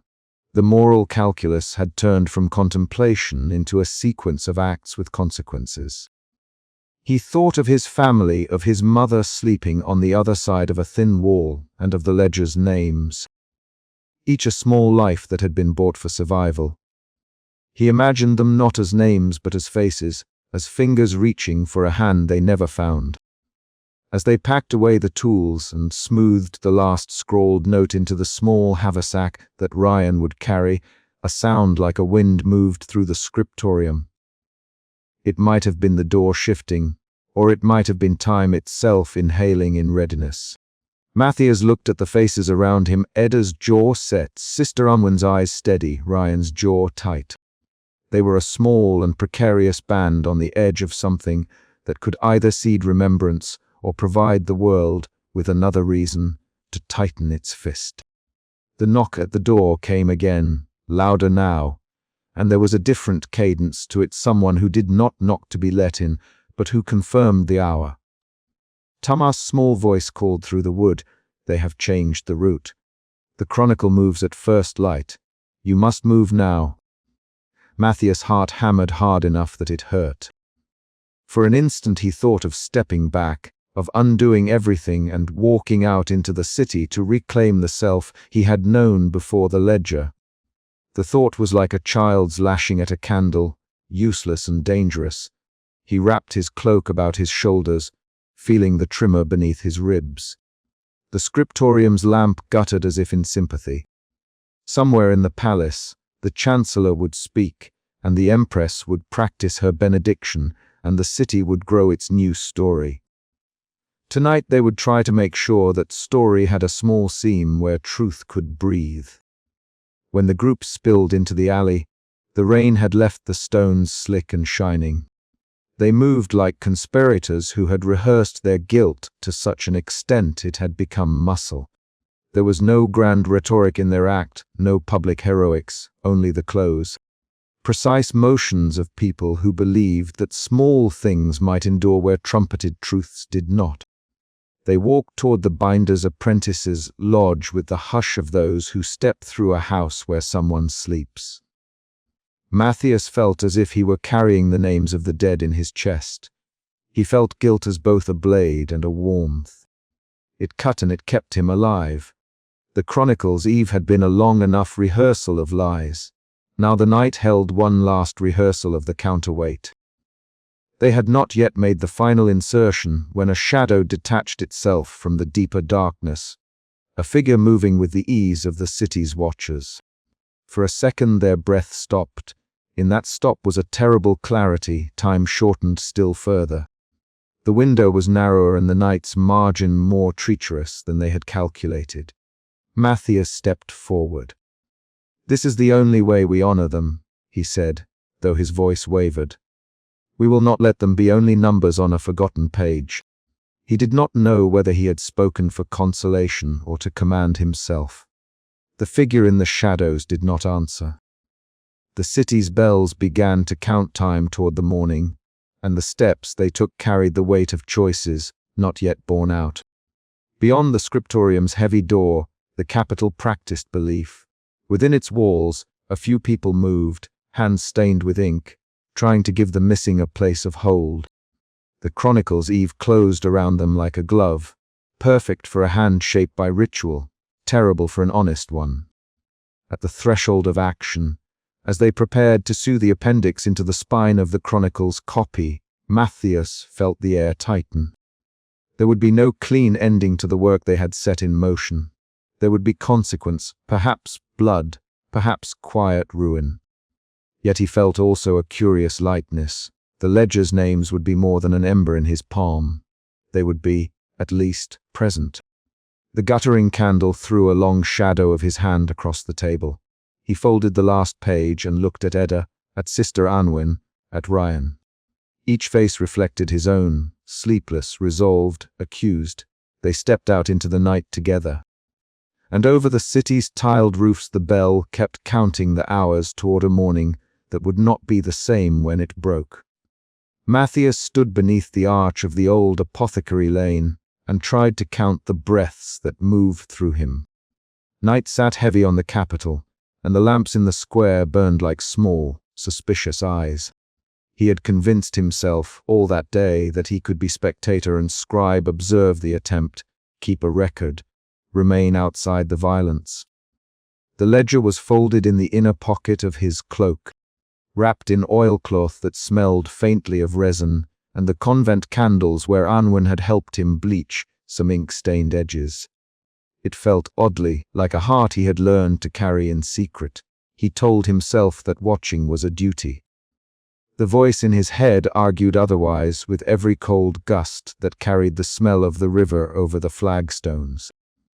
They called it a cadence, the procession of the chronicle, the slow, ceremonial passage past the throne square to the cathedral where the empress would pronounce lineage and law. The city had rehearsed such movements until citizens could repeat their parts with the same exactness as a scribe copying a formula. Tonight the cadence would provide the window, a few minutes of the public gaze turned to the religious pageantry. Enough time, Mara had said, to scatter names like a benediction.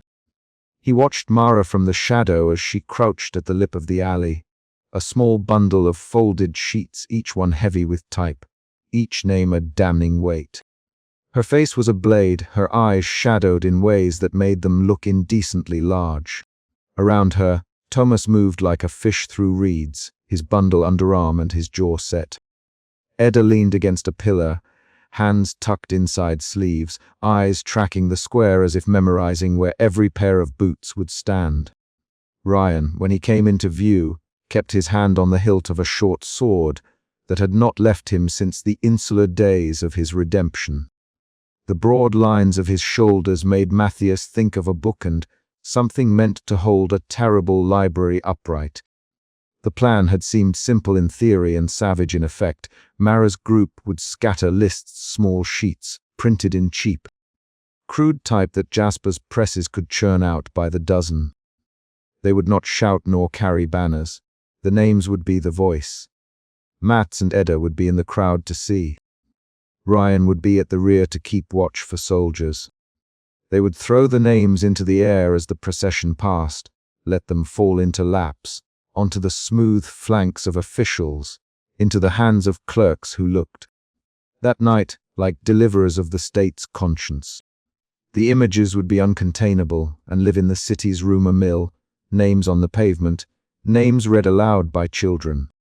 It had seemed at once theatrical and true in the way that a bell's ring can be true. As the great drums began their slow beat, with torches held by guildsmen whose faces were dry with ritual, Matthias felt his certainty breach. He had rehearsed 100 ways the city might react: shock, denial, violence, indifference. He had never rehearsed the look on his mother's face when an errant rumor made her weep for the dead. He had never rehearsed the possibility that paper could be made to lie as well as truth. The first handful of lists were thrown.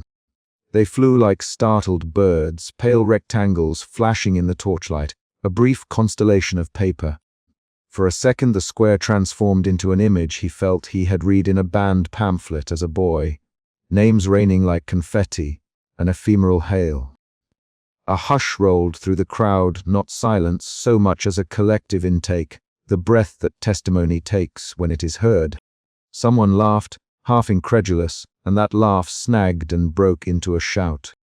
A clerk at the edge of the square stooped, snatched a sheet and read from it aloud. Thaddeus at the river. Roll of the northern mills voices took the names, some reverent, some mocking, and what had been private paper became public sound. Then the guards moved. They did not first speak. They surged, a dark wave of crested helms and leather, the metallic clothing of the state answering the human noise with an instrument it understood: force. The first hand that closed around a wrist was big enough to bruise bone. Someone's scarf tore. A lantern toppled and clawed the pavement with flame like a living thing. Matthias felt the crush of shoulders. A man cursing was knelt upon with the efficient pity of a city that maintains order by seeing trouble as a weed to be pulled. Ryan's shout cut through the cacophony, not loud but absolute. "Back!" he ordered. The word was a wedge. Ryan found Matthias 2 paces from the arch, where the alley narrowed and the press would funnel. Matthias! he said, and for a moment the soldier in him was younger, the tone less official and more a demand from a comrade. A woman scrambled on the cobbles, handfuls of sheets scattering like leaves. A guard's boot came down. The woman's face, familiar from the markets, was the color of old paper. Matthias' hands moved before he could understand why. He grabbed at a sheet, at the fabric of its truth, and tore a small corner to shield it in the palm of his fist. He forced himself into the crowd, not to scatter but to gather, to rescue what he could of the names. He had spent nights learning to conserve ink, to read faded lines until their thinness made sense. Tonight he fished names from the mud and held them like small, wet relics. "Let them go," Ryan said to a pair of soldiers who clasped at a boy in the crowd. The man's face was tight with a strange, public fury. He shoved, then hesitated, as if conscience had to be wrestled with like a recalcitrant cart. The boy went down. A hand flashed a slap. The boy's bundle spilled and a small wind carried sheets into a fountain where they stuck to stone and drifted. In the melee, the sound of paper became a sound he had not expected, not like rain but like wings clipped. A woman screamed high, clean, and its note cut through Matthias so deeply his fingers tingled with absence. The torchlight threw everybody into stark relief. He saw Jasper then, aside a lamppost, smiling with the ease of someone who had been paid to smile.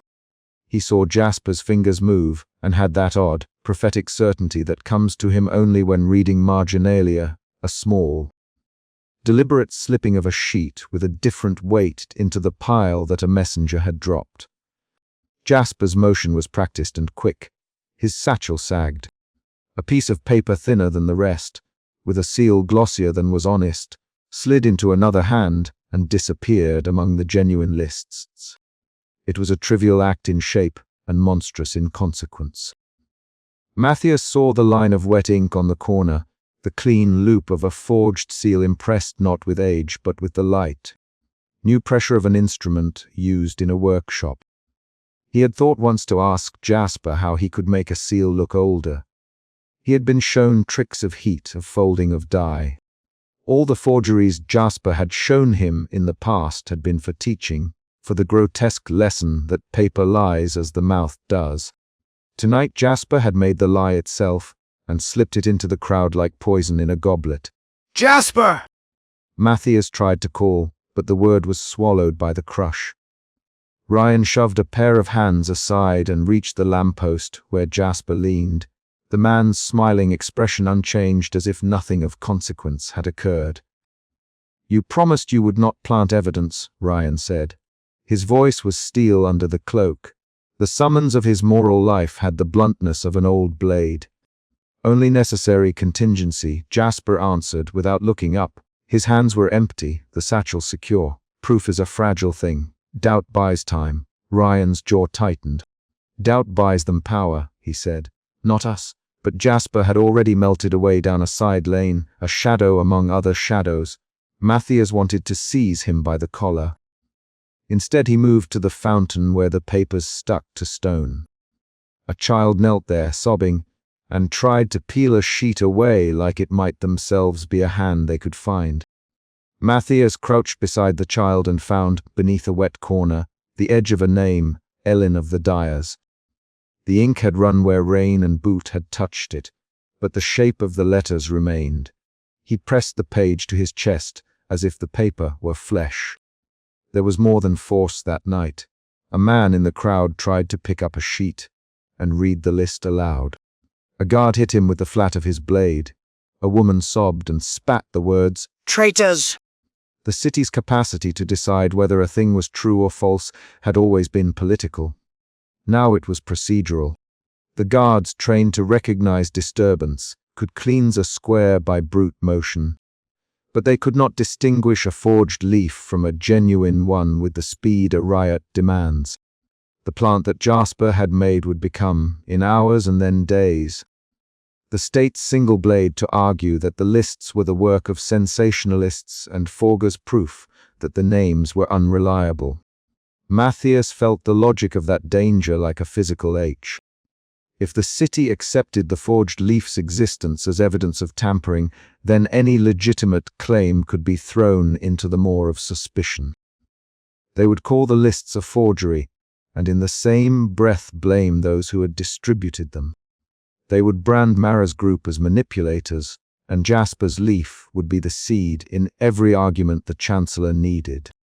When the guards finally began to retreat, herding captives in ropes and clutches, the square looked less like a scene of civic life than the aftermath of a storm, lanterns blown, banners askew, pages plastered to the fountain and to boots. A man lay face down where the procession had turned. People stepped around him like one steps over a broken branch. Someone began to read a name from a sheet, and the sound threaded across the silence for a strange, clean moment, a private litany made public. Matthias found Mara crouched beside a child with ink on her fingertips. Her face was streaked with dirt and tears, and when she saw him her mouth made a small, fierce sound. "Did any get through?" she asked, fingers stilling on the child's shoulders as if holding them in the world. "Some did," he answered. He put the names he had gathered into the inner pocket of his cloak. "Not enough. They will say it's a lie." A leaf was planted. Her face shifted. Fury and exhaustion contorted it. "Who then?" "Jasper." Her voice was a blade of accusation. "He had a hand," Matthias said. He could not then name the reasons. The need Jasper had spoken of in other nights, a market for doubt. The profit in selling both halves of a truth and a lie. He thought of Jasper's laugh in the scriptorium, the way the forger had once turned a phrase into a coin. Ryan crouched near them, his uniform smeared with the city's muck. "They'll detain him if we find him with the seal," he said. "But they want, he knows the alleys, he blends." Edda came to where they stood, shoulders hunched against the cold. "Thomas was taken," she said. And somewhere inside that announcement Matthias felt the thin thread that connected him to the city's many ordinary hands snap. He had known Thomas' lean face since he was a clerk. Thomas Rout had been the suture between the public and private archive worlds. To have Thomas taken felt like losing a page from a book you thought you owned. They moved away from the square in a small, ragged cluster, Mara and Ryan and Edda and Matthias. The city's music was still tuning itself to a new key, tavern doors closing faster, a few men running to the gatehouse to watch. A woman lifting her head and saying a name that had been in her pocket like a lint of grief. The air tasted of ink, smoke, and something metallic that could be either fear or the first hint of a dawn storm. Matthias' hands would not stop shaking. He could feel in the tremor of fingers that had been taught to steady a quill the difference between copying and creating. He had always believed his office to be the organ that stitched narratives together, politic and careful.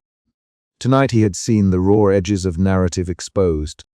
How a hand could slip a lie among truths and watch the world accept the lie because it liked the comfort of a story that simplified the moral calculus.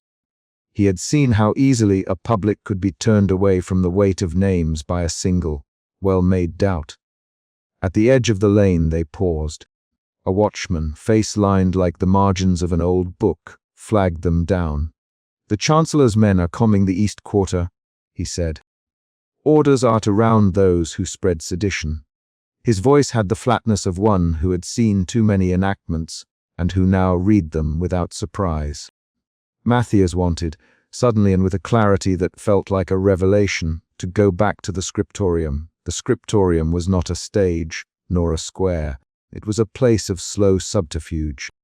If the public square had been the place to speak names aloud, then the scriptorium might be the place to entome them in a form that the state could not so easily dismiss without revealing its own hands. "We can't simply repeat tonight," Edda said. "They use any slip to declare the whole thing a fraud." Mara wiped her hands on her cloak. "What do you propose?" she asked him. Matthias felt in his chest, the ledger's small bulk like a sleeping thing, the choice pressed like the tip of a quill. If he kept the ledger hidden, the names would stay mostly silent. If he tried again in the square, the state would use the planted forgery to discredit everything. He understood, with a scribe's cold arithmetic, that truth without provenance became rumor. But he also knew that provenance, officialization, the thing that made the chronicle law, could itself be altered, inscribed, if one had access. "We go to the scriptorium," he said. "Tonight." Ryan's face was a map of exhaustion. "You'll put yourself at mortal risk." Matthias surprised himself by smiling, a small, unentertaining thing. "So will everyone else," he said. "If the chronicle is sanctified tomorrow as if nothing happened, this city will have a new foundation laid on a lie. I cannot live under that, nor can I let Thomas be the price." They made their way through alleys where the night's work had been done. A cloak hung on a nail where someone had been dragged away, a woman's bundle dropped and forgotten. A child's voice saying a name into the dark and waiting for the answer of another. Sparrow-wing shadows played across walls.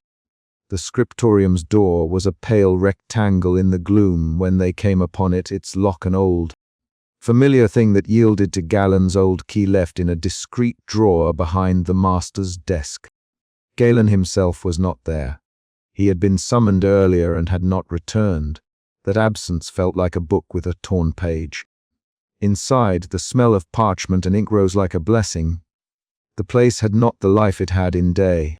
Benches sat empty, and the light from a single guttering lamp made elongated pools of gold. Manuscripts slept in their presses. The Chronicle's official copy lay beneath its cloth in an inner room, sealed for the morning.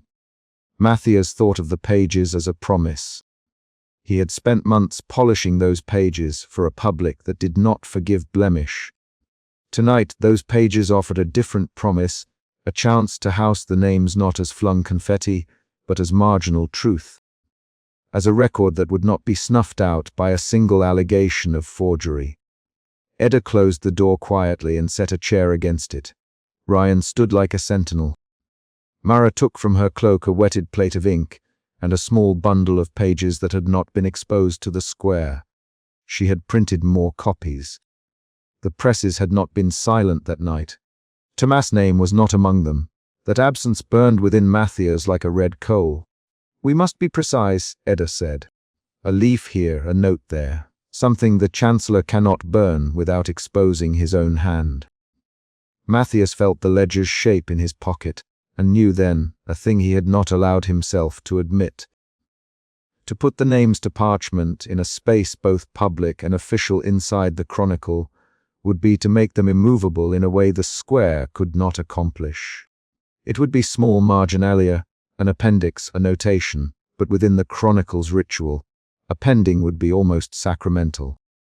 It would mean stamping the ledger's witness inside the state's document, and by doing so, forcing the state to face its own contradictions. He thought of the forged leaf planted in the square and felt a dry bile of fury that was not wholly his. Jasper had not only sound doubt. He had invited the state to claim its need for control and to use that claim as an excuse for sweeping arrests. The scribe in Matthias remembered the old training, preserve the text, safeguard the truth. The man in him trembled at the cost. "If we do this," Ryan said, "they will call it treason." "They'll call anything treason that forces them to mend their story," Mara answered. "If they have to choose between their myth and a ledger of names, they'll choose the myth.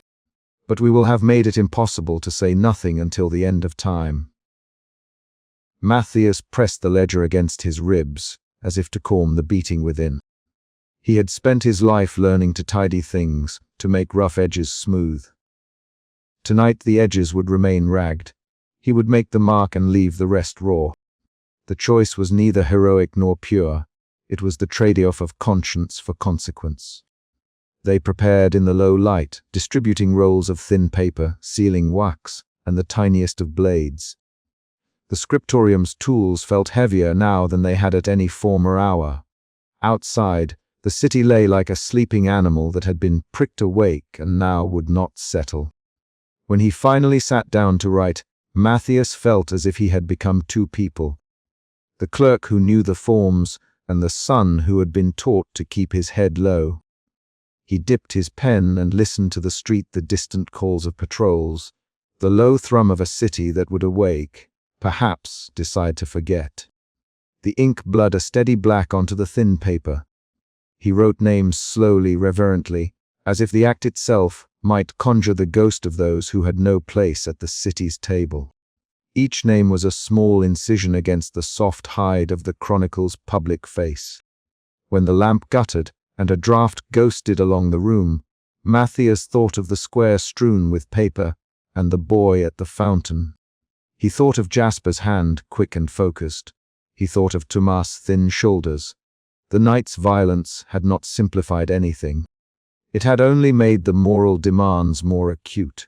He understood, with a scribe's clarity, that whatever he put into the chronicle's margins would not erase the night's chaos. But it could be a small, stubborn seed. They worked through the hours. The city began to hint at dawn when a faint pink smudged the horizon. The square would be cleaned, proclamations drafted, and the ceremony rehearsed until the Empress could recite the cleaned lineage, as if no shadow had passed across it. But inside the scriptorium, with the ledger pressed between his hands, Matthias felt the first clear shape of action. He had chosen a kind of theft of the state's own page because he could not abide a perpetual, comfortable lie. When the first bell told the hour, they bundled the pages into secure wraps. The next day would be a reckoning. Tonight had simply changed the terms of it. Outside the city was stirring. Voices carried like possible auguries. Mara put her hand on his arm, fingers warm and rough. "Whatever comes," she said, "we ought to know we tried with hands that did not tremble from fear alone." Matthias looked at the small swell of paper at his feet and felt the ledger like a weight and a compass at once. He had moved through shame to action and knew, with a slow, certain grief, that whatever followed would not let him live in the same small ways as before. In the square a bell struck again and echoed like a punctuation. He held the ink-dark pages to his chest and thought of the planted forgery, Jasper moving like an old riddle among allies and enemies. The chapter of the night closed like a book on a lap. But as he stepped into the alley and felt the first thin rain of dawn upon his face, Matthias knew the night's violence had given him no absolution, only a summons. The chronicle would open again tomorrow, and when it did he would have to decide how to place the names so that they would not be dismissed as the travail of agitators, but recorded as something that had happened. He had come to the edge and, in the dark, had taken the plunge. Somewhere on the street Tomas cuffed. The sound was small, but to Matthias it had the weight of accusation and of hope. He tightened his cloak about him and moved toward the scriptorium's inner room where the official copy slept under its cloth. The decision he had made in the square and the betrayal he had seen would have to be answered with an act whose consequence he could not yet forecast. The ledger lay warm and dangerous in his pocket. He felt, for the first time in weeks, the terrible, exacting stirrings of something like determination. Outside, the city cleaned its square and prepared a day that would pretend continuity. Inside, the scriptorium held a wound and a plan. Matthias' hand closed on the ledger and would not release it. He would not be able to say how much courage or how much guilt had driven him. The line between the two was already too faint. He only knew this: a marginal stroke could change a liturgy, and a single forged leaf would not be sufficient to choke the names into silence. But first, they would have to live through the morning. He could not know then whether the act he intended would save lives or ruin them. He only knew the ledger was no longer paper in a hidden pocket. It was a story that needed telling. The calendar moved inexorably toward the sanctification of the chronicle. Dawn would bring ceremony and speeches and the chancellor's practiced face. Matthias walked toward the inner room with the ledger at his heart and the heavy, trembling certainty that he had already crossed a line that could not be uncrossed. When he drew the cloth from the official copy and laid his tiny appendix beside it, his hand did not falter. He had watched the world that night as if he were a reader watching the margins of a book. Now he would write in the margin, Outside the scriptorium, the city took a breath and decided to keep living. Inside, a page would be altered, and the chronicle would be, at the very least, a little less complete. The hook of consequence unsheathed itself like a blade. Morning promised proclamation. Matthias' small, deliberate deed promised rupture. Rain began to patter thinly against the rooftop, as if the sky itself had turned a page. The bell that would call the city to its ceremonies had not yet rung a final time. Matthias pressed the ink to the page and waited for the moment when the first words would appear and make the margin a site of memory. He did not know if the names would be believed, if Jasper's plant would feed the Chancellor's argument, or if Thomas would be returned safe. He only knew the pen felt heavy and necessary in his hand. He dipped it, and the darkness of the ink opened like a small truth. At the scriptorium door, footsteps approached. Someone was coming back to see what the night had taken, or to take what the night had left. Matthias' breath steadied on the syllable of the first name he wrote, and the world held, precarious, on the seam of that line. Then the footsteps ceased, and a voice he did not expect spoke the name that would turn morning into trial. The bell had not yet tolled. The chronicle would not yet be read. But what was written in that backlit hour would demand to be reckoned with, and the city would be forced to choose between its myth and a ledger that would no longer be content to remain quiet. The words dried on the page. Outside, someone shouted. Inside, Matthias paused with the pen poised above the margin, and for the first time the ledger in his pocket felt like a thing no ink could fully hold. He wrote the name. The scriptorium at night was a thing of small light and great hush, a cathedral of paper where the past was straightened like linen and folded into neat, doctrinal shapes. Matthias had known the room for years, the smell of vellum and damp glue, the way the beams kept their shadows, even while the city around them seemed to blur into the soft tumult of the rebuilding. He had spent hours here converting chaos into narrative, turning the rashness of rebellion into the tidy syllogisms that sustained a throne. Tonight the task was inverted. He was about to make the smallest possible violence against the order he served. A single candle burned on his desk, guttering and smoking where the wick had been trimmed too close. The chronicle lay open before him, its leathern spine bowed by the hands that had read and rewritten it for decades. The official script flowed across its pages in measured lines. Matthias had spent weeks learning how to let silence sit in the margins, how to let a name slip away like a pebble under the tongue of history. Now he would make a mark the scriptorium had not authorized, a marginal appendix, a brittle list of names, and a precise reference to a ledger that should not have been.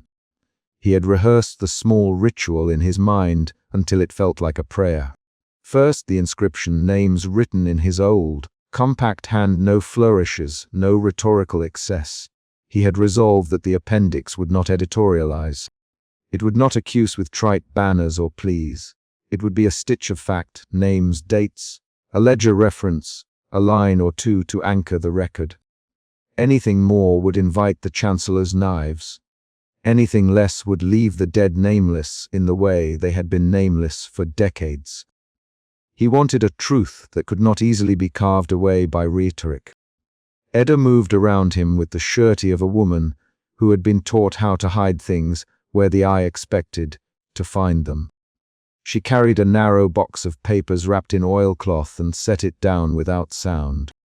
Her dark hair was bound tightly, a small coil that left her face severe and lean in the candlelight. She looked at him briefly. There was a humorless nod that carried the weight of shared risk. "You know what they'll all call this if they find it," she said, voice low and clipped. He made a small motion with his hand, an unsteadying little thing. It could be the beginning of assent, of refusal, of something else entirely. "They will call it dangerous," he answered, and the sentence had the thinness of a reed.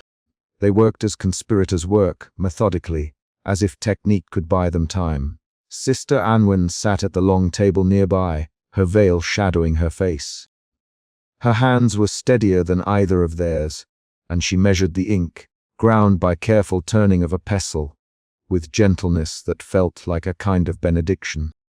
There was soot on the edge of her sleeve. The candle had drawn a ring of dark on her apron.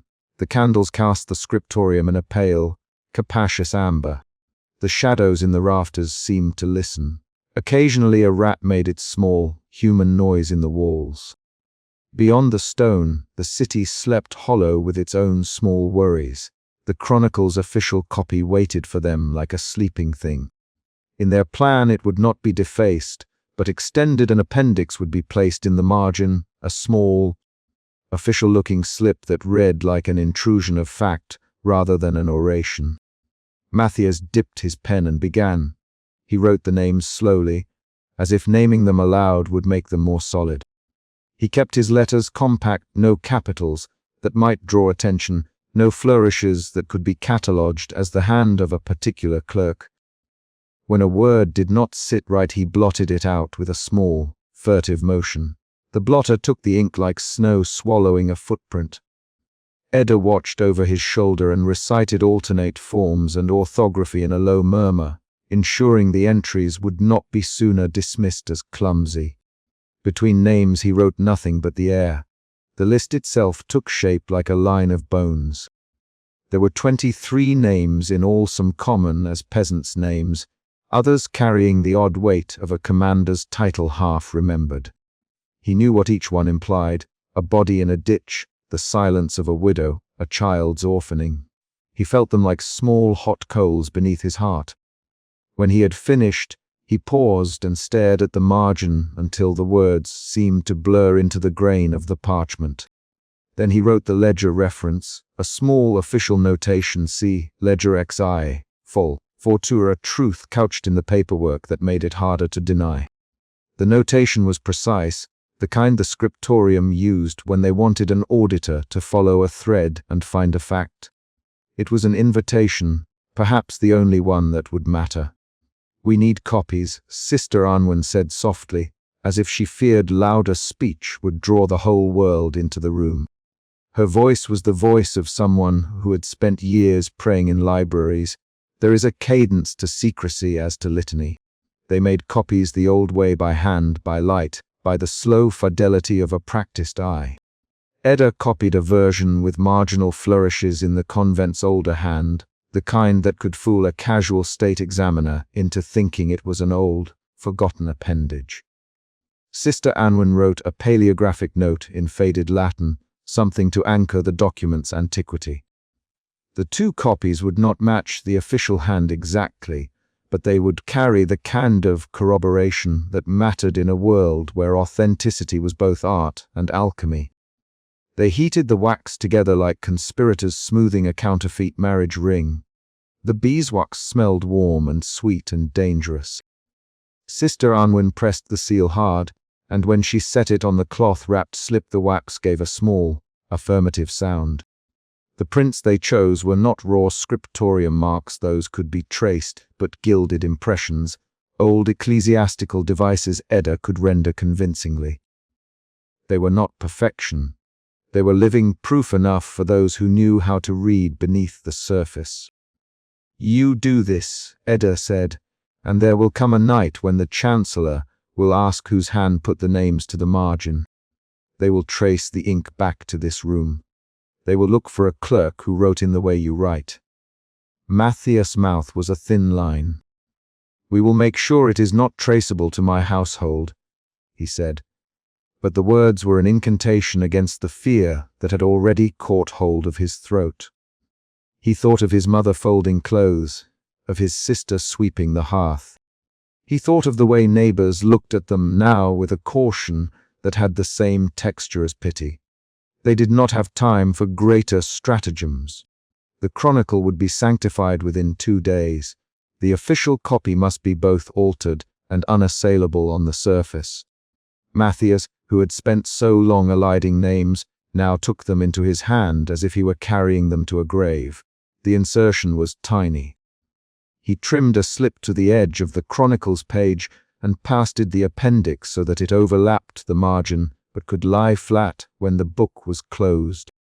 It was an act of neatness rather than vandalism. It gave their truth a thin chance of breeding in the official place. It was Edda who suggested the smaller plan: make a few authenticated slips and seed them, where the city would remember not loud in the square, which the Chancellor could crush, but small networks of memory, a convent, a market ledger, a man who could not be entirely controlled by palace censors. Matthias wrote the extra slips himself, each one in the same careful hand. He carried the finished slips to Sister Arnwin, who wrapped them in the smallest pieces of oilcloth and sealed them with wax. Edda wrote a faint filigree in the corner of one, the kind that might pass as a printer's flourish to a hurried clerk. Another she folded into a market account, the kind that would be handled by merchants who did not trust the palace. "They keep books," she said when she handed it to Mira later. "They will look where profit hides truth." Mira took her piece with the casual insolence of her trade. There are things a market woman sees every day and lets slide. And such a slip could be one of them. She tucked it beneath a stack of bread receipts as if she were hiding nothing, moved through the stalls with her basket on her arm. Matthias watched from the corner of an alley as she pushed into the press of merchants. His chest felt like a bell that had been struck. To put a name under a loaf of bread was to make truth something ordinary and persistent. It would be carried, folded, passed, eventually read. Captain Ryan accepted his wrapped slip in the courtyard beneath a sky sore and grey with dawn. He did not ask for dramatics. He took a paper like a man taking a relic. When he opened it, he did not flinch. His hand broad, calloused, trembled just a fraction. He traced a name as if touching a scar. "They are here," he murmured. It was not a statement for the room so much as a confirmation for himself. Tears pricked in the corner of his eyes, small, traitorous drops on a soldier's face.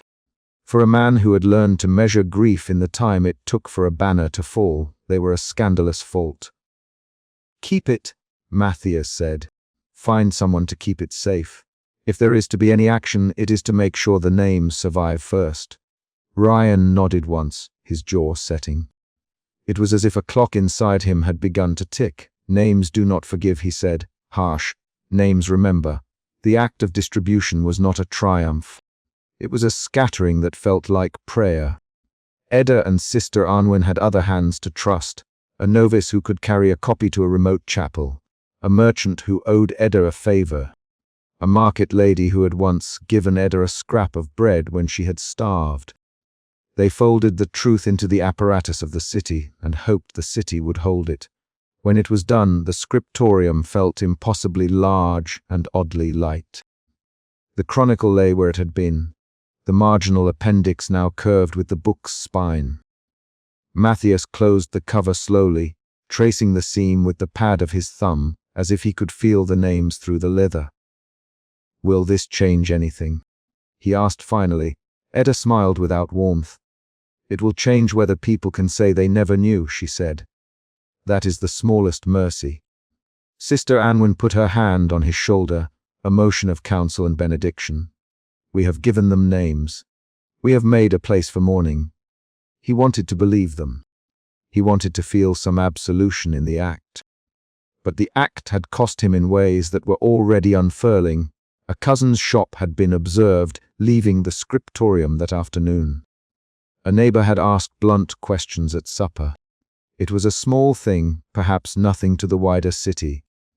But to a family with a history of bargaining for life, it was a beginning of a smell they had been taught to watch for: salt metal, the hint of vinegar that preludes purging. He walked home in the cold, his cloak pulled tight. The city was waking. Carts rolled creakily through stone, and somewhere a bell tolled the hour. He imagined the appendix tucked into a market receipt, and then anybody reading a name and saying it out loud. He imagined the sound of that simple syllable rolling through a tavern, and then ricocheting into a chapel.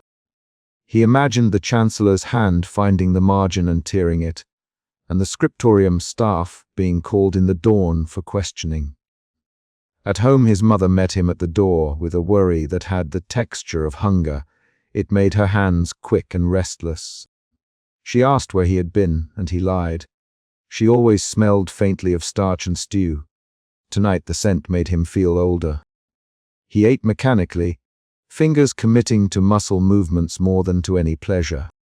His sister sat across, her eyes bright with that small domestic contentment that had seemed impossible in the rebuilding days, but had come for them by degrees. He thought he would confess, would wake them to the weight he had taken on. But the words lodged in him and would not be summoned. To admit what he had done would be to open them to the very thing he hoped to protect, the scrutiny, the retribution. A life made small and narrow by the Chancellor's need to make exemplars of anyone who dared unthread the weave. He let them sleep that night in the precarious certainty that he would keep them safe and alone. When he returned to the scriptorium the next morning, there were signs that the city had already felt his small, secret disturbance. A messenger had left a note for Galen. There were rumors in the air, thin as smoke, an arrest of a sullen bookseller in the market, a patrol that had searched a confectioner for seditious leaflets. The Chronicle's sanctification was 2 days away now, the city's rituals of legitimacy hitched nearer like a drawn bow. He could feel the tightening. Edda found him at the long table, her face less composed than it had been the night before. "They have searched the market," she said without preamble. "They found nothing of consequence. They found a slip of paper that a merchant swore he had not written. They burned it. They asked if any scribe had been missing. They asked if any clerk had been up late." Matthias heard the hunger in her voice, not for vengeance, but for the rawness of truth. "They will come for the scriptorium first," he said. It was the least he could tell the woman who had risked as much as he had. "Then we buy time," she replied. "We let the Chronicle go with its appendix and rely on the confusion they will create. The Chancellor will be quick with his words, a forgerous attempt at slander, and the first instincts will be to crush. But he will also be frightened of acknowledging the ledger publicly. He will want a scapegoat and a spectacle. We must ensure the names pass into places that count, into convent rooms, into merchant ledgers, into a few pockets of memory. Then even if they burn the book, they cannot burn the minds that have already touched the names. They had no illusions that network would save everyone. There would be arrests. There might be blood.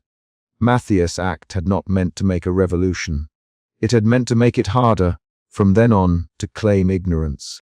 He imagined a widow reading a name and weeping for a son she had taught to whistle. He imagined a child in a lane repeating a syllable and thus training memory to hold a small, necessary truth. Captain Ryan left the scriptorium at noon with his copy folded close to his chest. He did not ask for company. Before he left, however, he turned and spoke to Matthias in a way that was no longer all enmity and not wholly alliance either. "If they come for you, you do not plead ignorance," he said. "If they seek to make examples, be the one that tells a different story. Stand where the names stand. If they force you to choose between your household and what you have done, remember what you have already chosen." Matthias thought of his mother's thin face, of his sister's hands as she smoothed the hem of a dress. He thought of the ledger's names and how quiet they had been when he first saw them, how they had climbed into his chest like splinters and would not let him sleep. He swallowed and nodded. "If I can slow them with facts, I will," he answered. It was the most he could promise. Ryan's mouth tightened. "Names, remember," he said again, as if engraving the words. He left before Matthias could answer more. The Chronicle went to sanctification 2 days later. Matthias watched from the scriptorium doorway while lanterns were fixed along the procession routes. The Empress' retinue practiced their smiles, and the Chancellor walked through a world he meant to own with his hands curled around the fabric of history. The Chronicle's official copy was borne with ritual reverence, its leather straps polished and its emblem gleaming. The appendix was hidden at first glance. An honest man might never have seen it. Yet it was not hidden from everyone. A market woman unfolded a receipt and read a name while weighing cheese. A novice in a chapel found a wrapped slip in the fold of a hymn book and read a list in the dim morning light. A lieutenant on patrol palmed a paper he'd found in a latrine and tucked it into his breast. The names began to wander like seeds upon the wind. In the scriptorium, silence thickened as an animal that had been hunted. The candle stubs burned lower. The city held its breath. For Matthias there was no triumph in the small successes, only the heavy knowledge that he had opened an artery in the city's memory and let blood moral and human be visible. He imagined Varen's discovery as a man examining a map and finding a small, unauthorized line drawn on it. He imagined the Chancellor's face when the line was found, and the invention of a narrative to swallow the leak. What troubled him more than the Chancellor's likely denunciation was the possibility the appendix would be dismissed as forgery. After the chaos of the previous night, Jasper's planted leaf. The torn and scattered sheets, it would be all too easy to label anything that undermined the official story as counterfeit. He understood the cunning of that dismissal, had sat in the rooms where ink was turned into law. In his bed that night he could not sleep for more than an hour at a stretch.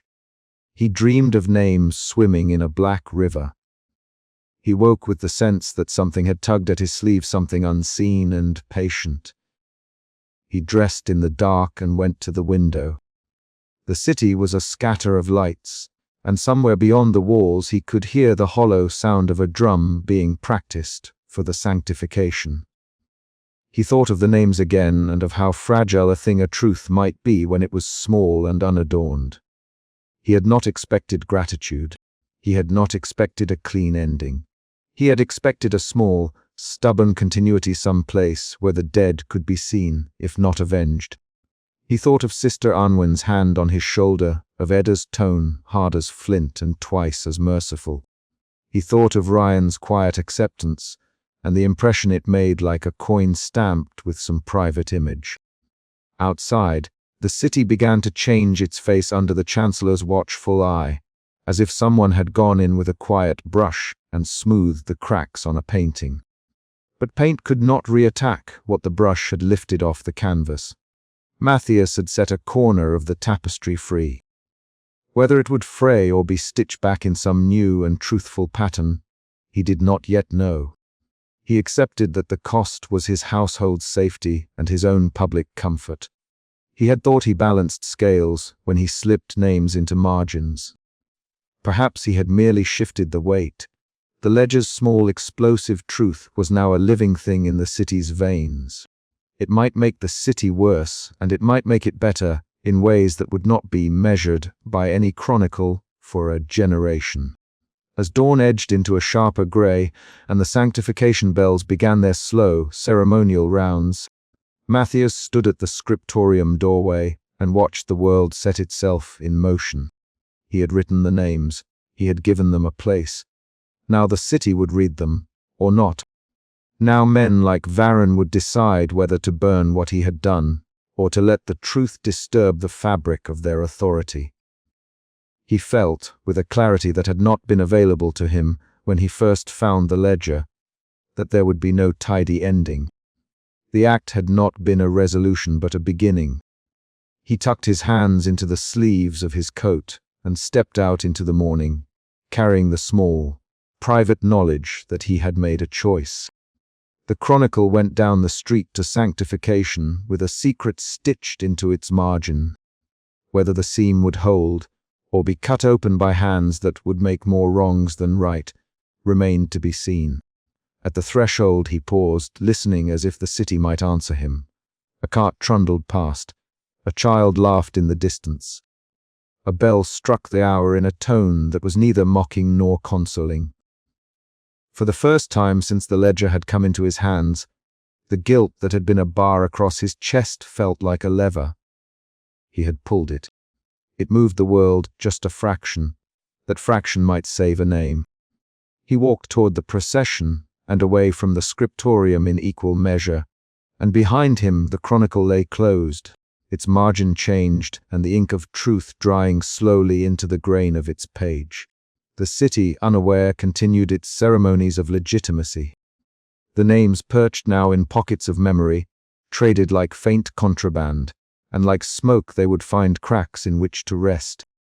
Matthias' last sense, before the procession swallowed the street, was the impression of a small, stubborn thing that even in an empire built on ash, an echo could be given a place to exist. He did not know whether he had saved anyone. He only knew he had named them. Matthias watched the city break and be remade piece by trembling piece. It was, he thought, as if the capital had been struck with a stone whose ricochet cracked windows, not of glass but of certainty. He had expected a single clean sound, a ripple of revelation that would either wash away the stain or be drowned by the river of official disbelief. Instead, the effect was 1,000 small noises, a woman sobbing behind a stall, a child asked to step back by a father who had longer known how to hold fear in his hands, a group of men who laughed bitterly and spat the word forgery like a challenge. The Chronicles page had been turned, but the world it described had not been properly prepared for the turning. He had not been at the square that morning. He had remained, as he always returned to remain, at the margin of things, leaning over a curtained desk, palms dark with ink. The parchment between his fingers, still smelling faintly of smoke and damp clay from the convent's secret room. He had thought long hours before the insertion of the marginal appendix that his act would be private in its ritualness, a scribe's hand committing names to the text, an acknowledgement in an institutional voice that the ledger had existed. He had thought of it as tipping a stone into a pond. He had not imagined the pond's surface shattering, each fragment showing not reflection but faces. Word had traveled the city by routes Matthias had once considered trivial and now perceived as decisive. Thomas had been stopped twice, frisked once. 2 copies of the appendix had been lost between courtyard and cart. But gossip, as Mira had reminded him with a rueful wag of her chin, required no clean channels. A sheet had been unfolded on an oak stall for a coinless reading. A neighbor had read a name and had called to a mother across an alley, and a mother then had stopped in her washing and stood with wet hands while the name was spoken. The movement began there, a murmur like the stirring of a cloth that had been used to clean away soot, revealing the whiteness beneath. By mid-morning the square was a tangle of sound. Some names were recognized and spoken aloud. Some produced no recognition, but provoked a haunted curiosity who had been taken from a street whose stones now supported new shops and new signboards. Where Mara's women had once stood with folded arms and fierce mouths, now children stood between them and a line of palace watchmen who had been called out as much by rumor as by orders. The watchmen's breath steamed in the cool air. Men in plain coat and thin badge were already moving, gloved hands opening their leather pouches to produce edicts. Sedition, their leaders said. Defamation, fabrication. It was Lord Chancellor Varron who compressed the imprecision of this morning into a formal line of logic. He stood on the palace steps beneath the Chronicles' deep embroidery and delivered his address with a voice that had been trained to sound unruffled while deciding others' fates. Matthias saw him later not on the steps but in a cityman's description, a photograph-esque retelling where Varron's mouth was a slit and his gesture a measured, surgical sweep. What has transpired within our hallowed scriptorium is not truth but trespass, he said. The Chronicle is a covenant between the realm and its memory. To adulterate its pages is to fracture social trust. We will not permit a handful of conspirators to weaponize false lamentation against the order that protects us. For Varron the language was simple because his calculus was simple. Stability demanded certainty. Certainty required fewer questions. He ordered arrests for those responsible for the defamatory insertions and directed the immediate closure of the scriptorium's open desks. He summoned Galen Matthias, old mentor, before dawn. Galen returned to the scriptorium with a face that had been drained of the pale color that was usually his wariness.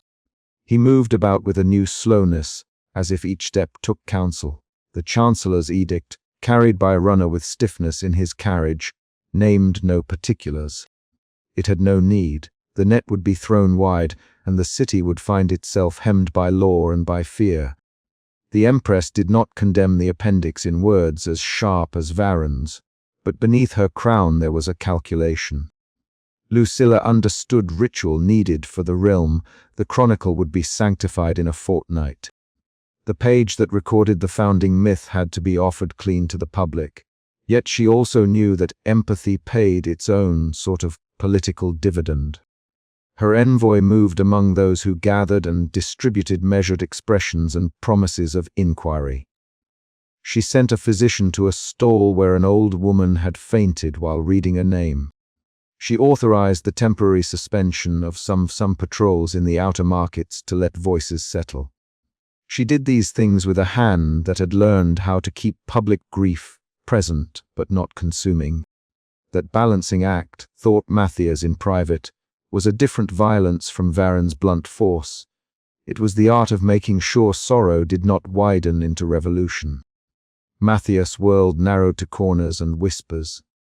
He watched the faces of his neighbors change as if someone had loosened a sleeve, and the pattern beneath had been ugly. His mother moved slower at the spinner's post and pretended not to see glances. A cousin who had once delivered bread to the scriptorium began to cross the street when he saw Matthias. And yet, on an evening when the house lamp splashed an onion skin arc on the kitchen wall, that same cousin left a folded flap of bread near Matthias' bowl. The paradox, a cold shoulder and a warm loaf, felt like an accurate measure of the city's new tensions. Captain Ryan's response was louder. He had come to the city as a loyal officer, his uniform clean and his bearing rigid, yet the ledger's names had turned something in him from metal into open wound. He moved like a man whose grief had been made ethical. When Varron's edicts were passed through the square, Ryan positioned himself not in the line of palace guards, but facing it. His chin lifted like a man who had recognized the names and found there a debt to be acknowledged. He spoke to no one in particular and to many at once. Those names are not instruments of sedition. They are bones. To pretend them otherwise is to make us into cartographers of nothing. His words did not settle the crowd, they inflamed it, and drew the shape of a division. Men who had mouths for loyalty answered him with the word forgery. Women who had buried sons and brothers looked at him as if he were finally accurate, previously ignorant hands finding a long hidden map. When the Palace Watch tried to enforce the Chancellor's order to seize those distributing copies, Ryan stepped in. He did not draw a blade, but used his body as a barricade. The first push came, and the sound of its shields bumping against bodies. Someone knocked to the cobbles, made a new nerve in Matthias' chest thrum. "Back!" Ryan shouted. "There are names here. Let them be heard." He redirected the violence of the moment away from those reading the pages and onto himself. And that redirection saved several people from being trampled in the first instant of panic. But it also made him a focal point for palace wrath. Guards moved with disciplined force. Ryan's chest took a blow from a baton. He answered with a handful of words, "Not steel, you can beat me, but you cannot burn the memory into nothing." It was a line that would be repeated in taverns and in whispered circles. It was both heroic and futility in equal measure. Mara's movement did not merely swell, it changed tactics. Where before she had organized vigils and clandestine postings, now she led groups that quietly gathered at churches and market stalls, reading the names aloud and pressing copies into hands. Her color was fury made sure. She wore the torn remains of a banner around her shoulders as if the cloth itself lent claim. "If they will call us liars, let us be loud liars," she told a ring of women. "If they will call us forged, let us be the forgers of memory." These words, which might have been rhetorical bravado, had consequences. Men who had been quiet in their grief took to the streets with small placards. Others turned meekly back to work, because bread had to be bought and families kept from rumor. The city's mood fractured into sectors of courage and sectors of prudence. Where the news traveled by market cry or by messenger, the reception was unpredictable. In taverns, fingers drummed and drink flushed. In convents, the sisters muttered prayers and read the appendix by lamplight. Sister Unwin, who had lent her hand to reading faded oaths and pointing to the ledger, now slipped copies to those who came with bandaged hands and low voices. Her face was as serene as a ledger's edge. There was an orchestration of propaganda. Jasper, who had taught Matthias how seals could be forged and how authority could be faked, saw in the morning's commotion both the profit and the risk. He kept his head low enough to be unseen by those who might accuse him of fomenting sedition. But he also understood how the Chancellor's announcement worked in favor of those like him who traded in doubt. "If everything is forgery, nothing is proof," he said to Edda in a narrow doorway. "They can stamp a seal and call it official. We can stamp a name and call it memory, but it will be messy. People will not know where to believe." The mud that Jasper spoke of concealed truths and lies together. Inevitably, some who had copies of the appendix found their pages countered with false ones, names rearranged, dates altered, hand that looked similar but was not. The confusion that followed was deliberate in certain hands. Varen's censors practiced at erasure, let the doubt circulate like smoke, and then presented a controlled wind to blow it away. "Look here," they said, "at the forgeries. How can you trust the rest?" That move gave the Chancellor a plausible deniability while keeping the public guessing. The mechanism of trust, once a taut string, became frayed rope. Within the family, the consequences were quieter and bitter. Matthias' mother would not look him in the eye. She set the supper at a distance and spoke of the weather, and of how the bread cost more this season. When she thought he was asleep, she took to leaving a candle at the shrine of an ancestor he had never known. There were gestures of support from unexpected corners, a neighbor who dropped peas into the pot when she thought no one was looking, a cousin who occasionally left a patch of mending on his work table, hands that had once turned away now steady in secret. Those small reconciliations did not settle Matthias' guilt. They complicated it. He had saved a ledger's names, he had given them air. His household had therefore been made uncomfortable, but also quietly honored in some rooms. Galen did not survive the morning's censure. The scriptorium master, summoned by Varen for his complicity, how much did he know? Why had he not found the insertion? Retired with a letter that described his departure as necessary for the preservation of the chronicle's integrity. In truth, he left broken by the realization that the institution he had loved had chosen order over inquiry. He met Matthias in the scriptorium's dim, where dust lay soft on stacked pages. His hands trembled as he touched the spine of a volume he had once thought indestructible. "You were always careful," Galen said, as if to remind himself. "We taught you to be careful. Perhaps we taught you too well." That line, an admission and a reproach, fell between them, and did not land as blame. It landed as the recognition that institutions could be taught and that lessons had consequences. Matthias left the conversation with a heavier chest. He could not now forget that the carefulness they had been praised for had been complicit in an erasure. By nightfall, the city had an air like a place after a storm. Things had been moved, some damaged, some rescued.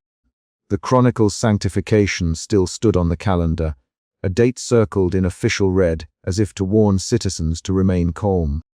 Varen posted guard details and circulated proclamations blaming radical elements for destabilizing public peace. The courts opened in haste to consider charges. The palace found it convenient to demonstrate strength. In alleys and parlor rooms, however, the appendix continued its slow work. Names were read to children who had never been told that their kin had no graves. Women folded the pages into aprons to protect them from rain. Seeds had been planted where soil had been thought sterile. Matthias walked that evening along streets in which small knots of argument clustered like barnacles on the hull of the city. He felt the weight of what he had done sharpen into a physical ache along his spine. He had expected recrimination, and he had expected gratitude. He had not expected the intimate, chiseling sorrow that came from seeing a city doubt itself. Sometimes someone would glance at him with sudden recognition you wrote it, and then avert their eyes. Other times someone would tap his shoulder and whisper a simple thank you, their faces lit by a candle or a lantern, as if such gratitude had the power to steady his breath. That night, before going to bed, he took the remaining copy of the Appendix 1 that Edda had insisted be kept sealed in the convent's ledger box and unrolled it on his lap. Under the oil lamp he read the names again. Without the auditorium of a crowd, the syllables sounded plain and human. He said them aloud softly, as if in a whisper to sleep the dead. Real Dovan, Harrow Sin, Met Carlin. He expected the words to be a relief. Instead they were a chord struck in a body he had expected to become immune to sound. He felt the guilt like a thing with teeth, not merely a moral weight but an active, nocturnal thing that nipped and woke at him. He had put names into a document, and those names had caused others to remember, and remembering was both a balm and a wound. At the window he could see a glimmer of the palace, banners flapping dryly in an August wind. The city hummed, a low voltage that could be compassion or fury. The Chronicle's sanctification still loomed. The Chancellor had declared an intention purge and punish. The Empress had promised inquiry. In the hush Matthias understood the ledger's new function. It was no longer a private discovery tucked in a scribe's sleeve. It had become a test. Could a revealed past be acknowledged without the present tearing itself? Were the names a salve or a detonator? He could not know the answer. He could only wait for the next day's echoes and tend the minor acts he could do, mend his family's curtain, deliver a bread to a neighbor, pass a folded page to Sister Anwen with instructions to spread it among those she trusted. He had created a fracture. His work now would be to watch which side widened and which mended. As he laid down, Edda's last note to him weighed on the bedside table. They will call it chaos, she had written, but chaos is the moisture in which memory takes root. Tend it softly, and it will grow without burning the house down. It was not an assurance, only a plea. That plea followed him into sleep like a benediction and a summons. In his dreams the ledger's ink ran like water.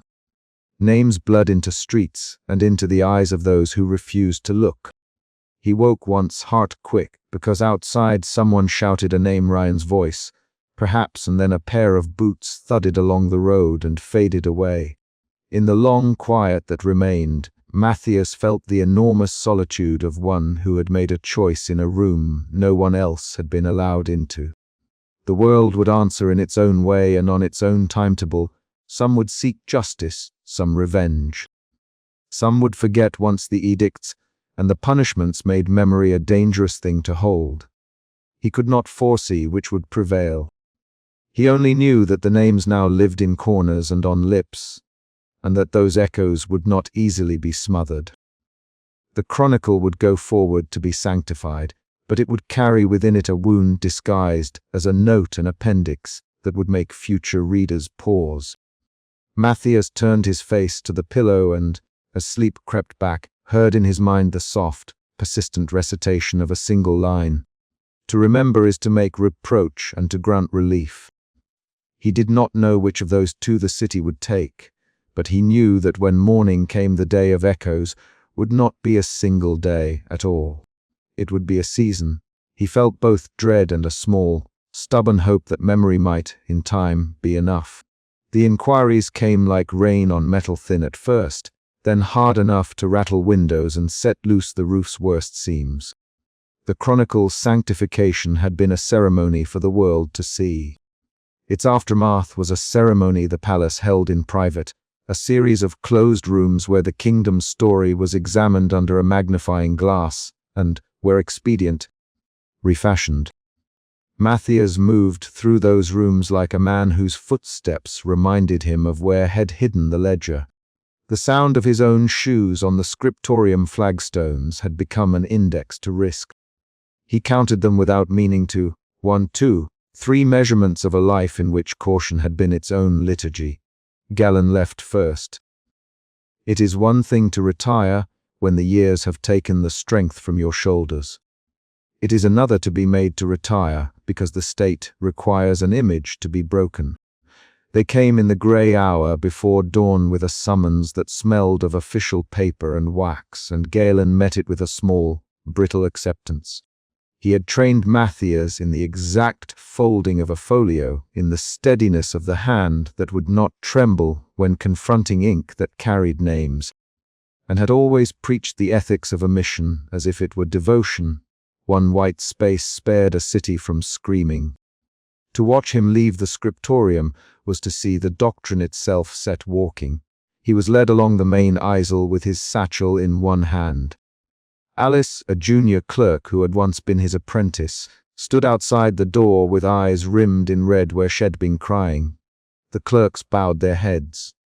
Some nodded as if to say, "We knew," others looked away as if they had not known. Galen's face was the color of old paper.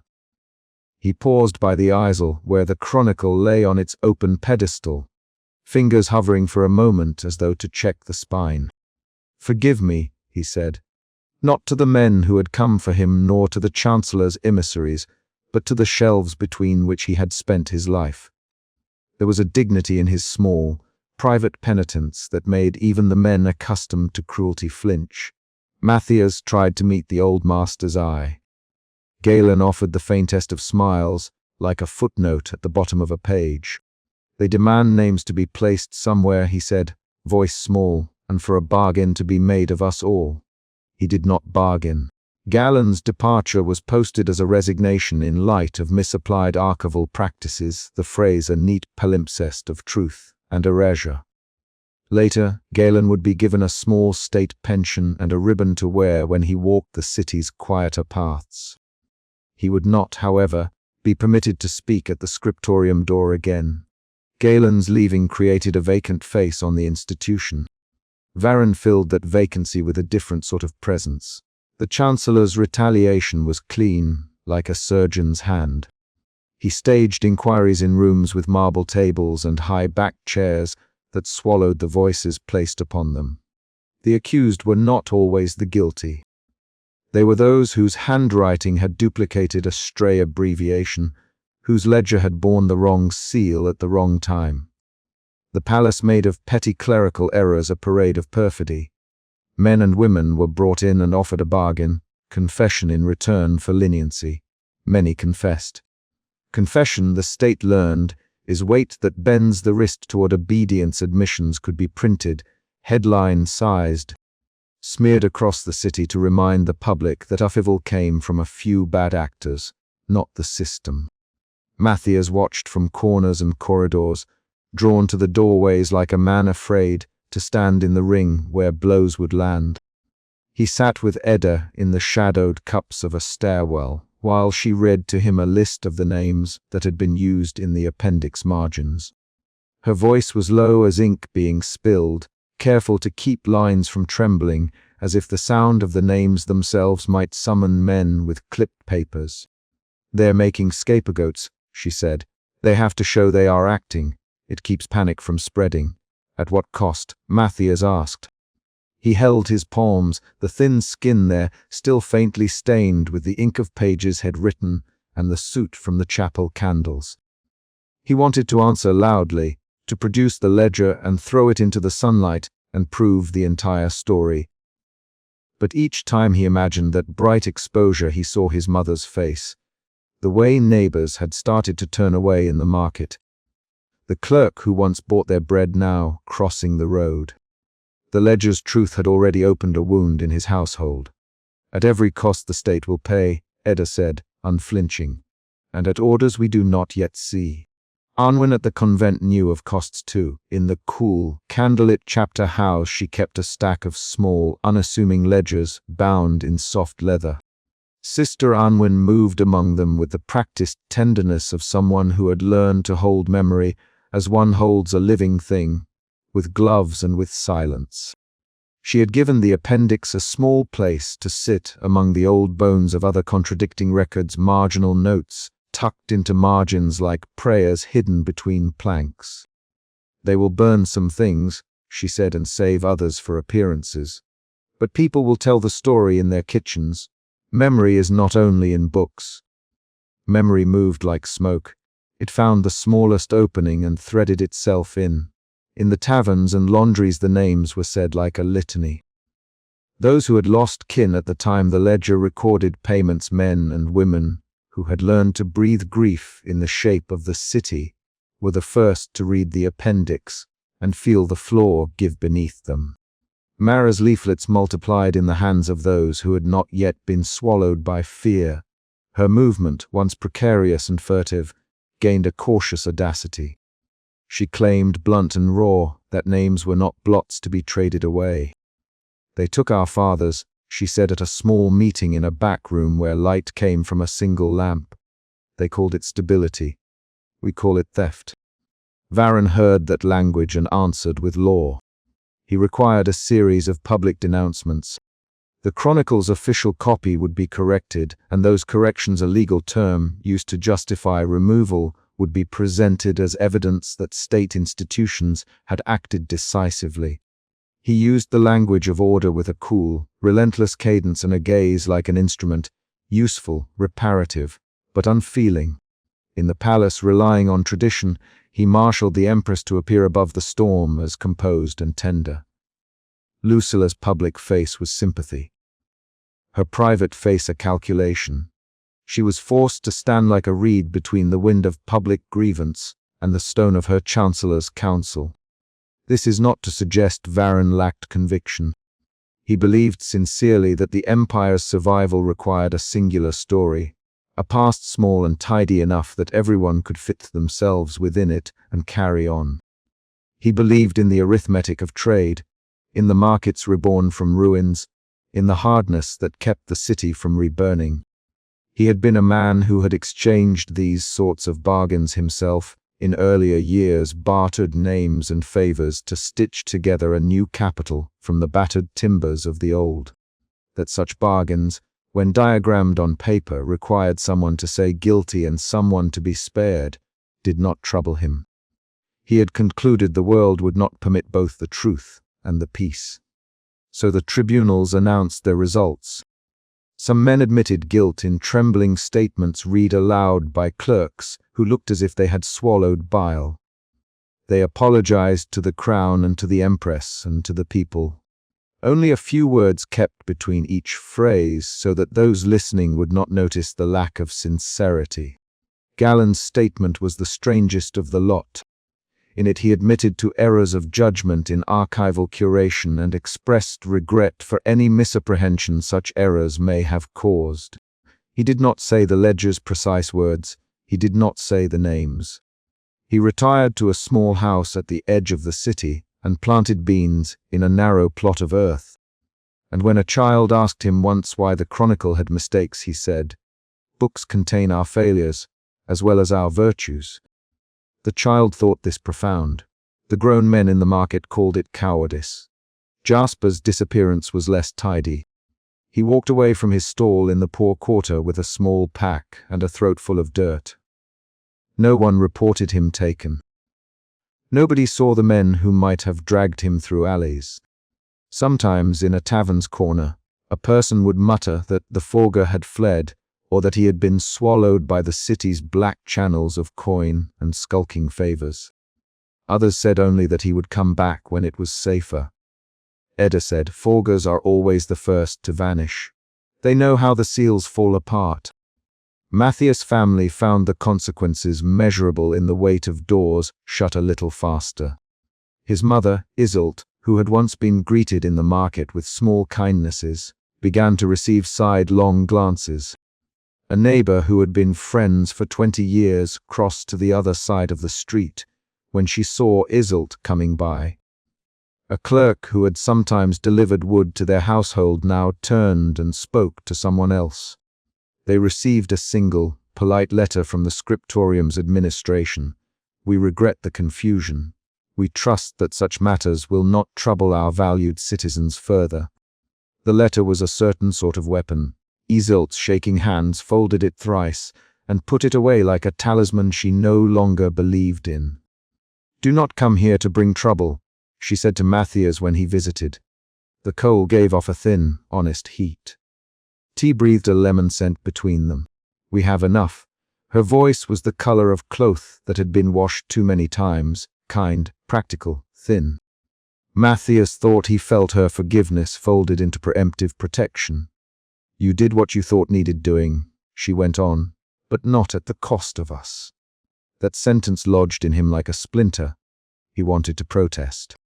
He wanted to say that the names mattered beyond their cost, that the ledger's ghosts had a right to some truth.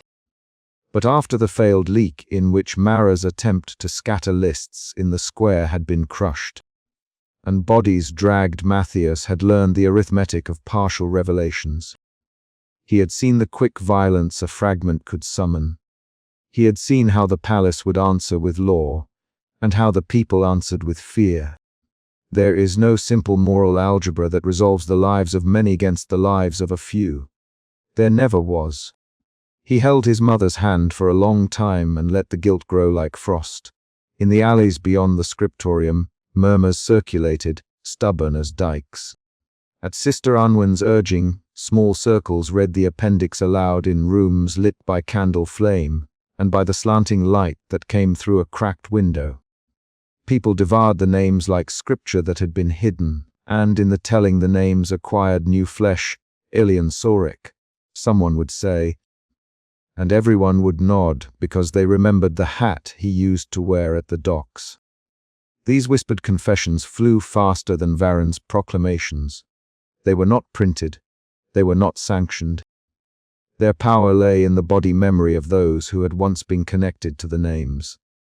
Captain Ryan's decisions were made in harsher light. He had defended the names publicly and had been struck twice by palace sentries for that gesture. Ryan's face had been cut and bruised, but he carried no helplessness. He looked at Matthias as a mirror whose own reflection was made up of choices. "You must understand," he said once, in a narrow yard where a cart creaked and a dog slept under the wheel, "that names are not merely words. They are a map of who we will put our bodies beside. I will put my body beside them, and if they ask you to pay with your life." Matthias asked. Ryan touched the scar at his brow as if it were a rosary bead. "I have paid in pieces already," he said. "This is only the arithmetic of a man settling an account." Varen, for all his polished speech, had the patience of a man who had been a clerk once and knew the power of slow work. He used law, not riot. He augmented regulations on the distribution of printed materials, insisted upon stricter seals for the Chronicle, and placed new people, junior judges with crisp credentials and cold mouths around the Empress court. He did not declare martial law. He made the law more tangled and more specific, such that anyone who tried to make a case for the ledger's authenticity would trip on an ordinary phrase and be convicted for the technical act of distributing unverified official inserts. Yet the marginal appendix had accomplished something Varen could not simply use a broom to sweep away. The names were now out in the world in a way they had never been, not in the great public page of the Chronicle, but in people's hands and tongues. Some accepted them and wept. Some rejected them as forgeries. Some recited them as prayer. The effect was not uniform, but the possibility of memory had been reopened. It did not feel like victory. It felt more precarious, a garden broken free of its wall, with the risk of trampling and of new growth. Matthias rode that ragged edge. He kept his face still in public, because to show otherwise would be to invite inquiry. He walked the scriptorium's aisles as if stepping among traps.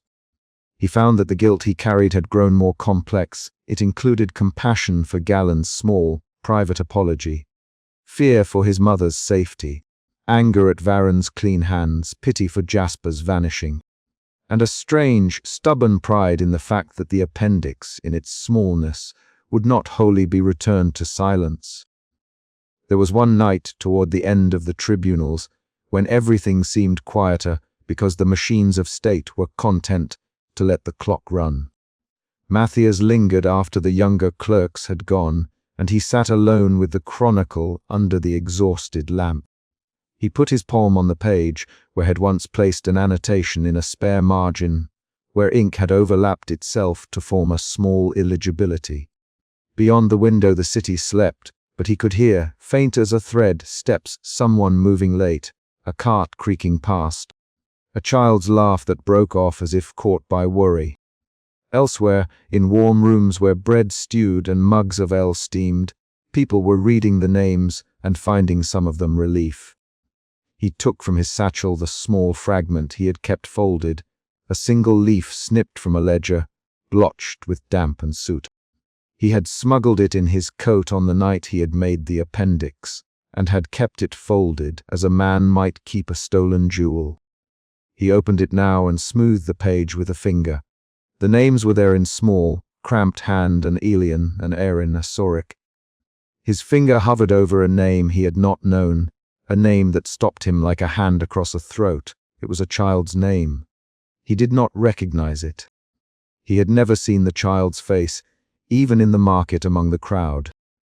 For an instant he felt a new kind of terror, not only for what his revelation had done to those already known and collected, but for the names that now might find him as fatherless or as enemy.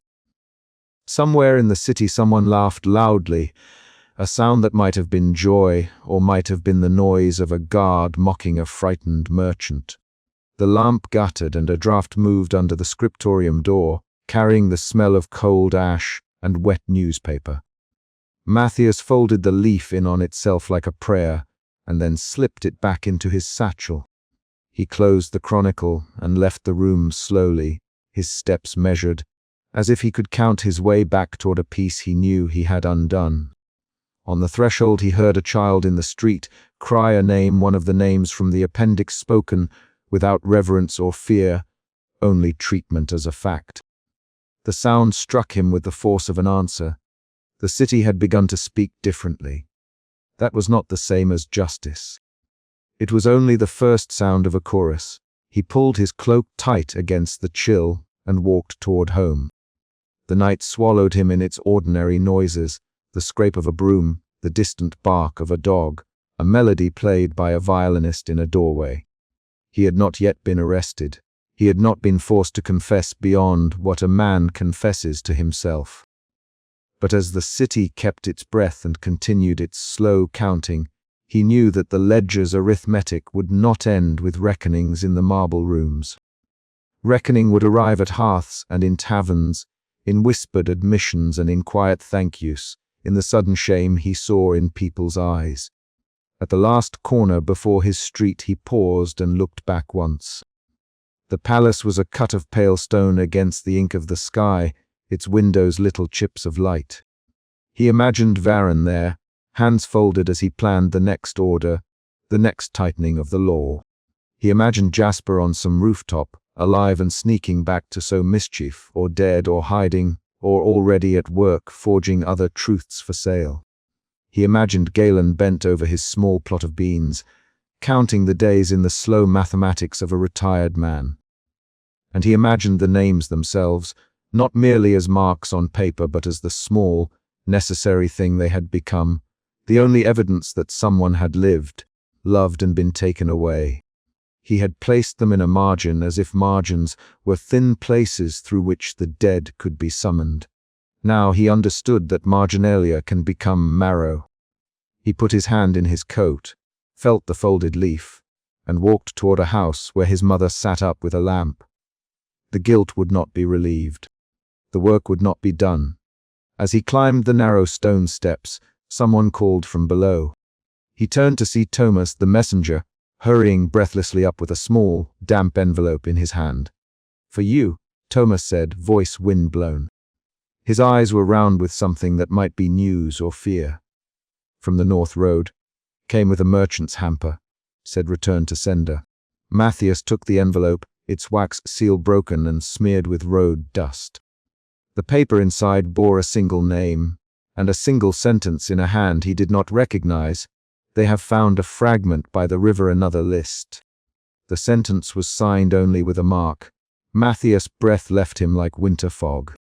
He folded the paper back and felt, under his thumb, the map of choices he had made. The name on the note was one he did not know. The choice before him widened like a street that led in many directions, each dangerous in its own mathematics. He stepped into the house, into the small bright pool of lamplight where his mother's shawl lay. Outside, the city exhaled. Inside, his house smelled of bread and coal and of his mother's soap. He held the note in his palm and felt the ledger's weight all over again. Reckoning, he had learned, was not a single tribunal. It was process, repetition, the long, honest tending of a wound whose scab might never fully close. He set the note on the table and, without yet opening it, sat down. The lamp tilted and threw long shadows. The world beyond the walls hummed with the residue of the appendix, the whispered names, the sharpened laws, the vanished fogre. He did not know whether the new fragment promised illumination or ruin. He only knew that the ledger's echo had not finished sounding. The city, and his life within it, would be kept awake by that sound for a long time yet. He lifted his mother's hand, folded the paper into his sleeve, and waited. Outside, someone spoke a name, and the syllable hung in the dark like a bell. The bell did not demand answer, it invited it. Matthias listened, and the sound held him to the thought that had become his new creed. Names, once called, have a gravity that cannot easily be erased. The inquiry would continue in the marble rooms, and Varon would refine his statutes and marshal his men. Galen's garden would grow green in the small spring reserved for what remains after power has done its work. But elsewhere on backroom tables and in the mouths of children names would travel.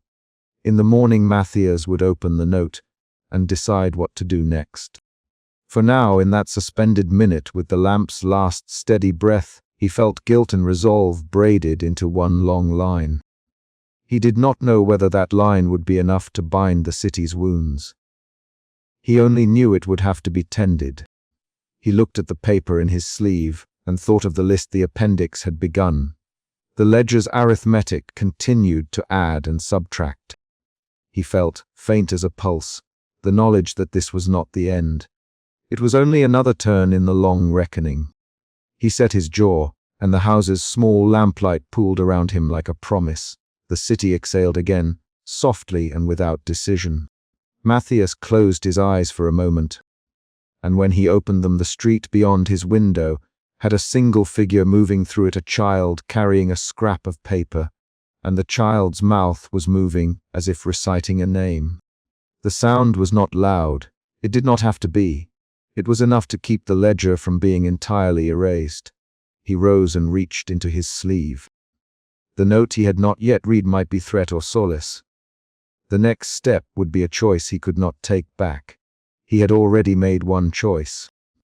The echo of that choice was still spreading. He could feel it in the tremor at the edge of his palms, in the small, unshackable certainty that history, once touched, would never be as neat again. He unfolded the paper and read the single sentence aloud to the empty room, as if to make it true by speaking it.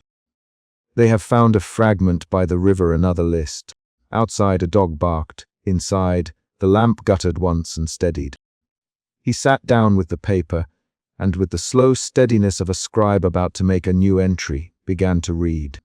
Matthias had, in the years since the rebellion, learned the small economy of the scriptorium's hours, the first feather-light scrape of quill on waiting parchment, the slow thickening of ink into letters, the tiny rituals men performed tilting the page, licking a thumb, blessing the wet words with breath that smelled faintly of smoke and bread.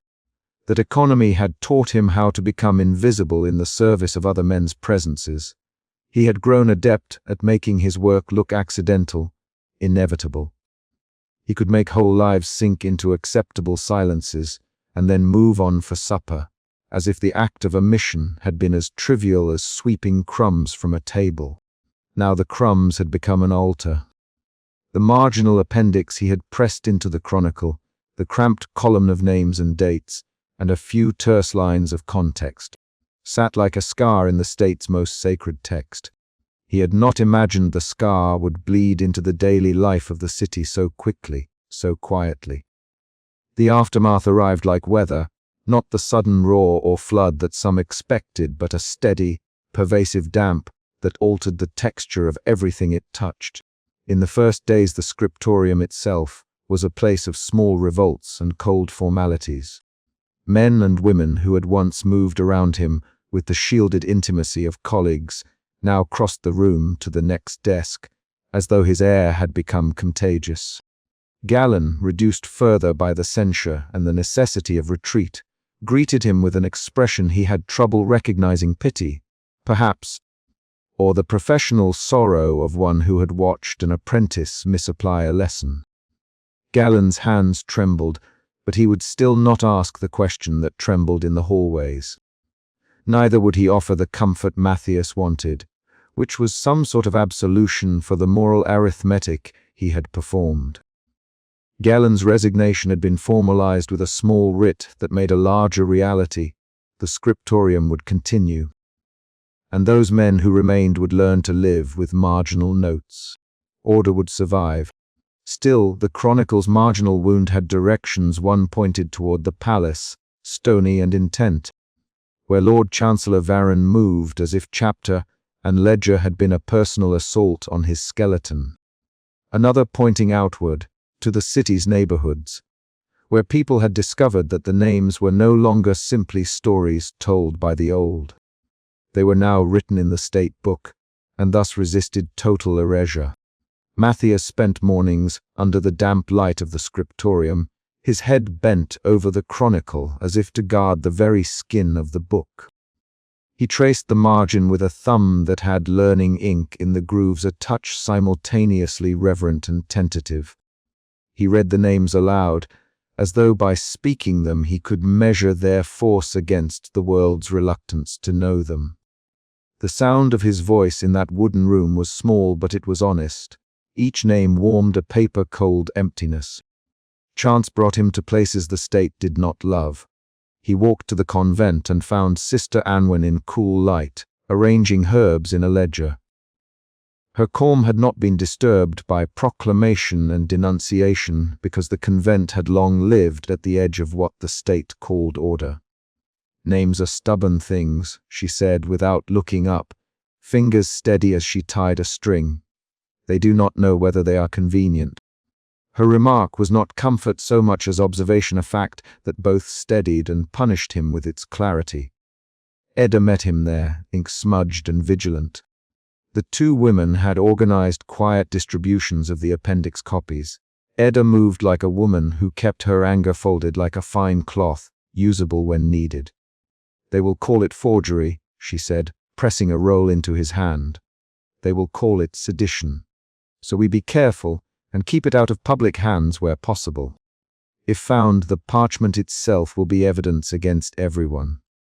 She had not told him how many copies they had managed to place in markets, in the hands of watchmen, and in the pockets of priests who might feel compelled by conscience.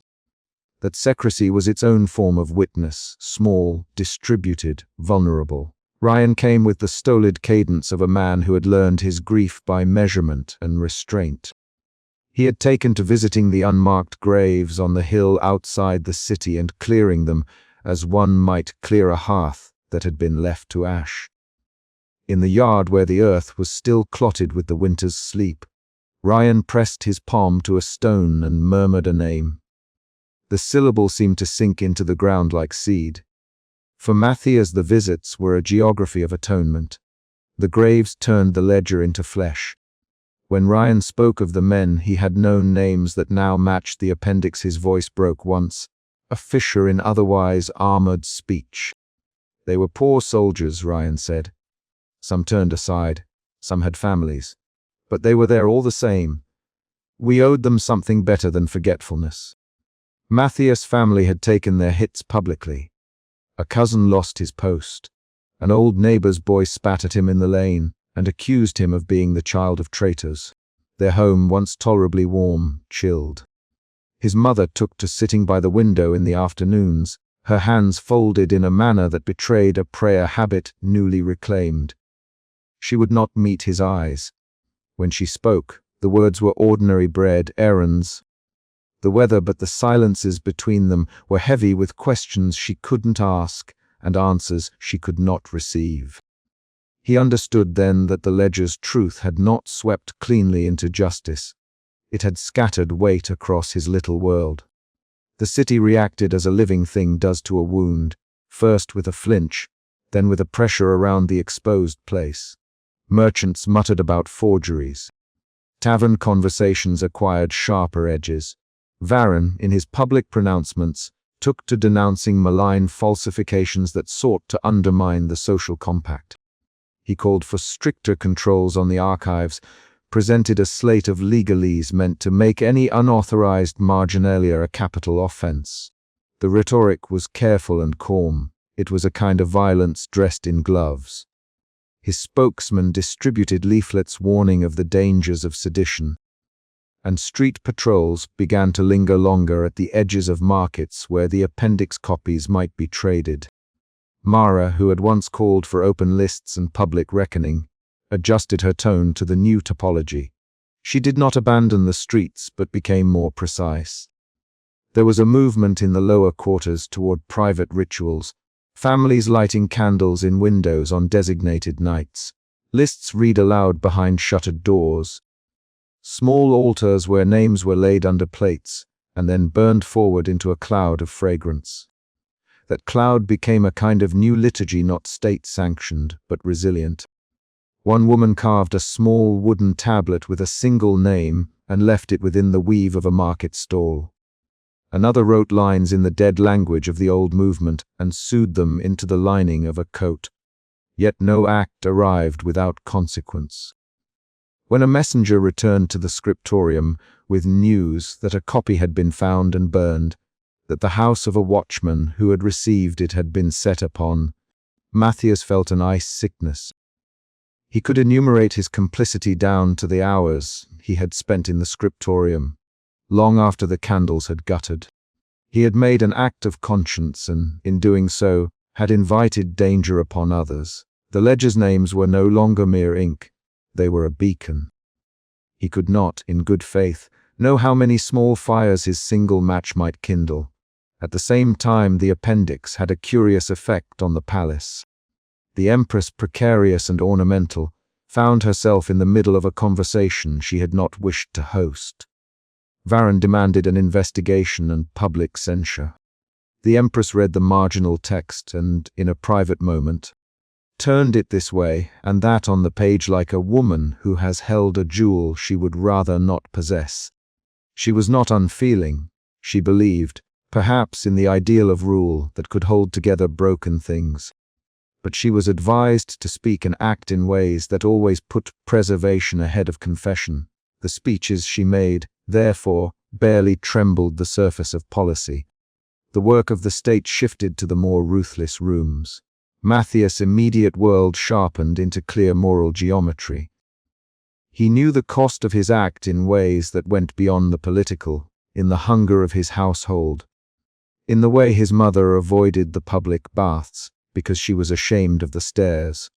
Friends offered condolences behind cupped hands. Old colleagues spoke to him as one speaks to a man who has been punished enough, politely, within the limits of caution. A few, however, pressed their palms to his shoulder and thanked him with eyes that could not risk being seen. Those clandestine, grateful hands sustained him more than any public defense. There were also acts of beauty.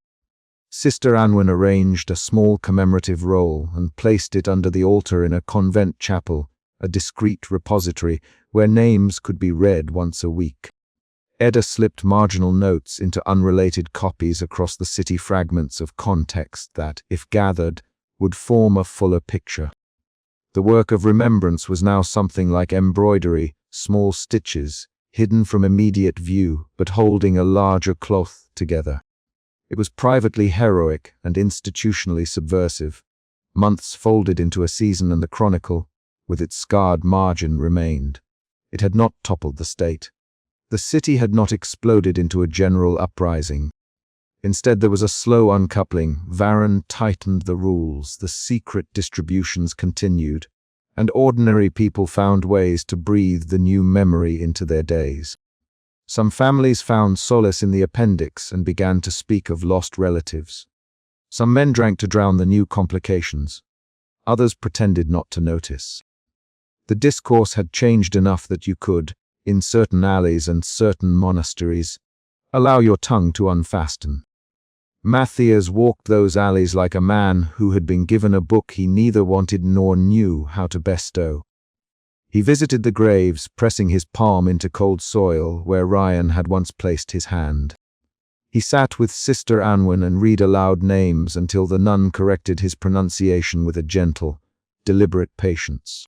He spoke to Edda in short sentences, their silences heavy with logistics, who had been exposed, which copy had been burned, which priest had been compelled to hand a list over to patrols.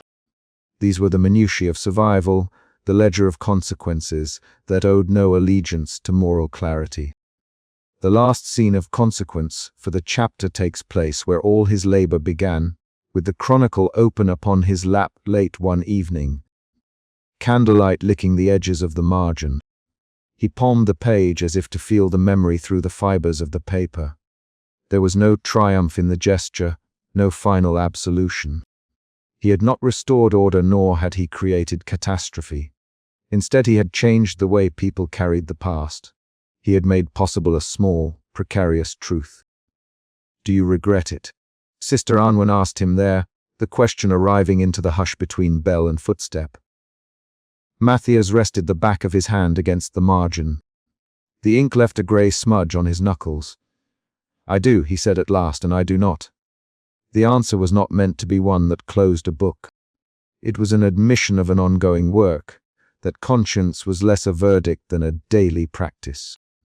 He would wake in the mornings and name the living, and in the evenings name the dead. He would carry watchfulness like a garment, patching it and wearing it as he went through small acts of care, bringing bread to a cousin, whispering a name at a stranger's funeral, slipping another copy into an unsuspecting priest's palm. He had lit a lamp. To keep it required tending. Outside, the city moved on. A child kicked a tin can down the lane that led to the market, and the sound echoed off plaster and wood. Two women argued, softly, about a commodity that had nothing to do with the past. In other places men cried, and in still others they laughed as they always had. The world did not await the tidy completion of his conscience. It required only that he live inside the consequence of his choice. As Matthias closed the chronicle and set it to rest upon the shelf, he felt the margins cut like a small H beneath his ribs. He understood that legacy could never be reduced to a ledger entry, that guilt was not only punishment, but also an engine for repair. The appendix would be picked, contested, perhaps excised in later prints. But in the meantime, the names existed in threads, in murmurs, and in the soft, stubborn work of remembering. That, he thought, might be enough to begin. When he stepped out into the chilly street, the city felt altered by degrees. He turned away from the scriptorium and toward his house, thinking of his mother's bowed shoulders, of Ryan's palms on stone, of Edda's sharp voice. He did not know what more the future required. He knew only that his hand would keep moving, copying, correcting, naming. There would be trials. There would be prosecutions and burnings, and Varron would press harder. There would be men who called him traitor and men who called him savior. But the work he had begun would not end in a single act. It would become a practice, a tending. He felt then the true burden of legacy, not the static weight that his ancestors had dropped into his lap, but the daily labor of paying attention to what had been lost and what could be kept. He paused at his threshold and looked back down the lane where a thin light still glowed at the scriptorium window. There, the chronicle sat thick and marked on its shelf, a book with a wound that refused to scar cleanly. He thought of the names inside it, a choir he could not fully silence, and he stepped forward into the night, carrying the knowledge that conscience was a work with no tidy ending. A bell tolled far away, and as its sound traveled across the sleeping roofs, Matthias whispered one of the names into the dark. The syllable hovered, an ember in the cold air. It did not warm the city, nor did it mend his home. But the sound persisted, and in that persistence there was, at last, a kind of answer, not redemption, perhaps, but the beginning of tending. The work would go on.